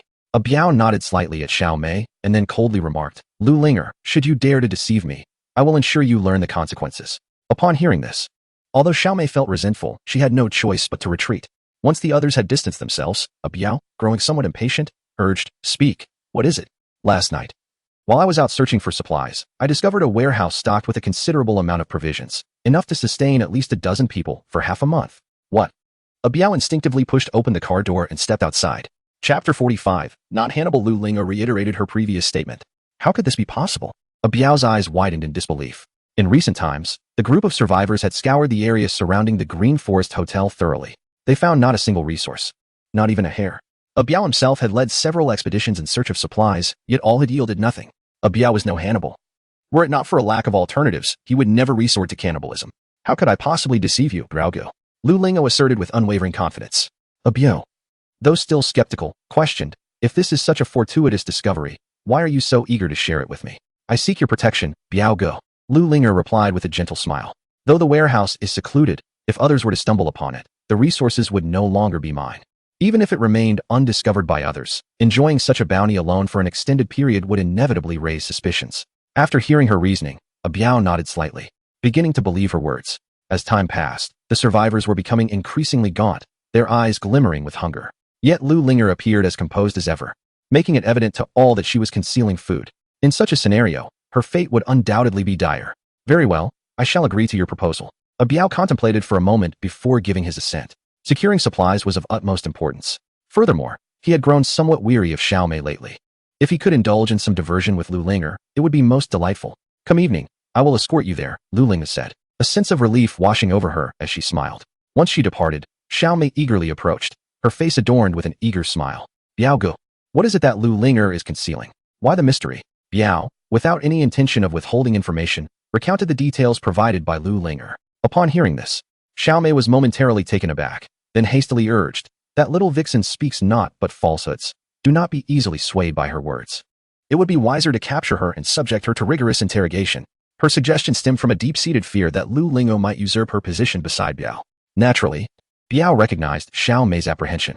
With a chuckle, he playfully squeezed Xiaomei's well-defined figure and reassured her, "A mere girl like Lu Ling cannot stir up any significant trouble. As long as you heed my commands, I shall ensure you are treated well." After He Wang's removal, the remaining survivors were disjointed and posed no threat to Biao and his companions. Within the entirety of Phoenix Mountain, Biao's sole concern was the elusive Su Chun, who remained hidden within his RV, posing no imminent danger. Xiaomei wished to continue, but Biao's demeanor shifted, his smile vanishing in an instant. What? Are you questioning me? No, no. How could I dare to question Biao Gu? I am entirely at your service. Xiaomei exclaimed, startled, and quickly clarified her stance. Her survival hinged on Biao's goodwill. Should he turn against her, she feared she would become mere sustenance in the pot. That's more like it. Biao retorted with a dismissive snort, pushing Xiaomei aside as he strode toward the others. In no time, a gathering of his subordinates convened. Upon hearing Abayo mention the supplies, their eyes sparkled with excitement. Indeed, there were choices, and no one wished to resort to cannibalism. Abayo and his companions had made their preparations in advance, patiently awaiting the onset of nightfall. To be on the safe side, Abayo instructed his subordinates to keep a watchful eye on the other survivors. As dusk approached, he pondered briefly before seeking out Wang Yi among the survivors. Dr. Wang, I have a favor to ask of you, he stated. Wang Yi initially intended to decline, but the insincere smile on Abayo's face compelled him to acquiesce. If it is Brother Biao's command, so be it. Go knock on Su Chen's car door and simply ask him for food, Abayo instructed. Wang Yi was taken aback, his face falling in despair. Brother Biao, isn't this sending me to my doom? He recalled how the survivors had previously besieged Nomad Ison, only to be met with gunfire, pepper spray, electric shocks, and acid, various forms of brutal retaliation. The losses among the survivors had been catastrophic, and Wang Yi was loath to seek out Su Chen again. Rest assured, if you go alone and merely request food, he will not harm you, Abayo assured him. However, when Wang Yi still hesitated, Abayo's expression darkened, and he coldly warned, if you refuse to go, do not blame me for being ungracious. A tremor of fear coursed through Wang Yi. He dreaded becoming food for Abayo and his ilk, and thus reluctantly nodded in agreement. He slowly rose to his feet, dragging his feet as he approached Nomad Ison. Knock, knock, knock. Wang Yi knocked on the car door, his heart pounding with trepidation. Fortunately, no pepper spray or acid was unleashed. Instead, the steel panel gradually lowered, revealing Su Chen's figure. What is it? He inquired. Brother Su, I am truly famished. Could you possibly? Wang Yi's words were abruptly interrupted by Su Chen, who harshly retorted, what does it matter to me? The steel plate of the vehicle slowly rose again, obscuring the situation within. Wang Yi was momentarily taken aback, then resignedly turned to leave. Biao Gu, it truly isn't my fault. Wang Yi cautiously conveyed Su Chen's demeanor to a Biao. Are you certain Su Chen is inside the vehicle? A Biao asked in a low voice. I am absolutely certain. Very well, it's fine now, you may go. A Biao waved his hand. Wang Yi, momentarily dazed, hurriedly took off running. Since Su Chen remained in the vehicle, he had nothing to fear. A Biao thought this as he nodded to his subordinates. Ever since Manager Dang's demise, the hotel staff had all been integrated into a Biao's ranks. Now, he commanded nearly 20 individuals. According to Lu Linger's description, there was a considerable amount of supplies, prompting a Biao to mobilize his entire crew. As for Xiaomei, she was left at the camp, powerless to defend herself, to prevent anyone from pilfering. A Biao led his men directly to Lu Linger, who was also well prepared. She promptly rose and guided a Biao and his entourage out of the underground parking lot. Utilizing a camera with night vision capabilities, Su Chun observed the entire process. Watching a Biao and his group depart, he reclined in the massage chair, a chilling smile appearing on his face. He simply needed to await the outcome in silence. Lu Linger led the way, guiding a Biao and his entourage forward. Before long, the surroundings transformed into a desolate landscape. This area remained undeveloped and rather remote, with only a few scattered buildings. However, a Biao felt no sense of unease. After all, if the warehouse were not situated far from the resort hotel, it would have likely been discovered long ago for its stored supplies. Brother Biao, the supplies are inside there, Lu Linger indicated towards a nearby warehouse. A Biao did not rush in but instead observed cautiously, responding, all right, you lead us in. Chapter 46, The Trap Without Hesitation. Lu Linger guided a Biao and the others to the rear of the warehouse. There stood a rusted iron door, which yielded easily with a slight push. Lu Linger took the lead, circling around twice before entering a spacious storage room. In the center of the room lay a considerable pile of items, concealed beneath a tarpaulin, rendering their true nature invisible. The supplies are right there, Lu Linger pointed towards the tarp. A Biao signaled one of his men, who stepped forward to lift the covering. With the aid of a flashlight, everyone could clearly see that beneath the tarp was a stockpile of bottled water, instant noodles, and other provisions. After days of hardship, a Biao and his companions were taken aback by the sheer volume of supplies before them. This bounty would suffice for at least half a month. Now you can believe me, right? Lu Linger asked with a gentle smile. Absolutely. Rest assured, I will protect you. No one dares to harm you on Phoenix Mountain. I will not let them go unpunished. A Biao exclaimed, filled with joy as he patted his chest in promise. Very well, Biao Gu. You may take your time with the transportation. I shall take my leave for now. Upon witnessing such a plethora of supplies, A Biao completely dispelled any doubts he held regarding Lu Linger. With a grand gesture, he chuckled. All right, you may return and rest. Lu Linger cast a glance towards the center of the room, where a Biao's subordinates had already torn open a box of instant noodles, indulging in their feast. She chose not to say anything further and swiftly turned to depart. Once she exited the warehouse, Lu Linger finally exhaled deeply, the weight on her heart having been lifted. Every action she had taken was in accordance with Su Chen's directives. Fortunately, her performance had been sufficiently convincing to deceive a Biao. However, Su Chen had merely instructed her to guide a Biao and his group to the warehouse before hastily leaving, without detailing her subsequent course of action. Lu Linger glanced around, finding no one in sight. Just as she was about to leave, a figure suddenly appeared ahead of her. As the figure approached, Lu Linger recognized him and was taken aback, exclaiming, He Wang. Indeed, the figure that had materialized was none other than the long-missing He Wang. Miss Lu, he greeted, carrying 2 large buckets. You're not dead? Lu Linger stammered, her voice brimming with disbelief. After being ambushed by a Biao, leading to his disappearance, everyone presumed He Wang had perished. Yet, Lu Linger never anticipated that he would appear here this very night. It's a long story. It was Su Chen who saved me, He Wang explained, setting down the buckets as he spoke. He relocked the warehouse door and then gathered a pile of miscellaneous items to completely block the exit.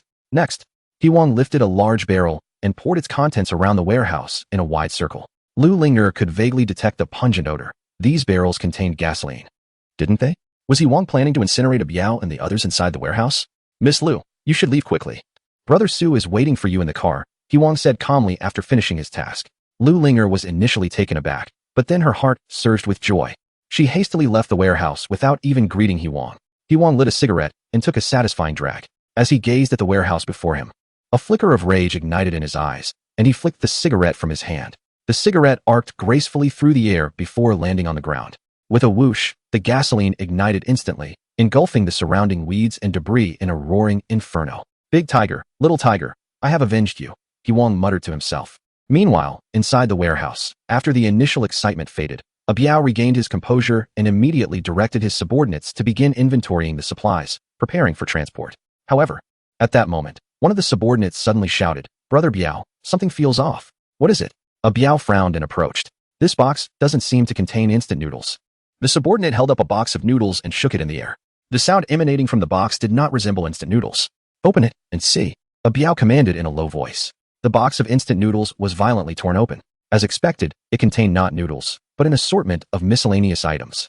A sense of foreboding crept into a Biao's mind, prompting him to command, Inspect the others. His subordinates hurriedly picked up other boxes to examine their contents. After a thorough inspection, they discovered that aside from a few boxes of bottled water and a handful of authentic noodle packages atop the heap, the majority of the boxes were filled with refuse and odds and ends. A Biao's heart sank, and his alertness heightened. The arrangement of the supplies indicated that someone had deliberately orchestrated this. However, before he could take action, a pungent odor of smoke suddenly wafted in. Boss, it's bad.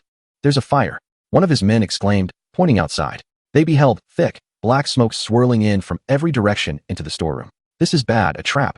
Even a Biao, normally slow to catch on, realized he had been ensnared by Lu Linger. Yet, he couldn't fathom how Su Chen remained inside the RV. Nor could he detect any irregularities among the other survivors. What sort of alliance had Lu Linger formed to dare to scheme against him? Damn it.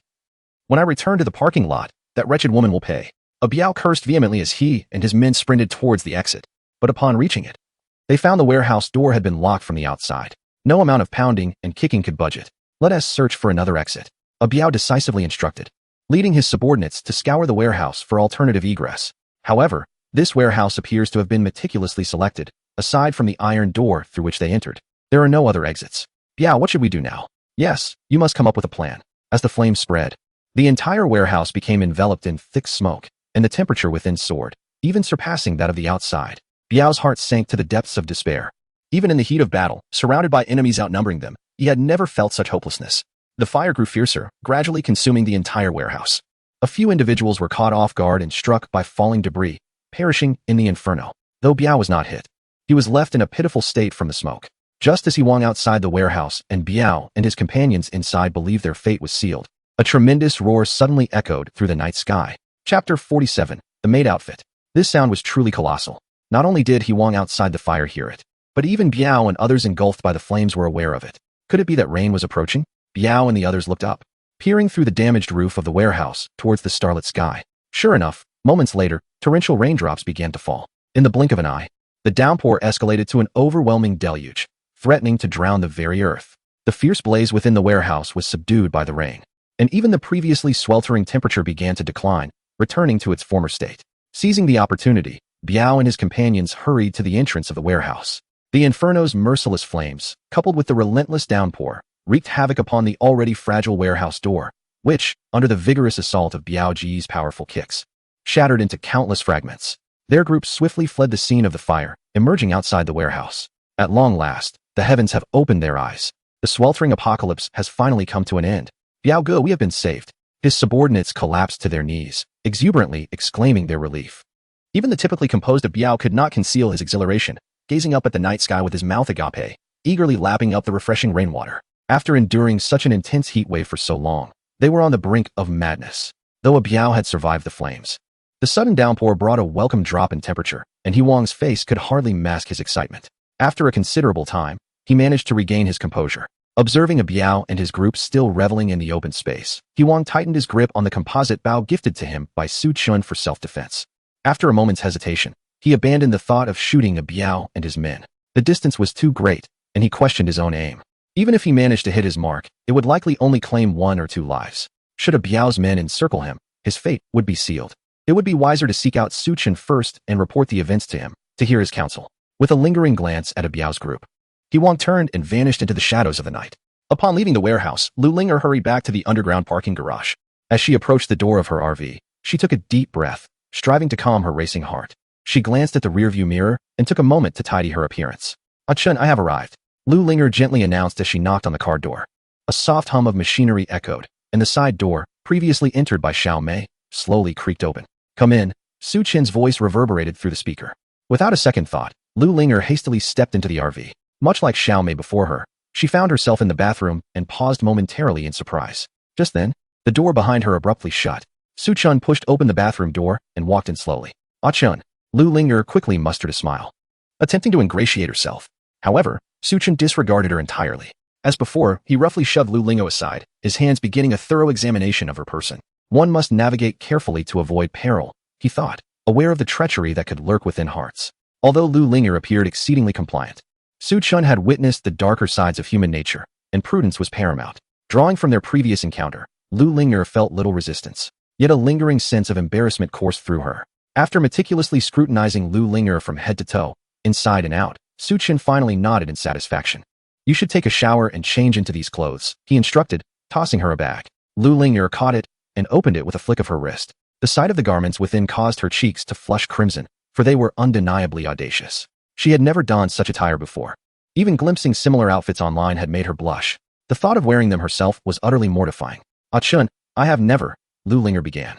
But her words were swiftly interrupted by Su Chun. "If you wish to remain in the RV, you must heed my words." Lu Linger opened her mouth, hesitating to speak further, and obediently nodded. Only then did Su Chun turn around and close the bathroom door. He comfortably leaned back in the massage chair, absent-mindedly watching television while casting occasional glances towards the bathroom.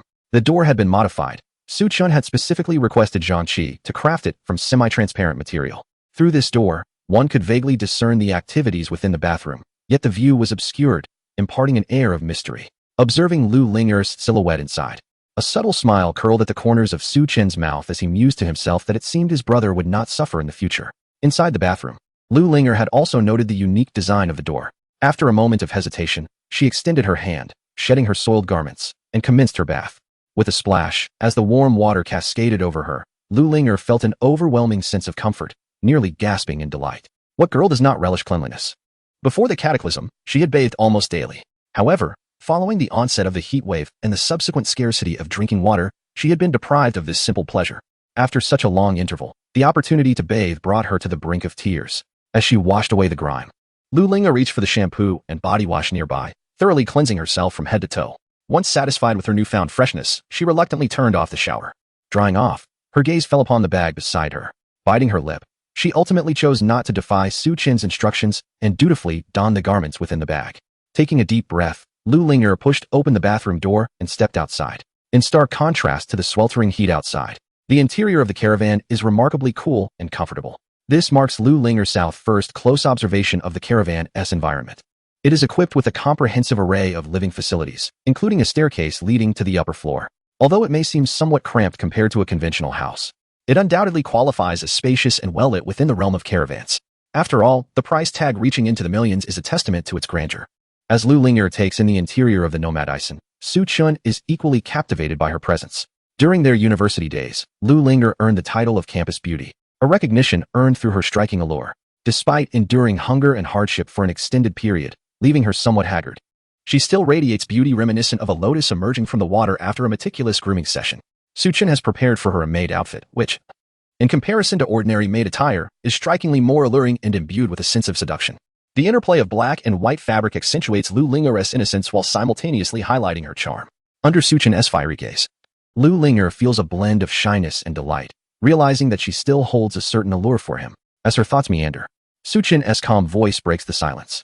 You must be aware that those survivors outside would dream of living in here, right? Though his words seem trivial, Lu Linger nods eagerly. The reason I allowed you to enter is neither due to our past affection nor because of your assistance in dealing with the Biao and his associates. Su Chun's tone is nonchalant, leaving Lu Linger momentarily taken aback, her heart brimming with curiosity. Then why, Su Chun, have you permitted me to stay? Because I believe you still possess some utility to me. Su Chun's profound gaze remained fixed on Lu Linger as he chuckled softly. First, I require your assistance in preparing meals and attending to some household chores. Secondly, I need you to fulfill my desires. Upon hearing the first statement, Lu Linger felt indifferent. However, the latter remark caused her cheeks to flush with embarrassment. How could Su Chun be so direct? Noticing her silence, Su Chun's expression hardened as he remarked coolly, Are you unwilling? I do not wish to coerce anyone. If you prefer, I can allow you to leave. At these words, Lu Linger became flustered, hastily waving her hands. No, Achin, you misunderstand me. I am more than willing. It was no jest. The comfort within the Nomad Ison was undeniable. And from Su Chun's demeanor, it was clear that the resources within the vehicle were abundant. To survive, one must remain here. Besides, Su Chun's terms were not unreasonable. Had it been Xiaomei or any other woman, they would have undoubtedly agreed without hesitation. Very well, Su Chun nodded, his tone earnest, from this day forth. I am your master, and my word is law. Should you dare to defy me, I shall cast you out. Do you understand? Although his voice was soft, it carried an undeniable authority. Lu Linger felt a slight tremor in her heart. She was acutely aware that Su Chun was no longer the person he once was. Understood. Good, he replied. Now, let me show you to your living quarters. Su Chun gestured for Lu Linger to follow him. Lu Linger believed she would reside on the first floor with Su Chun, as he had previously mentioned her obligation to assist him in his liberation. However, to her surprise, Su Chun guided her directly up to the second floor via the stairs. The second level, originally a bridge-like terrace, had been transformed into several enclosed rooms after modifications by Zhang Qi. Within these rooms lay a plethora of miscellaneous items, but with a little tidying. A bed could be cleared. Though it appeared quite modest compared to Su Chun's own sleeping arrangements, it was remarkably luxurious in comparison to Lu Linger's previous accommodations. This shall be your dwelling. Unless I summon you, you are to remain here, Su Chun instructed. Despite allowing Lu Linger into the vehicle, he still harbored lingering concerns for her safety. There was a door connecting the first and second floors, and Su Chun planned to lock it while he slept, ensuring Lu Linger remained on the second level, thereby eliminating any potential risk. Returning to the first floor, Su Chun settled back onto the sofa and commanded, I happen to be hungry. Please prepare some food. Very well, Lu Linger replied, donning an apron and positioning herself in the cooking area. As she opened the refrigerator, she was momentarily taken aback by the abundance of fresh ingredients within. To her astonishment, even after all this time, the vehicle still contained such a variety of fresh provisions. Before long, Lu Linger had prepared 2 or 3 dishes and presented them before Su Chun. Ah Chun, do try this and see if my culinary skills have diminished, she urged. Su Chun casually picked up a pair of chopsticks and sampled the dishes, a wave of nostalgia washing over him. Despite their prolonged separation, Lu Linger's culinary skills remain exceptional. What a pity. Had it not been for Xiaomei's persuasion, Lu Linger would indeed have been the epitome of a devoted wife and mother. Could it be that her cuisine does not suit your palate? Noticing Su Chun's silence, Lu Linger cautiously inquired. No, it is quite delicious. Please continue to prepare it in the future, Su Chun replied, nodding slightly in appreciation. Let us share this meal. And afterward, we shall retire for the night. Are we really going to? Lu Linger felt a pang of anxiety in her heart, too apprehensive to voice further concerns, and obediently took her seat. At that moment, the monitoring system suddenly emitted a frantic alarm. Su Chun's gaze sharpened as he turned towards the monitor. On the screen, several survivors were seen hastily approaching. However, they were not heading towards the RV. Instead, they circumvented it and dashed towards the parking lot. What is happening? A sense of urgency gripped Su Chun, causing him to abandon the delightful meal prepared by Lu Linger. He swiftly stood up and moved to the central control panel. In the upper right corner of the screen, which typically displayed the internal and external temperatures, a concerning message appeared. The external temperature was plummeting. Achin, what is going on? Lu Linger discerned the gravity of the situation. Before Su Chen could respond, the intercom crackled to life. Su, are you there? He Wang's gruff voice resonated within the RV. Yes, brother He, how are things on your end? Su Chen replied, grasping the intercom. We were unable to secure our objective, and suddenly, a torrential downpour extinguished the fire. He Wang exclaimed bitterly. According to Su Chen's plan, Lu Linger was to lead a Biao and his group into the warehouse. Taking advantage of the moment when a Bio and his companions were transporting supplies, He Wang blocked the warehouse door and ignited the storeroom with the gasoline given to him by Su Chen, sealing the fate of a Bio and his group within. The elaborate scheme, though not entirely flawless, was indeed meticulously crafted. However, no one anticipated that after such prolonged heat, the heavens would suddenly unleash a downpour. Nevertheless, a Bio and his companions were but autumn grasshoppers, unable to leap for long. It was Hidage who needed to exercise caution, ensuring he was not discovered. After imparting several words of caution to He Wang, Su Chen abruptly severed communication. Meanwhile, Lu Linger, having overheard their conversation, found her mind racing with various thoughts. It was raining heavily outside? Could it be that the relentless heat wave was finally coming to an end? If that were the case, it wouldn't be long before rescue arrived. Did she still need to remain by Su Chen's side? If you regret it now, it's not too late. Su Chen seemed to sense Lu Linger's inner turmoil and spoke calmly. No. How could I bear to leave you, Aiken? Lu Linger shook her head fervently, eager to express her feelings. Even if the sweltering heat was indeed about to dissipate, by the time help arrived, it could be ages away. Without Su Chen's assistance, how could Lu Linger endure this trying period? Moreover, she had previously deceived a Bio. What would she do if he sought revenge? Most importantly, since their reunion, Su Chen had transformed remarkably, exuding strength and confidence unlike before. Lu Linger's affection for him quietly rekindled within her heart. That is good. Let me be candid with you. Even if the temperature were to drop once more, this apocalyptic ordeal shall not come to an end. Chapter 49, Conspiracy to Murder. Were these words to emerge from another's lips, Lu Linger might harbor doubts. However, since it was spoken by Su Chen, she believed it wholeheartedly. After all, Su Chen had foreseen the advent of the apocalypse, acquiring a medicine and stockpiling a significant amount of supplies. This sudden downpour had indeed plunged the survivors into a state of euphoric delight. Unbeknownst to them, they remained oblivious to the grim reality. To their minds, with the rain pouring down and the temperature decreasing, this sweltering apocalypse was nearing its conclusion. Among the most ecstatic was Zhang Mingyuan. He dashed into the rain, rolling on the ground like a madman. Once societal order was restored, he would reclaim his status as the privileged scion. At that moment, Biao and Su Chen, you shall all meet your demise. Beside him, Xiaomei felt a tumult of joy and sorrow. She rejoiced that the apocalypse was drawing to a close, and life would return to normalcy. Yet, she lamented the unspeakable deeds she had committed during this time. For instance, aiding Biao in plotting against He Wang, Dehu, and Xiaohu. To survive, she had resorted to following Biao in cannibalism. If justice were to be served post factum, Xiaomei would undoubtedly face a fate of imprisonment. While everyone harbored their own thoughts, Biao and his group braved the rain, returning to the underground parking lot. Upon witnessing their disheveled appearance, the onlookers were taken aback. What had transpired? Biao disregarded Zhang Mingyuan and Xiaomei, leading his subordinates directly back to the parking area. Xiaomei hesitated for a moment before hurriedly following. Biao Ge, what on earth happened? Weren't you supposed to retrieve supplies? Biao sank heavily onto his seat, panting, his face contorted with resentment. That vile Lu Linger dared to scheme against me. Upon learning the details, Xiaomei was taken aback. Although she had previously disparaged Lu Linger, claiming she harbored ill intentions, it was merely a ploy to secure her position beside Biao. She never imagined that Lu Linger would audaciously attempt to manipulate Biao and his associates. Biao Ge, what shall we do now? With this torrential downpour, the heat wave is likely to come to an end. Xiaomei steadied herself and asked quietly. Biao, upon hearing her words, furrowed his brow and remained silent. Like Xiaomei, after the initial exhilaration, he was now consumed by unease. Xiaomei's transgressions, at worst, would result in a death sentence commuted to life imprisonment. However, Biao's situation was far graver. He had taken countless lives and committed numerous heinous acts. Not only was an immediate execution a possibility, but he feared he might face repeated sentences. What was to be done? At that moment, the remaining survivors returned from outside, having calmed down from their earlier excitement, and made their way back to the underground parking lot. Biao's gaze darkened with murderous intent as he spotted Zhang Mingyuan, who was brimming with joy amidst the crowd. Setting aside other considerations, once the world returned to normal, Zhang Mingyuan's character would ensure he would not let Biao off the hook. If he wished to escape safely, there was but one option: eradicate all survivors except for his own. Yet, the recent inferno had already claimed the lives of 3 of his subordinates, including Biao. Nearly everyone has suffered burns. Given their current combat capabilities, it seems highly improbable that they could annihilate the remaining 100 or so survivors. Unless they could persuade Su Chun. A Biao squinted his eyes and gazed towards the distant Nuoma Dyson. If they could borrow the shotgun from Su Chun's vehicle, exterminating the survivors would undoubtedly be achievable. What do you all think of my idea? A Biao gathered Xiao Mei and the other subordinates and shared his plan.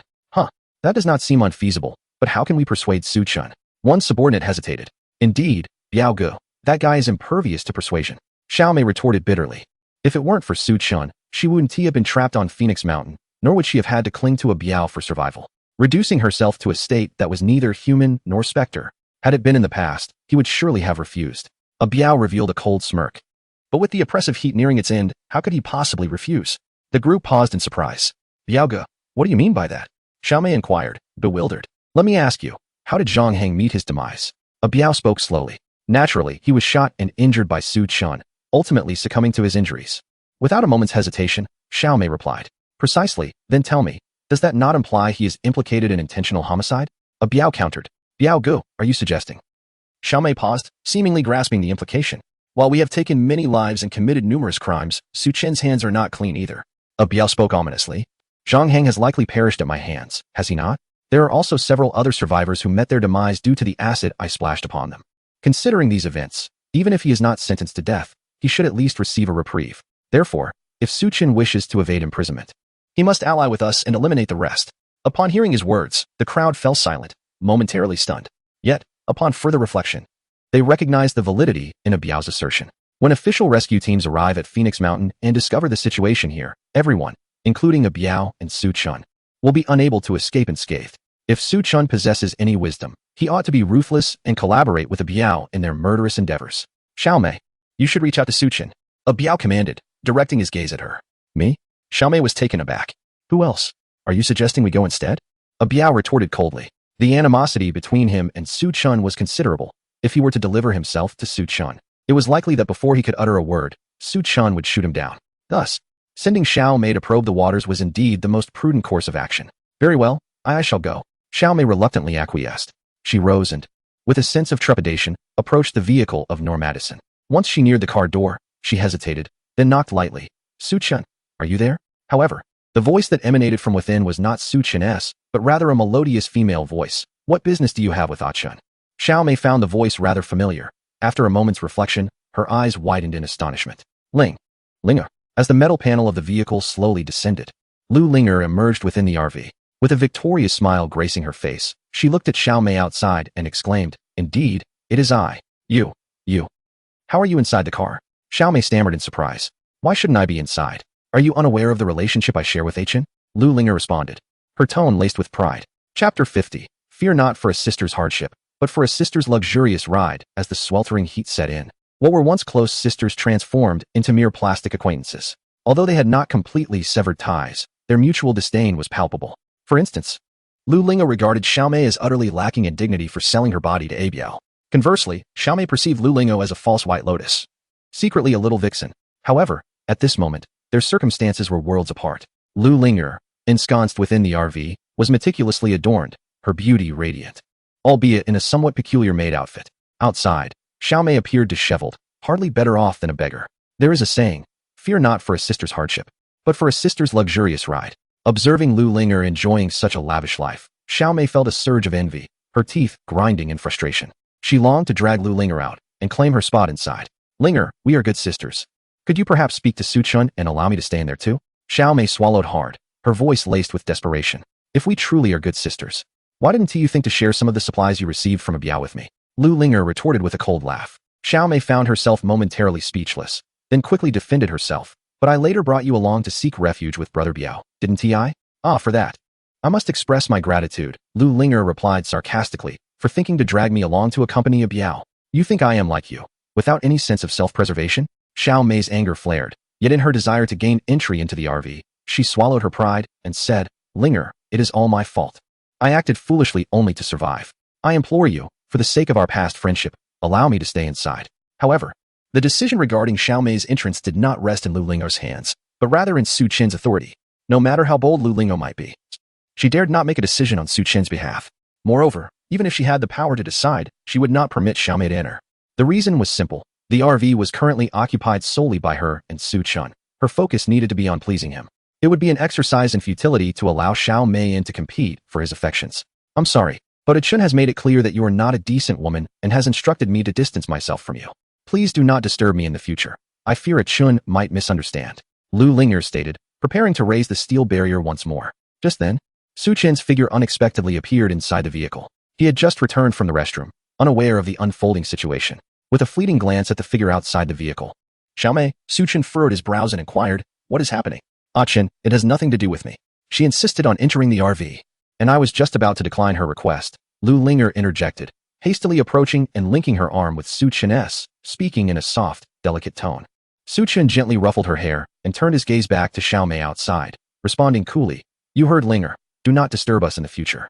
Witnessing the affectionate display between the two, Xiao Mei nearly ground her teeth in frustration. Showing off their affection, they meet their demise swiftly. Just wait until the official rescue arrives. We shall see how they fare. Oh right, I almost forgot about Biao Gu's instructions. Xiao Mei quickly interjected. Su Chun. Wait a moment, Biao Gu sent me. Biao Gu sent you? Su Chun narrowed his eyes, speaking in a measured tone. What does he want? The situation is as follows. Xiao Mei recounted Biao Ji's intentions to ally with Su Chun in detail.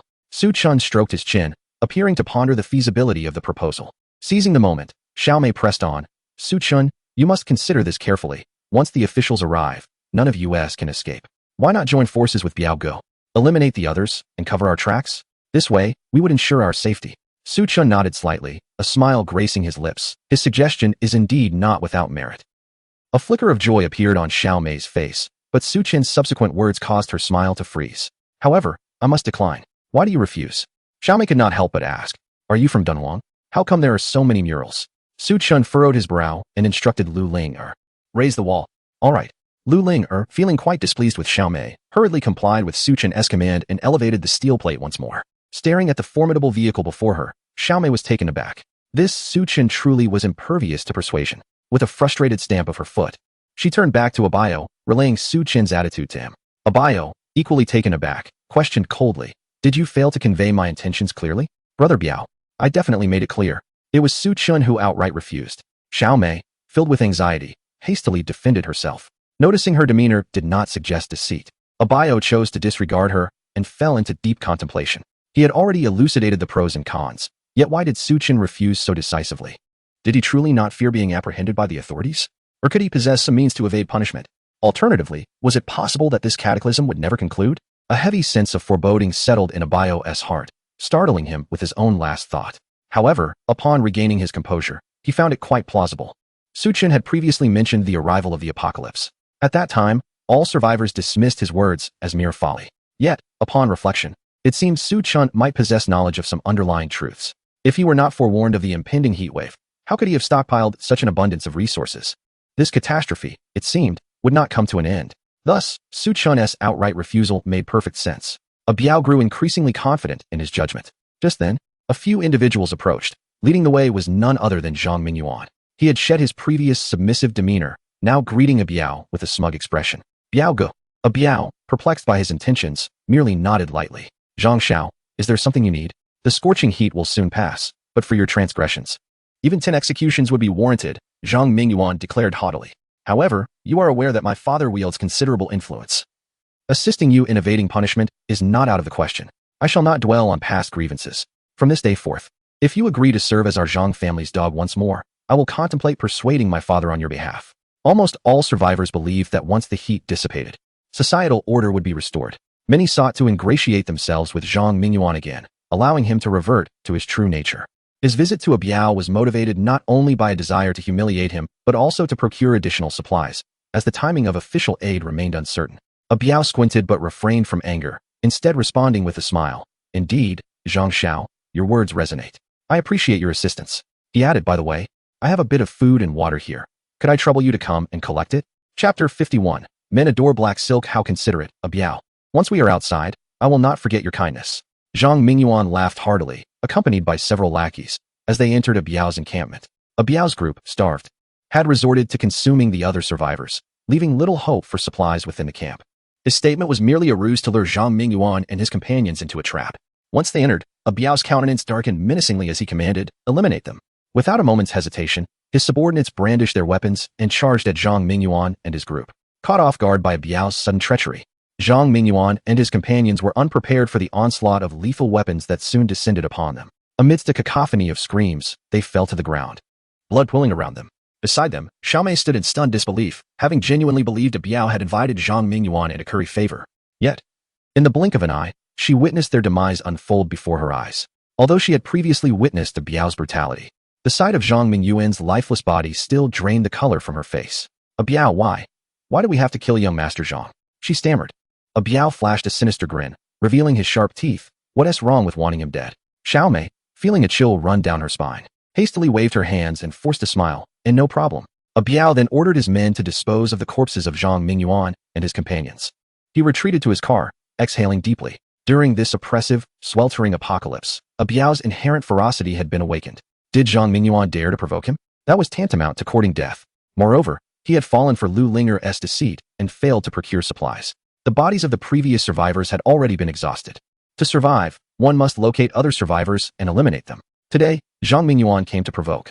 And such a prey delivered right to his doorstep was not something Biao could let slip away. As for whether the apocalypse would truly come to an end, Biao had contemplated thoroughly. If Su Chun was unafraid, why should he cower? Should the apocalypse indeed cease, restoring societal order, he would face death alongside Su Chun. Conversely, if the apocalypse persisted, there was nothing left for him to fear. With these thoughts swirling in his mind, Biao lowered his gaze to examine his wounds. Though he had narrowly escaped the fiery warehouse, he bore several grievous burns, a sight most tragic. Hiss! As Biao rinsed his injuries with water, the excruciating pain made him involuntarily gasp. Fortunately, a torrential downpour had begun outside. Otherwise, he would have hesitated to waste drinking water on his wounds. Nevertheless, if he did not receive further treatment, and his injuries became infected, death would be his only fate. Originally, Biao had intended to ally with Su Chun to eliminate the remaining survivors, then borrow some food and medicine from him. Yet, Su Chun, obstinate and unyielding, was insufferable, and he found himself unable to penetrate that stubbornness. What a predicament! Just then, a thunderous roar of an engine suddenly reverberated through the underground parking lot. Biao paused, lifting his head to look. He beheld the Nor Madison Park nearby suddenly springing to life. Biao thought little of it, assuming it was merely Su Chun handling the black water tank again. However, until dawn, after Zhang Mingyuan and the others' bodies were properly bled by their subordinates, Norma Dyson had yet to return. Biao felt a tightness in his chest and hastily summoned 2 uninjured subordinates to investigate. His concern was not that Su Chun might have fled, but rather that Su Chun might be plotting an ambush against him. Shortly after, the 2 subordinates rushed back. Brother Biao, that fellow hasn't gone far. His RV is parked right at the entrance of the hotel. Biao's confusion deepened. What on earth does that scoundrel intend to do? He pondered for quite some time, but could not deduce the reason. So he shook his head and redirected his focus to the bowl before him. Despite enduring for so long in this apocalyptic world, the once pampered Zhang Mingyuan still looked tender and delectable. Ah Chun, why did we leave the underground parking? Aren't you afraid of the high temperatures returning? Upon seeing Su Chun park Norma Dyson at the entrance of the Green Forest Hotel, Lu Lingo could not help but inquire. Su Chun did not respond, merely casting her a faint glance. I was wrong. I should not have spoken out. The sharpness in Su Chun's gaze caused Lu Linger's heart to race, prompting her to lower her head and admit her mistake. Women, except for lamenting a wrong marriage, seldom acknowledge their faults, and Lu Linger was no exception. Since becoming acquainted with Su Chun, she had only admitted to a single error, the mistake of falling for him. To voluntarily concede today was indeed a rare occurrence. Let the family rules take their course. Upon hearing Su Chun's words, a blush immediately graced Lu Lingo's delicate face. She dared not resist in any way, obediently accepting Su Chun's punishment. Although she had previously been warned, transforming Lu Linger's mindset required further education. Thus, Su Chun deliberately established numerous rules to enforce discipline when Lu Lingo made mistakes. Stand up, he commanded after the punishment was complete, casually remarking, the high temperature has passed. We are about to face several days of continuous rain. The parking lot is situated too low. If we leave the vehicle there, it will be submerged. Understanding dawned on Lu Linger, yet she felt a slight skepticism. After all, Phoenix Mountain was naturally elevated. How could the rain possibly rise to such an extent? However, following her recent punishment, she refrained from voicing any objections. Prepare yourself. Su Chun raised an eyebrow and gently inquired. His intention in bringing Lu Linger into the RV was primarily for the sake of his brother. That night, he planned to take Lu Linger directly. Although Su Chun did not articulate his intentions, Lu Linger instantly comprehended. Biting her lip, she dutifully entered the bathroom. When she emerged, in addition to her original maid outfit, she had donned a pair of black stockings. Men are invariably fond of black stockings, and Su Chun was no exception. Upon witnessing this sight, an impish smile crept across his face. Chapter 52. A fiery temper in ancient poem states, what is gained from books is ultimately shallow. True understanding comes from personal experience. As a girl raised in the 21st century, Lu Linger had certainly watched her fair share of adult films. Yet, films are merely films, lacking any experience. Her delicate body trembled slightly as she awaited Su Chen's affection. Within Su Chen's heart, an insatiable desire for conquest began to stir. He stepped forward gently, leaned down, and lifted Lu Linger's chin, chuckling softly. There is no need for fear. Simply leave everything to me. Strangely enough, upon hearing Su Chen's words, the trepidation within Lu Linger dissipated into nothingness, replaced by a flicker of anticipation. Knowing that you do not relish lengthy narratives, I shall omit a multitude of words here. As the torrential rain commenced, all the survivors found themselves engulfed in exhilaration, reveling in the moment. They believed that once the temperature dropped, the world would swiftly return to normalcy. Some even began to discuss how to establish contact with the outside world to expedite their rescue. However, merely 2 days had passed when disquiet began to emerge, for the rain was simply too relentless. It was as if the sky had torn open a vast chasm, unleashing an unending torrent. The deluge was not only heavy but showed no signs of abating. For 2 whole days and nights, it continued unabated. Despite the elevated terrain of Phoenix Mountain, low-lying areas such as the underground parking lot of the Green Forest Hotel had already succumbed to flooding. The survivors hastily vacated the parking lot, seeking refuge in the rooms of the Green Forest Hotel. Manager Dang and the hotel staff faced their own calamities. Some were dead, others injured, leaving no one to impede the survivors. Yet, as they gazed upon the relentless downpour, a sense of foreboding settled heavily upon their hearts. This rain, could it possibly endure as long as the recent heat wave? If that were the case, would they not all face starvation? Unlike the anxious survivors in their hearts, Su Chen within the nomad Ison lived in utmost contentment. He elevated the steel plates of his vehicle, reclined in a massage chair, and admired the resplendent Phoenix Mountain under the heavy rain. After enduring such relentless heat for an extended period, the mountain, now graced by the downpour, regained its lush, verdant beauty, reminiscent of its former splendor. At that moment, Lu Linger, clad in a bunny girl outfit, approached him. She placed the coffee pot she held on the table and softly said, "Ah Chun, I specially prepared this hand-brewed coffee for you. Please have a taste." Whether it was due to abundant nourishment, a comfortable living environment, or the rejuvenation bestowed by Su Chen's nightly indulgences, Lu Linger appeared remarkably more vibrant than in previous days. Her bright, expressive eyes sparkled, and her skin was so tender it seemed capable of exuding moisture. Coupled with the alluring charm that blossomed with her transition from girlhood to womanhood, she was utterly enchanting. Su Chen lifted his cup, took a sip, and smiled. "Not bad. It's quite delicious." Upon hearing this, Lu Linger felt a wave of relief wash over her. "I'm glad you like it." It must be said that inviting Lu Linger to stay was indeed a wise decision. Firstly, Su Chen found himself less lonely.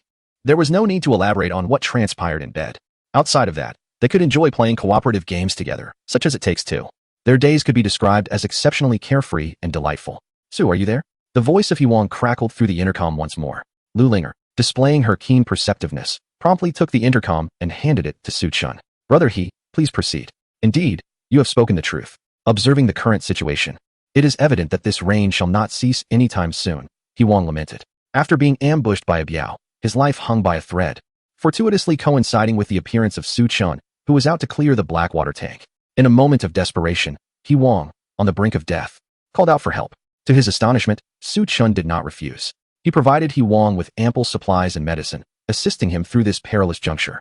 Furthermore, Su Chen reassured Huang that the sweltering heat would soon pass, only to be followed by relentless downpours. Initially skeptical, Huang was utterly convinced upon witnessing the unending rain. "During this period, it would be prudent for you to find a place to take refuge," Su Chen advised. "Should you be cautious of a biao and his cohorts?" Huang inquired. "Not entirely. Once the rainy season concludes, an extreme cold will ensue. You must prepare some supplies to withstand the chill." "Understood. I shall remember your words," Huang vowed solemnly. After their communication was severed, Su Chen set down the walkie-talkie and noticed Lu Linger beside him, appearing as though she wished to speak but hesitated. He smiled gently. "What is it that you wish to ask?" Having learned her lesson over the past few days, Lu Linger had become more prudent. Without Su Chen's permission, she refrained from making any impulsive inquiries. Once granted permission, she spoke. "Ah Chun, He De is a good person. We should cultivate a rapport with him, assist him, and unite against a biao." "You are indeed correct. He is a good person, or else I would not have saved him." The reason Su Chen rescued Huang is quite simple. Firstly, they share a common adversary, a biao. He requires Huang's assistance in confronting a biao. Had it not been for Su Chen's miscalculation regarding the day of the torrential rain, a biao would have already met his demise. Secondly, Su Chun does not intend to remain at Phoenix Mountain for an extended period, as he has matters to attend to in the distant mainland. Following the extreme cold, a bloody outbreak of the zombie virus is imminent. Surviving in this apocalyptic world alone proves to be quite challenging. Thus, Su Chun is inclined to assemble a team. However, to avoid repeating the mistakes of his past life, the members of this team must be meticulously selected to prevent any betrayal. He Wong is the first individual, aside from Lu Linger, whom Su Chun has considered for this endeavor. Yet, he does not fully trust He Wong at this moment. I have already provided him with ample supplies. Is this not a significant aid? Su Chun chuckled, responding, shall I invite him to live with us? Would this not disrupt our lives? Lu Linger pondered this and realized the truth in his words. Countless individuals had sought food from Su Chun, only to be met with merciless rejections. The assistance Su Chun offered to He Wong was indeed a considerable gesture. Let him survive the impending crisis first. A mischievous smile spread across Su Chun's face as he remarked, my temper is quite formidable at the moment. Lu Linger's cheeks flushed, and though she said little, she understood Su Chun's implication. Chapter 53. Mobile rations. Unlike Su Chun, who vented his frustrations with Mei Mei, the survivors within the hotel were far from sharing his buoyant spirit. The relentless torrential rains of recent days, while alleviating the oppressive heat and the scarcity of water, did nothing to remedy the dire shortage of food. Aside from individuals like a Biao, who could satiate their hunger by resorting to cannibalism, the remaining survivors were visibly famished, their eyes glistening with desperation. On the 6th floor, in room 606, a group of survivors resided, having congregated in familial and friendly units. Among them were several elderly and infirm, and their endurance thus far was nothing short of remarkable. Daddy, I'm hungry, darling. I can't bear it any longer. Please think of something. The robust men of the group wore expressions of helplessness as they listened to the pleas of their wives and children. They had exerted every effort to procure supplies, yet the vicinity of Phoenix Mountain had been thoroughly scavenged by other survivors. There was naught to be found, no food remained. Not even the roots and grasses had escaped the hunger-driven appetites of their fellow humans. Were it possible, they would have ventured into the mountains to hunt, unafraid of even lions and tigers. Alas, the wildlife that once thrived there had succumbed to the prolonged heat, leaving little to pursue. If all else fails, perhaps we should seek out a Biao, someone murmured. The leader of the group, Sun Yuan, resolutely shook his head in response. No, we cannot resort to cannibalism, even if it means our demise. Though the others felt a twinge of discouragement, they refrained from voicing their dissent. Very well, if it comes to that. I shall venture out shortly with others to see if we can procure some sustenance, Sun Yuan consoled. However, no sooner had his words left his lips than a resounding knock echoed from outside. Hey, inside. Open the door quickly. The occupants of the room immediately sprang to their feet, their expressions tense with alarm, fixated on the door. Sun Yuan stealthily approached and peered through the peephole, only to find, regrettably, that the visitors had anticipated this and had completely obscured the view. He nodded to the others, signaling them to brace themselves before he intoned. Who are you? What is your business? I am sent by Brother Biao, who wishes to discuss matters with you, came the loud response from outside. Apologies, but we have no interest. Sun Yuan bluntly rebuffed their overture. It was preposterous. In this perilous climate, one could never be too cautious. To open the door and admit them would likely invite danger, especially since they were affiliated with the Biao. It was entirely possible that a Biao and his cohorts lay in wait outside, ready to burst in and slaughter them all for food. I advise you not to be foolish. The outside voice threatened menacingly. Sun Yuan chose not to respond further, gripping his baseball bat tightly. Moments later, the assailants began to batter the door. Bang, bang, bang. The sound of the door being pounded reverberated through the room, sending shivers down the spines of the elderly, women, and children present. Although the hotel door was of sturdy construction, it could not withstand such violent assault indefinitely. Before long, the door was kicked open. Indeed, as Sun Yuan had anticipated, a Biao and his entourage stood outside the door, fully armed and exuding an ominous aura. Their intentions were far from benevolent. Since he refused to open the door, do not blame me for my lack of courtesy. A Biao grinned, commanding his subordinates to charge inside. The entrance to the room was narrow, and under normal circumstances, Sun Yuan and his companions could have easily prevented a Biao's men from breaching it. However, the Green Forest Hotel had equipped itself with various anti-explosion gear, including a formidable riot shield. With this shield in hand, a Biao's group surged forward, engaging Sun Yuan and his companions in a brutal melee. Overwhelmed by superior equipment and the fact that a Biao's men were well fed, while Sun Yuan's group was famished and weak, the battle quickly turned in a Biao's favor. In mere moments, two of Sun Yuan's companions fell lifelessly to the ground, drenched in their own blood. Flee! Realizing the dire situation, Sun Yuan shouted, wielding his baseball bat with determination. With his robust physique, he managed to push a Biao's men back, carving a bloody path to escape. The other companions hastily followed in Sun Yuan's wake, fleeing the room. Due to his injuries, a Biao's combat effectiveness had significantly diminished. Watching Sun Yuan and his group slip from his grasp incited his fury. They are not merely fleeing humans. They are moving rations. He bellowed in rage. After them. Eliminate them all. Obsessed with bloodlust, Biao's followers obeyed his command, relentlessly pursuing Sun Yuan and his companions until they reached the hotel's entrance. Exhausted from hunger, Sun Yuan and his group struggled to maintain their footing even as they raced for their lives. Biao's men swiftly closed in on them. As the prospect of escape dwindled, Sun Yuan's face reflected despair. Just then, he caught sight of the Normadison through the torrential rain, and an idea sparked within him. Let us go there, Sun Yuan urged, as he and his companions assisted one another towards the Normadison. Su Chen, I implore you, please help us. Sun Yuan pounded on the vehicle's door, seeking aid from Su Chen. Yet, the interior remained eerily silent, as if it were devoid of life. Observing the Normadison's lack of response, Biao exhaled in relief, gesturing decisively to encircle them swiftly, cautioning against alerting that scoundrel Su Chen. As Biao and his men advanced, encroaching on Sun Yuan's group, a sudden gunshot rang out. Bang! One of the underlings collapsed, blood gushing forth, staining the rain-soaked ground a vivid crimson. The sound of the gun startled Biao's men, who momentarily froze before hastily retreating to the hotel. Gazing at the fallen comrade in the rain, Biao felt an overwhelming sense of gratitude wash over him. It was fortunate he had not recklessly approached, otherwise, it might have been his own demise. Though reluctant, the thought of the several corpses upstairs, sufficient to sustain him for days, compelled Biao to begrudgingly command a withdrawal. As Biao and his entourage departed, Sun Yuan finally breathed a sigh of relief, expressing heartfelt gratitude. Su, my dear brother, I cannot thank you enough. Indeed, it was Su Chen who had fired the shot. While Sun Yuan was knocking on the door, he had been lost in a deep slumber. Fortunately, the system's built-in sentinel mode had roused him from his dreams. Upon encountering the aggressive group led by Biao, Su Chen unhesitatingly chose to draw his weapon. There is no need for gratitude. I merely have a score to settle with Biao and his associates, Su Chen stated plainly. Beyond this motivation, he had also heard from He Wang and Lu Linger that Sun Yuan possessed commendable character. Previously, when Biao incited the survivors to assault Nomadison, Sun Yuan and his team had refrained from participating. Gazing at the merciless Nomadison, Sun Yuan hesitated momentarily before gritting his teeth and imploring, Su Chen, could you possibly assist us? Chapter 54. Departing from Phoenix Mountain, although Sun Yuan did not partake in the siege against Su Chen, he had heard tales of Su Chen's ruthless demeanor and ironclad resolve. Whosoever sought his aid would invariably face a heartless refusal.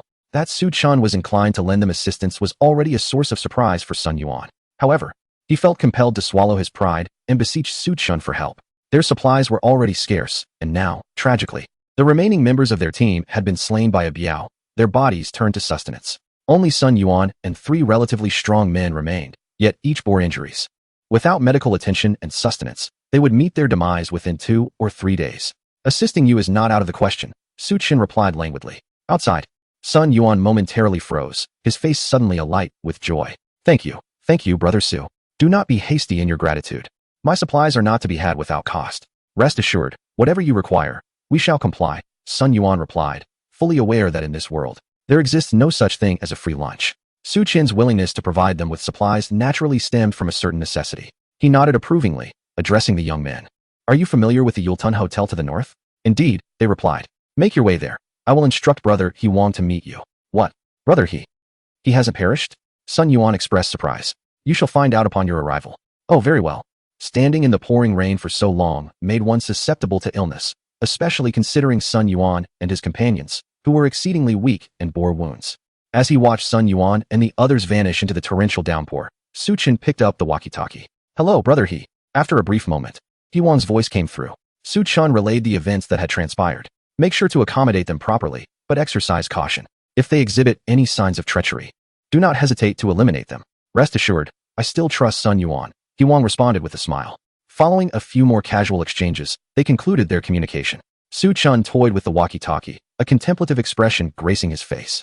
His decision to spare Sun Yuan and his companions was not born from a benevolent heart. Rather, he recognized that whether dealing with Biao or expanding his survival team in the future, additional manpower would be essential.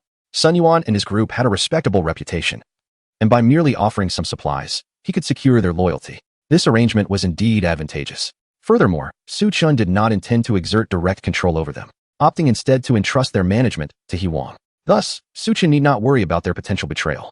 Chen, dinner is ready, called out Lu Linger, adorned in an apron, resembling a charming cook.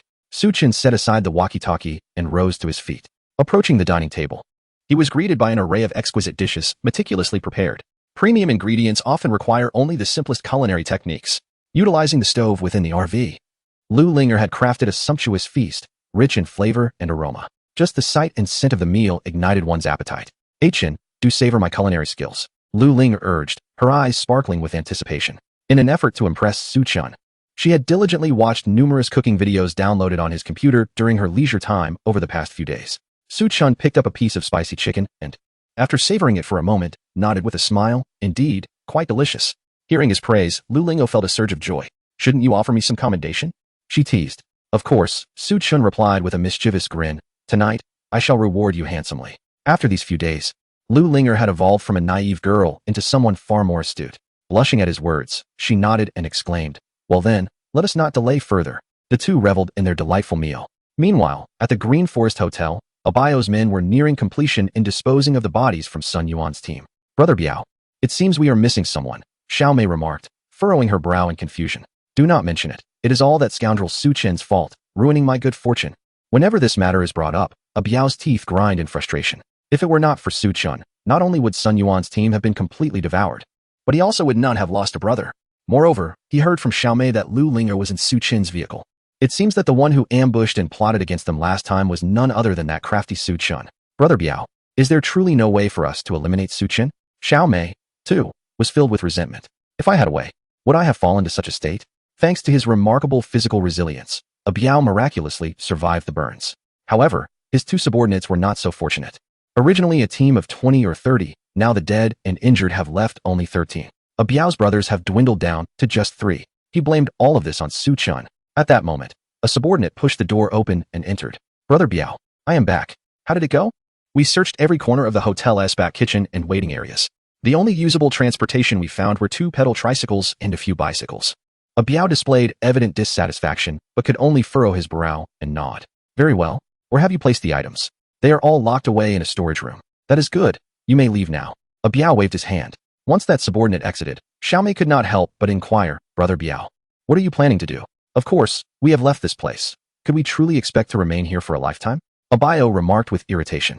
Since the oppressive heat subsided, torrential rains have poured down for several days. Not only has there been no official rescue, but even Abayo's makeshift radio has failed to receive any signals.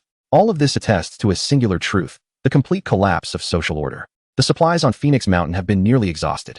Even if Abayo continues to hunt down survivors, using them as sustenance, how long can that last? Thus, he resolved to depart from Phoenix Mountain and venture towards the surrounding cities. After all, compared to the scenic areas, the cities still possess relatively ample resources. However, the nearest city to Phoenix Mountain is several dozen kilometers away. Relying solely on his own 2 legs, it would be an arduous journey. Consequently, Abayo instructed his companions to search around the hotel for any means of transportation, particularly vehicles with fuel. Unfortunately, the nearby cars had been completely drained of gasoline by other survivors. Chapter 55. The survivor base. Abayo felt a twinge of regret. If only he had conserved fuel at the onset of the apocalypse, rather than indulging in the comforts of air conditioning in his car daily.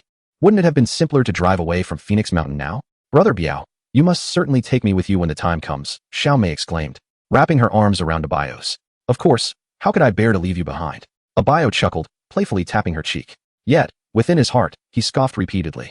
It was preposterous. Had he nurtured Xiao Mei all this time merely to satiate his desires? No. Moreover, he regarded Xiao Mei as a contingency resource. Abayo, inherently selfish and self-serving, had become increasingly callous and unfeeling after the trials of the apocalypse. Now, his mind was consumed by a singular thought, survival. To ensure his existence, he was willing to undertake any action. Upon deciding to depart from Phoenix Mountain, Abayo immediately set his plans into motion. In the ensuing days, he escalated his hunt for survivors. Having spent considerable time on Phoenix Mountain, Abayo was oblivious to the circumstances beyond. Should he venture out and fail to secure supplies or locate other survivors, he would find himself in dire straits. He intended to hunt down more survivors to serve as sustenance. Within just 2 or 3 days, Abayo and his group had decimated a significant portion of the individuals at Green Forest Hotel. The remaining survivors, sensing the imminent danger, hastily fled the premises. Abayo, disinterested in pursuing them further, deemed the food they had salvaged sufficient for 4 to 5 days. It was time to leave Phoenix Mountain. That morning, the rain continued unabated. As if intent on submerging the world, Abayo, accompanied by Xiao Mei and his gang, made their way to the hotel's kitchen. The bicycles and tricycles they had previously discovered were parked there. Although food and drinking water were scarce, other supplies at Phoenix Mountain were plentiful. Abayo gathered some materials to modify the tricycle, adding a canopy for both transport and storage of supplies. In addition, he found several canvas raincoats. Once all preparations were complete, Abayo and his companions donned their raincoats and mounted their bicycles and tricycles. Amidst the torrential downpour, they departed from Green Forest Hotel. Abayo glanced back at the hotel and then at Nomad Ison. With a silent vow in his heart, Suchin thought, just wait, Abiao. It won't be long before I return to make you understand the true meaning of cruelty. Meanwhile, within the confines of the car, Suchun and Lu Ling'er also noticed the departure of Abiao and his group. Oh, Achun, why did they leave? Lu Ling'er inquired, her brow furrowed in confusion. It's quite simple. He wishes to survive, Suchun replied nonchalantly. Unlike Suchun, who possessed a vehicle with nearly limitless storage, the others were not so fortunate. The supplies from Phoenix Mountain had been exhausted, and the number of survivors was dwindling. Remaining in that location would inevitably lead to starvation. For Abiao to persevere, he had no choice but to lead his people away. It was unfortunate, however, that in his efforts to deal with Abiao, Suchun had previously instructed He Wang and Sun Yuan to gather the other survivors who had managed to escape. He had not anticipated that before he could take action, this rascal would flee. Yet, his departure was not without merit. At the very least, Suchun would no longer need to be wary of him. But what about the remaining survivors? Should he abandon them to their fates? After contemplating for a moment, Suchun dismissed that notion and resolved to lend a hand to these individuals. It was not out of an overly compassionate nature.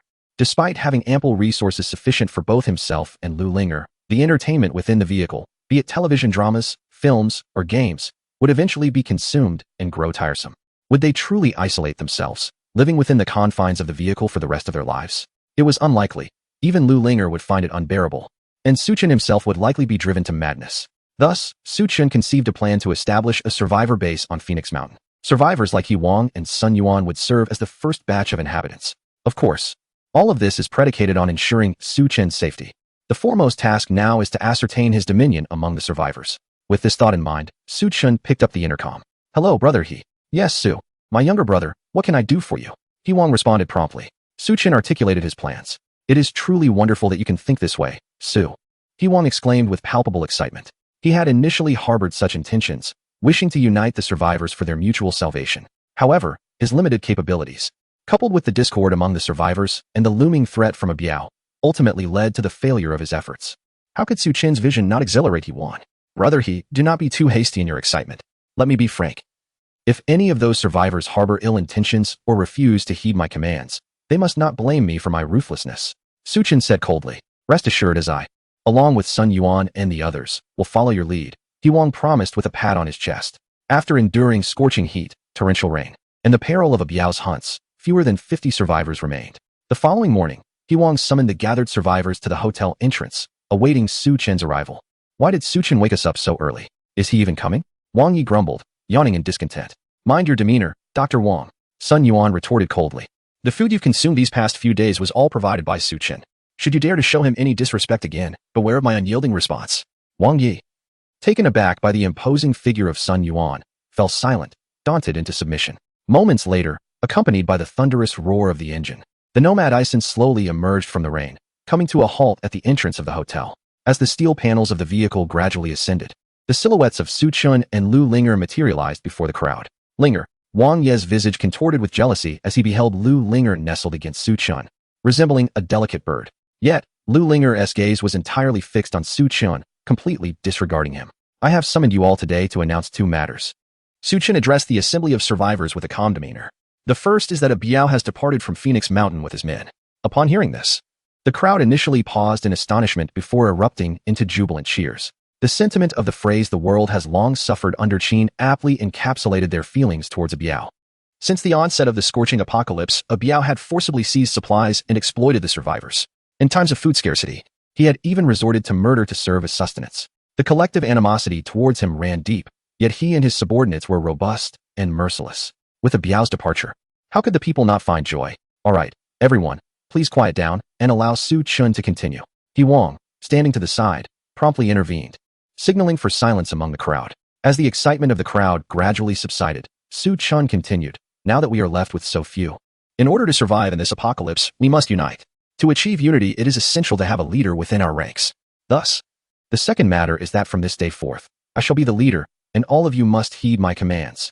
Upon hearing this, the crowd exchanged glances, none of them willing to speak immediately. After experiencing the management of a person like Abiao, they inevitably harbored doubts about Su Chun. After all, he had previously resorted to using pepper spray and sulfuric acid against them. What, are you unwilling? Sun Yuan scoffed coldly, stating, do not forget that the food you consume daily is all provided by Su Chun. Without his provisions, you would all starve. So what? Wang Yi shamelessly retorted. Isn't it only natural that he shares his ample resources with us? His words garnered the approval of others. Dr. Wang is right. Just because he provides food, does that mean we must obey him unconditionally? What do you take us for? I believe we should maintain a more democratic approach. Observing Wang Yi and the other's shameless demeanor, a cold smile crept across Su Chen's lips. It was his folly to have ensured their fullness, only to have them turn against him. Noticing the support he had garnered, Wang Yi felt a sense of secret triumph, though he maintained a serious facade, and said, Su Chun, if you wish for us to follow you, it is not impossible. However, you must agree to one of our demands. Su Chun arched an eyebrow and, with a non-committal smile, said, do tell. Wang Yi's proposal to remove the supplies from the vehicle for centralized storage and distribution sparked a glimmer of interest among the others, who eagerly echoed, yes, indeed. As long as there is centralized management and distribution, we shall heed your commands. Although over the past 2 days, everyone had managed to procure some food from Yuan, the portions were scant, barely sufficient to stave off starvation. The group, weary from hunger, was unwilling to be led by Su Chun any longer. After voicing his demand, Wang Yi waited with anticipation for Su Chun's response, thinking to himself that once Su Chun relinquished the supplies, he could rally a group to seize them. Why should a mere youth like Su Chun hoard such resources alongside Lu Ling, compelling everyone to obey him? However, upon hearing this, Su Chun erupted in laughter. What are you thinking, Dr. Wang? Do you truly believe you can claim these supplies? Have you been spoiled by the food you've received these past few days? It would be a waste to feed you. I might as well keep a dog. After all, a dog would at least wag its tail in my direction. Su Chun's scathing remarks flushed Wang Yi's face with anger. He glared at Su Chun, inciting the other survivors. Brothers, this scoundrel Su Chun must be running low on supplies. He surely intends to treat us like mere fodder. At this suggestion, the crowd's gaze shifted towards Su Chun. Their expressions altered. Indeed, while the Nomad Ison RV was spacious, how much could it truly hold? Su Chun had been living in the RV for over a month, and it was likely that supplies had been nearly exhausted. Perceiving the skeptical gazes of those around him, he opted for brevity and addressed Wang directly, saying, Brother He, from today onward, cease providing them with any more food. Wang cast a disappointed glance at the others, reluctantly nodding in agreement. All right, I will defer to you, Su. With a nod to Wang and Sun Yuan, Su Chun raised the steel plate and drove away in the Nomad Ison. How ungrateful these people were. If it weren't for you, Aiken, they would have undoubtedly fallen victim to a Biao's wrath. Aiken, do not take it to heart. Lu Linger comforted as she massaged Su Chen's shoulders. How could I be angry? I'm quite pleased, actually, Su Chen shrugged, dismissing their discontent. From the attitudes exhibited by Wang Yi and the others today, he discerned that among these survivors, there were indeed several ingrates. If he were to take them in directly, who knew what treachery might await him later? They would need to endure a few more hardships. By the way, wasn't Wang Yi pursuing you the other day? Su Chen suddenly recalled and inquired. Upon hearing this, Lu Linger felt a pang of anxiety and hurriedly explained, I have no interest in him. He's merely a sycophant who won't leave me alone. We have nothing between us. Rest assured, I trust you, Su Chen replied, gently holding her delicate hand and smiling slightly. However, a glimmer of coldness flickered in his eyes. It seemed he intended to use Wang Yi as an example to instill caution in others. All right, Chen, do not overthink. Perhaps today, I can compensate you. I am willing to comply with your every wish. Lu Linger nestled in Su Chen's embrace, beginning to act coyly. Is this compensation for me, or merely for your own sake? Su Chun teased with a smile. Lu Linger's cheeks flushed a delicate shade of pink as she leaned her head against Su Chen's chest, too shy to meet his gaze. Meanwhile, within the hotel, Wang, adhering to Su Chen's directive, ceased distributing food to the group of survivors. By midday, hunger gnawed at their stomachs. Under Wang Yi's leadership, they sought out Wang once more. Brother He, have mercy and provide us with some food, implored one. Indeed, we can bear this hunger no longer. The survivors donned a pitiful demeanor as they gazed at Wang. However, Wang merely glanced at them and resolutely shook his head. No. Su Chen has not given the order. I cannot proceed with this. Having realized they were ambushed by Biao, the survivors had not even sought vengeance for themselves. Instead, they had devolved into infighting, splintering into factions. Wang felt considerable disappointment towards these survivors. Moreover, without Su Chen's command, he feared that if he unilaterally distributed food, he would lose Su Chen's trust forever. Seeing Wang's unwavering stance, Wang Yi and the other survivors seethed with frustration. Yet, glancing at Wang, who wielded a crossbow, alongside several sturdy men like Sun Yuan, they quelled their rebellious thoughts. Dejected, they returned to their rooms. Someone murmured softly, perhaps we should just bow to Su Chun. As long as we can fill our stomachs, That is all that matters. Indeed, observing how Brother He and the others are living quite comfortably. Upon hearing these words, Wang Yi felt increasingly restless. Everyone, we must take charge of our own fate. Why should we heed that scoundrel Su Chun? He exclaimed. Let us not forget. That brat has blood on his hands. Chapter 57. A sudden change of heart. Wang Ye's declaration prompted a flurry of exchanged glances among the crowd. After a brief silence, someone muttered, what can we do about it? Should we simply wait to starve? Another chimed in, perhaps Su Chun is not as he seems. We should seek out Brother He and express our willingness to listen to him instead.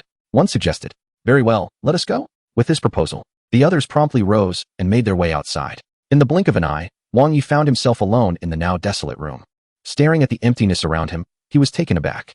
How could these survivors be so lacking in resolve? Wang Ye's relentless agitation against Su Chun stemmed from a straightforward motive, envy. Su Chun had the luxurious nomad-ison RV and the enchanting Lu Linger by his side. Beyond this, he harbored ambitions of becoming the leader among the survivors. Damn it, I would rather perish of starvation or leap from this place than bow down to Su Chun. Wang Yi seethed inwardly. Yet, the persistent gnawing sensation in his stomach rendered him increasingly uncomfortable. After a moment of hesitation, he begrudgingly stood up and made his way outside. Upon reaching the hotel lobby, he beheld a throng of survivors gathered around Brother He, collecting instant noodles, sausages, and other provisions. Listen carefully, everyone, since you have received food. From now on, you must heed Su Chen's words. Sun Yuan, while assisting He Wang in maintaining order, proclaimed loudly. The group of survivors nodded in unison, their gazes fixated on the provisions in He Wang's hands. Wang Yi swallowed hard, ultimately unable to resist the temptation, and joined the line. Before long, he was handed a bucket of aged sauerkraut noodles along with a few sausages. After soaking them in hot water, Wang Yi eagerly began to eat. It was truly delightful. He finished the noodles and even drank the broth clean, reluctantly tossing the empty container into the trash. As these survivors chose to submit, Su Chun began to contemplate the next course of action. Establishing a survivor base necessitates a reliable supply of resources. Although his RV was well stocked, depending solely on Su Chun for sustenance was unrealistic. It would be far more prudent to cultivate farmland and achieve self-sufficiency. Su Chun had long considered this. Within his storage space were not only various seeds, but also an assortment of farming tools. Furthermore, the base's defenses were of paramount importance. After all, following torrential rains and extreme cold, a terrifying wave of biohazard threats could emerge.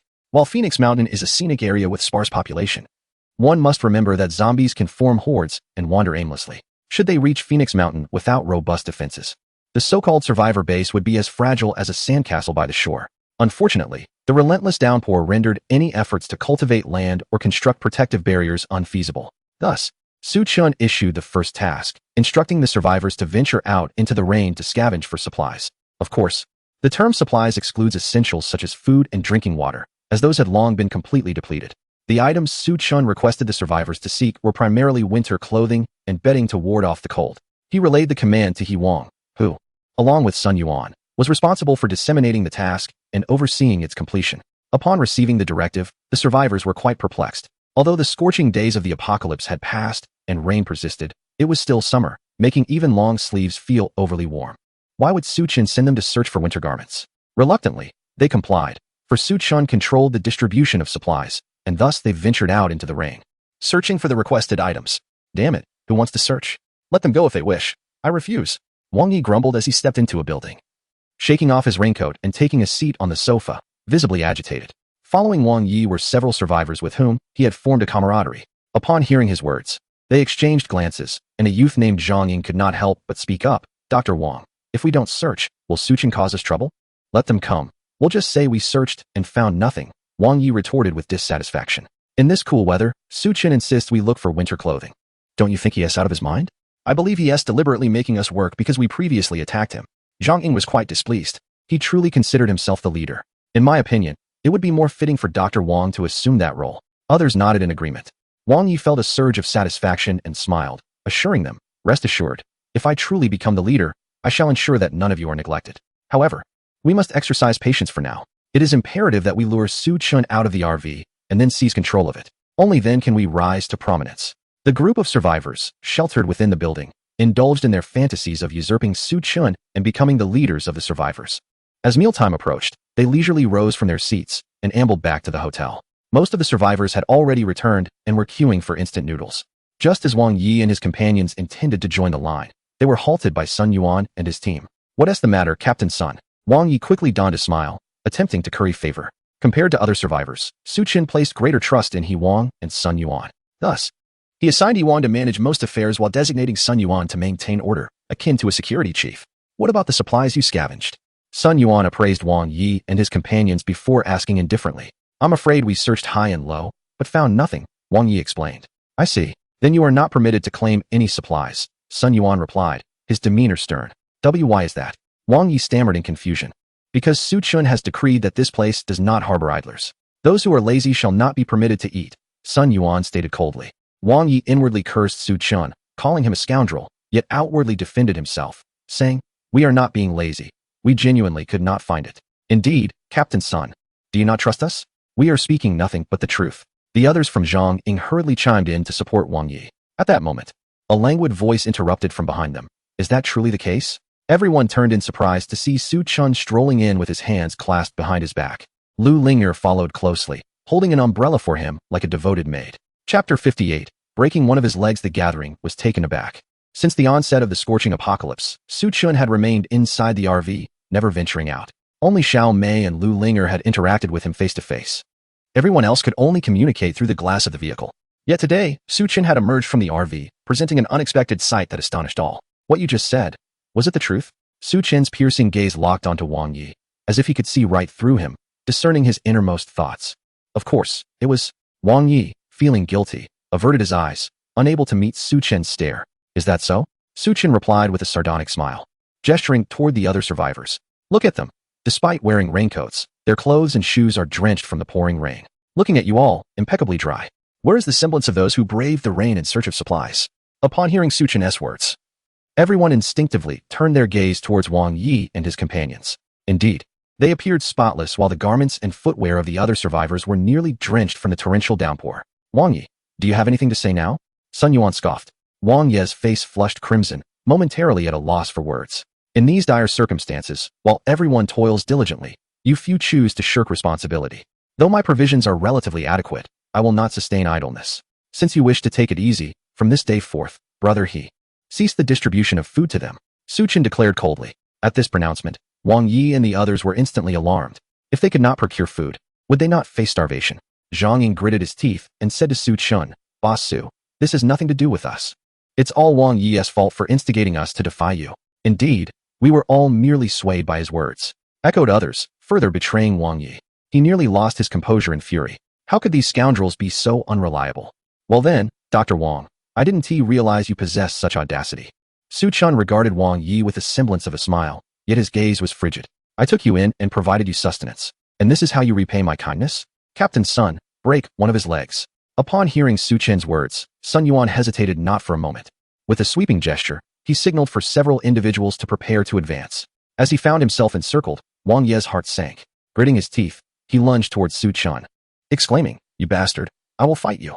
Little did Wang Yi realize that Su Chen, daring to step out of Normadison, had taken comprehensive precautions. As Wang Yi charged forward, Su Chen abruptly raised the hand that had been concealed behind him. The dark muzzle of a firearm was aimed directly at Wang Yi. Before Wang Yi could comprehend the situation, a loud bang echoed as Su Chen pulled the trigger. Wang Yi was struck and collapsed to the ground instantly. The short-barreled shot contained iron shot, and upon impact, Wang Yi's body was riddled with countless pellets. Su Chen, intending to spare his life, had aimed for his lower body. Thus, Wang Yi did not perish but lay on the ground, wailing in agony. Without casting a glance at Wang Yi, Su Chen surveyed the crowd and spoke coldly.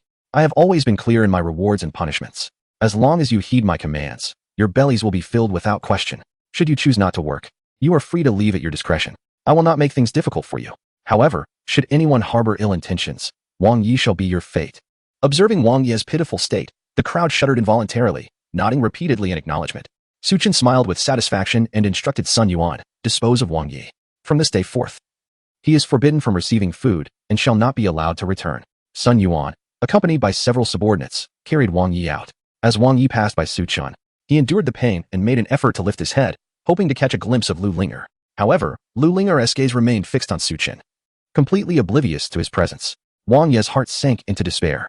After resolving Wang Yi's predicament, Su Chen engaged in a few casual conversations with He Wang and Sun Yuan before finally returning to the Normadison. He carefully stored away the short spray and reclined on the sofa. Lu Linger, ever so attentive, stood behind him and began to massage his shoulders. Linger, do you think I might be a bit excessive? Suchin inquired with a smile. Not in the slightest. Lu Lingo quickly shook her head, pouting slightly.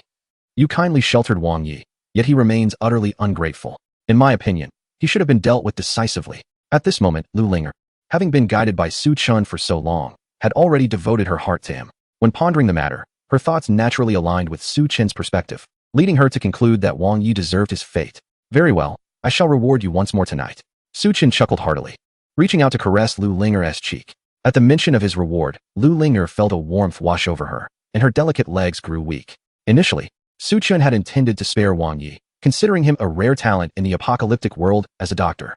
However, since Wang Yi harbored ill intentions towards Su Chun and even attempted to resist him, it was clear that he could not be spared. Now, gravely injured and deprived of food and medicine, with the torrential rain pouring outside, it would not be long before he met his demise. Amidst the torrential downpour, Abayo and his companions struggled to navigate the roads on their bicycles and tricycles. According to their original plan, they anticipated reaching the foot of the mountain within half a day after departing from the hotel.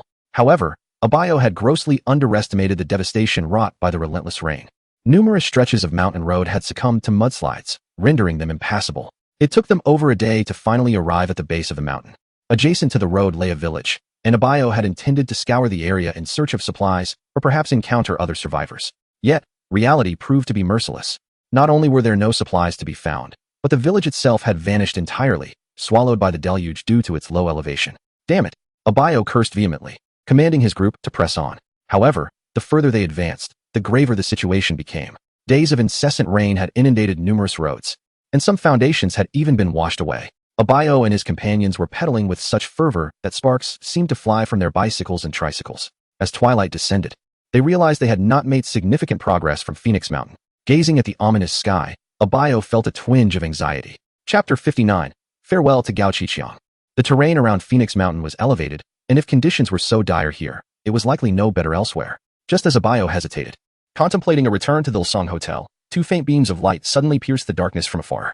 In the midst of the torrential rain, these beams were remarkably dim. Had it not been for the encroaching gloom, Abayo might have easily overlooked them. Was it a vehicle approaching? Abiao and his companions were momentarily taken aback, yet soon their spirits soared. Since being trapped on Phoenix Mountain, they had lost all contact with the outside world and had not encountered anyone from beyond. The sight of vehicles approaching filled them with excitement. Moments later, a car emerged from the torrential downpour, followed by a second, a third, and soon a procession of 4 or 5 vehicles. Most of these were off-road vehicles, or SUVs, with a small bus trailing behind. Here, Abiao Xiaomei, and the others waved frantically, signaling the convoy to halt. The lead off-road vehicle, seemingly having noticed them, gradually came to a stop, followed by the other vehicles. As the doors swung open, several figures emerged, wielding umbrellas, and stepped down from the vehicles. As they drew closer, Abiao felt a sense of unease wash over him. Each of the newcomers was towering and robust, with bulging waists that suggested they were concealing weapons. Brothers, is there something amiss? Spoke a middle-aged man, his face adorned with a smile. Yet, despite his seemingly genial demeanor, Abiao, well-versed in reading people, instinctively sensed that these individuals were not ordinary folk. However, at that moment, he had little choice. He could only signal his subordinates to remain vigilant. Steeling himself, he greeted them. Sir, we are tourists from Phoenix Mountain. Trapped up there for quite some time. We have only just managed to escape and are unaware of the situation outside. Upon hearing Abiao's words, the middle-aged man paused momentarily. You are from Phoenix Mountain? Indeed, Abiao affirmed. Abiao nodded and countered. Sir, from where do you hail? What is the current state of affairs outside? The middle-aged man shook his head and sighed. I come from the Magic City, and the situation beyond is far from optimistic. As the scorching heat descended, people sought refuge in sewers, basements, and air raid shelters to survive. Only when night fell and the temperature dropped would the populace emerge to scavenge for supplies. Initially, many believed the oppressive heat would eventually subside. Although some chaos ensued, societal order was still maintained. However, as the days dragged on, the relentless heat showed no signs of abating. Just like in underground parking lots, society began to witness rampant acts of vandalism, theft, and arson. The nearly paralyzed official institutions were powerless to intervene. When the authorities, through radio broadcasts, urged the public to take measures for self-preservation, the already fragile social order completely unraveled. People began to form alliances, coalescing into small factions. These gangs engaged in fierce confrontations over the scarce resources. In the end, those with strength and numbers established control over substantial supplies and territories. The frail and vulnerable, who had not aligned with any group, could only hide in the shadows, ultimately succumbing to their fate. The once thriving city was overtaken by these factions. Yet, Fate can be unpredictable. Just when everyone believed the heat would never relent, the weather took a sudden turn, unleashing torrential rain. At the onset of the downpour, excitement swept through the crowd, as they felt the end of days had passed and societal order was on the verge of restoration. However, the relentless downpour persisted without respite, not only in the bustling metropolis, but also in coastal cities like Yangcheng, where seawater surged inland. Numerous low-lying inland cities were inundated by the torrential rains as well. In a desperate bid for survival, people were compelled to abandon these urban areas, fleeing towards higher ground. This middle-aged man and his convoy were among those seeking refuge. Oh, is it truly so? A Biao murmured to himself, his expression somewhat dazed.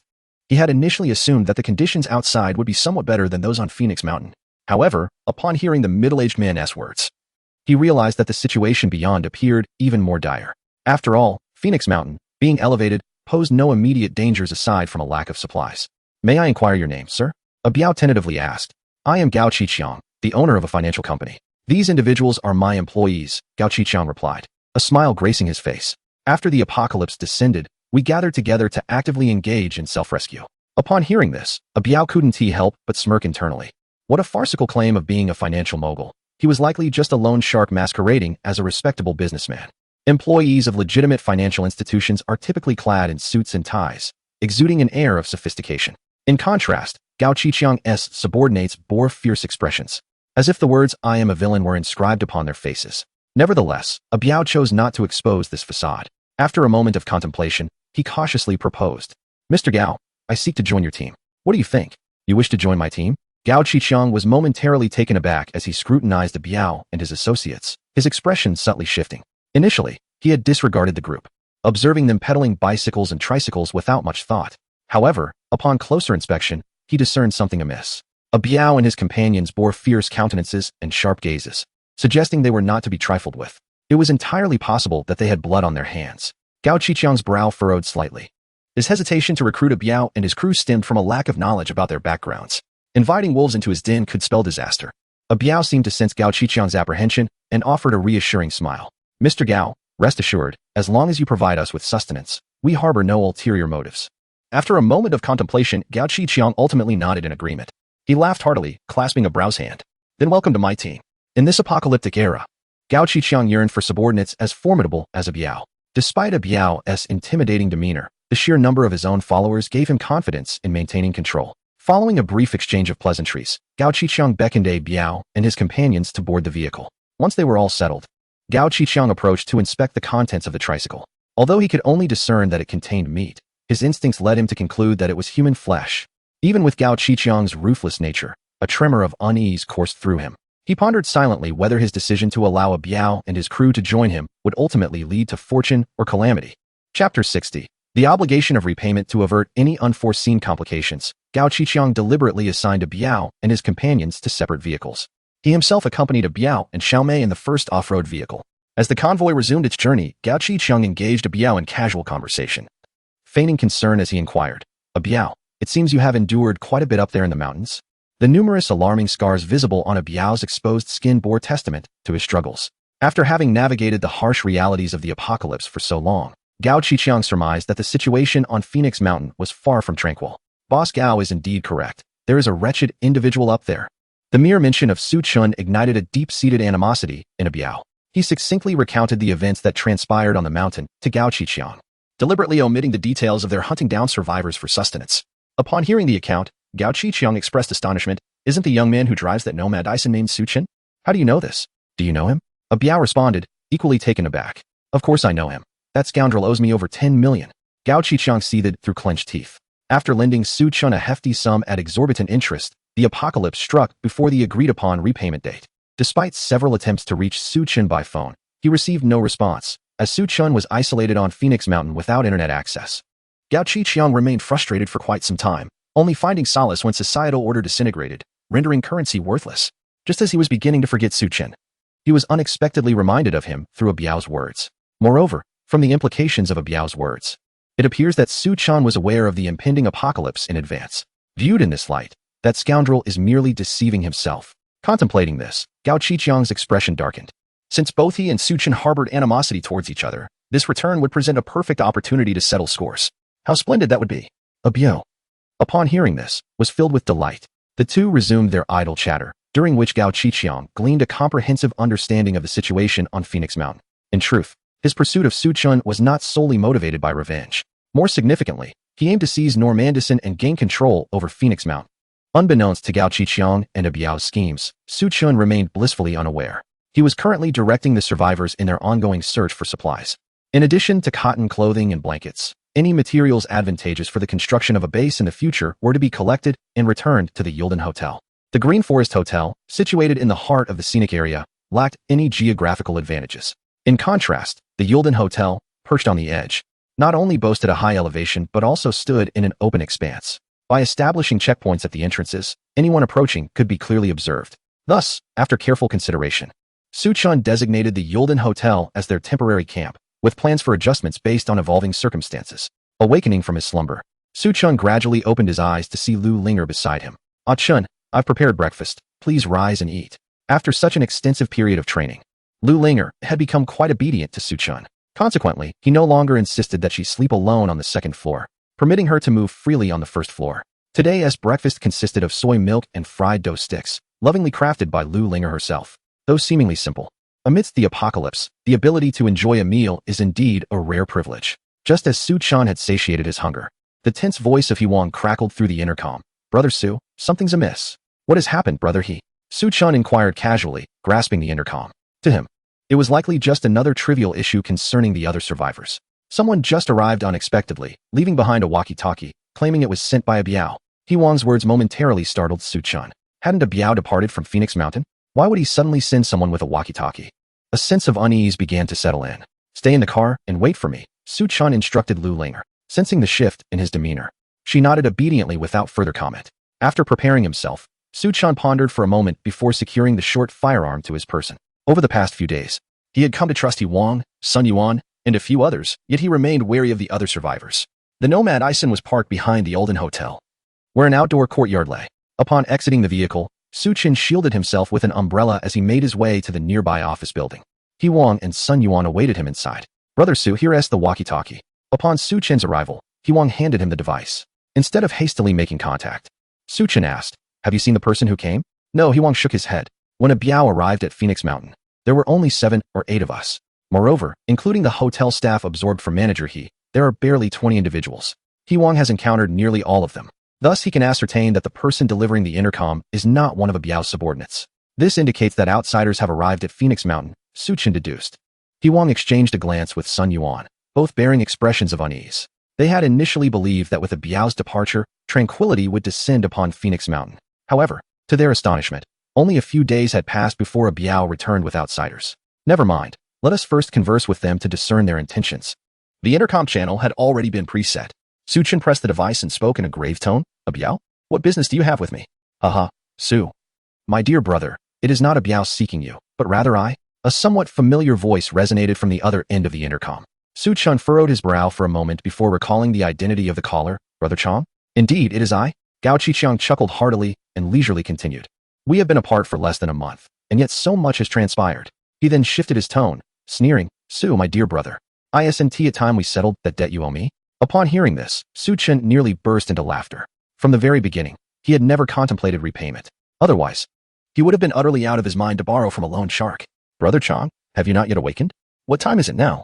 And you still dwell on that money?" With such a sarcastic remark from Su Chun, Gao Qiqiang did not lose his temper. Instead, he calmly stated, "It is only natural to repay debts, regardless of the time. If you are unable to settle your dues, according to our agreement, that Normadison of yours shall rightfully belong to me." Chapter 61, Calling you brother as a courtesy. Surrendering the Normadison as a means to settle a debt? Has Gao Qiqiang lost his senses? Su Chun chuckled. "What if I refuse to comply? If you do not comply, do not blame me for being unkind." Gao Qiqiang's words brimmed with veiled threats. Yet, Su Chun paid no heed, retorting with a cold smile, "I extend you the courtesy of calling you brother. Deny me respect, and you shall find yourself buried." "Very well." Gao Qiqiang, enraged to the point of laughter, replied, "Just wait." Su Chun. Without further ado, Su Chun severed all communication with Gao Qiqiang. "Brother Su, what on earth is happening?" Beside him, He Wang and Sun Yuan were utterly bewildered, unable to restrain their curiosity. Su Chun had no intention of concealing the matter from them, so he recounted the grievances between himself and Gao Qiqiang. "This is a matter between us. It does not concern you. I understand if you prefer not to get involved," he spoke softly. He Wang and Sun Yuan exchanged glances, resolutely stating, Brother Su, you underestimate us. You have saved our lives and provided us with ample resources. If we were to stand idly by, would we still be considered human? Sun Yuan also nodded in agreement, affirming, Brother, he is correct. Your matters are our matters. Both understood very well that their survival hinged entirely upon Su Chen's support. If Su Chen were to be eradicated by Gao Qiqiang or a Biao, how could they possibly continue to exist? Would they consider seeking refuge with Gao Qiqiang?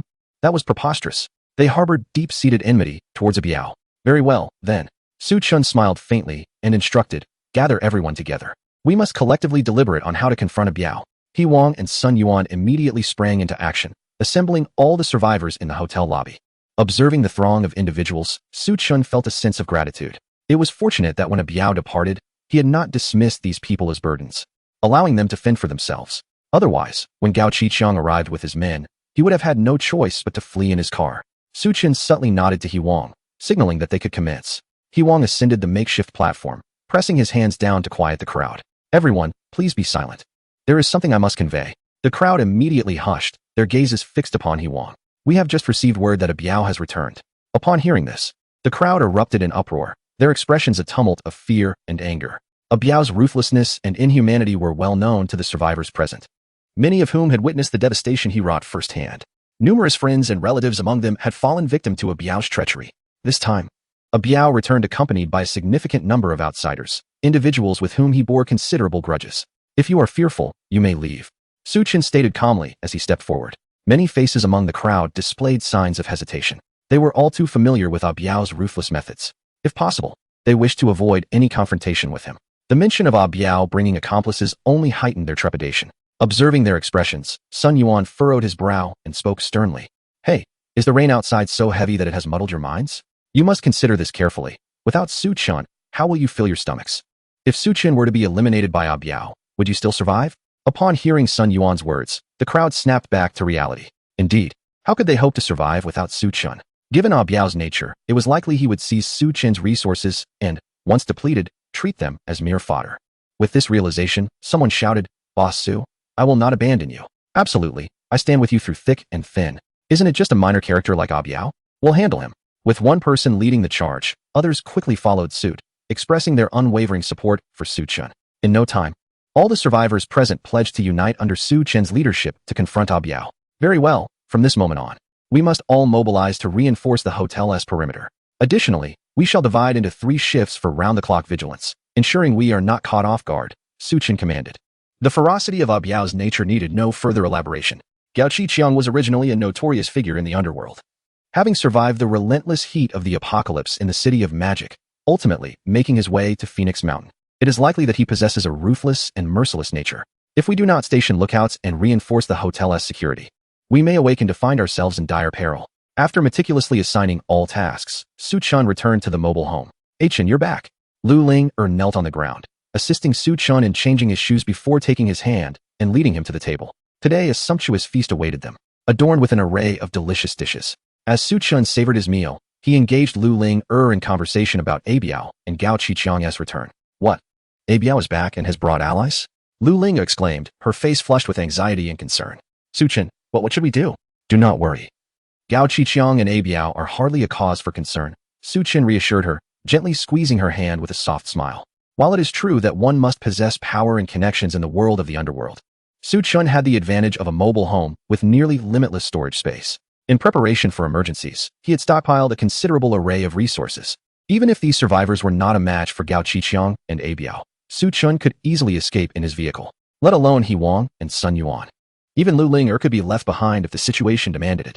In the apocalypse, it is only through a degree of selfishness that one can hope to endure. This bastard is truly arrogant. Gao Qiqiang's face was ashen, his grip on the walkie-talkie tightening, veins bulging in his hand. Aishing, gather the brothers and prepare to deal with Su Chen. Known as Ashang, he is a young man of refined appearance. He is the younger brother of Gao Qixing, who manages all matters, big and small, within the company. Upon hearing his elder brother's command, Gao Qixing did not hesitate and prepared to rise and summon their brothers. However, Ah Biao quickly intervened, earnestly warning, Brother Gao, that cunning old fox Su Chen is extremely treacherous. If we act rashly, we might fall into his trap. It was then that Gao Qixing recalled Ah Biao's prior misadventure at the hands of Su Chen. Taking a deep breath, he replied solemnly, what is your suggestion? Let us not rush. Let's first observe the situation on Su Chen's side before we take action. Biao proposed. Very well, let us proceed as you suggest. Gao Qixing nodded in agreement. Chapter 62. The trap. Gao Qixing dispatched his brother Gao Qixing, accompanied by Biao and others, to quietly arrive outside the Yulden Hotel. They concealed themselves behind a building by the roadside, equipped with binoculars to surveil the hotel's interior. During the scorching heat that ravaged Blue Star, Gao Qixing, with his ruthless demeanor and a band of loyal followers, swiftly seized control of a supermarket. With the ample supplies within the supermarket, they were able to weather the sweltering days unscathed. When torrential rains descended and floods engulfed the city, Gao Qixing was quick to notice. He, along with his loyal followers, hastily departed in their vehicles. The bus in their convoy was laden with provisions, roughly enough to sustain them for several months. Damn it, Su Chun, that crafty fellow, is indeed clever. Observing the geographical setting of the Yulton Hotel, Biao could not help but utter a curse. Having previously served in the military, he immediately recognized that the hotel was a fortress, easy to defend yet difficult to assault. The area surrounding it was vast and open, with only a single main road providing access. Do you know where Wang Yi and Su Chen's Madison is parked? Biao inquired, turning to his companion. Yes, it's in the courtyard behind the hotel, Wang Yi promptly replied. After being injured by Su Chen, he had nearly succumbed to the pouring rain, but fortunately, Biao and Gao Qixing arrived just in time. Initially, they had no intention of assisting Wang Yi.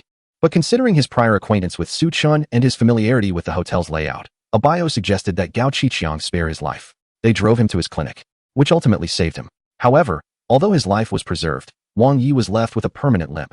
This harrowing experience instilled unwavering loyalty in Wang Yi towards Gao Qixing and Biao, while he harbored a deep-seated animosity towards Su Chen. In fact, it was Wang Yi who disclosed the information regarding Su Chen and his associates residing at the Yulton Hotel to Gao Qixing and Biao. Understood, Biao remarked after a moment of contemplation, before returning with Gao Qixing and the others to the Green Forest Hotel, their temporary base. Boss Gao, based on my observations, we cannot launch a frontal assault, Biao stated earnestly. That fellow Su Chen possesses a shotgun, and there may be other weapons in his vehicle. If we engage recklessly, we risk incurring significant losses. Most importantly, if he senses danger, he might flee before we can act, which would complicate matters considerably.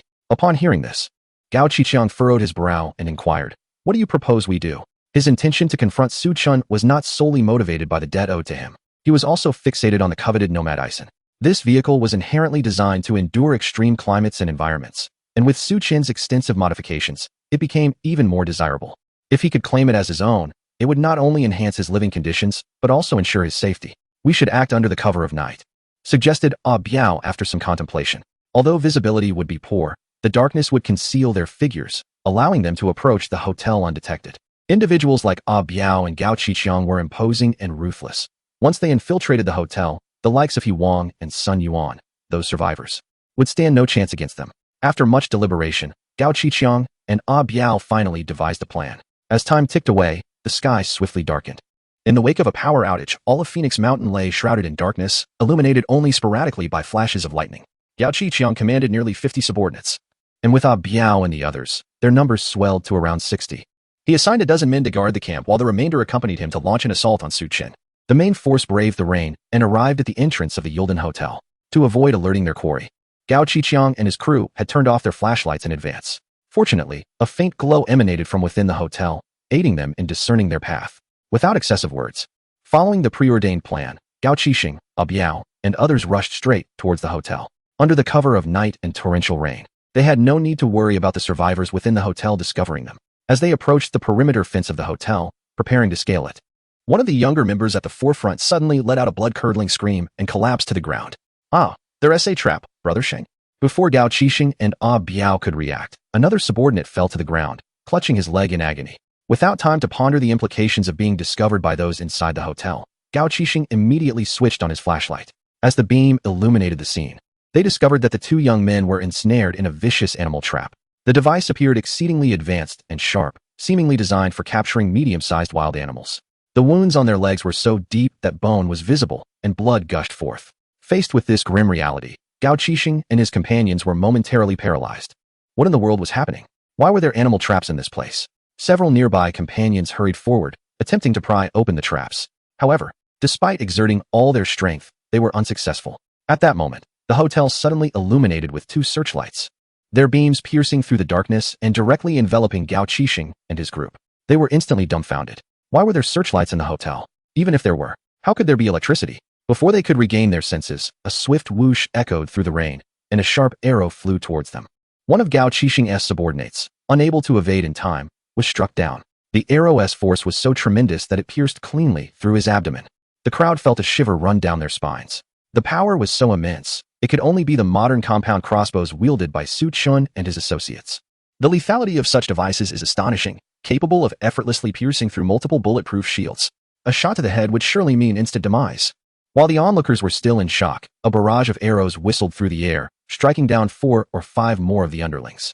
Retreat! Gao Qixing, sensing the peril, bellowed and was the first to dash back. The other dozens of underlings followed suit, hastily fleeing. Upon reaching the building where Gao Qixing was located, Gao Qixing panted heavily as he recounted the earlier events to his elder brother. Gao Qixing, upon hearing the account, was left in stunned disbelief. He cast a glance at the animal traps and arrows still clinging to his subordinates and furiously demanded to know why there were searchlights in the hotel that were operational. How did Su Chun and his group acquire animal traps and modern compound crossbows? Cold sweat mingled with the rain, trickling down Biao's forehead. He opened his mouth, his voice trembling. I do not know. It could be plausible for Su Chun's vehicle to be equipped with 1 or 2 crossbows for self-defense. But given the earlier display, there must be at least 10 weapons, along with those traps. Biao could only wonder who among the good people would keep such items in their vehicle. Chapter 63. Roasting a whole lamb. Gao Qixing's face turned ashen with fury, his brow pulsing ominously. He had brought fewer than 50 men, and now 2 of them were gravely injured by the traps. Additionally, 3 individuals were struck in vital areas by the crossbow. It was evident that their chances of survival were grim, and a few others had sustained severe injuries. How could this not incite his fury? Yet, Gao Qixing understood deep down that this incident could not be blamed on Biao. No one could have anticipated that such an array of peculiar contraptions would be present in Su Chun's vehicle. Moreover, Biao and his subordinates were ruthless, and their presence could still prove advantageous to Gao Qixing. Thus, suppressing his anger, Gao Qixing spoke in a low voice. Enough. This matter cannot be laid at your feet. Sheng, take the injured brothers back first. They had not even approached the hotel before suffering such casualties. Who knows what other means Su Chun might possess? The most prudent course of action would be to retreat and devise a new strategy. Boss Gao, Brother Biao, I have a plan. Wang Yi interjected hesitantly. What plan could you possibly have? Gao Qixing shot him a glance, his impatience evident. Were it not for Wang Yi's medical expertise, he would hardly have bothered with his fate. I know a few individuals on Su Chun's side. Perhaps I could persuade them. Convince them to betray Su Chun and align with us. Upon hearing Wang Yi's proposition, both Gao Qixing and Biao's eyes brightened. There is a saying, the most formidable fortress is often breached from within. If Wang Yi could sway the survivors within the hotel to assist from the inside, capturing Su Chun would become a mere formality. I entrust this task to you. Should you succeed, you shall be well rewarded, Gao Qixing said with a smile, patting Wang Yi on the shoulder. Wang Yi suddenly felt as though his bones had grown lighter, and he quickly responded with a smile.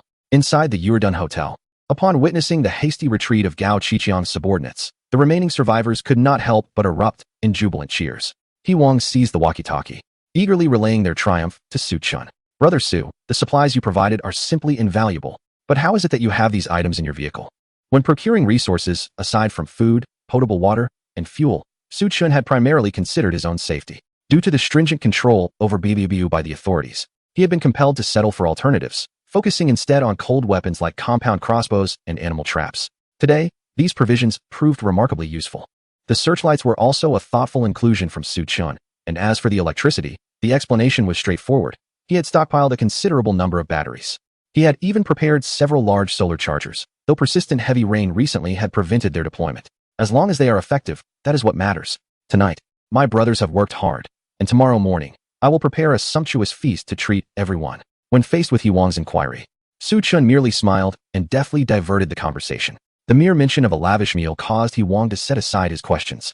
The following morning, a long table had been set up in the hotel lobby, adorned with a mouth-watering roasted whole lamb. The sight of such a grand feast nearly caused the eyes of the survivors to bulge in disbelief.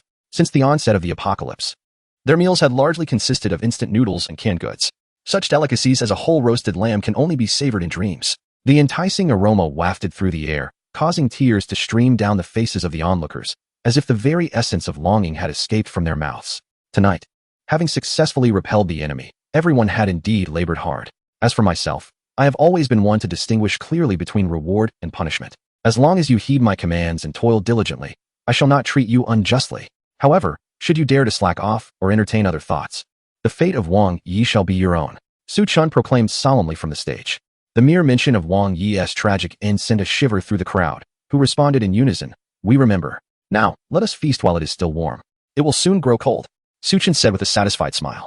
With a single command, the survivors surged forward, launching a frenzied assault on the succulent lamb before them. Though the lamb was of considerable size, it could not withstand the onslaught of so many. In the blink of an eye, it was reduced to nothing more than a skeleton.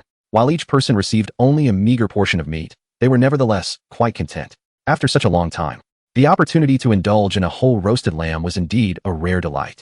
Furthermore, Su Chun had elevated tonight's staple food, replacing the usual instant noodles with self-heating rice from Haidaleo. Let us not forget, it is thanks to Su Chun that we can enjoy such comfort. Sun Yuan reminded the others. Thank you, Boss Su. Rest assured, when a Biao and the others return, I shall not falter. The crowd expressed their heartfelt gratitude towards Su Chun. After satisfying their hunger and thirst, a few remained on watch while the others retreated to their quarters to prepare for rest. The individuals assigned to keep watch outside were none other than Zhang Ying and a few others. The roasted whole lamb was exquisite, yet the crowd was overwhelming, leaving them unsatisfied. One companion licked his fingers, still savoring the flavor. Indeed, such a pity. Another chimed in. However, being able to enjoy the self-heating rice from Haidaleo is quite commendable. What more could one wish for? The others nodded in agreement. At that moment, someone noticed that Zhang Ying had remained silent and could not help but inquire. Zhang Ying, what are you contemplating? I am pondering just how many more treasures that rascal Su Chun possesses. Zhang Ying replied thoughtfully. It had been approximately a month and a half since the onset of the high temperatures and Su Chin's arrival at the Normadison. During this period, he had consumed a portion of his supplies. After a Biao departed, Su Chun had provided food for the group for a time. From last night to today, he had produced several animal traps, a dozen compound crossbows, searchlights, portable power sources, as well as the roasted lamb and self-heating rice. Upon hearing Zhang Ying's words, the others began to sense something amiss. No matter how capacious the Normadison may be, how much could it truly contain? It appeared as if Su Chin's supplies were inexhaustible. What is your perspective, Zhang Ying? Someone inquired. Zhang Ying glanced around to ensure there were no outsiders before whispering. Did Su Chin not imply earlier that he was aware of the impending apocalypse? It is entirely plausible that he arrived at Phoenix Mountain ahead of time and has been stockpiling supplies here. The notion of storage space was exceedingly fantastical. Zhang Ying had not considered it in that light, merely believing that Su Chun had amassed provisions in advance. Strangely enough, that could very well be the case. If this is indeed the case, then Su Chun is utterly despicable. He likely indulges in lavish feasts while we are left with instant noodles. Truly, what a wretched scoundrel. Chapter 64. Lifting the bowl to eat, setting it down to curse one's mother just moments ago. The few who were expressing gratitude towards Su Chun suddenly reversed their sentiments and began to curse him. The phrase lift the bowl to eat, set it down to curse aptly describes these individuals. Yet, despite this, we find ourselves powerless. Zhang Ying let out a reluctant sigh. On Su Chen's side, accompanied by He Wang and Sun Yuan, they numbered around 10 individuals, armed with firearms and crossbows.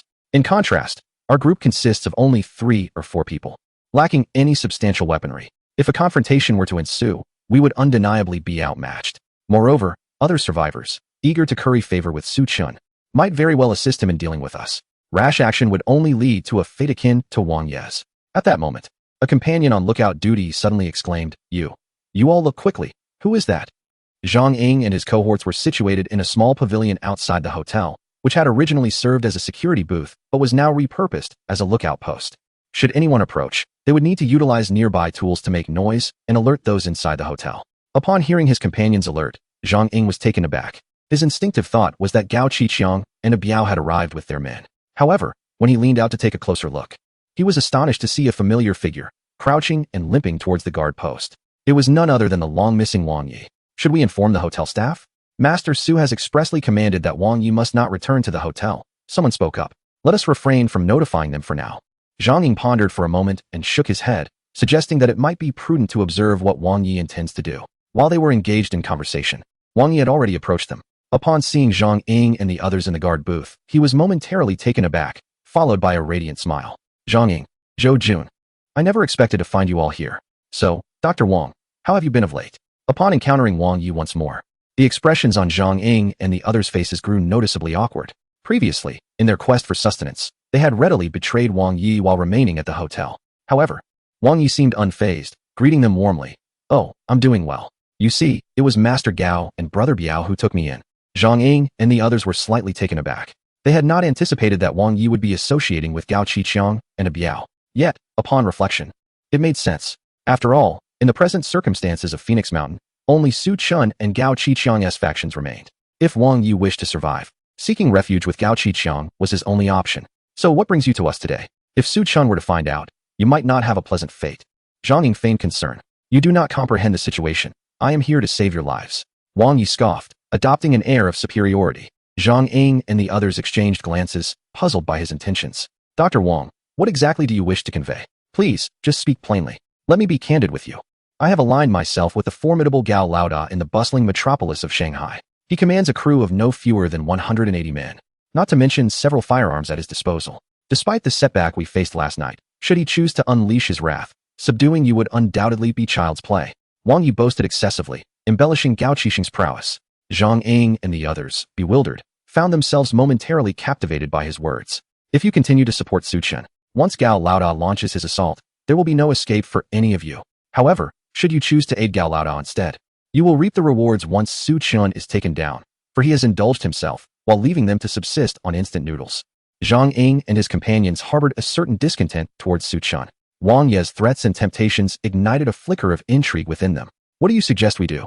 Zhang Ying inquired tentatively. It is quite simple. You must proceed in this manner. Wang Yi whispered a few words conspiratorially. A hesitant expression crept across Zhang Ying's face. Noticing this, Wang Yi scoffed. Zhang Ying, you must contemplate this carefully. Previously, when you reported to Su Chun about me, I chose not to hold it against you.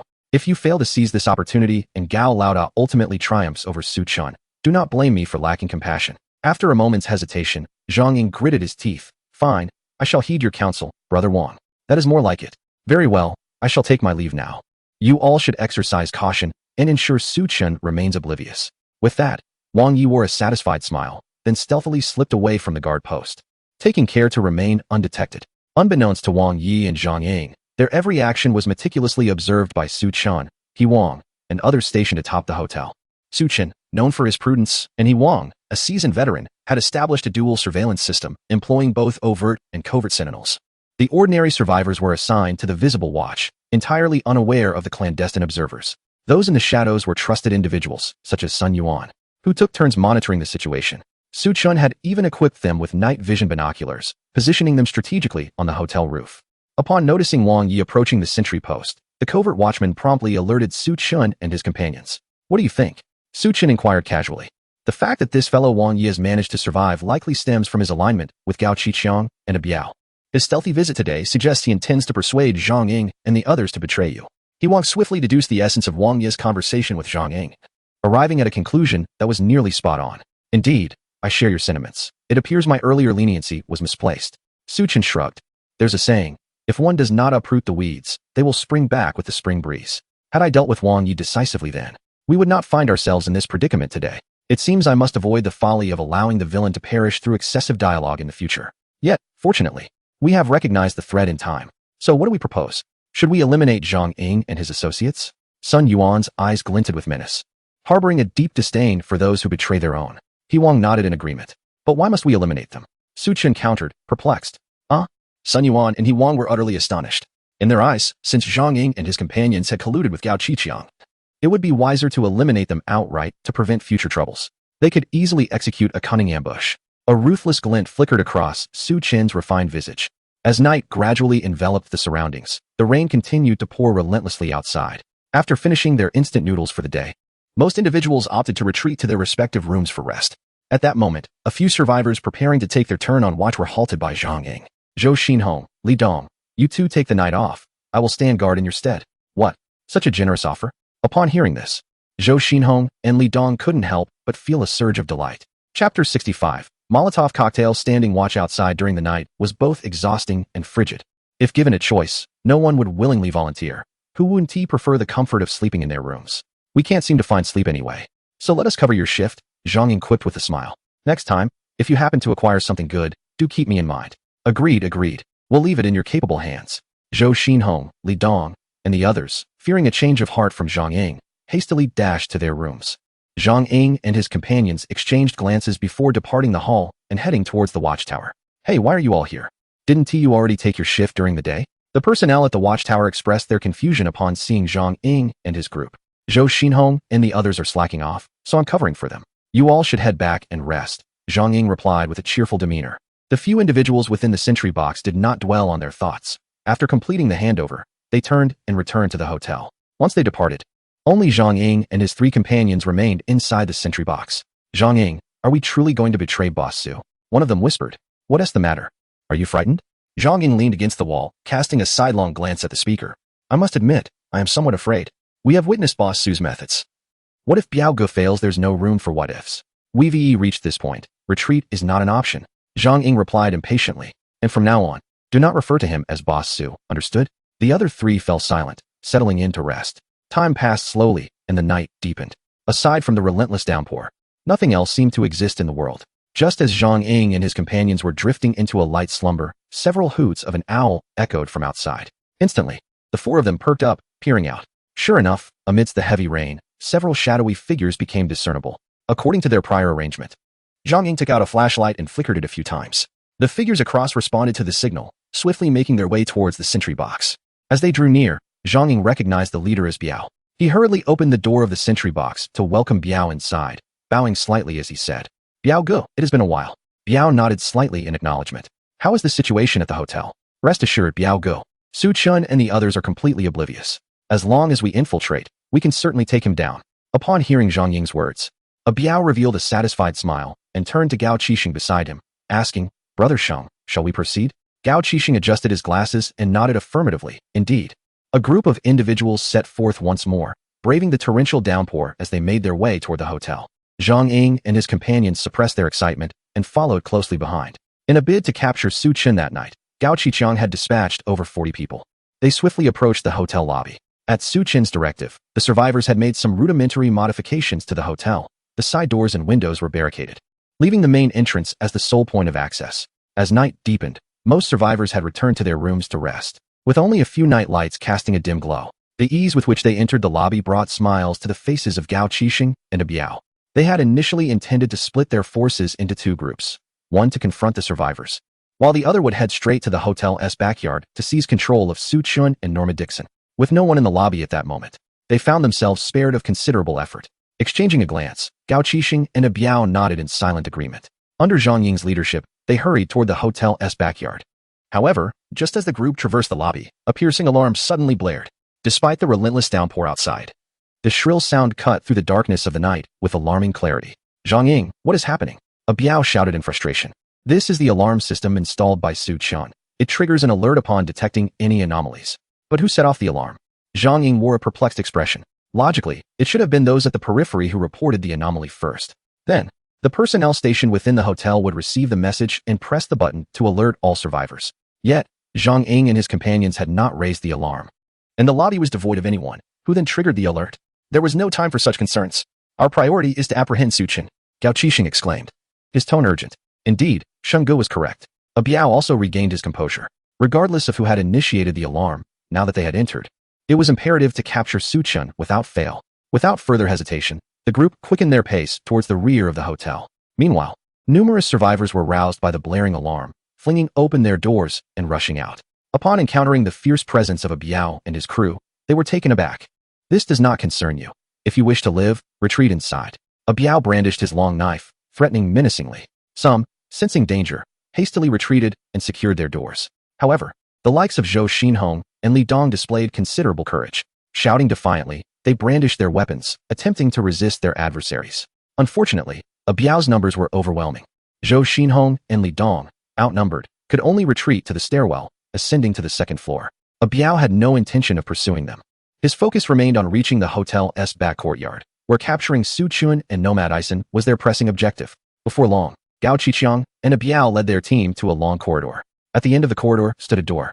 Once opened, they would gain access to the courtyard where Nomad Ison was parked. Brothers, hasten your pace. Just as they were about to reach the entrance, the door was suddenly flung open from the outside. The foremost among them, Biao, paused momentarily, instinctively halting his steps. Before they could comprehend the situation, Su Chen's figure materialized before them. Without waiting for their reaction, Su Chen abruptly hurled several bottles. These bottles traced elegant arcs through the air before shattering amidst the crowd. The liquid within splattered, and in an instant, flames surged forth, rapidly engulfing the surroundings. Damn it, that scoundrel Su Chen has thrown Molotov cocktails. Recovering his senses, Biao dodged the flames while charging forward. Suchin shot him a sardonic smile and promptly closed the door once more. Retreat. Back away. Abayo shouted urgently. However, at that moment, the rear door was also blocked. In an instant, Abayo and his companions found themselves trapped like fish in a barrel. The glass bottles contained highly flammable liquids akin to gasoline and alcohol. Once shattered, they swiftly spread across the area. In the blink of an eye, a conflagration enveloped the entire corridor. The corridor, not particularly spacious, became congested as nearly 50 individuals surged in, leaving no room for escape. Faced with the roaring flames, Gao Qixing and the others desperately retreated. Yet, despite their efforts, the fire quickly encroached upon them. The individuals at the forefront were ignited, rolling frantically on the ground. Chapter 66. The strong man locks the man. Thick smoke and scorching heat enveloped the narrow passage. Just as dozens were on the brink of being consumed by Su Qin's incendiary bottles, someone with keen eyes noticed a few windows on the wall not far away. Quick! Where's the window? The crowd surged towards the solitary window as if grasping at a last lifeline. With a loud crash, the window gave way. A frenzy ensued as Abayo and the others scrambled through the narrow opening. However, the first to escape let out a piercing scream and collapsed to the ground. Rolling in agony, not far away, He-Wang and Sun Yuan were poised with their compound crossbows, their eyes glinting with menace. The subsequent escapees, witnessing their companion's plight, were momentarily paralyzed with fear. They hastily raised their hands, shouting hoarsely, "We surrender, do not kill us." Nevertheless, Su Chun had issued a strict order, no surrender would be accepted. He-Wang and Sun Yuan, brandishing their crossbows, relentlessly targeted those emerging from the corridor. Gao Qiqiang's subordinates were utterly demoralized, devoid of any will to resist. In the pitch darkness of the night, amidst torrential rain, they scattered like headless flies in every direction. Fortunately, the hotel's layout was not overly complicated, and by sheer chance, they managed to escape. As the battle gradually subsided, He-Wang and Sun Yuan commenced the grim task of clearing the battlefield. After a thorough assessment, they discovered that 7 or 8 of the invading enemies had perished in the corridor, while several others had been slain by crossbow bolts as they attempted to flee. A few more had sustained injuries and were unable to escape. Initial estimates suggested that Gao Qiqiang had suffered around 20 casualties. "Ha ha ha, Brother Su. We have achieved a resounding victory," He-Wang exclaimed over the walkie-talkie, brimming with excitement. This triumph was largely attributed to Brother Su's cunning, which had allowed them to outmaneuver the adversary. Sun Yuan chuckled and followed up, "By the way, Zhang Ying and Zhou Jun, those rascals, have been captured by us." "Perfect. Let us bring them into the hall and gather everyone." After giving his instructions, Su Qin set down the intercom. Beside him, Lu Linger, relieved by their victory that evening, sighed deeply. She embraced Su Qin's waist, her beautiful eyes brimming with admiration. "Ah Chen, you are truly remarkable." "I possess more than just this prowess," Su Qin replied, caressing her cheek with a faint smile. "Now, let us proceed to deal with those traitors." The two departed from the Nomad Ison and arrived at the hotel lobby. The captured Zhang Ying, Zhou Jun, and several subordinates of Gao Qiqiang were tightly bound and seated upon the stage. The surviving onlookers, still trembling from the ordeal, straightened up upon Su Qin's arrival, collectively exclaiming, "Boss Su."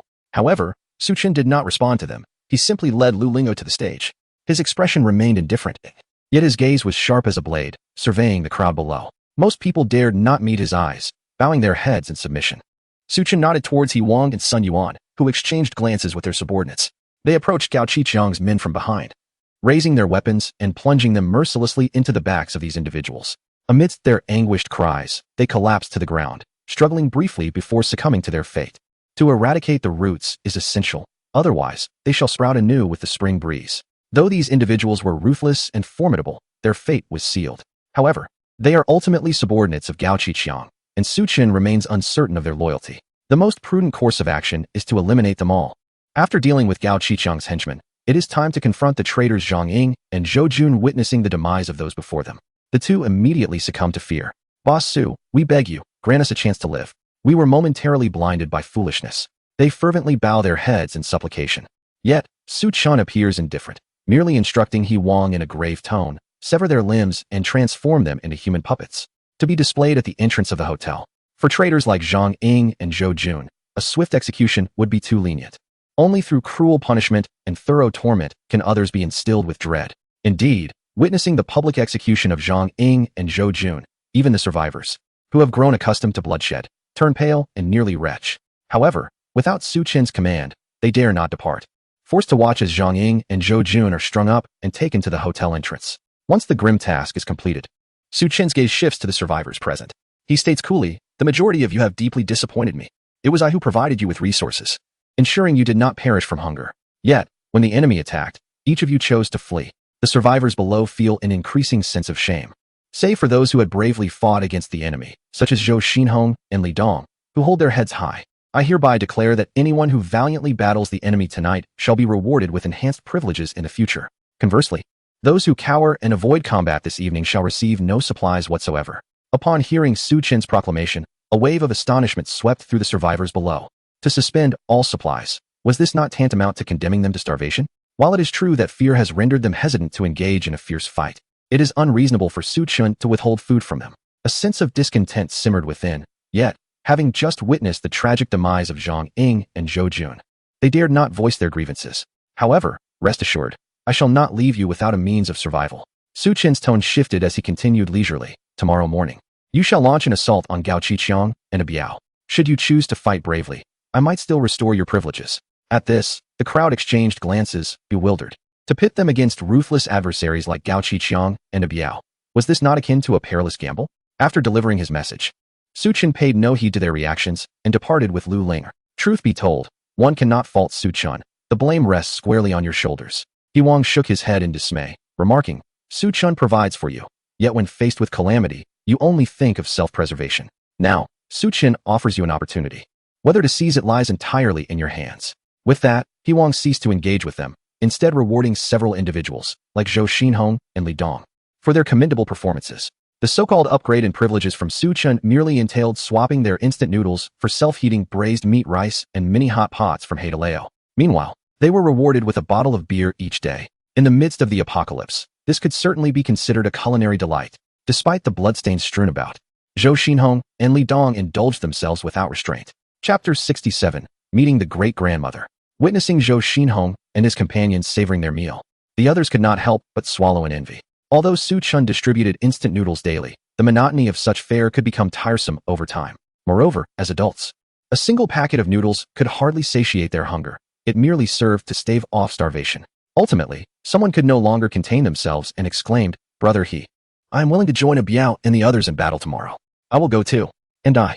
The others nodded in agreement one after another. At the Green Forest Hotel, upon learning of a Biao and his companion's disastrous defeat, Gao Qiqiang's expression twisted in fury, nearly causing him to vomit blood. Didn't you say it was foolproof? Gao Qiqiang shouted, seizing Wang Yi by the collar in a fit of rage. Spitting his words, Wang Yi dared not utter a complaint, stammering in fear, Boss Gao, I don't know what happened. Before he could finish, Gao Qiqiang brandished a dagger and plunged it mercilessly into Wang Yi's chest. Blood gushed forth instantly. Wang Yi was taken aback, never expecting Gao Qiqiang would so directly take his life. His eyes widened, as if he still had something to say. Yet, ultimately, the words failed to escape his lips, and with a final tilt of his head, he succumbed to death. Even a Biao, who had blood on his hands, felt a chill run down his spine upon witnessing this scene. Gao Qiqiang discarded Wang Yi's lifeless body and furiously declared, this matter, we shall not let Su Chen off the hook. Including a Biao, Gao Qiqiang had a total of 60 subordinates, and now a third of them had perished. Even his own younger brother, Gao Qixing, had succumbed to the flames in the corridor. A deadly enmity had taken root between Gao Qiqiang and Su Chen. Yet, Gao Qiqiang understood that Su Chen was cunning and unpredictable, likely harboring hidden trump cards. Should he act recklessly again, he might find himself ensnared in disaster as well. Thus, Gao Qiqiang was compelled to suppress his fury for the time being, gesturing for his men to disperse. Dejected, a Biao and the others returned to their quarters to rest. Having gone an entire night without sleep, they slumbered deeply, resembling lifeless swine. Even those assigned to keep watch succumbed to slumber against the wall. As dawn broke, Su Chen's men stealthily approached the Green Forest Hotel. Familiar with the surroundings, they made a beeline for the hotel lobby. The sentinels, still in a deep sleep, were caught off guard and had their throats slit. After subduing the sentries, Su Chen's men ventured further inside, methodically searching each room. If they encountered anyone within, they would dispatch them swiftly, sending the unfortunate souls to meet their maker in their dreams. However, their endeavor did not unfold smoothly. As they pried open the lock of the third room, an inadvertent noise echoed. The occupants were instantly roused, sensing something amiss. As Su Chen's men slipped inside, the startled individuals sprang to their feet, shouting and engaging in combat. Soon enough, a Biao and his companions were jolted awake from their dreams. They hastily donned their garments, grasped their weapons, and rushed out from their respective chambers. As the individuals aligned with Gao Qiqiang were seasoned in the ways of the underworld, adept in the art of combat, they swiftly regained their composure amidst the initial chaos and began to overpower Su Chen's men. Bang! At that moment, a gunshot reverberated through the air. The crowd present was momentarily stunned, their gazes drawn upwards. There stood the brooding Gao Qiqiang in the corridor, clutching a dark handgun, from which wisps of white smoke curled ominously. Goodness, he has a gun. Retreat, someone exclaimed, quickly realizing the gravity of the situation. The others, too, ceased their skirmish and began to withdraw, hastily making their escape. Once they had driven off their adversaries, Gao Qiqiang took stock and discovered that 5 or 6 of his men had perished. Although they had dispatched 3 or 4 of Su Chen's, Gao Qiqiang seethed with anger. That scoundrel Su Chen. Not only had he failed in his ambush, but he dared to strike at him as well. Nonetheless, this served as a clarion call for Gao Qiqiang. He had previously believed he could manipulate Su Chen at will. Yet the events of last night and this morning revealed that this adversary possessed cunning and tactics equal to his own. From this day forth, he would ensure proper defenses. Without my explicit command, no one is permitted to engage with Su Chen's faction again. With a face darkened by fury, Gao Qiqiang decreed this before turning on his heel and departing. Observing from the sidelines, a Biao's eyes glimmered with disdain. Indeed, the older one grew in the underworld. The more timid one became. Gao Qiqiang's subordinates, despite their numbers, resembled a disorganized mob. Had it been under his command, such a dismal defeat would have been inconceivable. Upon discovering the collusion between Zhang Ying, Zhou Jun, and the associates of Gao Qiqiang, Su Chen chose not to eliminate them. Instead, he allowed them to lead the enemies into the hotel. The rationale was straightforward. On one hand, it was a strategy to ensnare the adversaries. On the other, he sought to use this opportunity to test the mettle of the survivors within the hotel while also imparting a lesson. In retrospect, the outcome was exceedingly favorable. Inside the hotel, Su Chen gazed at the battle-worn survivors returning, a contented smile gracing his face. Excellent, you have not disappointed me. I am a person of clear rewards and punishments. Since you have achieved merit, your previous transgressions will be overlooked. Henceforth, supplies will continue to be distributed daily as usual. However, your treatment will differ from that of Hidage, Sun Yuan, and Zhou Xinhong. Nevertheless, rest assured, as long as you continue to perform commendably, you will also be eligible for rewards. Upon hearing Su Chen's words, the crowd heaved a sigh of relief, eagerly pledging their loyalty. Rest assured, Su Laoda, we shall certainly heed your commands henceforth. Indeed, if you instruct us to slay our enemies, we shall do so without hesitation. We shall no longer cower in fear of death. Under Su Chen's leadership, the survivors were filled with gratitude towards him. Some even lamented their previous cowardice, realizing how regrettable it was. Had they been braver, they might have enjoyed the same privileges as Zhou Xinhong and the others. Those individuals were thoroughly subdued by your discipline. Ah Chen, you are truly remarkable. Lu Linger linked her arm with Su Chen's as they returned to the Normadison. In her sparkling, beautiful eyes, there was an abundance of admiration for Su Chen. Women are inherently drawn to strength, especially in this brutal, survival of the fittest world. With a blend of soft and hard tactics, Su Chen had managed to train a group of survivors to be remarkably obedient. How could this not inspire reverence in Lu Linger? She had truly been blind to have once looked down upon Su Chen. Fortunately, her awakening came in time, and Su Chen bore her no ill will. With this thought, a radiant smile blossomed further on Lu Linger's charming face.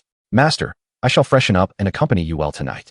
Very well, go ahead. As she entered the bathroom, her graceful silhouette visible through the frosted door, Su Chen stretched contentedly and began to ponder more serious matters.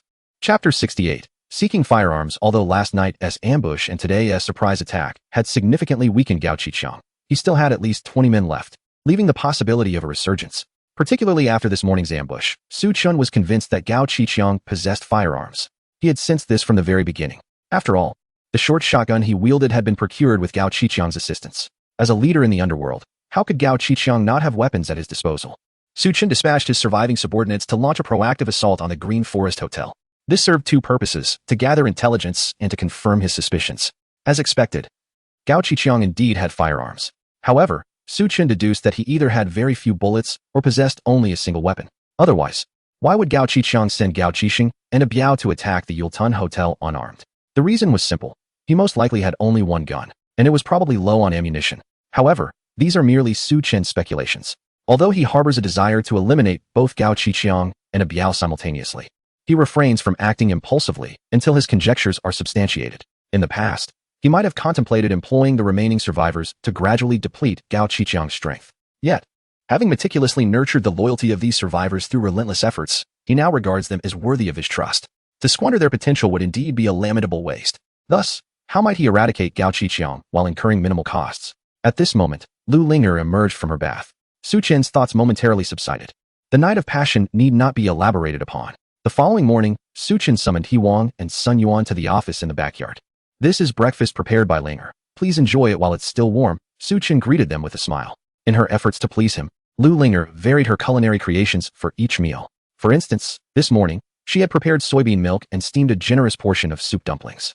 In the world before the apocalypse, this would have been the simplest of breakfasts. However, in the current era of scarce resources, it was akin to a lavish feast. He Wang and Sun Yuan swallowed hard, foregoing pleasantries as they eagerly began to eat. Unlike the other survivors in Zhang Ying's camp, they were acutely aware that their survival was solely due to Su Chen's intervention. Even if Su Chen indulged in abalone and lobster within his RV, they would harbor no envy. Brother Sun, do you happen to know where there is a law enforcement station nearby? Su Chen inquired casually as he peeled a tea egg. His short shotgun, when faced with Gao Qiqiang's handgun, was undeniably at a disadvantage. Although it possessed considerable power, its limited range and inadequate precision, coupled with the difficulty of reloading, rendered it less effective. In a one-on-one confrontation, it may suffice. However, when confronted by multiple adversaries, it was all too easy to find oneself at a disadvantage. If only he could acquire a handgun akin to Gao Qiqiang's. Coincidentally, Su Chen had watched an action film featuring firearms the previous day, which sparked an idea. Given the stringent gun control in Huaxia, firearms could only be found at the law enforcement agency. Su Chen intended to explore the law enforcement agency for potential finds. The law enforcement agency? I fear it may require a descent from the mountain. He Wang pondered momentarily before shaking his head. There had once been a small security office atop Phoenix Mountain, staffed by a few enforcers dedicated to routine safety. In the event of a serious incident, personnel would need to be summoned from the agency below the mountain. However, following the onset of the sweltering heat, the enforcers had either succumbed to its effects or had driven away from Phoenix Mountain. Previously, the survivors had searched the security office for supplies, but regrettably, aside from electric batons and riot shields, there were no weapons to be found. Why do you ask this? Su Laudi? Sun Yuan inquired with curiosity. Su Chen did not conceal his intentions and shared his plans with the two. I see, He Wang remarked, stroking his chin. Your plan is commendable, but it may not be as simple as you think. What do you mean by that? Typically, a standard law enforcement agency possesses no more than 1 or 2 firearms. If the enforcers have evacuated, they would certainly take them along, He Wang elucidated. So that is the case, Su Chen admitted, feeling somewhat disheartened. Previously, when capturing Gao Qiqiang's subordinates, He Wang had interrogated them. From their words, Su Chen learned about the rampant flooding outside. Even if there were firearms in the security office, they would likely have been submerged by now. However, I do know of a place where firearms might still be found. What place? The barracks. He Wang uttered these 2 words. Upon hearing this, Su Chen couldn't help but smile wryly. Brother He, please don't jest. Where can we find a barracks at this time? I'm not joking. There is indeed a barracks nearby. He Wang replied softly. Su Chen paused for a moment, then remembered that He Wang was a retired soldier. It wasn't exactly a barracks, but rather a training ground. He Wang began to elaborate on the specifics. As you know, I used to serve in the military. The previous mountain warfare exercises were conducted around Phoenix Mountain. There are storage facilities for weapons near the training ground, where firearms could likely be kept. Upon hearing this, Su Chen's eyes lit up. If there were indeed firearms at a place like the barracks, they would likely be rifles. If he could acquire a rifle, wouldn't that allow him to put Gao Qiqiang in a precarious position? Yet, he wondered how the situation at the training ground had fared after such prolonged rain. After some contemplation, Su Chen decided it was worth investigating. Brother He, could you please give me a detailed account of the situation there? Su, how about I accompany you? It would be safer that way, He Wang offered. The hotel still requires your presence, Brother He. Su Chen shook his head, declining He Wang's proposal. Observing his resolute demeanor, He Wang ceased to insist. When do you plan to depart? Tonight, Su Chen replied. He Wang was taken aback, not expecting Su Chen to leave so hastily. Given Gao Qiqiang's significant losses, he is unlikely to cause trouble again in the near future, Su Chen explained. Very well, just ensure you return promptly, He Wang advised. After parting ways with the two, Su Chen allocated several days' worth of supplies to the survivors before preparing for the evening's journey. Chapter 69. Search beep beep beep. The alarm clock on the bedside rang. Su Chen slightly opened his eyes, and after a moment of clarity, he rose from the bed. Ah Chun, can we rest a little longer? Lu Linger murmured sleepily. You sleep. I will take the wheel, Su Chen replied, donning his clothes before heading to the driver's seat. His plan to depart at night was not meant for the depths of darkness. Given the relentless rain and treacherous mountain roads, a midnight escape would likely be perilous. He intended to set off around 5 or 6 in the morning, when people would be most drowsy, allowing for a quiet departure that Gao Qiqiang would not notice. Brother He, could you please open the main gate? Su Chen communicated via intercom. Certainly. It's already opened. Safe travels. He Wang complied with Su Chen's request, opening the large iron gate of the backyard. Su Chen activated his hazard lights and, with the rain pouring down, drove away from the Uredun Hotel. Despite the dimness of the sky and the torrential rain, the headlights of Normadison illuminated the road ahead like 2 radiant beams. Su Chen drove along the winding mountain road, heading northwest. Fortunately, the terrain in that direction was elevated, allowing the road to remain intact.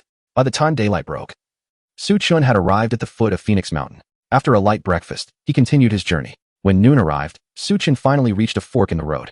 To the right, a sign had fallen to the ground due to the heavy rain. Su Chun opened his umbrella and stepped outside to take a look. The sign bore two imposing lines: military restricted area, no trespassing. It seemed this was the place. Without hesitation, Su Chun started the car and entered the fork.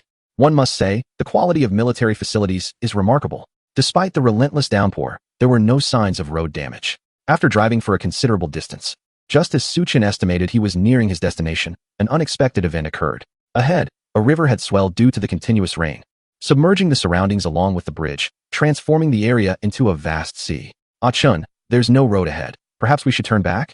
Seeing the situation, Lu Linger could not help but advise. There are no roads in the world. They become paths only when many tread upon them. Su Chun replied with a faint smile, returning to the room behind. With a thought, he retrieved an inflatable boat from his storage space. He then donned a high-quality jacket worth nearly 10,000 and gathered various equipment. Just as he was about to open the car door, Lu Linger hurriedly exclaimed, "Ah Chun, what about me? Wait for me in the car," instructed Su Chun. Lu Linger, being a delicate woman, felt that accompanying him only added to the complications. What? Lu Linger was taken aback. By now, the sky had begun to darken, and the surroundings were desolate and deserted. Left alone by Su Chun, she couldn't help but feel a twinge of fear. However, seeing Su Chun's resolute demeanor, Lu Linger reluctantly nodded in agreement. Lacking a driver's license, she felt utterly incapable of maneuvering such a colossal vehicle. Moreover, this Normadison seemed to be bound to Su Chun. Without his consent, no one could ignite its engine. This was precisely why Su Chun could depart with confidence. Before long, he returned to the water's edge, equipped with various apparatuses. When Su Chun had initially gathered supplies, he had anticipated extreme conditions such as high temperatures, floods, and severe cold. Items like the tactical jacket and inflatable boat were meticulously prepared. He placed the folded inflatable boat into the water and subsequently activated the air pump. In no time, the inflatable boat floated gracefully on the surface. This compact vessel featured a propulsion system at the rear, ensuring remarkable safety. Even if the interior filled with water, it would remain buoyant. Additionally, it was engineered to resist capsizing, even in tumultuous conditions. Having completed all necessary preparations, Su Chun boarded the inflatable boat and started the engine. With a low, rumbling sound, the boat glided swiftly across the water. After a brief passage of around 10 minutes, the evening sky deepened further. At that moment, aided by a head-mounted spotlight, Su Chun discerned several structures emerging in the distance. He felt a sudden stir within and promptly slowed his pace, observing the surrounding edifices. Indeed, these structures possessed a distinctly Baroque-like style. However, their lower sections were submerged in water. It appeared that he was precisely at the military camp mentioned by Huang. The torrential rain must have caused an accumulation of water, leading to the flooding of the entire camp. As for the soldiers stationed there, it was highly probable they had already retreated. If that were the case, they might have taken their firearms with them. That would render his journey utterly futile. Contemplating this, Su Chun couldn't help but feel a twinge of discouragement. Yet, having come this far, he could not simply return empty-handed. He resolved to conduct a thorough search. Who knows what treasures he might unearth? He navigated the speedboat, circling all the external buildings. After dismissing structures such as dormitories and offices, Su Chun focused on one that appeared to be a weapons storage facility. He cautiously approached the building and kicked the glass in, shattering it. Then, he secured the speedboat's tether to the window. Without hesitation, Su Chun climbed through the window. This building stood approximately 5 stories tall, and he entered on the 3rd floor. With the first 2 levels already inundated, he commenced his search from the 3rd floor upward. In the pitch-black interior, he relied on the beam of his flashlight, meticulously exploring each room. However, to his dismay, after thoroughly searching the upper levels, he found no firearms. Not even a single accessory related to firearms was in sight. Had he chosen the wrong location? Gazing at the endless expanse of water before him, Su Chun pondered briefly and resolved to dive in and continue his search. He shed his windbreaker and donned the diving suit he had prepared in advance. Subsequently, he equipped himself with goggles, a breathing apparatus, and strapped on a small oxygen tank. Once all was in readiness, Su Chun took a deep breath and submerged into the depths. Unlike the waters of a swimming pool or the ocean, this water was the result of a river's flooding, exceedingly murky. The visibility underwater was abysmal, even with a searchlight. He could barely discern the situation a mere half-meter ahead. Drawing from his prior experience searching the upper floors, Su Chun cautiously scoured the 2nd floor. Much like above, he found nothing of significance. Reluctantly, he continued his descent to the 1st floor. Perseverance bore fruit, for when Su Chun reached a door, he clearly saw the inscription indicating it was a weapons storage area. His heart leapt with joy as he hurriedly pushed the door.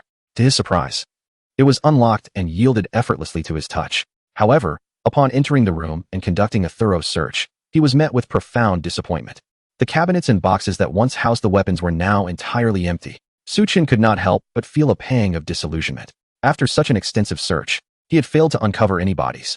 It seemed likely that when the mountain flood ensued and the river overflowed, the personnel at the barracks recognized the impending danger and evacuated prematurely, taking all the weapons with them. After all, the control over arms in Huaxia is exceedingly stringent. Consequently, Suchin found himself poised to return empty-handed. Yet, unwilling to concede defeat, he resolved to meticulously search the remaining rooms. Unexpectedly, Suchin's perseverance has indeed yielded him an unexpected reward. The final door bore the sign of a weapons repair room. A spark of excitement ignited within Suchun as he hastily pushed the door open and stepped inside. Unlike the previous storage room, this chamber appeared somewhat disordered. Scattered across both the table and the floor were various components of firearms and ammunition. After a thorough search, Suchun remarkably uncovered 2 firearms. One was a rifle, and the other a sniper rifle equipped with a scope. Although it was his first encounter with them in reality, Suchin instantly recognized the models, QBZ-95 and QBU. After all, he had handled these weapons countless times in the mobile and PC versions of the Battle Royale game. It seemed that the personnel from the barracks had made a hasty retreat. Despite having taken all the weapons from the storage room, they had overlooked a few firearms in the repair room. However, given that they were placed in a repair facility, it was likely that they were malfunctioning. After a brief contemplation, Suchun gathered all the components in the room and stowed them in a bag. He then shouldered the heavy bag and returned to the surface. Upon removing his diving suit, Suchun inhaled the fresh air deeply. Once he had composed himself, he changed into a windbreaker and placed all his belongings onto the inflatable boat.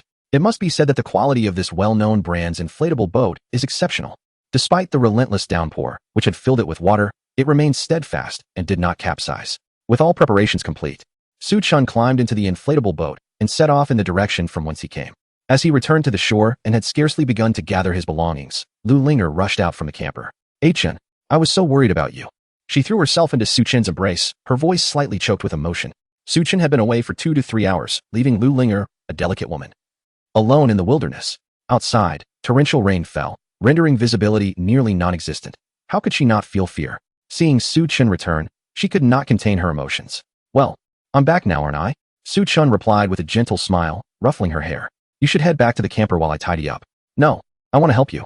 Lu Linger insisted firmly, and Suchun, seeing her determination, did not refuse her. Together, they folded the inflatable boat and gathered all the equipment before returning to the camper. "Chun, did you find the guns?" Lu Linger inquired with concern as her emotions settled.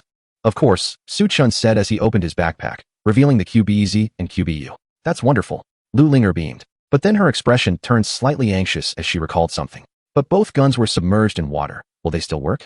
"I'm not sure," Suchin replied, shaking his head. As a citizen of the nation, he had little experience with firearms, and he was uncertain whether the 2 guns would function properly. Moreover, he had also found a considerable number of bullets, though they too had been soaked. Yet, having come this far, it was not prudent to return empty-handed.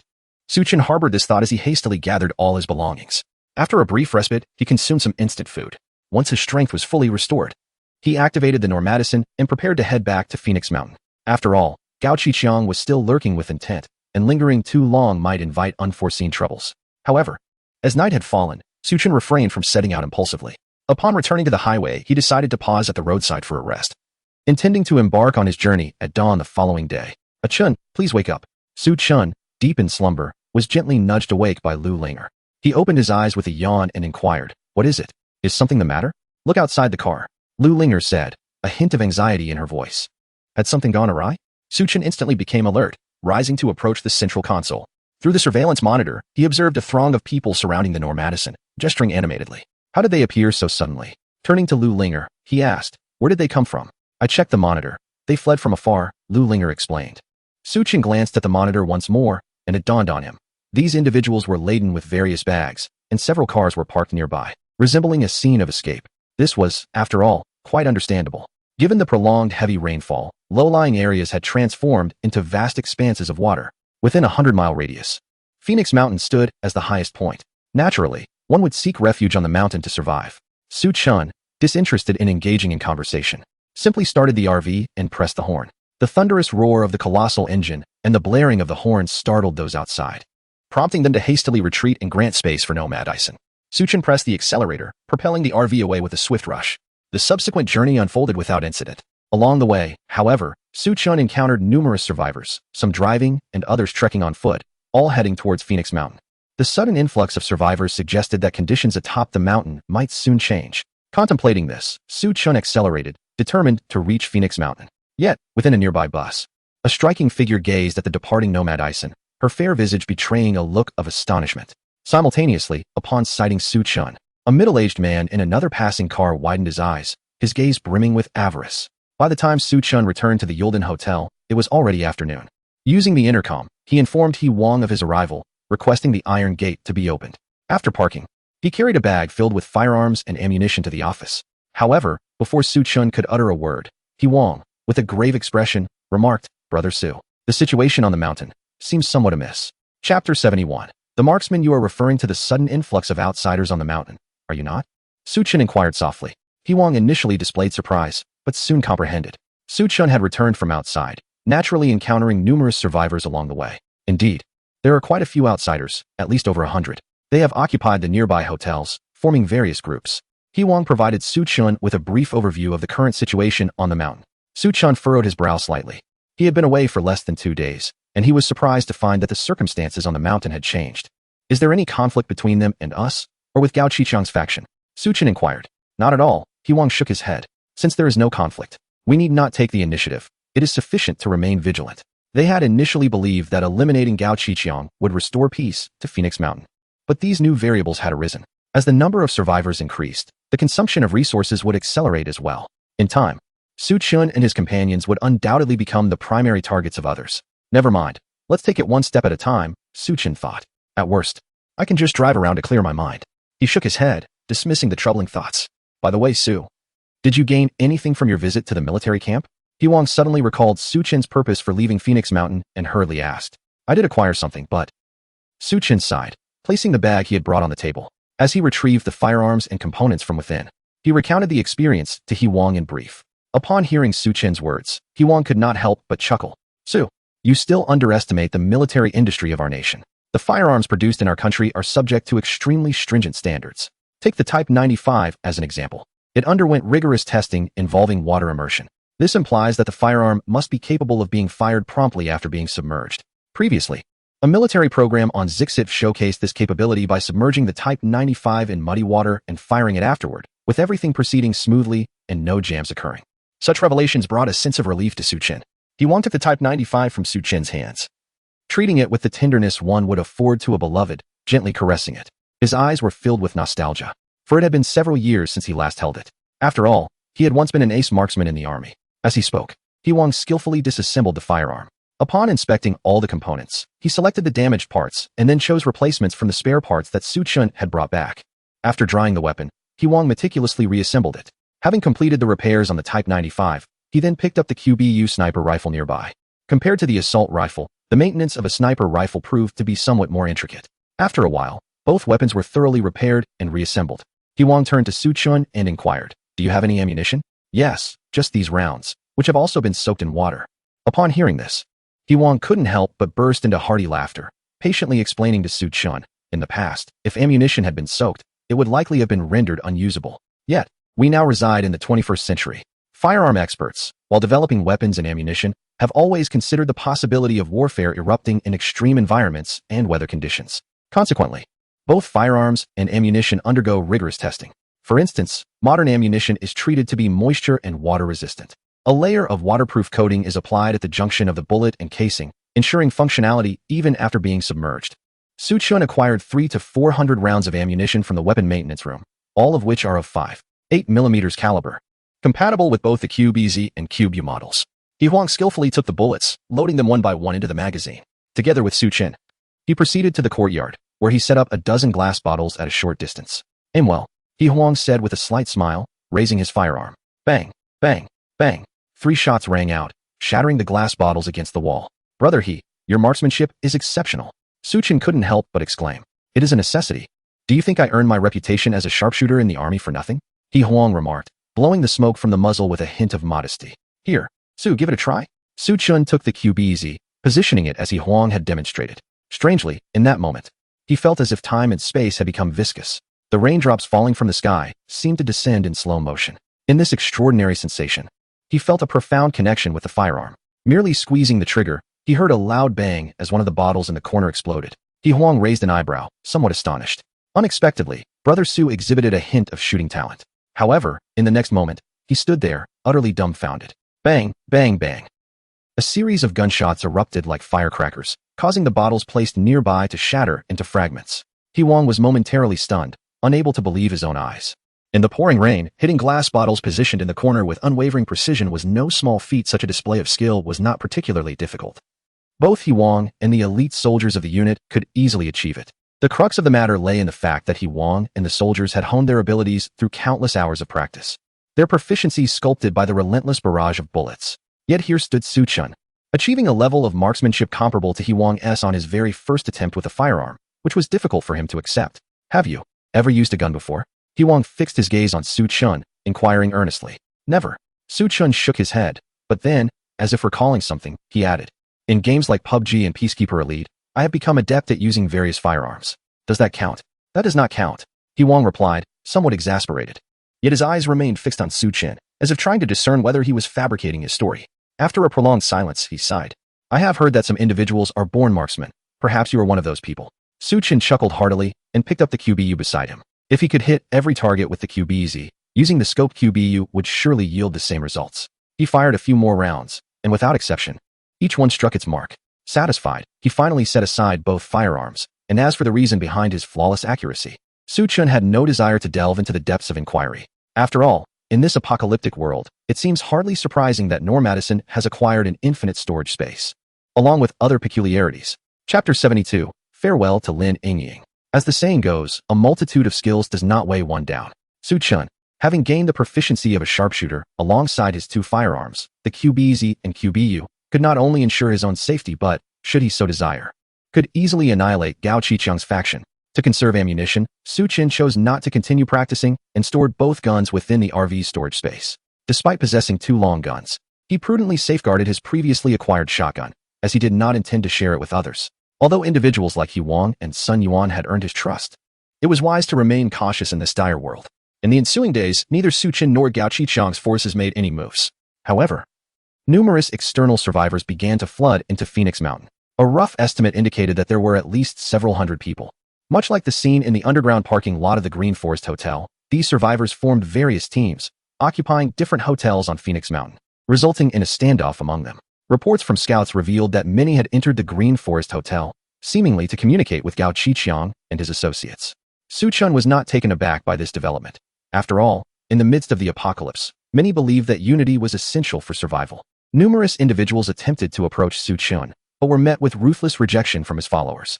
Upon witnessing the lifeless bodies of Zhang Ying and Zhou Jun hanging at the hotel entrance, those individuals displayed remarkable prudence by refraining from further disturbances.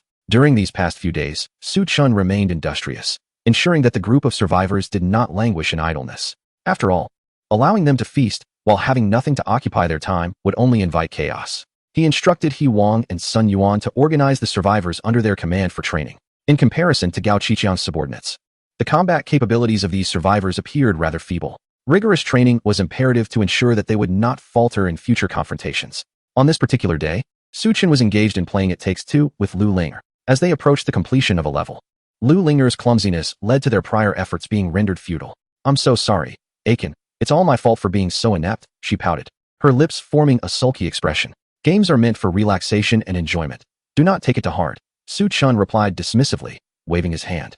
Had it been a game of League of Legends, he might have expressed some irritation towards Lu Linger. However, in the realm of single-player games, such reactions seemed unwarranted.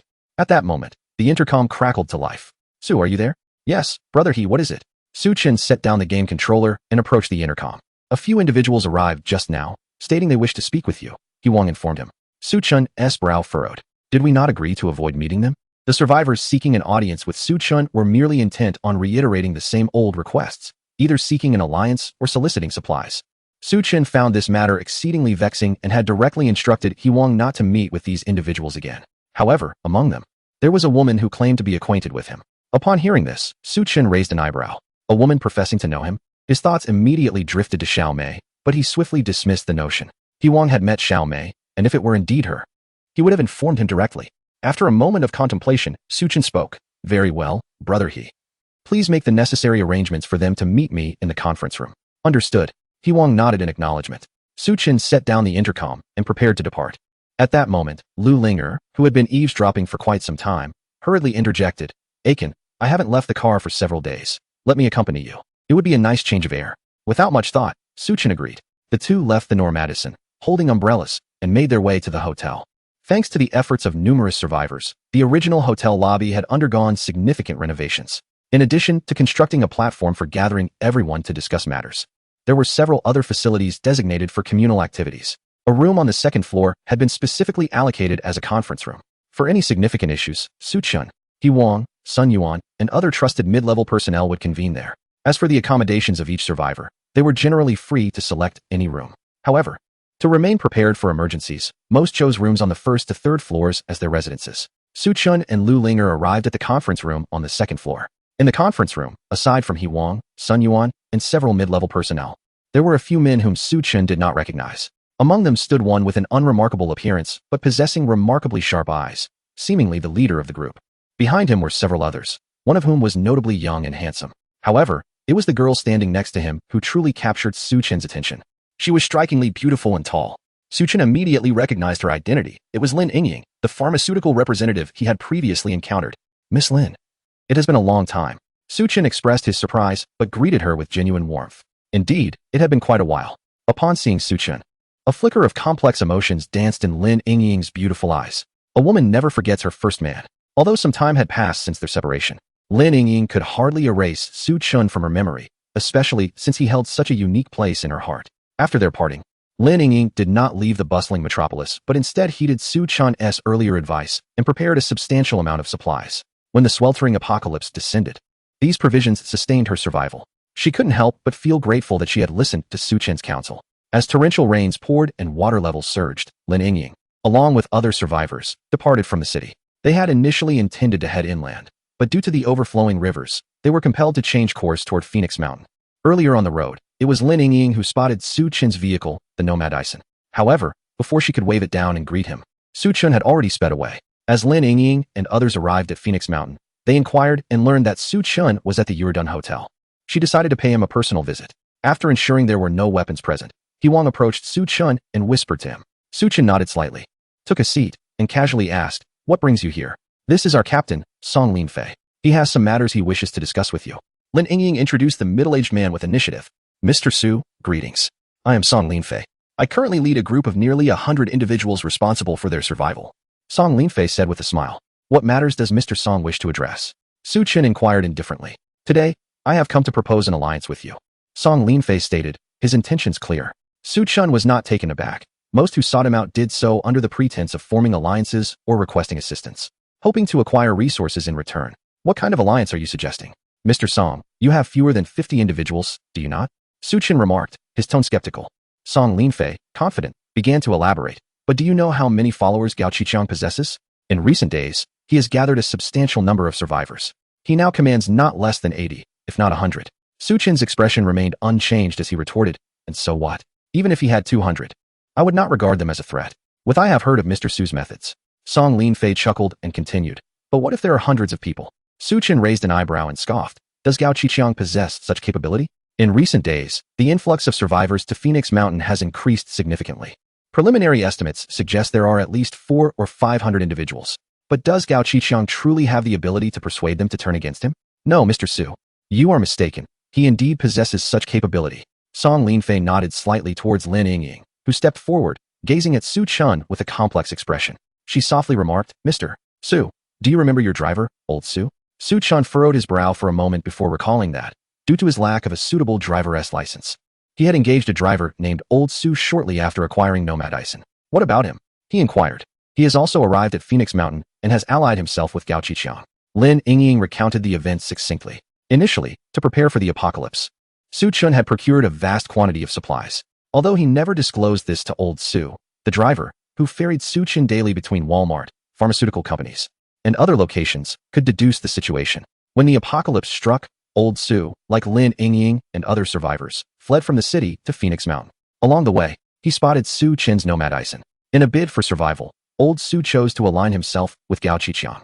Upon learning of the enmity between Gao Qiqiang and Su Chen, Old Su divulged the details of Su Chen's stockpiling of supplies to Gao Qiqiang. Originally, Gao Qiqiang and a Biao were whispering to each other, questioning how Su Chun could possess such an abundance of supplies with only a single RV. Upon learning of this matter from Lao Su, Gao Qiqiang and a Biao experienced a moment of enlightenment, arriving at the same conclusion as Zhang Ying had previously. They deduced that Su Chun had stockpiled all his resources at the Yuerdun Hotel. Otherwise, there would be no reason for him to organize personnel to fortify the area surrounding the hotel. While Gao Qiqiang may not have the capability at present, what will transpire once everyone's supplies are exhausted? Song Linfei's gaze sharpened, accompanied by a confident smile.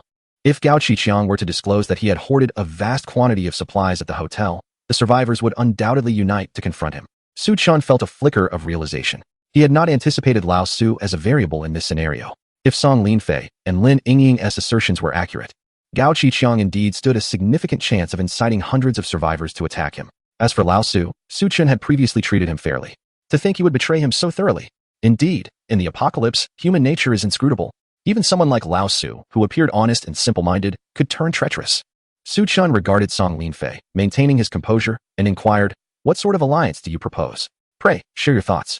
Noticing that Su Chun had been swayed by his words, Song Linfei's eyes glimmered with delight as he quickly responded, "It is quite simple. As long as Mr. Su is willing to consistently supply us with resources, we shall not ally with Gao Qiqiang. Furthermore, we will earnestly persuade other survivors to refrain from joining Gao Qiqiang in his efforts against you. If the need arises, we are more than willing to extend our assistance." At first glance, the conditions proposed by Song Linfei appear to be sincere. Yet, upon closer inspection, they reveal themselves to be mere illusions. Even if Su Chun were to withhold supplies, Song Linfei would not forge an alliance with Gao Qiqiang in the near future. For their provisions have yet to be fully consumed. It is only out of excess that they might consider joining forces with Gao Qiqiang against Su Chun. Furthermore, the suggestion to persuade other survivors not to ally with Gao Qiqiang is utterly ludicrous. What capabilities does Song Linfei possess to sway others? His so-called offer of assistance sounds nothing more than fanciful promises. In essence, Song Linfei is merely asking Su Chun for resources while contributing nothing substantial in return. Your calculations are so transparent, they might as well be splattered across my face. Nevertheless, Su Chun refrains from outright rejection and instead ponders, allowing himself a moment of contemplation. Despite Song Linfei's incessant empty promises, his demeanor remains relatively cordial. There is no need for a direct refusal that would sour their relationship. Very well, I shall await Mr. Su's favorable response. Song Linfei chuckled, nodding to Lin Yingying and a few others before making his exit. As Lin Yingying trailed behind him, she instinctively turned her head to glance back at Su Chun just before leaving the conference room. Their eyes met, and Su Chun offered a faint smile, saying nothing. While Lin Yingying was lost in thought, a young and handsome man beside her broke the silence, inquiring, "Yingying, what is the matter?" "Nothing. Just a moment." Lin Yingying feigned indifference, turning her head away as she followed Song Linfei and the others out of the Yuerdun Hotel. Once outside, a handsome young man turned to Song Linfei and inquired, "Brother Song, do you think that Su Chun will agree to our proposal? If he possesses any intelligence, he should." Song Linfei replied with a confident smile, "Indeed, unless he can withstand the onslaught of hundreds." The handsome young man chuckled and then glanced at Lin Yingying. "Yingying, what exactly is your relationship with Su Chun?" "There's nothing significant. He was merely a client we collaborated with in the past," Lin Yingying replied, casually brushing her hair aside. "Is that so? Yet I can't shake the feeling that your interactions are somewhat unusual," the young man responded, his skepticism evident. "Even if they were unusual, what concern is it of yours?" "Zhou Shixian, kindly recognize your own position," Lin Yingying retorted with a raised brow and a cold tone. Seeing her anger, Zhou Shixian was taken aback and quickly donned a contrite expression. "Yingying, please don't be upset. I am only concerned for you." Ignoring him, Lin Yingying continued towards the camp. Chapter 74. A dog. As she walked away, Zhou Shixian's expression turned sour, and he muttered under his breath, "That insufferable woman. One day I will make her aware of my prowess." Nearby, Song Linfei overheard Zhou Shixian's remarks and frowned, warning coldly, "You better not act recklessly." Zhou Shixian's demeanor stiffened, and he quickly nodded in submission. "Brother Song, you needn't worry. I will not act foolishly. You wish to pursue her, but do not act too hastily," admonished Song Linfei. Although Lin Yingying possessed exquisite beauty, in a world ravaged by catastrophe, such allure held little merit and could easily become a burden. Fortunately, Lin Yingying hailed from a medical background, having worked as a doctor for a time before choosing to become a pharmaceutical representative for various reasons. Utilizing her medical expertise, she had healed many ailing survivors, thus earning considerable respect within Song Linfei's team. Given his amicable rapport with Zhou Shixian, Song Linfei took it upon himself to caution against reckless behavior, lest it incite the ire of others. Even as captain, he might not be able to shield him from the ensuing wrath. In another corner of the conference room, Huang inquired softly, Brother Su, what do you think? Should we consider an alliance with him? Song Linfei seems like a decent fellow. It is certainly worth contemplating, suggested Sun Yuan, who sat nearby. Let us not rush. The survivors have yet to unite. We can deliberate further when that day arrives, Su Chun replied, shaking his head. In the minds of Huang and Sun Yuan, Su Chun was the undisputed leader of their group. Thus, they harbored no dissent towards his perspective. After a brief exchange of casual conversation, Su Chun rose with Lu Linger and departed the room. As soon as they stepped outside, Lu Linger pouted, a hint of jealousy lacing her voice as she asked, Ah Chun, who exactly was that woman? In other circumstances, Lu Linger might have been oblivious, but her innate intuition as a woman allowed her to keenly sense the underlying tension between Su Chun and Lin Yingying. Once, there had been business dealings. Su Chun casually replied. This was not a deception on his part, for he had indeed negotiated the collaboration with Lin Yingying in bed. Is that true? It feels rather more complicated than that. Since entering the conference room, Lin Yingying had frequently cast glances at Su Chun, her expression quite intricate. How could this merely be ordinary business dealings? Regardless of its nature, what of it? Su Chun halted, adopting a superior demeanor as he looked down at Lu Linger, coolly remarking, Have you forgotten your own standing? Lu Linger was taken aback, shivering slightly as she hastily forced a smile. Ah Chun, I was merely curious, just asking. Su Chun chose to ignore her, striding purposefully towards the recreational vehicle. Anxiously trailing behind him, Lu Linger hurried to keep pace. Upon entering the Nomad Ison, Su Chun plopped onto the sofa. Lu Linger promptly stood behind him, kneading his shoulders while cautiously saying, Ah Chun, I truly was just asking out of curiosity. Please don't take it to heart. Calm down. At Lu Linger's imploring tone, Su Chun finally nodded. All right. It's getting late. You should prepare dinner. Understood. Lu Linger sighed in relief, quickly rising to head towards the kitchen. Observing her alluring figure, a cold smirk crept onto Su Chun's lips. It seemed he had been too lenient recently, allowing Lu Linger to grow somewhat arrogant, forgetting her rightful identity and status. It seems I must firmly remind her that she is merely my subordinate. As for Lin Yingying, Su Chun suddenly recalled the events of that night at the hotel. If the opportunity arises and she is willing, I would not be opposed to reliving past dreams. If we could further the relationship to ensure that Lin Yingying and Lu Linger coexist peacefully, it would be most fitting. In the lobby of Green Forest Hotel, Gao Qiqiang sat leisurely on a sofa, seemingly awaiting something. Just then, a Biao hurriedly entered from outside and whispered, Boss Gao, the leaders of the other teams have arrived. Understood, Gao Qiqiang replied with a slight nod, rising to head towards the entrance. Upon stepping outside, he was greeted by the sight of 200 to 300 individuals braving the torrential rain, approaching his direction. Faced with such a scene, Gao Qiqiang felt a twinge of anxiety and instinctively tightened his grip on his weapon. Do not panic. We have invited them for negotiations, not for a confrontation. Gao Qiqiang glanced at a Biao and the others, speaking in a calm tone. Hearing this, the crowd gradually settled down. Boss, in such heavy rain, what is the purpose of summoning us all here? The first to enter was a burly man with a scar across his face, his physique imposing. As he removed his raincoat and shook off the droplets, he expressed a hint of impatience. This man was Zhao Xiong, who, like a Biao, had once navigated the underworld.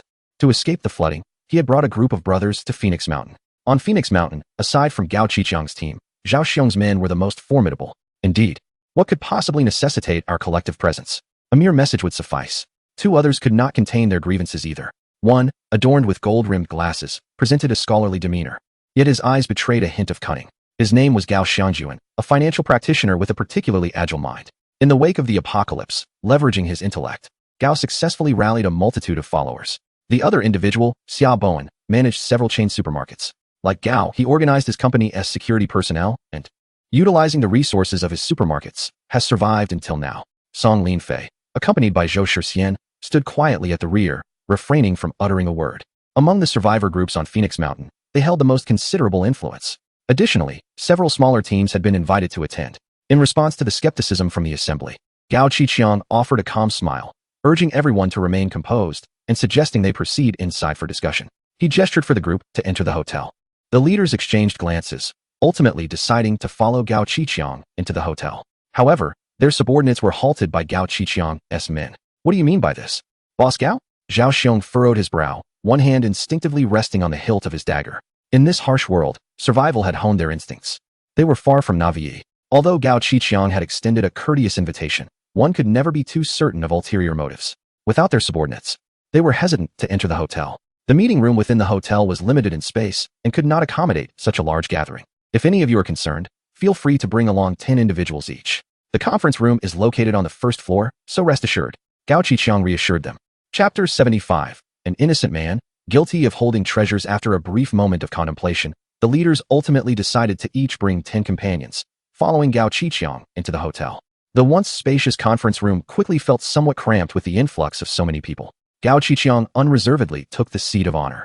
Once everyone was seated, he smiled and began. The purpose of gathering everyone today is to discuss a piece of joyous news. What joyous news? Song Linfei inquired nonchalantly. Instead of providing a direct answer, Gao Qiqiang countered, considering that everyone fled to Phoenix Mountain. I presume the supplies you brought along are rather limited? Silence enveloped the room. The quantity of supplies held by each team was a closely guarded secret, and no one wished to disclose such information to outsiders. After all, an innocent man may remain blameless, yet possessing treasures may incur guilt. No, Boss Gao, what exactly are you trying to say? Can you please refrain from keeping us in suspense? Zhao Xiong exclaimed, growing increasingly impatient as he pounded the table. What if I were to tell you that there exists a warehouse on Phoenix Mountain, filled with an abundance of supplies? Gao Qiqiang's words fell like a stone into a tranquil lake, instantly stirring up tumultuous waves. An abundance of supplies? Are you joking? How could that be possible? If what you say is true, would you really share such good fortune with us? Where's that warehouse? The crowd erupted in a cacophony of questions. Silence, everyone. Gao Qiqiang pressed his hands downwards, signaling for silence, and then continued. This warehouse is not far from us, located just north at the Yuleton Hotel. Upon hearing the mention of the Yuleton Hotel, Gao Xiangjuan could not help but let out a derisive laugh. Boss Gao, do you really think we are fools? The person you have a grudge against, if I recall correctly, is named Su Chun, right?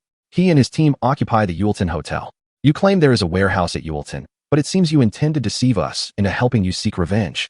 Although the feud between Gao Qiqiang and Su Chun had transpired prior to the arrival of Zhao Xiong, Gao Xiangjuan, and the other survivors in Phoenix, there are no secrets that remain hidden forever. The group had visited Gao Qiqiang several times and had exchanged words, quickly learning about his animosity with Su Chun from his subordinates. Upon hearing Gao Xiangjuan's remarks, the way the others looked at Gao Qiqiang shifted dramatically. However, Gao Qiqiang appeared to have anticipated their reaction and showed no signs of panic. With a chuckle, he replied, Indeed, I have a rivalry with Su Chun. But my intentions in saying this are not rooted in vengeance. Old Su, as Gao Qiqiang called out, a seemingly honest middle-aged man stepped forward. He was the driver who had previously taken Su Chun around, known as Old Su. Please share all that you know with them, Gao Qiqiang said casually. Understood, Boss Gao. Old Su nodded respectfully, and, under the puzzled gazes of Gao Xiangjuan, Xia Bowen, and others, recounted in detail everything he had observed during his time driving for Su Chun.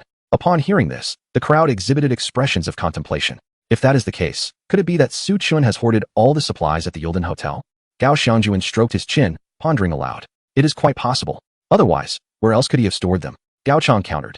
Within the realm of RVs. Nomad Ison has established itself as a formidable entity. Even if it were filled to the brim with supplies, how long could they sustain him? A Biao had witnessed firsthand that since the onset of the scorching apocalyptic conditions, Su Chun has been residing within the RV.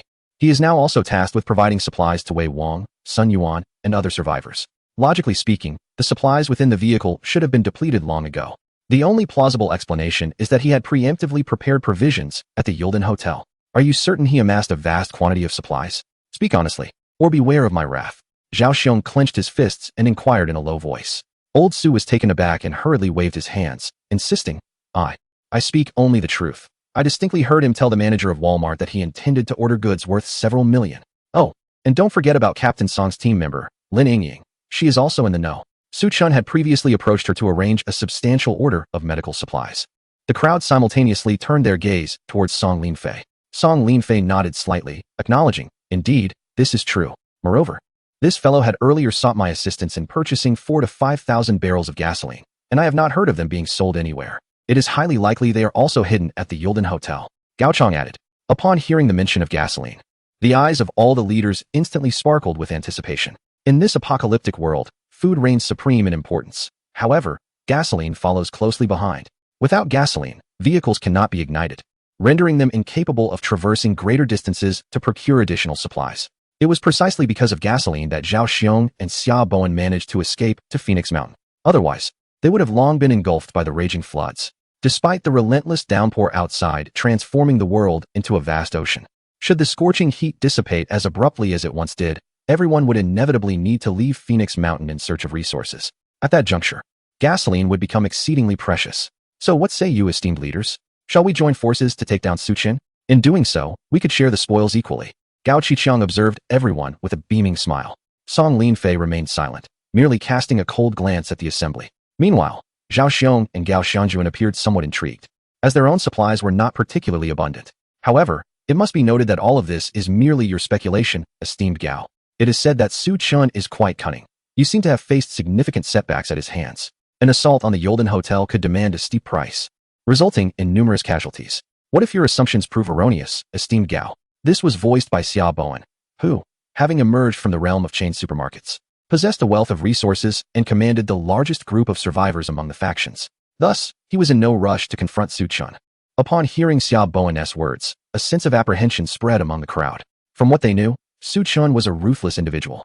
Within his vehicle, there lay an assortment of perilous items, pepper spray, sulfuric acid, and in his grasp, a compact firearm. Moreover, he possessed traps for capturing beasts, a compound bow, and incendiary bottles. Despite their numerical superiority, outnumbering Su Chun several times over, should he resolutely defend the Yurdun Hotel with such formidable equipment, it would likely cost them 100 lives or more to seize the establishment. Lacking absolute confidence, I remain curious about your thoughts on this matter. Gao Qiqiang spread his hands, directing the question towards Xia Bowen and the others. Chapter 76. The Fisherman's Prophet Xia Bowen, Gao Xiangjuan, and the others did not respond immediately. Instead, they fell into a contemplative silence, weighing the pros and cons.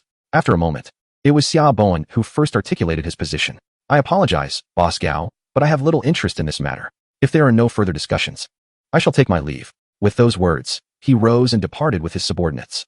Before anyone else could react, Song Linfei calmly added, my sentiments align closely with his. Our team does not intend to partake in this affair. Following their exits, others gradually followed suit. After all, they still possessed resources and had not reached a point necessitating a life-and-death struggle with Su Chun. In the end, only Zhao Xiong, Gao Qiqiang, and a handful of other small survivor groups remained. Observing this development, Gao Qiqiang exhaled in relief. Had everyone departed, he would have found himself in a rather awkward position. Boss Gao, please, share your thoughts on how we should proceed. Zhao Xiong urged. Gao Qiqiang cast a glance at the people present and spoke in a deep voice. We have nearly 200 individuals among us. Taking down the Yurtun Hotel will be as effortless as a mere flick of the wrist. Without Song Linfei and Xiao Bowen, there will be fewer individuals to share the spoils. He continued, tomorrow morning, we shall mobilize our forces and prepare to assault Su Chun. The reason Zhao Xiong and the others remained was straightforward. Their own supplies were dwindling. Thus, upon hearing Gao Qiqiang's words, they nodded in agreement without hesitation. Brother Song, why don't we join forces with Gao Qiqiang and together eliminate Su Chun? Once they departed from Gao Qiqiang's territory, Zhou Shixian could not contain his eagerness. Although our provisions are limited, they are not immediately depleting. Why should we ally with Gao Qiqiang? Song Linfei retorted. Yet, who would ever refuse an abundance of resources? Zhou Shixian spoke these words, but deep down, he yearned to eliminate Su Chun directly. The reason was simple. Despite his obsequiousness, he could discern the subtle tension between Su Chun and Lin Yingying. Under his incessant flattery, Lin Yingying had softened her demeanor towards him, but upon encountering Su Chun, she reverted to her previous indifference, nearly driving Zhou Shixian to the brink of madness. He knew well that this Su Chun was far from ordinary.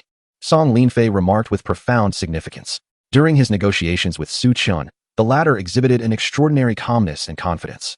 Even upon hearing that Gao Qiqiang might rally hundreds to launch an attack, Su Chun remained utterly unfazed. Such a calm demeanor can only stem from two possibilities. Either one is a madman, or one possesses substantial backing. Su Chun, having foreseen the impending apocalypse and managed to survive until now while assembling a team, is undoubtedly not a lunatic. He must belong to the latter category. No matter how formidable he may be, with merely 40 to 50 individuals, could he truly contend with the likes of Gao Qiqiang and his numerous followers? Zhou Shixian expressed his skepticism, coupled with a tinge of concern. What if Gao Qiqiang succeeds in his endeavor? Should they capture Su Chun, the repercussions would likely be dire. Song Linfei let out a cold chuckle, stating, at that juncture, we can reap the benefits as bystanders. Do you think a cunning individual like Gao Xiangjuan would let such a golden opportunity slip away? If they fail to subdue Su Chun, we can seize the chance to negotiate with him. In essence, we will be in an unassailable position. Upon hearing his words, Zhou Shixian's expression transformed into one of enlightenment. Brother Song is indeed astute. After a considerable loss of men, Gao Qiqiang initially found himself with only over 30 subordinates. However, following a few days of development, his numbers swelled to nearly 80 or 90. Coupled with Zhao Xiong and his team, they amassed a force nearing 200. Brimming with confidence, he opted against a nocturnal assault this time, choosing instead to openly confront Su Chun. As dawn broke, Gao Qiqiang, along with Zhao Xiong and Gao Xiangjuan, gathered their respective followers outside the Yurdun Hotel, where a throng of people congested the entire street.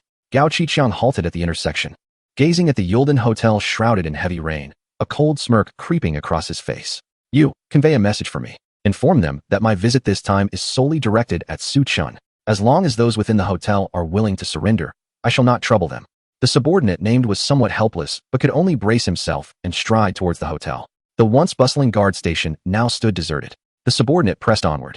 Yet after just a few steps, a sharp whistle pierced the air as an arrow sliced through the curtain of rain, impaling him to the ground. Witnessing his subordinate struggle momentarily before succumbing to stillness, Gao Qiqiang erupted in fury. Damn it, so oblivious to danger. Brothers, charge.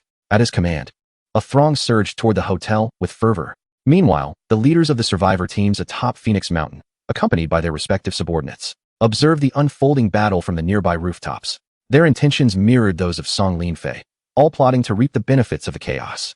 On the hotel's uppermost floor, clad in a tactical jacket, Su Chun surveyed the scene below, reminiscent of a zombie siege, his eyes glinting with a bloodthirsty intent. Brother Sun, initiate the attack.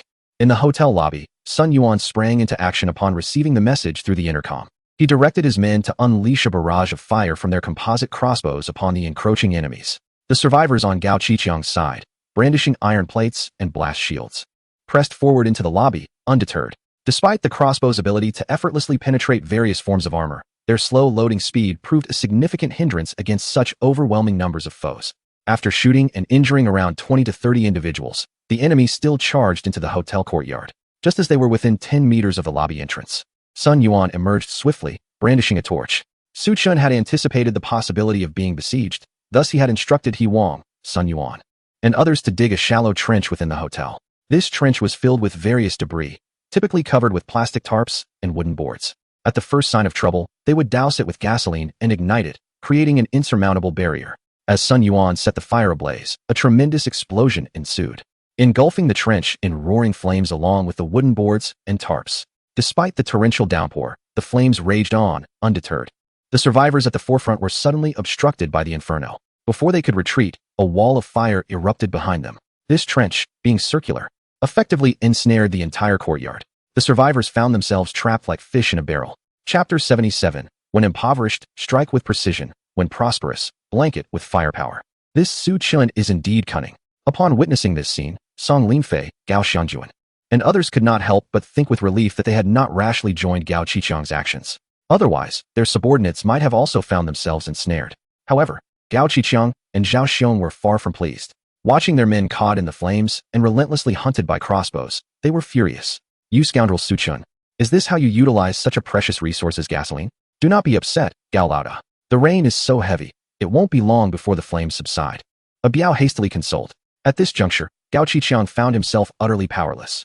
He could only grit his teeth and await the diminishment of the inferno. When that moment arrived, their men would surge into the hotel and eliminate that scoundrel, Su Chun. However, at that very instant, a gunshot resonated. Despite the distance and the torrential downpour, Gao Qiqiang distinctly heard it. Almost immediately, one of the trapped survivors had his head blown off. In television dramas, when a person is shot in the head, only a small blood hole is typically depicted. Yet, this portrayal is a mere embellishment. The reality of a bullet striking the head, especially from a rifle or sniper's round, is horrifying.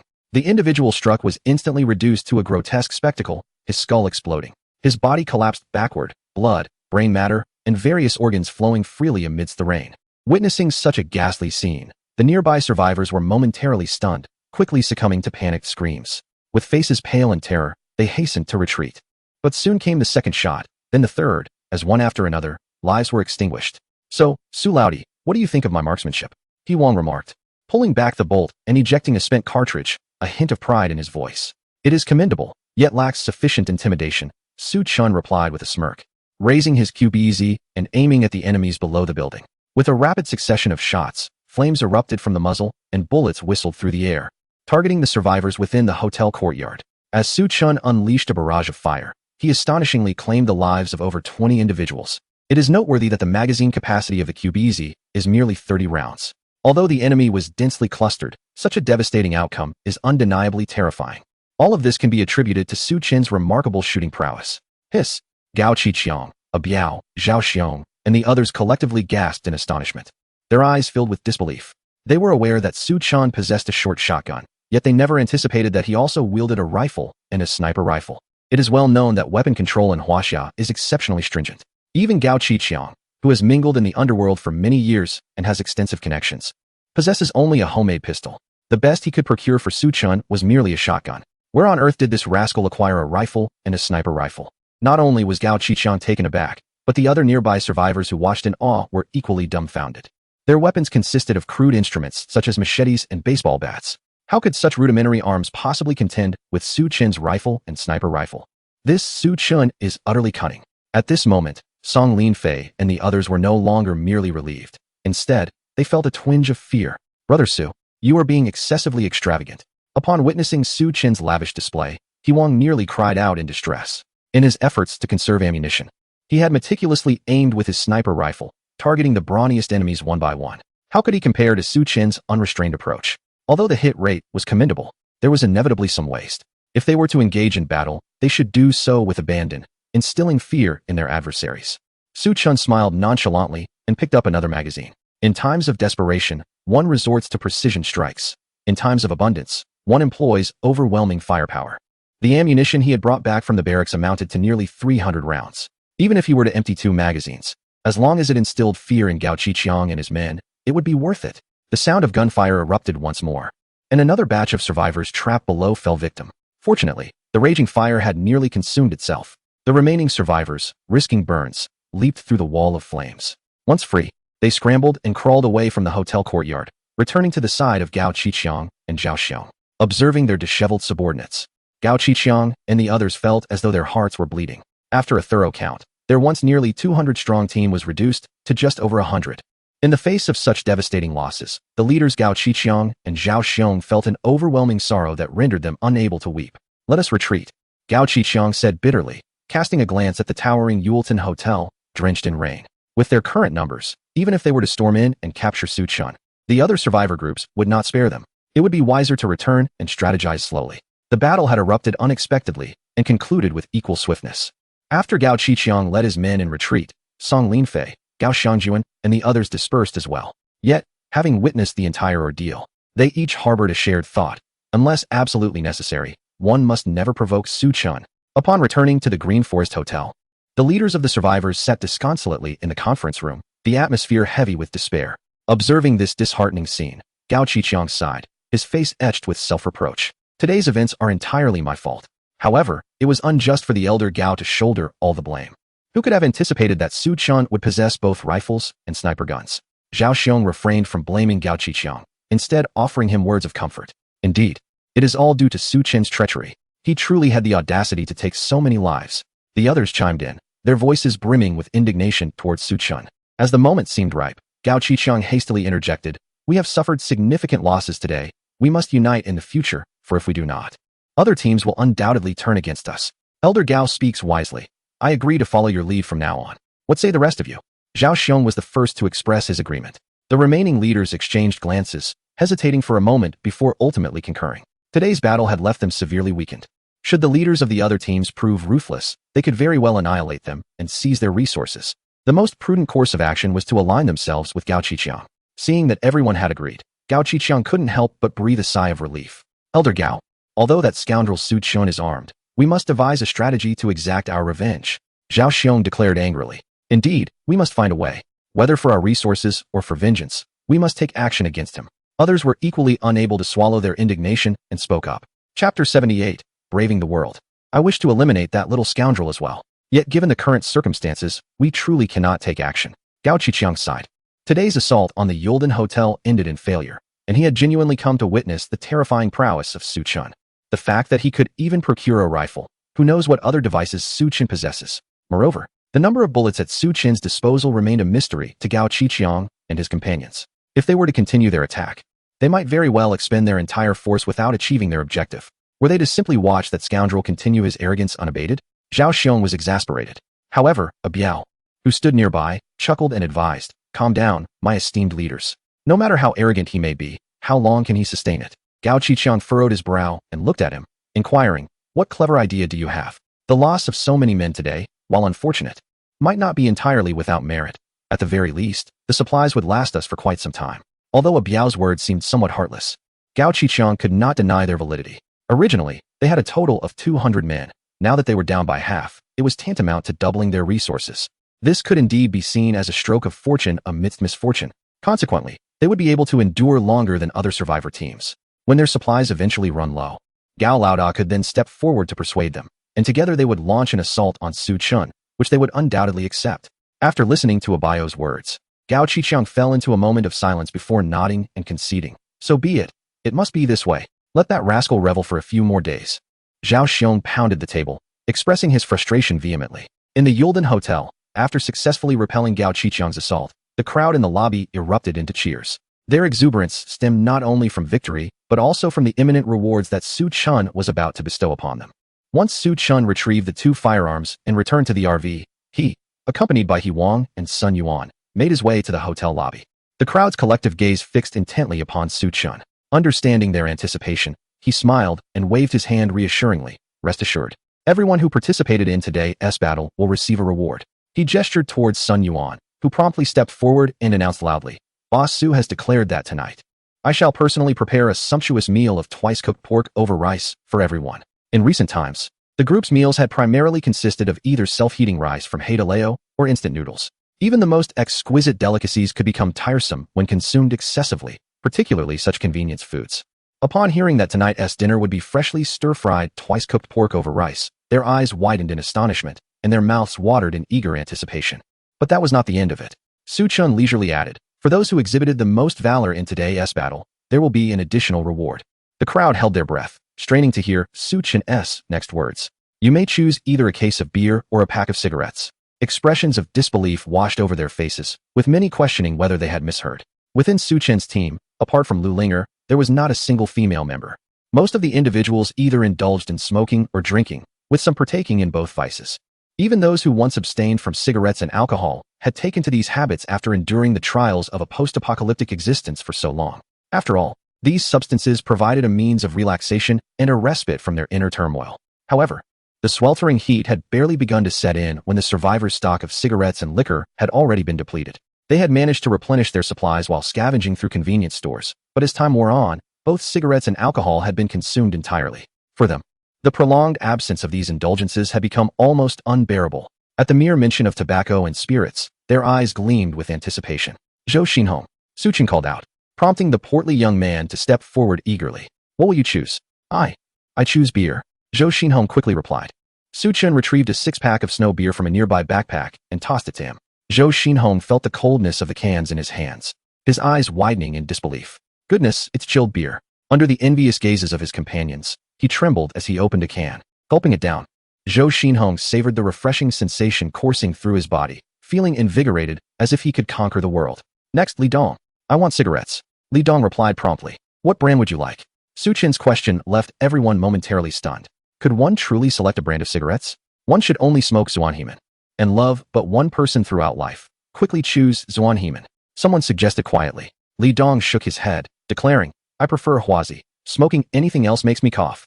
Su Chen promptly produced a pack of Huazi and tossed it over. Li Dong tore open the packaging, lit one, and exhaled a plume of white smoke with great satisfaction. Generally speaking, cigarettes are far more addictive than alcohol, particularly for those seasoned smokers who consume an entire pack daily. Observing Li Dong's enjoyment, the surrounding survivors were visibly anxious, some scratching their heads in desperation. Those with a closer rapport with Li Dong shamelessly requested a cigarette, while others with a more casual acquaintance could only hover nearby, inhaling the secondhand smoke. The scene was momentarily chaotic. After rewarding a few more individuals, Su Chen finally closed his backpack, announcing that today's rewards had concluded. In the future, if they wished to enjoy better food, cigarettes, and alcohol, they would need to emulate Zhou Xinhong, Li Dong, and the others by working diligently and combating the enemy. Do you understand? Everyone responded in unison, we understand. Thanks to Su Chen's relentless efforts, the survivors in the team had completely accepted him as their leader. Their collective mindset was now focused on performing admirably, relying on the reward system to secure superior resources. Su Chen was quite pleased with this development. Meanwhile, Song Linfei, Zhou Shixian, Lin Yingying, and others resided in a hotel not far from the Green Forest and Yuredun Hotel. Like Su Chen's team, they had also undertaken renovations and upgrades to the hotel. At this moment, within the original hotel lobby, 7 or 8 elderly individuals lay sprawled on the floor. Lin Yingying traversed among them, occasionally checking on their conditions. Her delicate features bore a hint of fatigue. At that moment, Song Linfei entered with a group. Yingying, he exclaimed. Brother Song, After a brief exchange of greetings, Song Linfei inquired, "How is the situation?" "Not very optimistic," Lin Yingying sighed. "If we cannot find the medication soon, I fear." Her words trailed off, yet Song Linfei grasped her meaning. These elderly individuals were relatives of other survivors in their group, many suffering from chronic illnesses requiring long-term medication. However, with the apocalypse unfolding, temperatures soared and floods ravaged the land. People struggled to find food, let alone medicine. Chapter 79. Whatever it takes. When they fled to Phoenix Mountain, there was barely any medication left in Song Linfei's team. Days had passed, and their supplies were completely exhausted. Without medication, the chronic ailments of these elderly patients, such as hypertension and diabetes, had begun to spiral out of control. Although Lin Yingying possessed decent medical skills, she found herself powerless without the necessary resources. "I understand," Song Linfei nodded, his brow furrowed. He had long dispatched individuals to scour Phoenix Mountain in search of any available medication. In this post-apocalyptic world, the value of medicine was second only to that of food and water. The survivors had occupied the majority of the buildings, and even if they stumbled upon any medicine, they would hoard it fiercely, refusing to part with it. Song Linfei and his group had searched for several days, yet found not a single trace. In a moment of desperation, he could only lead his companions to search outside Phoenix Mountain. However, upon reaching the foot of the mountain, he was left utterly astounded. The world had transformed into a vast ocean, and the paths to the outside world had long been submerged. "Brother Song, you must think of a solution quickly, otherwise several elders may not last much longer," Lin Yingying sighed. "I truly cannot devise a plan." Song Linfei replied with a bitter smile. Noticing his furrowed brow, Lin Yingying hesitated, as if she wished to express something. Her expression caught Song Linfei's attention, stirring something within him, and he tentatively inquired, "Yingying, do you happen to know where we might procure medical supplies?" After a brief moment of hesitation, Lin Yingying nodded. "Yes, Brother Song. Have you forgotten about Suchin?" "Of course, I have not forgotten. I am aware that he possesses medical supplies, but..." Song Linfei's face was filled with helplessness. He recalled Lin Yingying mentioning that Su Chun had purchased a substantial quantity of pharmaceuticals and medical equipment from her. It was likely that Su Chun had the most extensive and diverse collection of medical supplies on all of Phoenix Mountain. Though Song Linfei had dispatched individuals to visit him, they were all turned away at the door. Having witnessed the bloody scenes orchestrated by Su Chun just days prior, Song Linfei dared not press the issue further. Realizing Song Linfei's predicament, Lin Yingying understood his meaning. Biting her crimson lip, she sighed softly. "If it comes to that, I shall make the journey myself." "That would be splendid," Song Linfei exclaimed, visibly relieved. Unlike Zhou Shixian, who hailed from a wealthy background, Song Linfei possessed keen insight and extensive experience. He had long discerned that the relationship between Su Chun and Lin Yingying was far more complex than Lin Yingying had portrayed. If Lin Yingying were to seek out Su Chun, the likelihood of success would be substantial. However, how could such a thing be allowed? At that moment, Zhou Shixian, who had been listening, immediately expressed his discontent. He had always harbored doubts about a past romantic entanglement between Lin Yingying and Su Chun. Even if there were none, Lin Yingying's initiative would be fraught with peril. The last time Zhou Shixian encountered Su Chun, he was accompanied by the striking beauty, Lu Ling, which only served to confirm Su Chin's notorious reputation as a lecherous fiend. If Lin Yingying was not permitted to go, then who else would dare to venture? Song Linfei furrowed his brow, finding Zhou Shixian's reasoning rather lacking. This was a matter of life and death. How could Zhou Shixian still be caught up in romantic notions? Zhou Shixian stammered, rendered speechless. In his mind, Su Chun was not only a lecher but also a ruthless killer. Just days prior, he had mercilessly eliminated nearly 100 survivors without a flicker of hesitation. Zhou Shixian must have been tired of living to even consider approaching Su Chun. "Enough, Zhou Shixian. Perhaps you should say a little less," Lin Yingying remarked, her delicate brows knitting in irritation. Under the combined pressure from Song Linfei and Lin Yingying, Zhou Shixian found himself at a loss for words, retreating into silence and shame, shrinking back into the shadows. Unable to express his frustration towards Song Linfei and Lin Yingying, he could only harbor resentment towards Su Chun. "You scoundrel, daring to vie for my woman. Just wait, I shall have my vengeance." After a brief moment of preparation, Lin Yingying departed the camp. With an umbrella in hand, she made her way to the exterior of the Yuredun Hotel. Before she could approach the guard station, several watchful survivors called out to her. "Stop! What do you want?" Facing the several crossbows aimed at her, Lin Yingying appeared remarkably composed, exhibiting no signs of panic.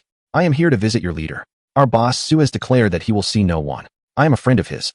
You would do well to report my arrival to him swiftly." Lin Yingying showed no inclination to retreat. Upon hearing her words, the survivors in the guard station exchanged glances, their expressions revealing uncertainty. They whispered among themselves for a moment before one of them reluctantly replied, "Please wait here."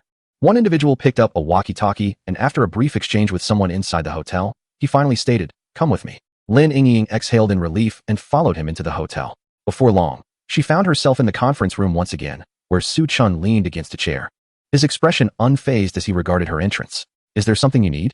These medications. You must have a considerable supply. If possible, could you provide some? Seeing his directness, Lin Yingying refrained from beating around the bush. She promptly listed several names of medications, all intended for the treatment of hypertension, diabetes, and heart conditions. As she had assisted Su Chun in compiling this list prior to the apocalypse, she was well aware of his stock. Indeed, I possess these medications. Su Chun acknowledged with a nod before shifting the conversation, stating coolly, but why should I give them to you? We could offer food. Lin Yingying began, but was abruptly interrupted by Su Chun. He chuckled dismissively, remarking that he had an abundance of food, enough to last for quite some time. Yet, compared to food, these medicines must surely be the most precious, wouldn't they? Why would I trade valuable medicine for food that I do not urgently require? Lin Yingying found herself at a loss for words. Su Chun was indeed correct. Most survivors who managed to escape from the bustling metropolis lacked for nothing in terms of food. However, medications are not something that everyone possesses. Even if one did have them, they may not be the specific ones that Lin Yingying desperately needed. If there is nothing else, please take your leave. Su Chun gestured dismissively. Out of respect for their past acquaintance, he would allow Lin Yingying a moment of his time. But that did not imply he would offer her unconditional assistance. His stance towards women could be summed up in 9 words. Neither proactive, nor rejecting, nor responsible. As Su Chun prepared to show her the door, Lin Yingying grew anxious. There were several elderly individuals in the camp awaiting life-saving medicines. What would happen if she returned empty-handed? With this thought, Lin Yingying bit her lip and softly declared, as long as you are willing to give me the medicine, I will do whatever you ask. Chapter 80. Tempted by her body, although Lin Yingying had previously engaged in a liaison with Su Chun for the sake of performance, she inherently abhorred such behavior. Ever since her encounter with Su Chun, she had refrained from any intimacy with other men. No matter how ardently pursued by someone like Zhou Shixian, she remained indifferent. Yet today, in order to save the elderly in her team, she found herself compelled to capitulate to Su Chun and propose once more the exchange of her body for the much-needed medicine. However, it is precisely because of Su Chun that Lin Yingying harbored no profound aversion in her heart. After all, it was Su Chun who had claimed her maidenhood. For a young girl so enchanting and alluring, uttering the willingness to exchange her body is a temptation that no man could likely resist. Yet, Su Chun could not help but chuckle. What do you mean? Lin Yingying furrowed her brow, a flicker of anger igniting within her. You have already seen for yourself. I am now accompanied by a woman whose beauty is equally unmatched. So why should I covet your allure? Su Chun replied leisurely. You. Lin Yingying felt a sting of humiliation, accompanied by a bittersweet sensation in her heart. She inhaled deeply, her chest rising and falling slightly. Since you are unwilling, then so be it. With a huff, Lin Yingying turned to leave. Wait. Su Chun suddenly called out, a playful smile gracing his lips. There's no need to be in such a rush. Allow me to finish my words. Lin Yingying halted, casting a frosty glance at Su Chun. I can provide you with the medication, but you must agree to my terms. What terms? Su Chun shrugged. I haven't quite decided yet. Very well. I accept your proposition. After a moment's contemplation, Lin Yingying readily acquiesced. For someone with a medical background, nothing was more crucial than saving the lives of those elderly individuals. Lin Yingying produced a list and handed it to Su Chun. He then rose and returned to the RV, rummaging through the storage space for a while before gathering everything he needed and making his way back to the conference room. Here, this is what you requested. Lin Yingying glanced over it briefly, ensuring it was sufficient, and a smile involuntarily graced her face. Su Chun, thank you. You are truly a good person.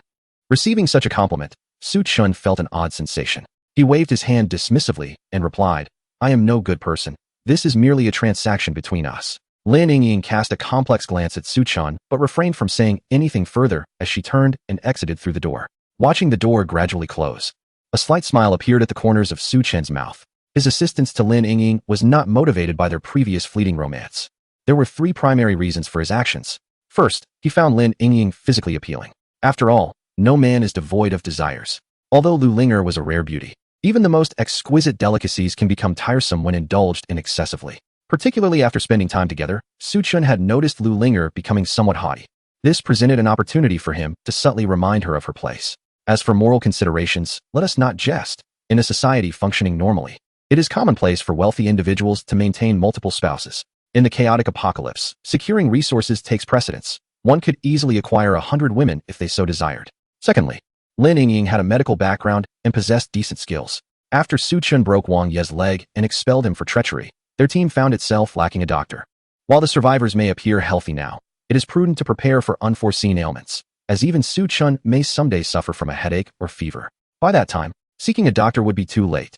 However, Su Chun remained unperturbed. Although he was aware of Lin Yingying's capabilities, she was equally cognizant of his limitations. Ultimately, their interactions had not been profound. He needed to assess Lin Yingying in a manner akin to how he evaluated Lu Langer, to discern the true nature of her character before determining his next course of action. Moreover, Su Chen's provision of medical supplies was also motivated by the desire to cultivate a favorable relationship with Song Linfei's team.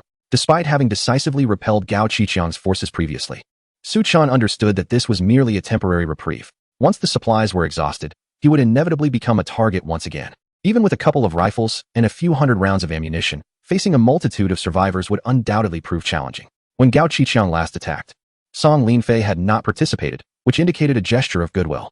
For the sake of safety, it would be prudent to foster a good rapport with him to avoid being besieged from all sides. Lin Yingying dared not linger, clutching the bag filled with medications as she swiftly returned to the hotel.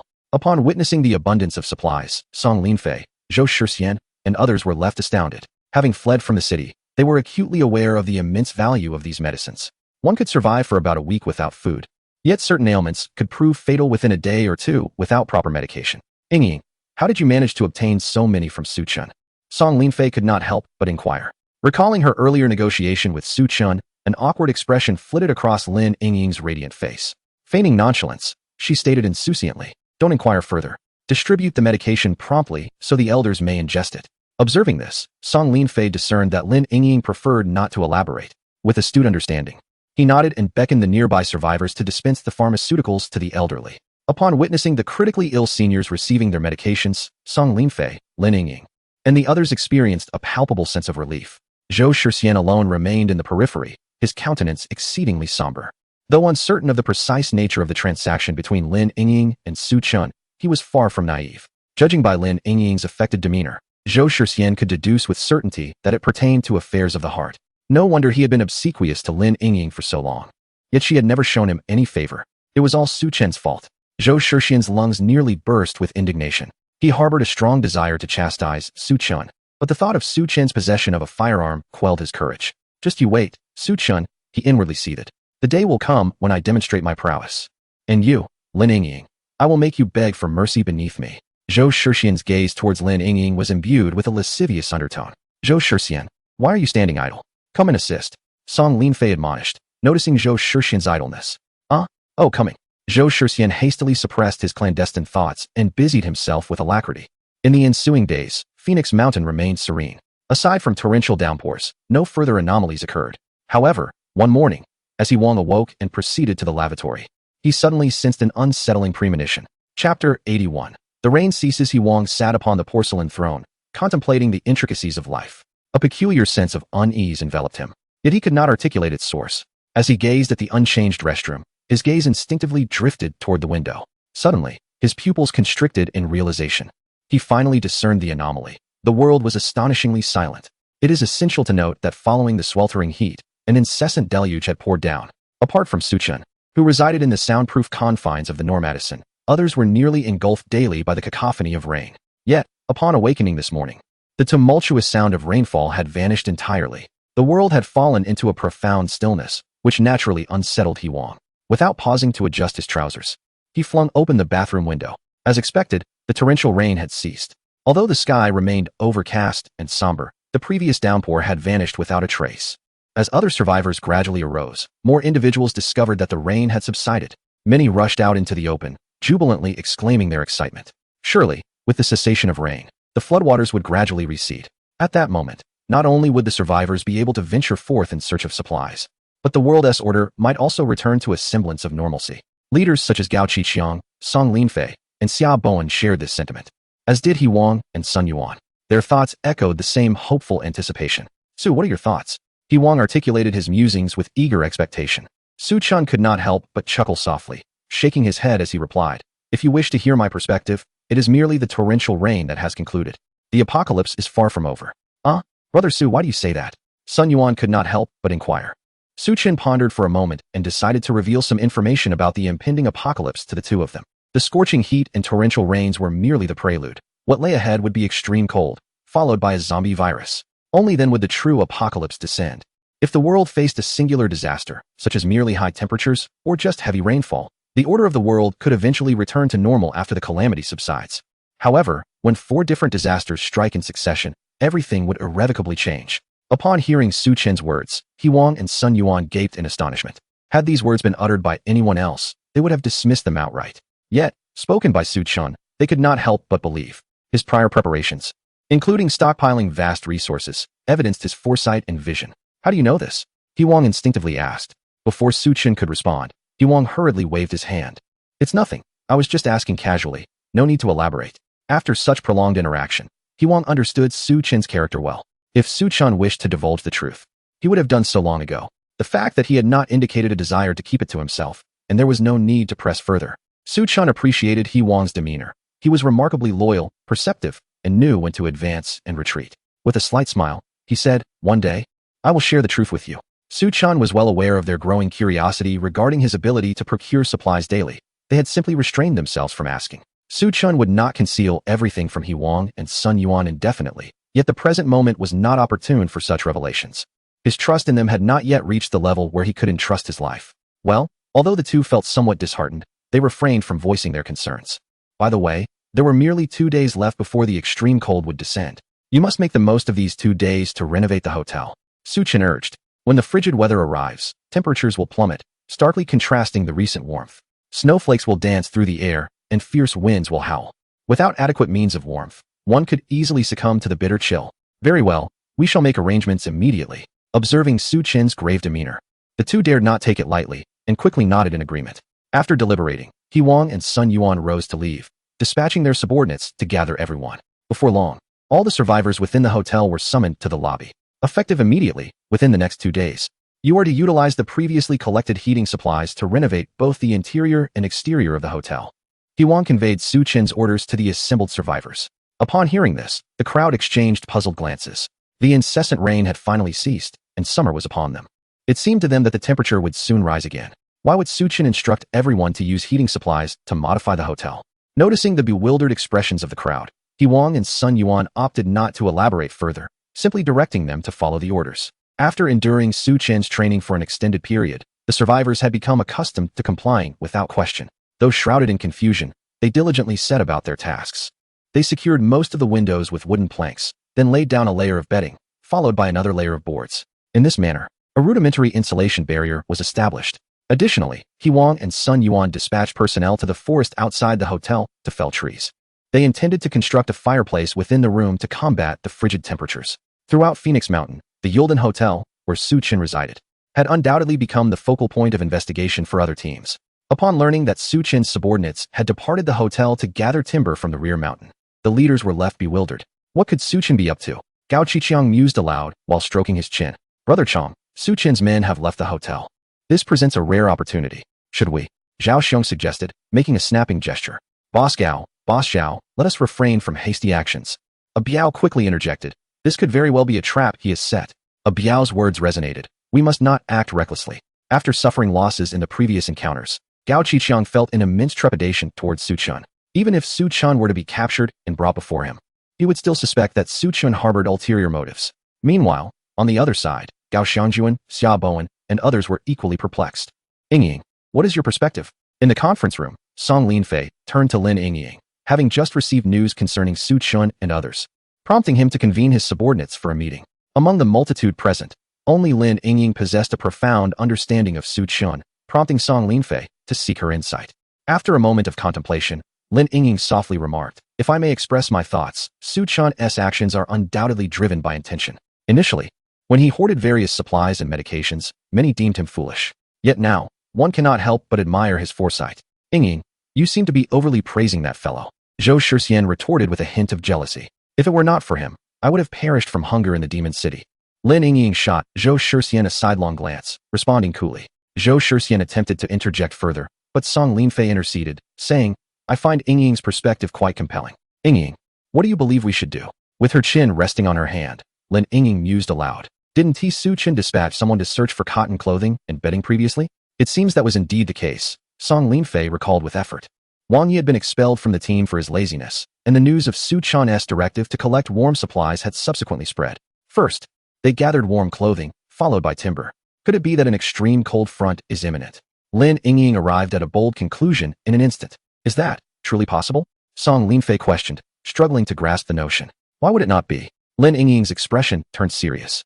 Having already experienced high temperatures and torrential rain, it is not beyond the realm of possibility that an extreme cold could follow. The more she contemplated, the more plausible it seemed. She hastily remarked, "Brother Song, let us prepare in advance. We shall follow Su Chen's lead in all endeavors.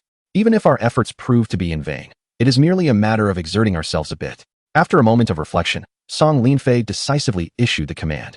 In the ensuing days, Song Linfei's team, much like Su Chen's group, embarked on a diligent endeavor of logging. A substantial amount of timber was transported back to the hotel by both parties. Additionally, Song Linfei dispatched individuals to gather warm supplies. The resources for warmth on Phoenix Mountain were rather scarce, and after Su Chen's team had scavenged, little remained. Consequently, Song Linfei opted for a discreet approach. Undertaking his efforts in secrecy, Song Linfei proved to be quite astute. Upon learning this news, Su Chen couldn't help but chuckle. His actions in sending people to log in the mountains would undoubtedly not escape the notice of other survivors. The fact that only Song Linfei emulated this strategy indicated a greater level of intellect on his part. On the third morning following the cessation of the heavy rain, the survivors on Phoenix Mountain awoke from their slumber to a palpable sense of unease. It was now late August, arguably the peak of summer's sweltering heat. Although torrential rain had poured down earlier, inside their homes, even without blankets, they had not felt the chill. However, that morning, a number of individuals were roused from sleep by the cold. When they stepped outside, they were astonished to find snowflakes gently falling from the sky. Indeed, as Su Chen had predicted, He Wang, in a state of awe and trembling, donned the down jacket that Su Chen had given him. Having endured the trials of a post-apocalyptic world, Su Chen was well prepared for the biting cold. The down jackets worn by him, He Wang, Sun Yuan, and others were of the highest quality. Coupled with thermal underwear, hats, gloves, and various other gear, they were equipped to withstand temperatures plummeting to several degrees below zero. After putting on the ensemble, He Wang and Sun Yuan immediately felt a surge of warmth, their voices no longer trembling as they spoke. "How did I miss this?" Su Chen smiled slightly and instructed, "From this moment forth, we must remain vigilant. It is crucial to remember that others lack proper winter clothing. In their struggle for survival, they will undoubtedly attempt to seize our supplies." He Wang and Sun Yuan felt a shiver of apprehension and promptly nodded in agreement. After imparting a few more words of caution to the two, Su Chen departed from the conference room, making his way toward the RV in the backyard. As midday approached, the once delicate snowflakes falling from the sky had transformed into heavy, feathery snow. Upon pushing open the RV door and stepping inside, Su Chen was instantly enveloped in warmth. The RV was equipped with a smart climate control system, which automatically activated its heating function upon detecting the drastic drop in external temperatures. In stark contrast to the frigid conditions outside, the interior of the vehicle was remarkably comfortable. Even if one were to be clad in nothing, the chill would be imperceptible. "Ah Chen, you're back." Upon hearing Su Chen's voice, Lu Linger, busy in the kitchen, hurried over to greet him. "How is everything coming along?" Su Chen allowed her to assist him in removing his down jacket, casually responding to her inquiry. "Everything is ready. We are merely awaiting your return." Lu Linger smiled sweetly as she assisted Su Chen in hanging up his clothes, then took his hand and led him to the table. The temperature suddenly plummeted, rendering this the perfect moment for a hot pot feast. Prior to his departure, Su Chen had informed Lu Linger of his desire to indulge in hot pot for lunch. In no time, Lu Linger presented an array of meticulously prepared ingredients: premium Wagyu beef, delectable Shilin Joel lamb, tripe, and various essential hot pot delicacies, ensuring an exquisite selection. Once the water in the pot reached a vigorous boil, Su Chen commenced adding the ingredients. As the food cooked, he picked up a piece of meat, dipped it into a secret sauce, and savored it, instantly experiencing immense satisfaction. At that moment, the vehicle's steel plates had been elevated. Through the vast bulletproof glass, Su Chen and Lu Linger beheld the snow intensifying outside, with flurries cascading down and enveloping the world in a pristine white blanket. On such a frigid day, amidst such heavy snowfall, relishing a hot pot meal is indeed a supreme delight. Within the Yalden Hotel, He Wang and Sun Yuan, having been forewarned by Su Chen, gathered the survivors in a room prepared for cold weather. They ignited firewood in the fireplace, transforming the previously chilly room into a cozy sanctuary. Although it could not compare to the comfort of the Normadison, at least the threat of freezing to death was alleviated. Indeed, Su Lauda demonstrated remarkable foresight. We had previously criticized Su Lauda, how foolish we were. Had he not urged us to stockpile supplies, we might not have survived these days. A group of survivors donned thick garments and wrapped themselves in blankets. They gathered around the fireplace, seeking warmth while expressing their sentiments. At that moment, the only emotion lingering in their hearts towards Su Chen was gratitude, devoid of any other thoughts. Meanwhile, within the Green Forest Hotel, a stark contrast unfolded. Unlike Su Chen's team, Gao Qiqiang, a Biao, and others trembled in the chill. Lacking Su Chen's foresight, They had not prepared any supplies. As the temperature plummeted, Gao Qiqiang's group remained clad in flimsy attire. In their desperate bid for warmth, they huddled together in a single room. Yet their quarters had not been renovated and offered poor insulation. A cluster of grown men squeezed together, still shivering uncontrollably. "Boss there. There are no thick blankets in the hotel." Driver Lao Su approached, clutching a few thin blankets. His face was flushed from the cold, and his words came out in visible puffs of vapor. Chapter 83. Seeking refuge with Su Chun. How is that possible? Gao Qiqiang exclaimed, snatching the blanket away and questioning. How could a hotel not have thick blankets? As a popular tourist destination, Phoenix Mountain attracted visitors year-round, and the Green Forest Hotel was a 5-star establishment. Surely it must have thick blankets. I don't know. I just couldn't find any. Lao Su quickly wrapped himself in a thin blanket, a sorrowful expression on his face. Is it possible that Su Chen's group took them all? A Biao, holding Xiao Mei close, wrapped tightly in their blanket, felt a slight comfort from their shared warmth. Did Wang Yi not mention earlier that Su Chun instructed them to search for warm supplies? Gao Qiqiang furrowed his brow, recalling Wang Ye's words from long ago. How much time had passed since then? Could it be that Su Chun possessed the uncanny ability to foresee the extreme cold? If he truly had such powers, he would indeed be a deity. A Biao scoffed. Boss Gao, in my opinion, that brat Su Chun must know something we don't. Otherwise, how could he have prepared so many supplies in advance? His reminder struck a chord with Gao Qiqiang, who began to consider the possibility. Before the apocalypse struck, Su Chun had stockpiled various resources and retreated to Phoenix Mountain to escape disaster. Even before the torrential rain had ceased, he had ordered the collection of all warm supplies from the mountain. In retrospect, Su Chen's command to gather firewood likely aimed at providing warmth. As a Biao asserted, Su Chen's actions undeniably suggested he was privy to the secrets surrounding the impending apocalypse. Gao Qiqiang and a Biao's line of reasoning was, in essence, quite astute. Yet, they could never have imagined that Su Chun had traversed back from another life. If that is indeed the case, Boss Gao, we must not let him slip through our fingers. A Biao proclaimed solemnly. You are correct. However, our immediate priority must be to devise a means of keeping warm. Gao Qiqiang trembled as he spoke. With the snow falling ever heavier and temperatures plummeting, he felt as though he was on the verge of succumbing to the cold. His mind dulled by the frigid air. Even in their confrontation with Su Chun, preserving their own lives took precedence. Boss Gao, we could start a fire for warmth. Lao Su stammered. Indeed. Gao Qiqiang's eyes brightened. Although he had not prepared timber like Su Chun, the hotel was still furnished with ample wooden furniture that could be repurposed for firewood. The group busied themselves, gathering wooden furnishings and chopping them into kindling. Additionally, they constructed a rudimentary fireplace. Once the wood ignited, the temperature within the room began to rise, providing considerable relief to everyone. Meanwhile, at Song Linfei and his companions' camp, the situation was undeniably more favorable compared to Gao Qiqiang's group. Although not as thoroughly prepared as Su Chen's team, they were managing quite well. A cluster of individuals gathered around the fireplace, consuming food while discussing their plans. Thank goodness for Ying's advice. Otherwise, we would be in quite a predicament. Song Linfei felt a sense of gratitude. Previously, when he had ordered everyone to emulate Su Chen's team, several members had voiced objections. Fortunately, he had withstood the pressure. Otherwise, with the temperature dropping today, the older members of the team might have met dire consequences. Lin Ying smiled faintly, her expression contemplative. What is it, Ying? What are you pondering? Inquired Zhou Shixian, attempting to ingratiate himself. I am wondering how Su Chun was able to foresee the onset of extreme cold. Lin Ying replied thoughtfully. Her words momentarily stunned Song Linfei, Zhou Shixian, and the others. He must have just guessed. Zhou Shixian scoffed. Lin Ying frowned slightly and retorted coldly. Once could be a fluke, twice could be coincidence. Surely, it cannot be pure luck every time. Zhou Shixian found himself at a loss for words in response to her sharp observation. Song Linfei hurriedly interjected, attempting to mediate the situation. Ying, how do you think he became aware of this? He continued. In my opinion, he must know the truth behind it all. After a moment of contemplation, Lin Ying arrived at a conclusion akin to that of Gao Qiqiang. If that is indeed the case, we might as well seek refuge with Su Chun. The words of Song Linfei left the other attendees in stunned silence. Brother Song, why should we ally ourselves with that scoundrel? Zhou Shixian quickly inquired. The survival conditions in this apocalyptic world are exceedingly harsh. Who knows what further tribulations await us after this bitter cold? With a sigh, Song Linfei replied with a wry smile. If Su Chun is aware of the underlying truth, then our chances of survival would significantly increase by aligning ourselves with him. This is merely our speculation. What if he is entirely oblivious?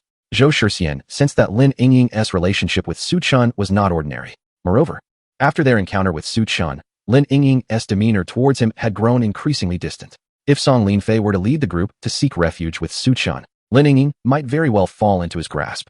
Thus, Zhou Shixian fervently endeavored to dissuade them. Even if he is unaware, he still possesses resources. Song Linfei felt a twinge of dissatisfaction towards Zhou Shixian. Being astute in the ways of human relationships, he could discern that Zhou's opposition to Su Chen stemmed from his concerns for Lin Yingying. However, as the leader of the team, his primary responsibility was to devise a strategy for their survival. Brother Song, it's easy to say, but I fear Su Chen will not readily accept us, Lin Yingying interjected. Shaking her head. Before the apocalypse, Su Chen's demeanor towards others was exceedingly aloof. Not to mention in this chaotic end times, without absolute certainty, recklessly accepting outsiders would only endanger one's own team. I understand, but Yingying, you share a good rapport with him. Why not act as a mediator? Song Linfei remarked with a hint of anticipation. Me? Lin Yingying was momentarily at a loss for words. She had previously acquired a substantial amount of medicine from Su Chen and still owed him a favor. Now, to persuade Su Chen to allow so many people to join them seemed akin to the arduous task of Ba Jie being summoned by the nine-headed bug to eliminate Tang Sung and his disciples. I know this is no simple task, but aside from you, no one else can accomplish it. For the sake of our team, I implore you. Song Linfei pleaded earnestly. Well, all right, I will do my best. Lin Yingying hesitated for a moment before nodding in agreement. Outside, the biting cold demanded that one don heavy clothing before venturing out. Seizing the opportunity while Lin Yingying changed, Zhou Shixian hurriedly approached Song Linfei. Brother Song, we truly cannot seek refuge with Su Chen. Have you forgotten? That fellow is a ruthless killer. He treats his subordinates as mere slaves. Before Zhou Shixian could finish, he was interrupted by Song Linfei. I have made up my mind. Who is the captain here, you or me? Zhou Shixian's face flushed with embarrassment, and he retreated. After Lin Yingying donned a thick down jacket, complete with a hat and gloves, ensuring she was well prepared against the cold, she finally left the hotel. Gazing at her silhouette vanishing amidst the heavy snowfall, Zhou Shixian's handsome visage contorted with a surge of wrath in his eyes. Chapter 84. The Heart of a Saint. After enjoying a hot pot meal with Lu Linger, Su Chen left the disarray on the table for Lu Linger to tidy up. He retreated to the bathroom for a soothing hot shower. Refreshed, he returned to the sofa, taking in the enchanting winter scenery outside the window. The snowfall intensified, accompanied by a howling cold wind that seemed poised to engulf the entire world. Through the glass, Su Chen observed a thick layer of snow accumulating on the ground. If circumstances remained unchanged, this relentless blizzard would endure for 3 days and nights. By the time the snow ceased, it would likely reach depths of 2 to 3 meters, with temperatures plunging to a frigid -40 to 50 degrees. Turning his gaze towards the central control area, an idea struck him, and a white screen materialized before him in an instant. Displayed upon it was the status of the Nomad Ison. Just 2 days prior, Su Chen had inadvertently discovered that even from a distance, he could summon the system's interface with mere thought. Furthermore, he could operate most of the vehicle's functions remotely. As long as he desired, no one could enter or activate the RV without his consent. This capability proved immensely practical for Su Chen, alleviating his worries about Lu Linger potentially absconding with the vehicle in his absence. Yawning, he contemplated returning to bed for a brief rest when the intercom crackled to life. Brother Su, the woman from Song Linfei's team, has arrived again. He sighed, realizing that even a moment of tranquility was elusive. Su Chen shrugged his shoulders, rising to his feet with the intention of donning his down jacket before heading out. As Lu Linger finished tidying up the kitchen utensils, she hastily approached him, helping him with his attire while voicing her mild reproach. Ah Chun, what does that woman want? Why does she disturb you every day? Do not inquire about matters that do not concern you, understand? Su Chen replied coolly. Understood. She is waiting for you in the car. Lu Linger nodded eagerly, planting a quick kiss on Su Chen's cheek. Su Chen opened the car door and stepped once more into the world draped in silver. At this moment, the accumulated snow reached nearly to his calves, making each step somewhat laborious. Before long, Su Chen arrived at the conference room, where he encountered Lin Yingying once again. Mr. Su. Lin Yingying greeted him warmly upon seeing him. Su Chen chose to ignore her, instead tending to the fireplace beside him, adding a few logs to ensure the flames roared with vigor, warming the room before he expressed his impatience. While our previous relationship was amicable, I am quite busy. If you have nothing of importance, please refrain from disturbing me in the future. Though Lin Yingying felt a pang of disappointment at his cold demeanor, she composed herself and stated earnestly, I am here today on behalf of Brother Song to discuss negotiations with you. Speak, what is it you wish to discuss? Brother Song wishes to express our willingness to join your team and await your directives. Lin Yingying replied slowly. However, we do have conditions. Before she could articulate her terms, a sardonic smile spread across Su Chen's face. Why do you think I would necessarily incorporate you into my group? We are currently in an apocalyptic scenario, and you have fewer than 50 individuals. Let us not even mention that if Gao Qiqiang were to unite all survivors, it would likely be insurmountable. If our two factions were to join forces, we would certainly be able to contend with them. Lin Yingying articulated the pros and cons for Su Chen, believing her reasoning to be quite sound, and expecting him to take heed. However, Su Chen merely shook his head. I managed to repel Gao Qiqiang's assault without your assistance. Furthermore, I perceive your inclusion in my team as nothing but a burden. The harshness of the word burden caused Lin Yingying's expression to shift. Initially, she had intended to negotiate terms, but it seemed Su Chun had no regard for them at all. This was rather hurtful. Yet, driven by the mission from Song Linfei, she was unwilling to depart empty-handed. Clenching her teeth, she resolutely declared, "As long as you permit our team to join, we can discuss anything. I have no such desire. And do not forget that you still owe me a promise unmet." Su Chun retorted nonchalantly with a smile. "All right, it's quite chilly, and I shall return to rest." Observing him rise to leave, Lin Yingying gritted her teeth and hurriedly obstructed his path. "Su Chun, consider this my plea. If you agree, I will be yours from now on." "I'm afraid I'm not particularly interested," Su Chun replied, pushing Lin Yingying aside and departing without a second glance. Although he possesses enough resources to last a lifetime, there is no necessity to incorporate Song Linfei's team. The survivors within the Yulton Hotel, such as He Wang, Sun Yuan, and Zhou Xinhong, have proven their worth through trials and the repeated assessments of Su Chun. Their loyalty remains trustworthy. Nonetheless, there have been traitors like Wang Yi and Zhang Ying among them. In contrast, Song Linfei's team is double the size of Su Chen's, presenting a far more intricate situation. Recklessly absorbing them would only introduce further instability. As for Lin Yingying, Su Chun holds a certain admiration for her character and capabilities. However, her willingness to barter her own safety for the sake of the elderly in her team reveals a somewhat naive altruism. It is crucial to understand that in a post-apocalyptic world, such benevolence can be the most perilous trait, endangering oneself and others alike. Should he truly wish to bring Lin Yingying into his fold, it would necessitate a thorough admonition. After Su Chen's departure, the disheartened Lin Yingying had no choice but to rise and leave. Upon returning to the camp, she was greeted with eagerness by Song Linfei. "Yingying, how did it go?" he inquired. Lin Yingying sighed. Su Chen's attitude was resolute. "He rejected my proposal." This. Song Linfei's expression fell, momentarily engulfed in disappointment.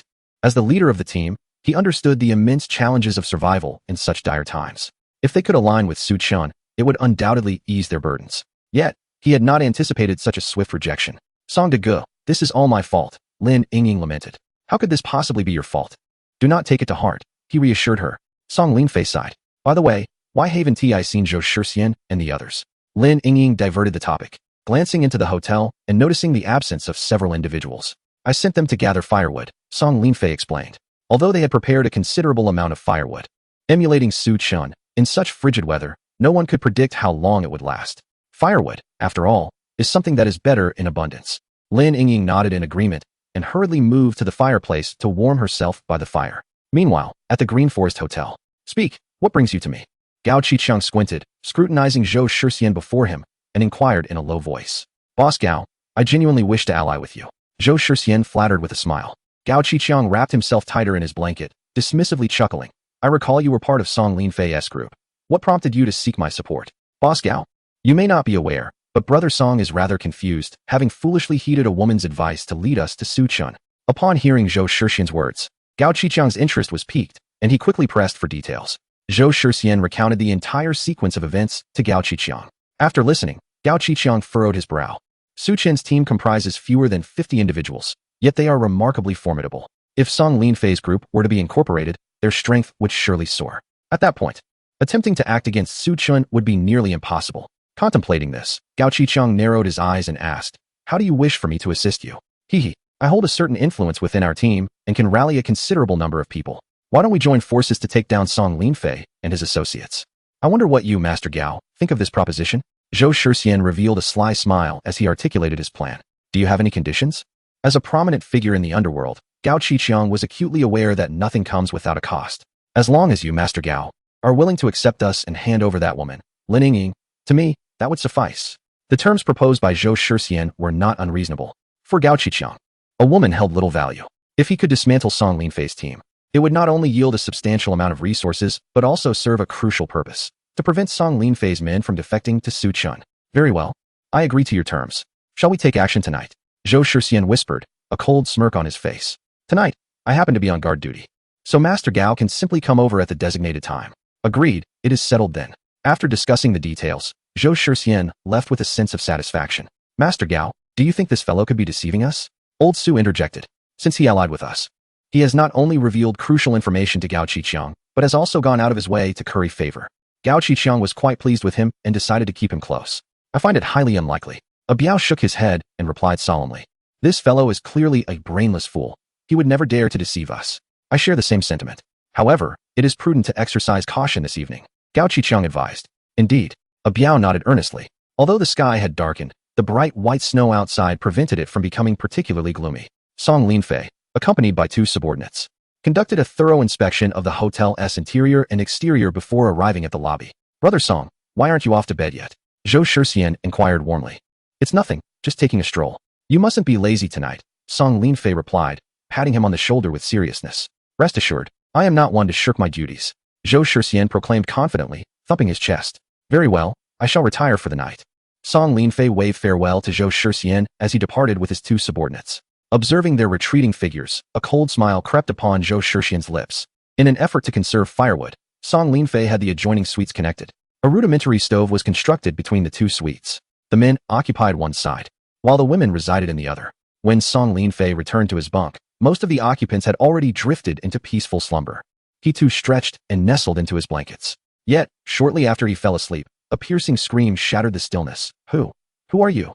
Help! In the tranquil, snowy night, this cry rang out with a particularly jarring intensity, rousing the slumbering individuals. By the dim glow of the firelight, they discerned the unwelcome presence of a group of intruders in the room. These assailants brandished glinting blades, cornering Song Linfei and his companions within the confines of the room. I have no desire to take a life. It would be wise for you to surrender.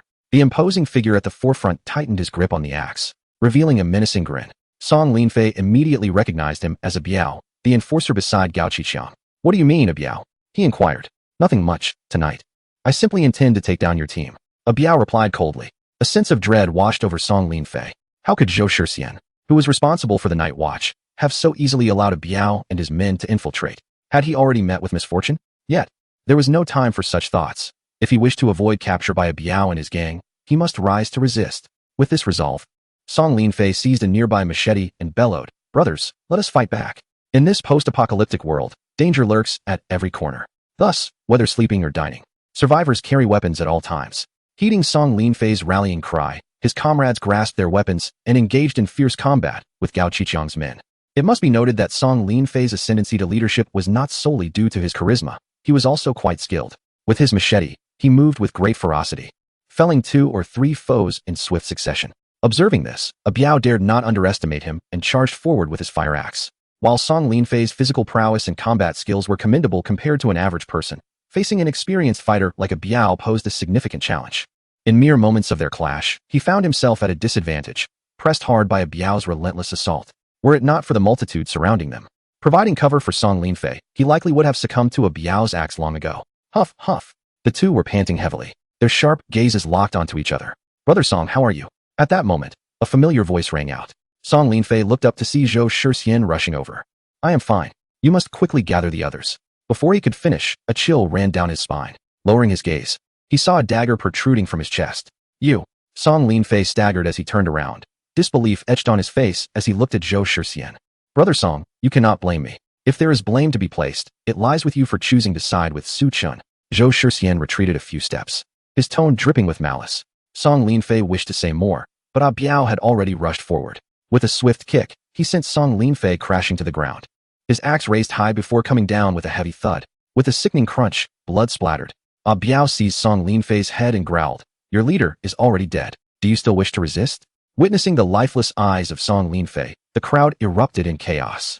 I will fight you to the end. A few of Song Linfei's loyal followers attempted to charge forward for vengeance. Yet, before they could approach A Biao, they were mercilessly slain by the blades of Gao Qiqiang's men. Chapter 86. The betrayer left behind. The remaining individuals were instantaneously subdued, rooted in place, too frightened to advance. Seizing the opportunity, Zhou Shixian shouted, Rest assured, as long as you obediently lay down your weapons, Boss Gao will not harm you. With their most formidable leader, Song Linfei, now fallen, the others hesitated to offer any further resistance. They exchanged a glance and ultimately decided to cast down their weapons. Zhou Shixian was instantly overjoyed and instructed his loyal confidants. Come, let us seize that wretched Lin Yingying. He promptly dashed toward another room. However, the commotion from the earlier scuffle had awakened the women in the adjacent suite. Though they dared not resist, they did not remain in their quarters, instead fleeing in all directions within the hotel. Zhou Shixian and his entourage meticulously searched the entire establishment but were unable to locate Lin Yingying. Frustrated, he returned to the previous suite, where Song Linfei's former subordinates had already been apprehended. The bodies and bloodstains on the floor had been thoroughly cleaned. Gao Qiqiang, accompanied by Lao Su and others, made their entrance into the room. Zhao Xiong and a Biao were in the midst of reporting the earlier skirmish to Gao Qiqiang. Boss Gao, we have not located that wretched woman, Lin Yingying. Zhou Shixian expressed his dissatisfaction, saying, could you assist me by sending someone out to search for her? In such frigid weather, if she has truly escaped, her life may be in peril. She is merely a woman, with so many females in this room. You could simply choose one at random, Gao Qiqiang replied with a smile. No, you promised me. Zhou Shixian's words were abruptly interrupted by a Biao. Brother Zhou, did you not hear what Boss Gao said? A Biao's expression was icy, his gaze laced with veiled threats. Zhou Shixian was taken aback, instinctively glancing at Gao Qiqiang, who, however, remained unmoved, seemingly oblivious to a Biao's words. Zhou Shixian dared not utter another word. He clenched his teeth and turned away with his men. Observing his retreating figure, Gao Qiqiang scoffed, a Biao, should he behave, we shall spare his life. But should he dare to meddle further, eliminate him without hesitation. A Biao nodded in understanding, a fleeting expression of disdain crossing his face. Despite Zhou Shixian's notable contributions during tonight's operation, he remained a despised turncoat. After all, if he could betray Song Linfei today, who could guarantee he wouldn't betray Gao Qiqiang tomorrow? Old Su, take your men and clear out the supplies of Song Linfei's team. Tomorrow morning, we shall relocate our base here, Gao Qiqiang commanded. Following Lin Yingying's advice, Song Linfei had gathered ample warm supplies and reinforced their dwelling. Compared to the Green Forest Hotel, this place was evidently far more comfortable. Gao Qiqiang intended to abandon the Green Forest Hotel and settle here instead. Yes, Boss Gao, Old Su responded respectfully. However, at that moment, a figure suddenly stumbled in, breathless and panicked. Boss Gao, it's bad. Gao Qiqiang was momentarily taken aback, then focused intently, recognizing it was one of his men stationed at the Green Forest Hotel. A foreboding sense of dread washed over him as he quietly inquired, what happened? Our hotel has come under attack. What? Gao Qiqiang's face blanched in shock as he hurried to the window.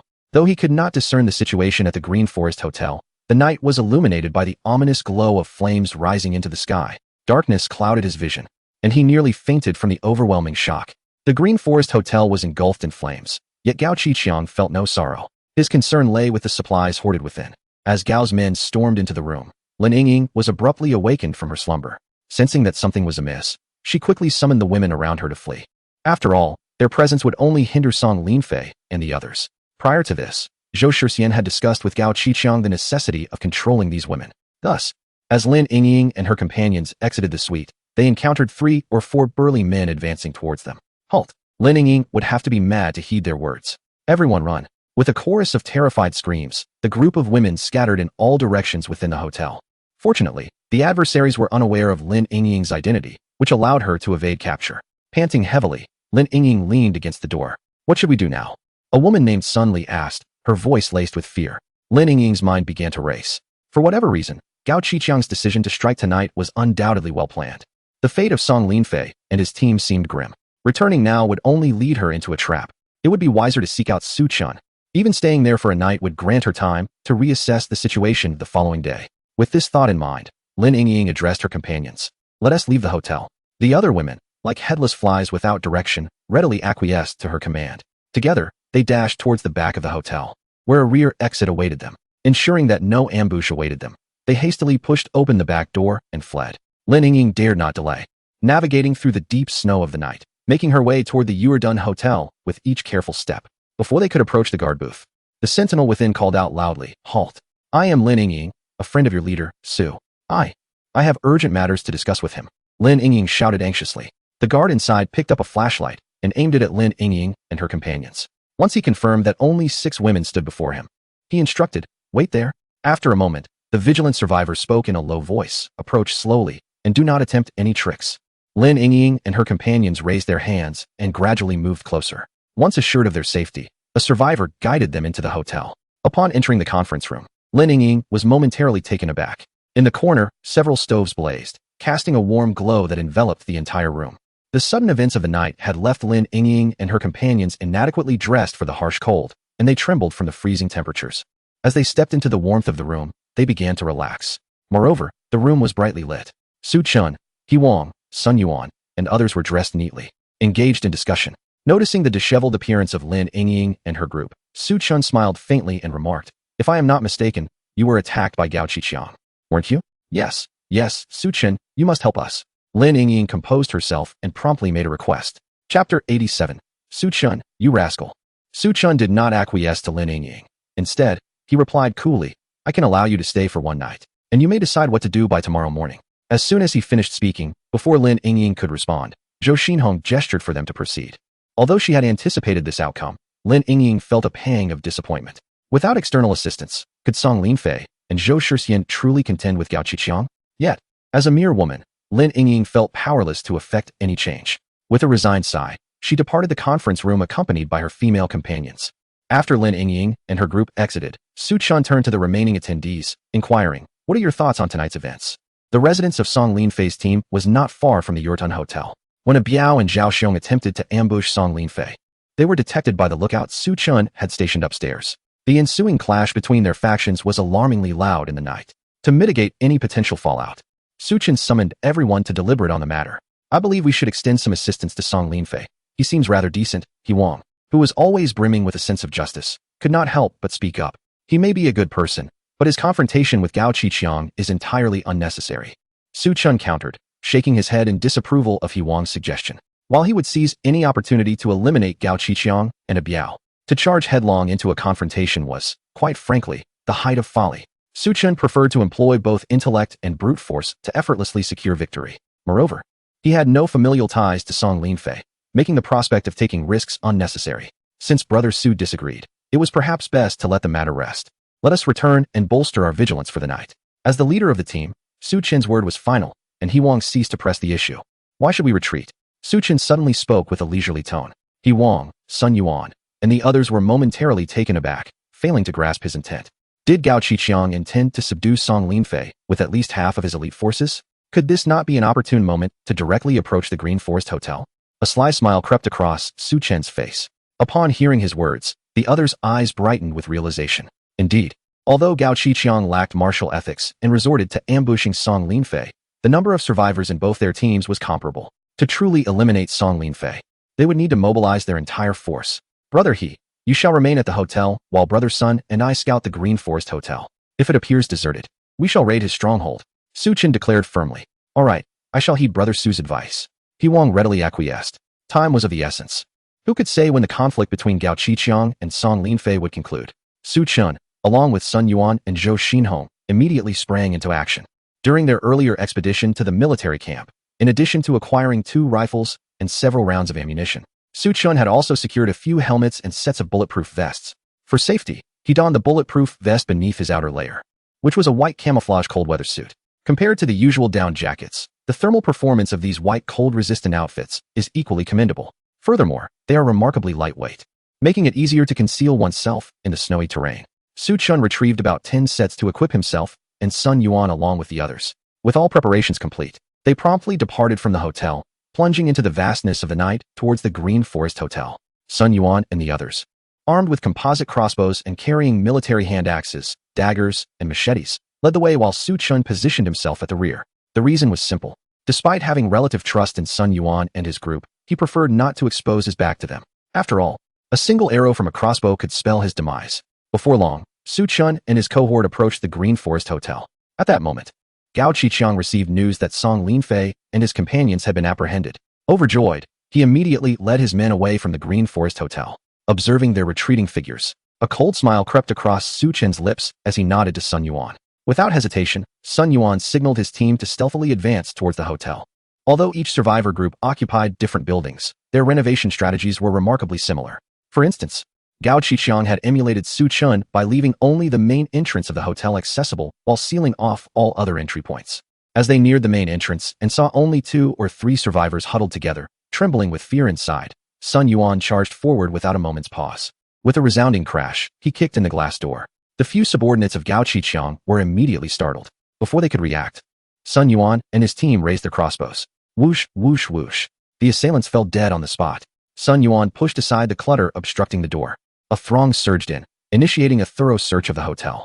Within moments, they stumbled upon several survivors huddled together for warmth, and without a trace of mercy, they executed them. Brother Su, it seems there are hardly any left. Sun Yuan reported back to Su Chun in the hotel lobby. Their supplies are piled within the rooms. I took a glance, and there is still quite a bit. Take everything that can be carried. Whatever cannot be taken, we shall incinerate. Regrettably, Norma Dis' son was absent. Otherwise, Su Chen had intended to secure all of Gao Qiqiang's provisions in the RV. After all, no one would ever consider having too many supplies. Having gathered a sufficient amount of provisions, Sun Yuan, following Su Chen's instructions, scattered gasoline throughout the premises using the oil barrels they had brought. This was particularly effective on the wooden furniture that had been split and repurposed as firewood. Su Chen lit a cigarette, taking a drag before flicking the smoldering butt aside. With a resounding explosion, the Green Forest Hotel erupted into a roaring inferno. "Let's go," Su Chen called to the others, and they swiftly retreated. The hotel, already laden with flammable materials, swiftly succumbed to a chain reaction fueled by gasoline and firewood. The entire structure was engulfed in flames, standing out vividly against the night sky. Other survivor teams were roused by the towering flames, and as they gazed upon the burning hotel, confusion swept over them, inciting a flurry of speculation. Just as Su Chen and his group were making their entrance, a lone survivor had risen to relieve himself. Sensing something amiss, he immediately took cover. After Su Chen and his companions departed, he managed to escape the hotel just before the inferno consumed everything, and promptly informed Gao Qiqiang of the incident. "You scoundrel!" Su Chen. Gao Qiqiang erupted in a fit of rage, utterly blindsided by the betrayal. He had never anticipated that while he successfully ambushed Song Linfei, Su Chen would simultaneously plunder his home. Chapter 88. The return of Old by Su Chen set fire to the Green Forest Hotel, yet Gao Qiqiang remained unfazed. Having just taken over the hotel from Song Linfei's team, he figured he could simply relocate. However, the predicament lay in the fact that Gao Qiqiang had a substantial stockpile of supplies stored within the Green Forest Hotel. Whether these provisions were seized by Su Chen or reduced to ashes, the loss was monumental for Gao Qiqiang. "Calm down, boss Gao. There are still plenty of supplies with Song Linfei," Zhao Xiong interjected, attempting to soothe the furious leader. Upon hearing this, Gao Qiqiang's expression softened considerably, relieved that they had absorbed Song Linfei's team and acquired a wealth of resources. Otherwise, with their home ransacked and supplies depleted, they would scarcely survive the impending bitter cold. "Boss Gao, we have accounted for both personnel and supplies." Old Su chimed in as he rushed over with a notebook, eager to report the specifics to Gao Qiqiang. While the winter clothing supplies were significant, Gao Qiqiang's primary concern was food. With over 90 individuals from Song Linfei's team hoarding provisions sufficient for nearly 2 months. His own group of nearly 100 now meant that, with the merging of the two teams, they were close to 200 in total. The original food supply was now only enough to sustain them for a month, which posed a grave dilemma. Gazing out at the icy expanse, Gao Chang's countenance was clouded with a somberness that seemed to emanate from within. Were it not for the vexatious Su Chen, the acquisition of Song Linfei's cohort would have, at the very least for a time, alleviated his concerns regarding provisions. "Esteemed Gao," interjected a Biao, as if discerning Gao Chang's disquietude. Drawing closer to confide in a hushed tone, within Song Linfei's retinue are numerous superannuated individuals whose retention would merely constitute a squandering of sustenance. Perhaps. He punctuated his words with a ruthless gesture, miming a swift severance. Such a course might prove problematic, Gao Chang demurred. "These aged souls represent the kin of many. Then let us deal with them in totality," a Biao retorted icily. "Esteemed Gao, having but recently absorbed their faction, the imperative to forestall any insurrection necessitates the application of decisive measures." "Very well, proceed as you propose," Gao Chang acquiesced after a moment's contemplation. The elimination of both the elders and their kin would not only yield a considerable conservation of provisions, but also serve as a deterrent to others.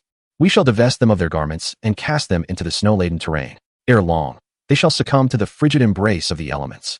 A Biao's pronouncements were imbued with an utter lack of compassion. Indeed, such a method may be unduly harsh. "Why not simply dispatch them?" Gao Chang queried, his gaze fixed upon him with a hint of perplexity. Although the preceding heatwave and torrential downpours were of relatively short duration, the terminus of this protracted snowfall and extreme cold remains shrouded in uncertainty. "The food we have left cannot last much longer. What shall we do once it is consumed?" A Biao retorted. "Do you mean?" Gao Qiqiang's heart sank, as he seemed to grasp a Biao's implication. "Outside, the bitter cold serves as a natural refrigerator. If we were to let those people freeze to death in the snow, their bodies would not decompose. Thus, when our supplies run out, they could serve as sustenance." A chill ran down Gao Qiqiang's spine, and he involuntarily swallowed. Although he had taken many lives, he had never considered cannibalism like a Biao. This a Biao is truly deranged. Even before our food is exhausted, he begins contemplating the consumption of human flesh. It seems that when I first encountered him, the 3 grenades he carried were indeed filled with human flesh. A Biao appeared to sense Gao Qiqiang's thoughts and quickly added, "Boss Gao, I am merely preparing for the worst. We must consider our options for the future. After all, surviving in this apocalyptic world is of utmost importance." His final words awakened Gao Qiqiang. Indeed, if survival is not possible, what value do principles of morality hold? Has there not been enough cannibalism throughout the history of our nation? You may proceed as you see fit. Gao Qiqiang eventually nodded. The night passed without a word. The following morning, Zhou Shixian was summoned before Gao Qiqiang. Despite feeling somewhat dejected due to the inability to locate Lin Yingying, Zhou Shixian maintained an air of deference in front of Gao Qiqiang. After all, his life was entirely in Gao Qiqiang's hands. Boss Gao, I called you here to assign you a task. Gao Qiqiang slurped his instant noodles nonchalantly and remarked, those old fools in your team. Keeping them around is merely a waste of resources. I plan to strip them of their clothes and cast them into the snow. The smile on Zhou Shixian's face instantly froze. No, Gao. Boss, what do you mean by that? We had agreed to treat our team members with kindness. Gao Qiqiang set down his noodles, fixing him with an impatient stare. What was in the past is irrelevant now. If you must assign blame, direct it towards that scoundrel Su Chun, who torched the Green Forest Hotel. Zhou Shixian was about to protest further when Ah Biao placed a steadying hand on his shoulder, saying calmly, Zhou, don't invite unnecessary trouble upon yourself. Zhou Shixian immediately wilted, feeling a profound bitterness within. All right, I will heed Boss Gao's commands. That's more like it, Gao Qiqiang replied, his tone softening as he added with a smile. The remaining able-bodied men in your team, if they wish to survive, must undertake these tasks. Zhou Shixian realized that Gao Qiqiang's intent was to compel those men to pledge their loyalty. With no option to refuse, he reluctantly accepted his orders. Upon learning of Gao Qiqiang's decision, the survivors in Song Linfei's team were thrown into uproar. They had never anticipated that surrendering would lead to such dire consequences. Had they foreseen this, they would have preferred to fight to the death alongside Song Linfei. Yet, no amount of regret could alter their fate at this moment. They were unarmed and bound by Gao Qiqiang's henchmen, utterly powerless to resist. Faced with the looming threat of death, many ultimately chose to submit. From a team that originally numbered over 90, aside from the 20 or so elderly who were destined for removal, half of the remaining members opted for a defiant death. Zhou Shixian, accompanied by the survivors who surrendered, stripped the elderly and their families of their clothing and cast them into the snow outside. Zhou Shixian, you scoundrel! You shall not die a peaceful death. Captain Song treated you so well, yet you betrayed him. I will haunt you even as a ghost. In the frigid weather, standing in the snow without clothing, the cries of these individuals soon grew faint. Within 20 minutes, they were all frozen to death. Chapter 89. The woman. The scene of Zhou Shixian executing his comrades was witnessed by Su Chun and He Wang from the top floor of the Euro Tower. This Zhou Shixian is truly despicable. Aligning with Gao Qiqiang is one thing, but assisting in the demise of his own people is unconscionable. He Wang wrapped his down jacket tighter around himself and could not help but curse. Never mind, there's nothing more to see, let us head down. Su Chun called out to He Wang, and the two put away their binoculars and descended. Su, my dear brother, I have an unusual request, He Wang suddenly spoke, his expression somewhat bashful. Su Chun noticed and couldn't he help but chuckle. Brother He, if I'm not mistaken, you must have taken a liking to Wu Li. Haven to you? He Wang paused momentarily, his aged visage instantly flushed crimson. No, Su, how did you know? Is that even a question? You might as well have inscribed your thoughts upon your face. Su Chun could not help but chuckle softly.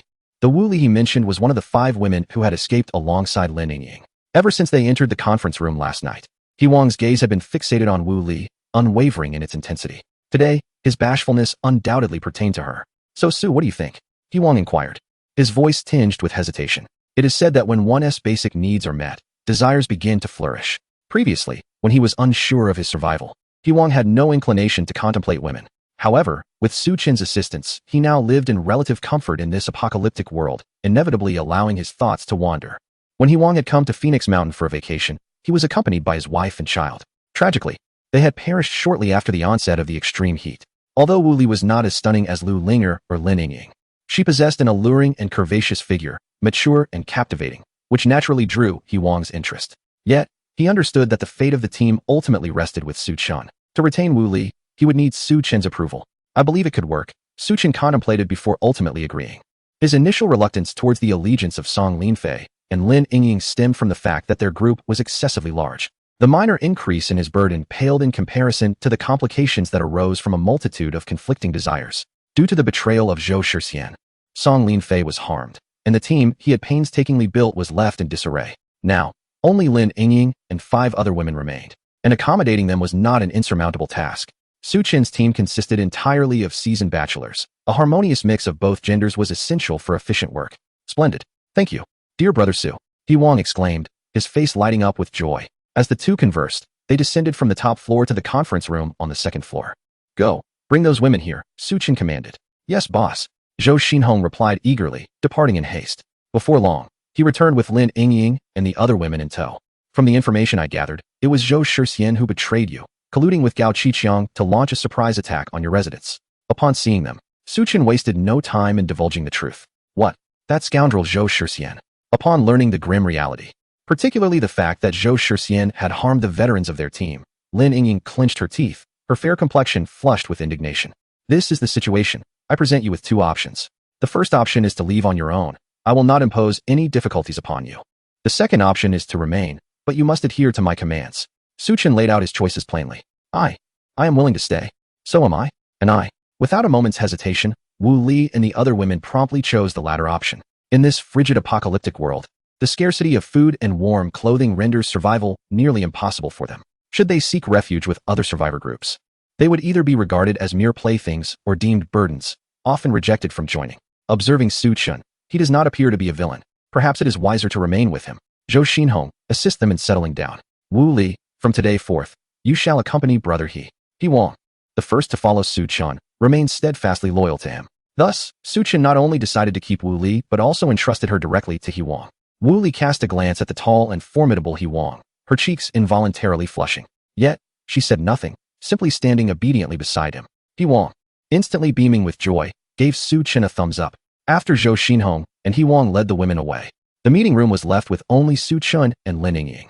To Su Chen, Wu Li and her companions appeared to be ordinary individuals without any particular skills, contributing little to the team. His primary concern lay with Lin Yingying, for she was a doctor, and her role would be significantly more beneficial to the group. What are your intentions? Su Chen inquired. Lin Yingying took a deep breath, her gaze resolute as she replied, I plan to stay. Very well. I shall have someone prepare for you. No, I wish to remain by your side. Su Chen was momentarily taken aback, then chuckled. Why would I keep you by my side? Because I am of use to you. Proficient in medicine, I can fulfill all your needs. Lin Yingying articulated, each word deliberate and clear.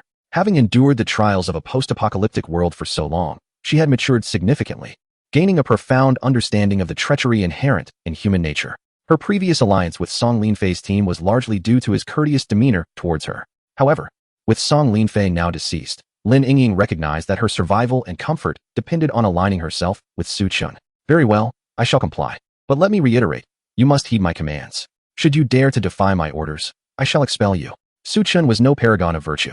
Since Lin Yingying proved to be of value to him and willingly chose to remain, he saw no reason to reject her offer. Excellent. Yet I have a request. Pray, share it. I wish for your assistance in avenging me by eliminating Zhou Shixian. At the mere mention of Zhou Shixian's name, Lin Yingying's beautiful eyes seemed to blaze with fury. She shared a deep bond with Song Linfei and the elder members of the team. Yet, Zhou Shixian had betrayed them, leading to their demise. Lin Yingying yearned to see Zhou Shixian utterly obliterated. I cannot guarantee that, Su Chen replied with a shrug, his tone nonchalant. However, I have my own grievances with Gao Qiqiang, so I can only promise to do my utmost. After Gao Qiqiang had absorbed Song Linfei's team, his power had grown even further. Su Chen was reluctant to take such a risk for Lin Yingying's sake. That is acceptable. Lin Yingying nodded in agreement, fully aware that, given Su Chen's nature, his acquiescence was a significant victory. Now, the time has come. Let us return together. Su Chen glanced at the watch on his wrist and promptly rose to his feet. Lin Yingying did not hesitate and obediently followed him. The two traversed the hotel corridor and arrived at the backyard. At that moment, snow continued to fall in a flurry, thickly blanketing the once vibrant flower beds.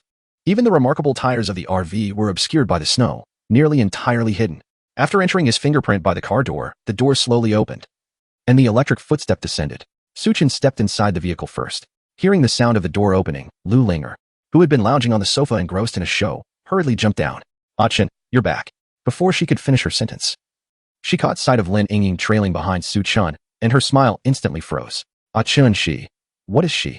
From now on, she will live with us. Please go to the second floor and help her tidy up the bedding. Su Chen said nonchalantly as he walked past her and sat down on the sofa. Observing Lu Linger, who remained standing there, bewildered, Su Chen furrowed his brows slightly. What? Do you not understand what I said? And no, I'll go right away. Lu Linger snapped back to reality and swiftly made her way to the second floor. As she helped Lin Yingying arrange the bedding, she felt a sense of grievance.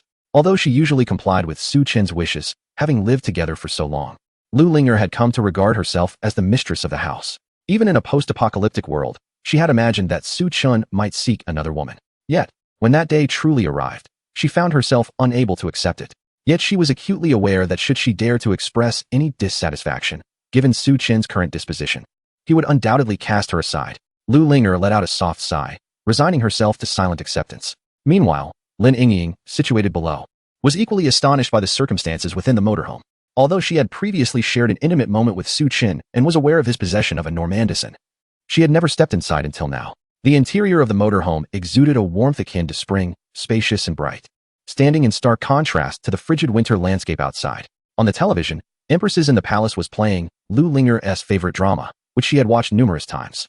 Gentle melodies echoed within the vehicle, while a humidifier in the corner alleviated the dryness of the air. Everything felt so serene and idyllic.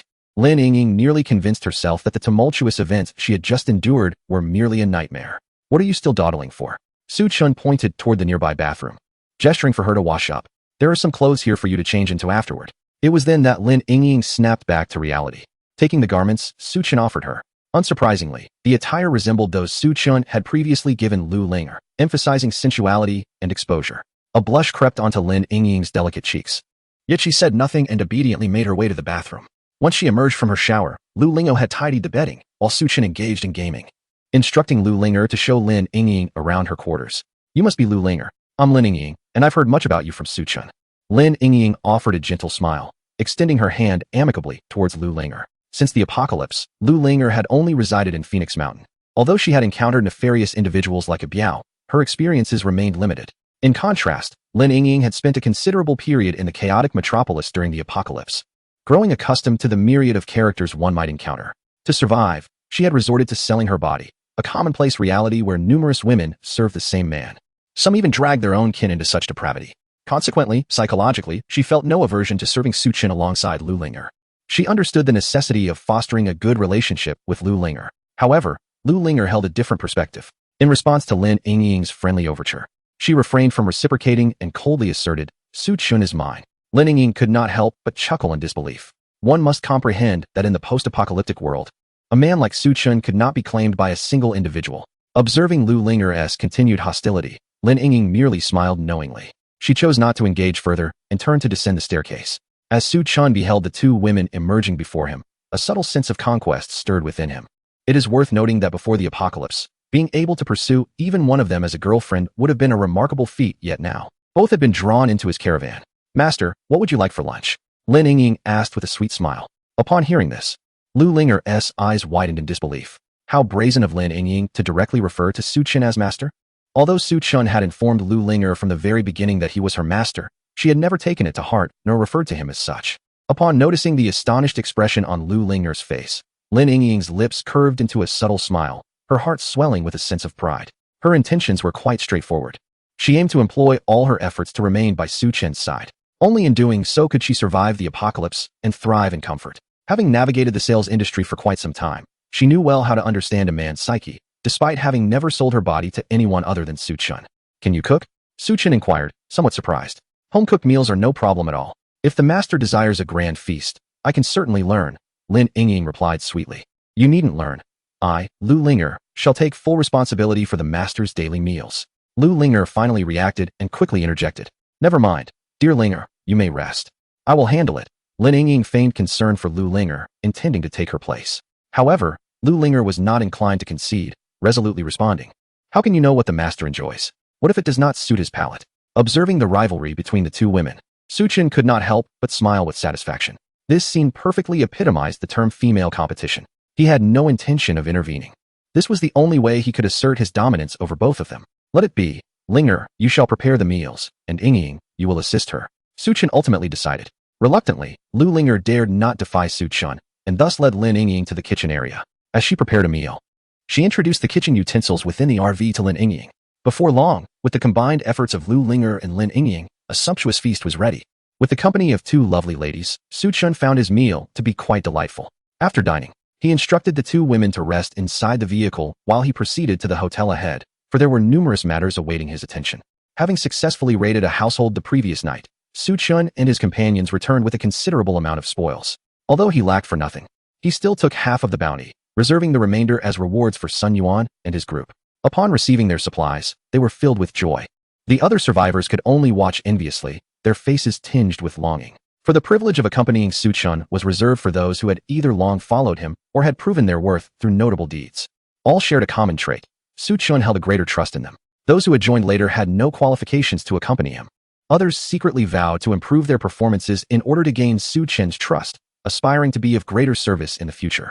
After rewarding those who had contributed the night before, Su Chen began to assign tasks to Wu Li and the others. Although Wu Li and her companions were women, Su Chen had already established a rule. His team would not harbor idlers. Following discussions with Sun Yuan and He Wang, Wu Li and several other women were tasked with cleaning, laundry, and other household duties. Su Lauda, we have just discovered that Gao Qiqiang has dispatched several underlings to the hotels where other survivors reside. It appears they are attempting to establish contact with them. On the rooftop, Li Dong, who is responsible for surveillance, reported through the intercom. Understood, keep a close watch on them. Su Chen was not surprised by Li Dong's report. After suffering such a significant setback, it would be unusual for Gao Qiqiang not to have devised a countermeasure. Once all matters were settled, Su Chen advised He Wang and Sun Yuan to remain vigilant before returning to the RV. Inside, Lu Linger and Lin Yingying sat on opposite sofas across a table. One appeared to be engrossed in watching Zhan Huanzhuan, while the other was absorbed in her iPad. However, both were attentively listening to the sounds outside the vehicle. As soon as Su Chen's footsteps echoed upon entering, they immediately rose and hurried to the door. Master, you have returned. Master, have you been weary? They vied to assist Su Chen in removing his outerwear. Su Chen, feeling entirely at ease, relished their attentions and casually inquired, is dinner ready? Of course it is. Today, I have prepared several of your favorite dishes, Lu Linger eagerly responded. I even learned a new recipe just for you. Master, Lin Yingying added, equally determined to impress. They each took hold of Su Chen's arm, guiding him to the table. As expected, an array of delectable dishes, rich in flavor and aroma, adorned the table. In the gaze of their eager anticipation, Su Chen sampled each of their culinary creations, offering his satisfied approval in return. Lu Linger sighed in relief and instinctively glanced over at Lin Yingying. Lin Yingying merely smiled faintly and whispered softly into Su Chen's ear, Master, please dine. Tonight. Do indulge her. But tonight, he is clearly meant to accompany me. Lu Linger replied, a hint of irritation in her tone. Yingying has only just arrived. Linger, you must be accommodating, Su Chen remarked indifferently. Though Lu Linger felt a twinge of resentment at his words, she dared not voice her discontent and chose instead to suppress her grievances within herself. Before long, the three finished their dinner. After Lu Linger washed the dishes, she lingered on her way upstairs, glancing back at Su Chen, seemingly hoping he might say something to keep her from leaving. However, Su Chen merely stared at the television, showing no inclination to speak. With a heart full of unexpressed feelings, Lu Linger reluctantly ascended the stairs. Once she departed, only Su Chen and Lin Yingying remained. Lin Yingying, holding a tray adorned with various bottles and jars, smiled radiantly and inquired, Master, I learned a spa massage today. Would you like me to help you relax? You possess such skills? Su Chen responded with surprise, naturally unwilling to decline. He removed his shirt and reclined on the sofa. Lin Yingying applied essential oil to her delicate hands and began to massage Su Chen. It must be acknowledged that although Lin Yingying had only recently learned, her technique was extraordinarily soothing, causing Su Chen's eyes to flutter in delight. Master, how is my technique? She asked. Very good. Continue to improve. Su Chen praised with satisfaction. Listening to his praises, Lin Yingying felt a delightful warmth in her heart. After all, nothing held greater significance for her than being cherished by Su Chen. In stark contrast to Su Chen, who was relishing the night within the confines of his RV, Gao Qiqiang sat in his room, his demeanor exceedingly grave. Across from him were the leaders of several survivors, including Xia Bowen and Gao Xiangjuan, who maintained a stance of defiance. Gao, if you have nothing pressing, we shall take our leave, Xia Bowen said with a hint of impatience. Although Gao Xiangjuan and the others remained silent, their expressions betrayed a palpable wariness. The reason was clear. Gao Qiqiang's recent annexation of Song Linfei had instilled a sense of threat among them. None could ascertain whether Gao Qiqiang might next turn his attention toward them. Had it not been for his insistence and aggressive demand for them to convene, they would have had no desire to attend. Chapter 92. The Truth of the Apocalypse. Yet, even in attending the meeting, Xia Bowen, Gao Xiangjuan, and the others had coordinated in advance. They had come together in solidarity, emboldened to participate in the evening's discussions. Gao Qiqiang spoke slowly, stating, Today, I have summoned you leaders to deliberate on the matter of launching an offensive against Su Chen. Upon hearing this, the leaders exchanged glances, their expressions tinged with unease. Previously, Zhao Xiong and a few others had followed Gao Qiqiang to assault the Yulden Hotel, resulting in devastating losses, ultimately reducing them to Gao Qiqiang's subordinates. Meanwhile, Song Linfei, who had not brought anyone along, had fallen victim to a surprise attack orchestrated by Gao Qiqiang. Not only did he perish, but his team was also absorbed by Gao Qiqiang's burgeoning power. Now, the leaders were more concerned with evading Gao Qiqiang than contemplating an alliance with him. Well, Gao Laoda, we have no enmity with Su Chen. I believe there is no need for this. Xia Bowen chuckled awkwardly, gently declining Gao Qiqiang's request. What? Does Xiao Laodao not regard our boss with any respect? A nearby Abe Yao furrowed his brow, speaking coldly. It's not a matter of respect for Gao Laodao. It's simply that we are all afraid for our lives. Gao Xiangjuan adjusted his gold-rimmed glasses, his tone laced with sarcasm. The death of Song Linfei was truly tragic. Upon hearing Song Linfei's name, Gao Qiqiang did not react with anger but instead chuckled softly. You all misunderstand. There are deeper circumstances at play. He proceeded to recount the events, albeit with a considerable degree of embellishment. According to Gao Qiqiang, Song Linfei was planning to align himself with Su Chun, which was vehemently opposed by Zhou Shirstan. Consequently, a fierce conflict erupted between their factions. In an attempt to prevent their mutual destruction, Gao Qiqiang felt compelled to intervene. Yet, this led to a misunderstanding, resulting in Song Linfei's men attacking Gao Qiqiang's group. Left with no alternative, Gao Qiqiang claimed he was forced to eliminate Song Linfei. On the surface, his narrative seemed impeccable. However, the audience was acutely aware of the frigid temperatures outside, compounded by the heavy snowfall. Gao Qiqiang was hardly a benevolent soul. It was implausible that he would intervene without ulterior motives. Having barely survived, we should support one another. How could we possibly turn against each other? Xiao Bowen shook his head, maintaining a resolute stance. Xiao Laodao speaks wisely, yet Su Chun is truly malevolent. He not only disregards mutual aid, but also frequently resorts to murder. Gao Qiqiang relentlessly besmirched Su Chen's reputation. Noticing the crowd remained unmoved, he resolved to unveil his trump card. In truth, the situation was manageable. But the crux of the matter lay in the fact that this young man possessed knowledge of the apocalypse's reality. Upon uttering these words, the audience was instantly stirred. Gao Laodao, you cannot be deceiving us, can you? Isn't the apocalypse a natural disaster? How could Su Chen possibly know? Faced with the crowd's skeptical expressions, Gao Qiqiang smiled calmly and said, do not rush. Allow me to elaborate. You all should be aware that well before the apocalypse, I had the misfortune of knowing that scoundrel, Su Chun, right? The crowd nodded in agreement. They were somewhat familiar with the tale of Gao Qiqiang's previous loan sharking and how Su Chun had borrowed a significant sum from him. A month prior to the calamity, Su Chun purchased a luxurious Nomad Ison RV, investing a fortune to modify it. Essentially, in the harshest of conditions, remaining within the confines of that RV ensured safety. Gao Qiqiang continued. Yet, this does not substantiate your claims, does it? Gao Xiangjuan interjected, furrowing his brow. Patience, let me finish. Gao Qiqiang paused before continuing. Driver Lao Su has previously informed you that Su Chun procured tens of millions worth of supplies from Walmart. If this alone does not suffice as proof, then the events that followed will unequivocally validate my assertions. Biao can attest that as the torrential rain began to fall, Su Chun instructed his subordinates to gather warm supplies. Furthermore, do you all recall that shortly after the rain ceased, Su Chun sent someone to the back mountain to gather firewood? It was only upon Gao Qiqiang's reminder that everyone remembered this indeed occurred. The convergence of these events can only attest to one conclusion. Su Chun undoubtedly possesses some knowledge. Gao Qiqiang articulated with deliberate emphasis. Thus I propose we collectively launch an offensive against him. This endeavor is not solely motivated by the desire to seize his vast stockpiles of resources, but also to extract the truth from him. Upon hearing these words, the crowd felt a stir of inclination. Every survivor present yearned for the restoration of societal order. Regardless of their prior circumstances, the least they wished for was to avoid starvation. Yet in this apocalyptic world, the threats of heat, frost, and hunger loomed incessantly. They had long since grown weary of such a life.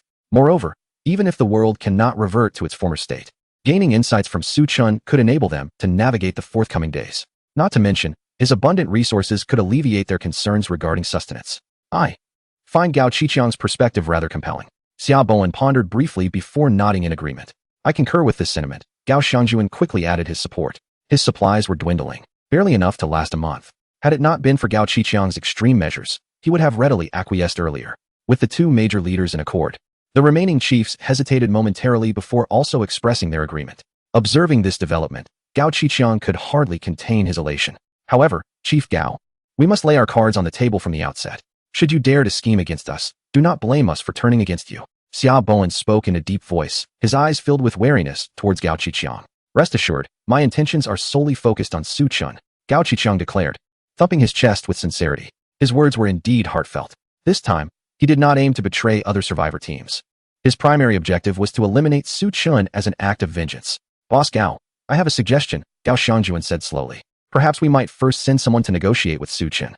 As long as he is willing to disclose the truth of the apocalypse and provide us with supplies in a timely manner, there would be no need for violence. The others nodded in agreement. Indeed, that would be the best course of action. In this apocalypse, survival is paramount. Gao Qiqiang furrowed his brow, but soon relaxed. Given Su Chen's character, he would undoubtedly refuse such demands. Thus, it would be better to feign agreement. Once Su Chen declined, the others would naturally lose hope. Very well. I shall send someone to meet with Su Chen tomorrow morning for a thorough discussion. Su Chen slowly opened his eyes, and the enchanting visage of Lin Yingying greeted him. Chapter 93. Life in the RV. Lin Yingying, still in slumber, slightly furrowed her brows, seemingly uncomfortable. Su Chen carefully withdrew his arm and rose from the bed, pushing the door open to step outside. Lu Linger, clad in a maid outfit, was busily attending to the kitchen area. A delightful aroma of food wafted through the RV. Upon hearing a sound, Lu Linger turned her head to take a glance. Upon seeing Su Chen, a look of delight immediately spread across her face. "Master, you are awake," she exclaimed, hastening towards him and wrapping her arms around his. She playfully shook him, expressing her dismay at having been sent upstairs alone to sleep after having accompanied him for so long. How could he be so heartless? For the duration of her time living with Su Chen, she had come to regard him as her own. The sudden appearance of Lin Yingying, who seemed to snatch Su Chen away, left Lu Linger feeling quite unsettled. Thus, upon encountering Su Chen, she instinctively resorted to her charming antics. It must be said, when a woman, especially one as captivating as Lu Linger, displays such charm, it becomes difficult to resist. Su Chen gathered himself, gently stroking Lu Linger's hair, and with a light chuckle suggested, "If you are not accustomed to sleeping alone, you might consider joining me tonight." Lu Linger's face lit up with joy at his words. She had anticipated that Su Chen would send Lin Yingying upstairs, allowing her to come down. However, his subsequent remark extinguished her smile. "We can sleep together, so you won't feel afraid." Perhaps it's best if we don't," Lu Linger replied, reluctantly conceding to Lin Yingying's presence. Although she was unwilling to let Lin Yingying monopolize Su Chen, she ultimately hesitated. Observing her reluctance, Su Chen chose not to press the matter further. After all, a fruit forcibly plucked is seldom sweet. Such matters are best when mutually desired. Just then, the intercom crackled to life, interrupting the moment with a series of beeps. "Su Lauda, there's a situation. Gao Qiqiang has sent someone to see you," came the voice of Zhou Xinhong. Su Chen furrowed his brow, a flicker of displeasure crossing his eyes. This Gao Qiqiang was like a stubborn adhesive plaster, persistently appearing every few days. "I will meet Gao Qiqiang in person. You two remain in the vehicle and do not move," he instructed. "Yes, master," Lu Linger responded, picking up a nearby winter coat and assisting Su Chen in putting it on. Once Su Chen was properly attired, he pushed open the door and stepped outside. Compared to yesterday, the snowfall today had noticeably diminished. However, the snow on the ground had become increasingly thick. At this rate, the snow would completely cease by tomorrow. Yet, the body of the Normadison was already obscured by a considerable amount of snow. It seemed he would need to find someone to clear it away, otherwise, he would be unable to start the vehicle later. As Su Chen pondered this, he made his way to the conference room. Gao Qiqiang had sent a young man, who hurriedly greeted him upon seeing Su Chen. "Greetings, Boss Su. Speak. What message does Gao Qiqiang have for me?" Su Chen inquired directly. "The situation is this. My boss has formed an alliance with the leaders of other teams. He specifically sent me to inform you. If you are willing to share the truth about the apocalypse with us and provide regular supplies, then our two factions can coexist peacefully." The young man's words momentarily startled Su Chen. He was not surprised that Gao Qiqiang had united the other survivor teams. After all, with the cold weather, there would inevitably come a day when food supplies would run out. Given that his side had ample provisions, it was only a matter of time before everyone would set their sights on them. Yet, to Su Chen's astonishment, Gao Qiqiang seemed to believe that he was privy to the truth of the apocalypse. He stroked his chin, quickly discerning the underlying reason. His previous actions indeed suggested that he possessed some insider knowledge. Even He Wang and Sun Yuan had previously been unable to contain their curiosity and had inquired about it. Su Chen cast a discreet glance at the young man and calmly replied, "What if I refuse? My boss said that if you do not agree, then we shall meet with blades drawn. Are you threatening me?" A glint of cold light flashed in Su Chen's eyes, and an almost tangible aura of murderous intent emanated from him. No. How could I dare to threaten Boss Su? This is merely a message from my superior." The young man stammered, taken aback and hastily defending himself. Su Chen let out a cold snort, and his expression softened. "Boss Su, why should we be courteous to them?" He Wang interjected coldly. "If he wishes to fight, then we shall fight." Sun Yuan remained silent, but his hand was already resting on the dagger at his waist. At a mere command from Su Chen, he would eliminate this envoy dispatched by Gao Qiqiang on the spot. However, contrary to their expectations, Su Chen suddenly smiled. "I find Boss Gao's proposal rather agreeable." Not only He Wang and Sun Yuan, but even the young man was taken aback. It was known that since the onset of the apocalypse, Su Chen had gained a reputation for his self-serving nature. Whether it was a Biao, Zhang Mingyuan, or others, whenever they sought Su Chen's assistance, they were met with his merciless refusal. Yet today he actually agreed. "Of course, I have my conditions." "What are the conditions?" the young man instinctively inquired. "I will only negotiate after you hand over Zhou Shixian," Su Chen replied leisurely. I cannot make that decision. I need to report back to my boss." "All right, You may return for now. Su Chun waved his hand, dismissing the youth. Once the other party had departed, He Wang inquired with confusion, Brother Su, when Gao Qiqiang attacked us before, we were not afraid. Why is it different today? Brother He, I know what I am doing. Su Chen replied without further elaboration, and He Wang did not press the matter any further. Is that truly what Su Chen said? Gao Qiqiang, upon hearing his subordinate's response, found it hard to believe his own ears. He had initially planned to launch an immediate assault alongside Xiao Bowen and Gao Xiangjuan after Su Chen's refusal, yet unexpectedly, Su Chen had agreed. If that is the case, there is no need for us to take action. This is the best outcome. Xiao Bowen and Gao Xiangjuan both sighed in relief. Su Chen possessed a rifle. If a conflict ensued, there would undoubtedly be substantial casualties. However, the dilemma remained. Su Chen insisted that we surrender Zhou Shixian before negotiations could commence. What should we do? Suddenly, a Biao interjected. All eyes promptly turned towards Gao Qiqiang, for Zhou Shixian was currently under his command.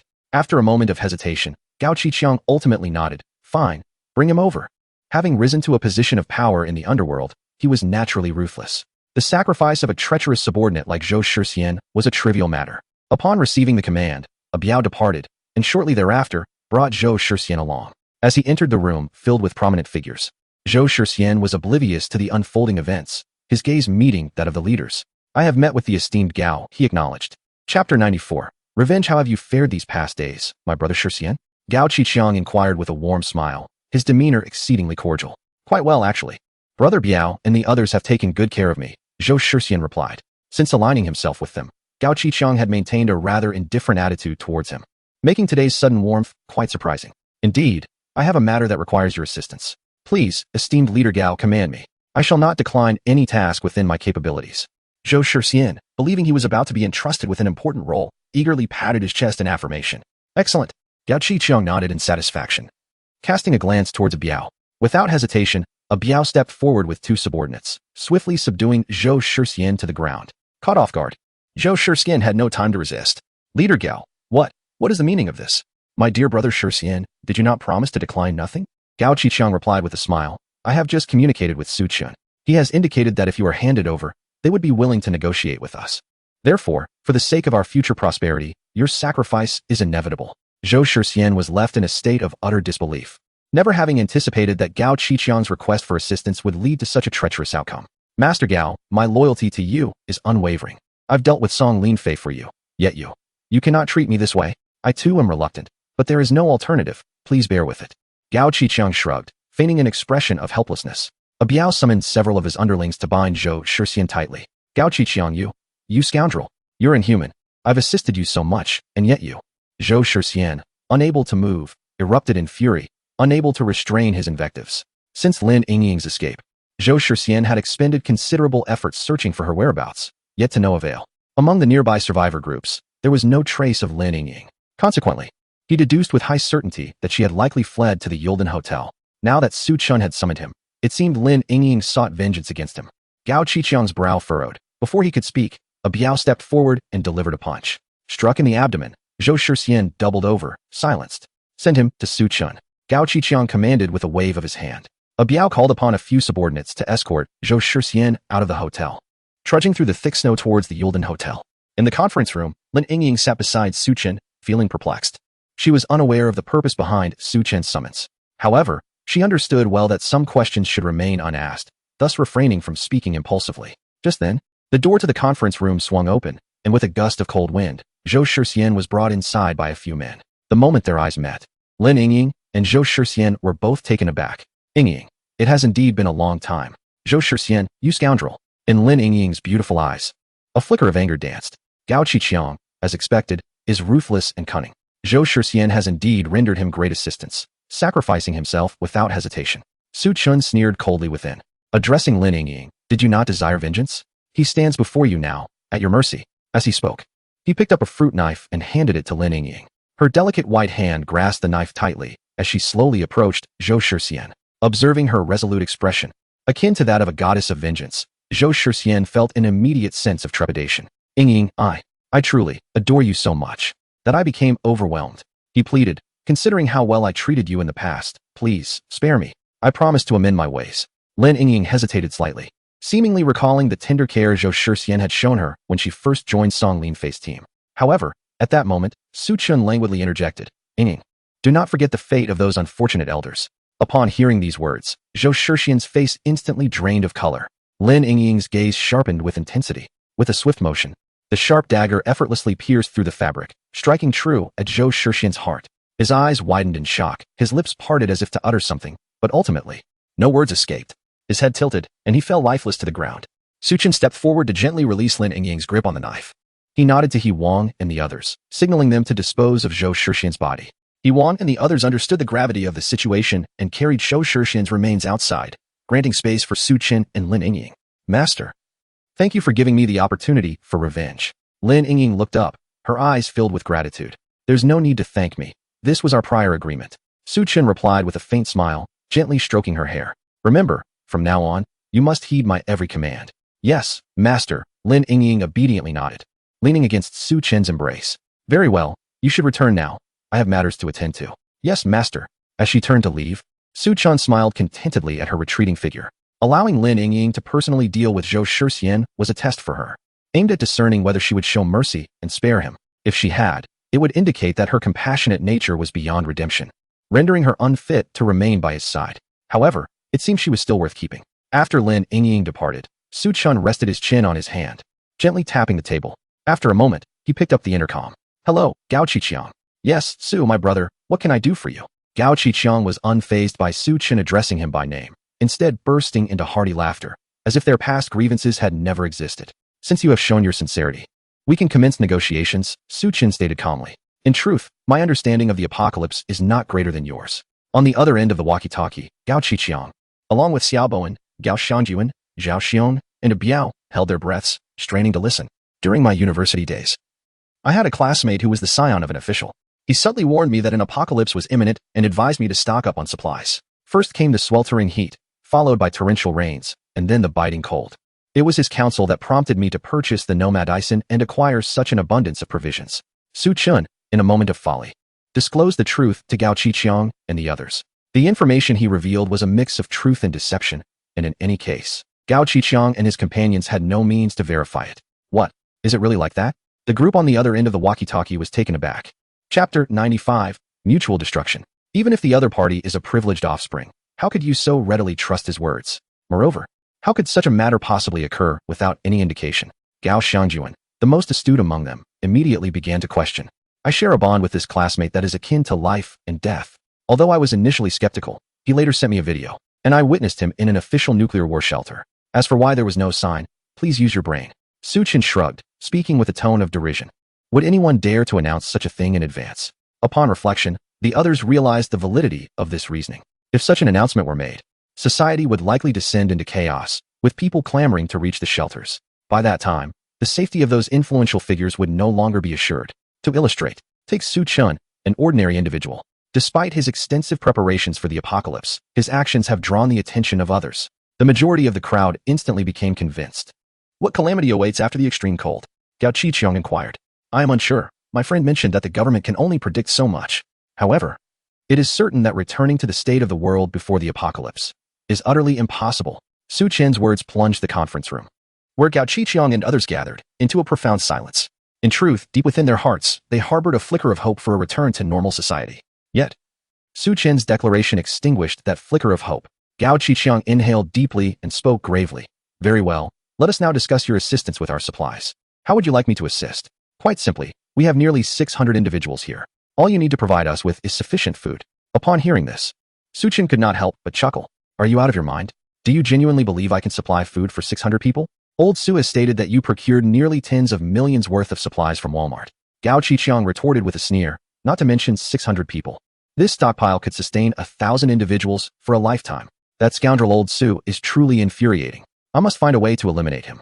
A surge of murderous intent flickered in Su Chen's heart, though he maintained an outwardly calm demeanor. Old Su's words were not without merit. Yet the dilemma lies in the fact that I have not successfully transferred all of these supplies. Huh, what do you mean by that? Gao Qiqiang was momentarily taken aback. Consider this.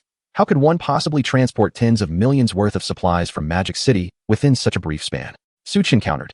Gao Qiqiang and his associates exchanged glances, and it dawned on them that, according to Old Su, Su Chen had procured all the supplies nearly half a month prior to the apocalypse.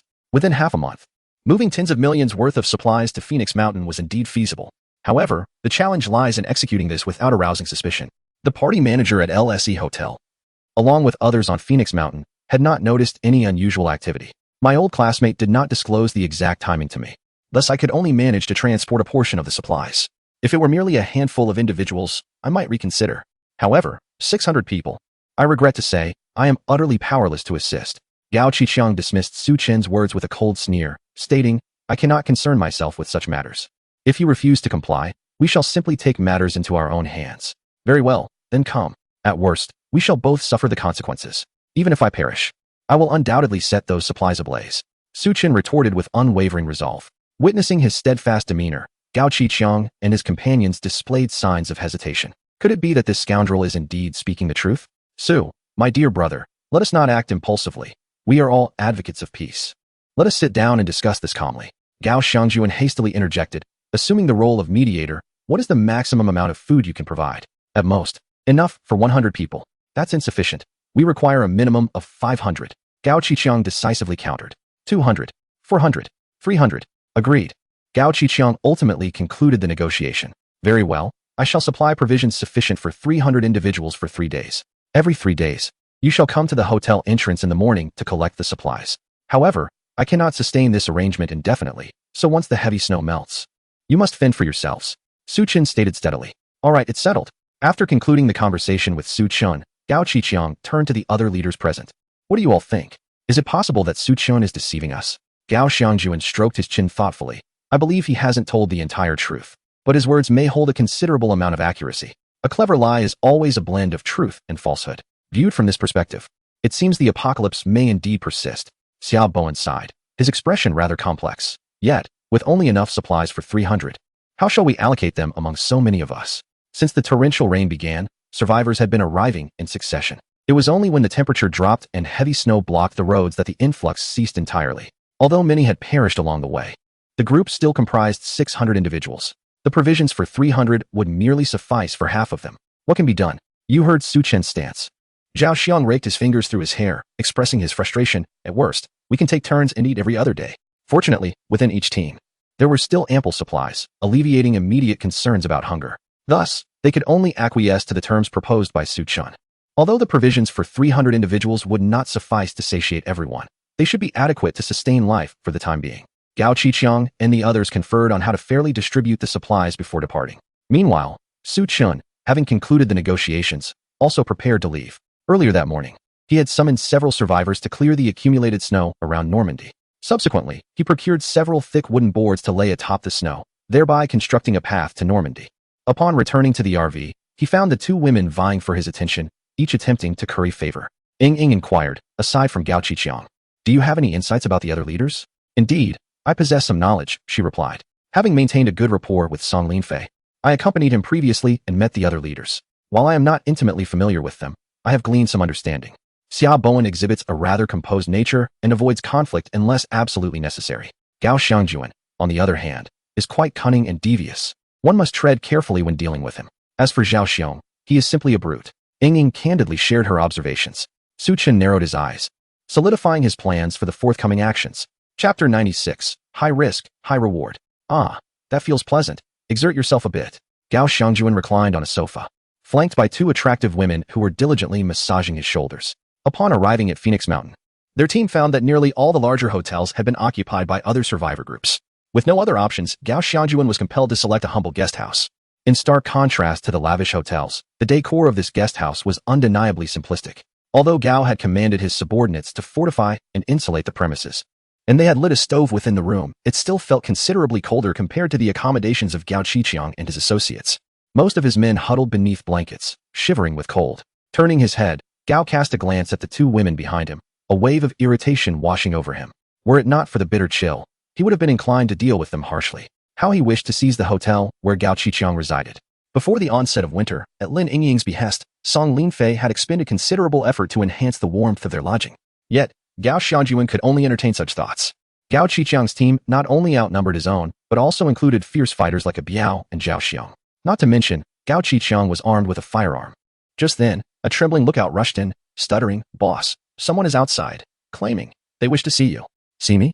Gao Xiangjuan paused, then inquired, "Is it someone from Gao Qiqiang's group?" "No, I don't know which faction they belong to.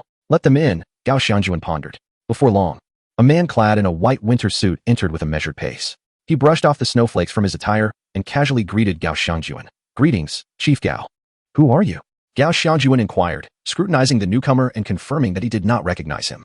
Allow me to introduce myself. I am He Wang. A subordinate of Su Laoda, the man replied. You are He Wang. Gao Xiangjuan was taken aback and instinctively reached for a nearby weapon. Although he was unfamiliar with He Wang, he had heard of the enmity between He Wang and Biao, and he was well aware that He Wang was one of Su Qin's most trusted aides.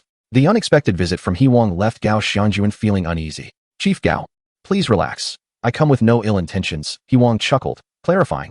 I am here on Su Laoda's orders to discuss negotiations with you. Negotiations? Gao Xiangjuan was even more perplexed. Had they not already reached an agreement with Su Qin earlier that morning? Why would Su Qin seek further negotiations? Was there an ulterior motive? Gao Xiangjuan pondered silently while maintaining an impassive facade. What manner of negotiation does he propose? The supplies for 300 people are somewhat burdensome for Su Laoda, He Wang gradually explained. Thus he wishes to reduce the quantity. That is non-negotiable, Gao Xiangjuan firmly rejected. That is simply out of the question. This arrangement was established collectively by us leaders, and I possess no authority to alter it. Moreover, 300 portions of food are already insufficient for 600 individuals. Even if it can indeed be reduced, others may find themselves utterly immobilized. What if we diminish the number of diners? He Wang spoke languidly. What do you mean exactly? A flicker of keen insight passed through Gao Xiangjuan's eyes. Surely, the leader Gao has heard of the animosity between Su Laoda and Gao Qiqiang, as well as Biao. Even if it necessitated the allocation of provisions fit for 300 individuals, Su Laoda would not relinquish them to Gao Qiqiang without recompense. Thus, he proposed, let us join forces to eliminate Gao Qiqiang. He Wang's words sent a shiver of shock through Gao Xiangjuan. To eliminate Gao Qiqiang? Su Qin truly dares to contemplate such a venture. Yet, as he regained his composure, he realized it was not entirely implausible.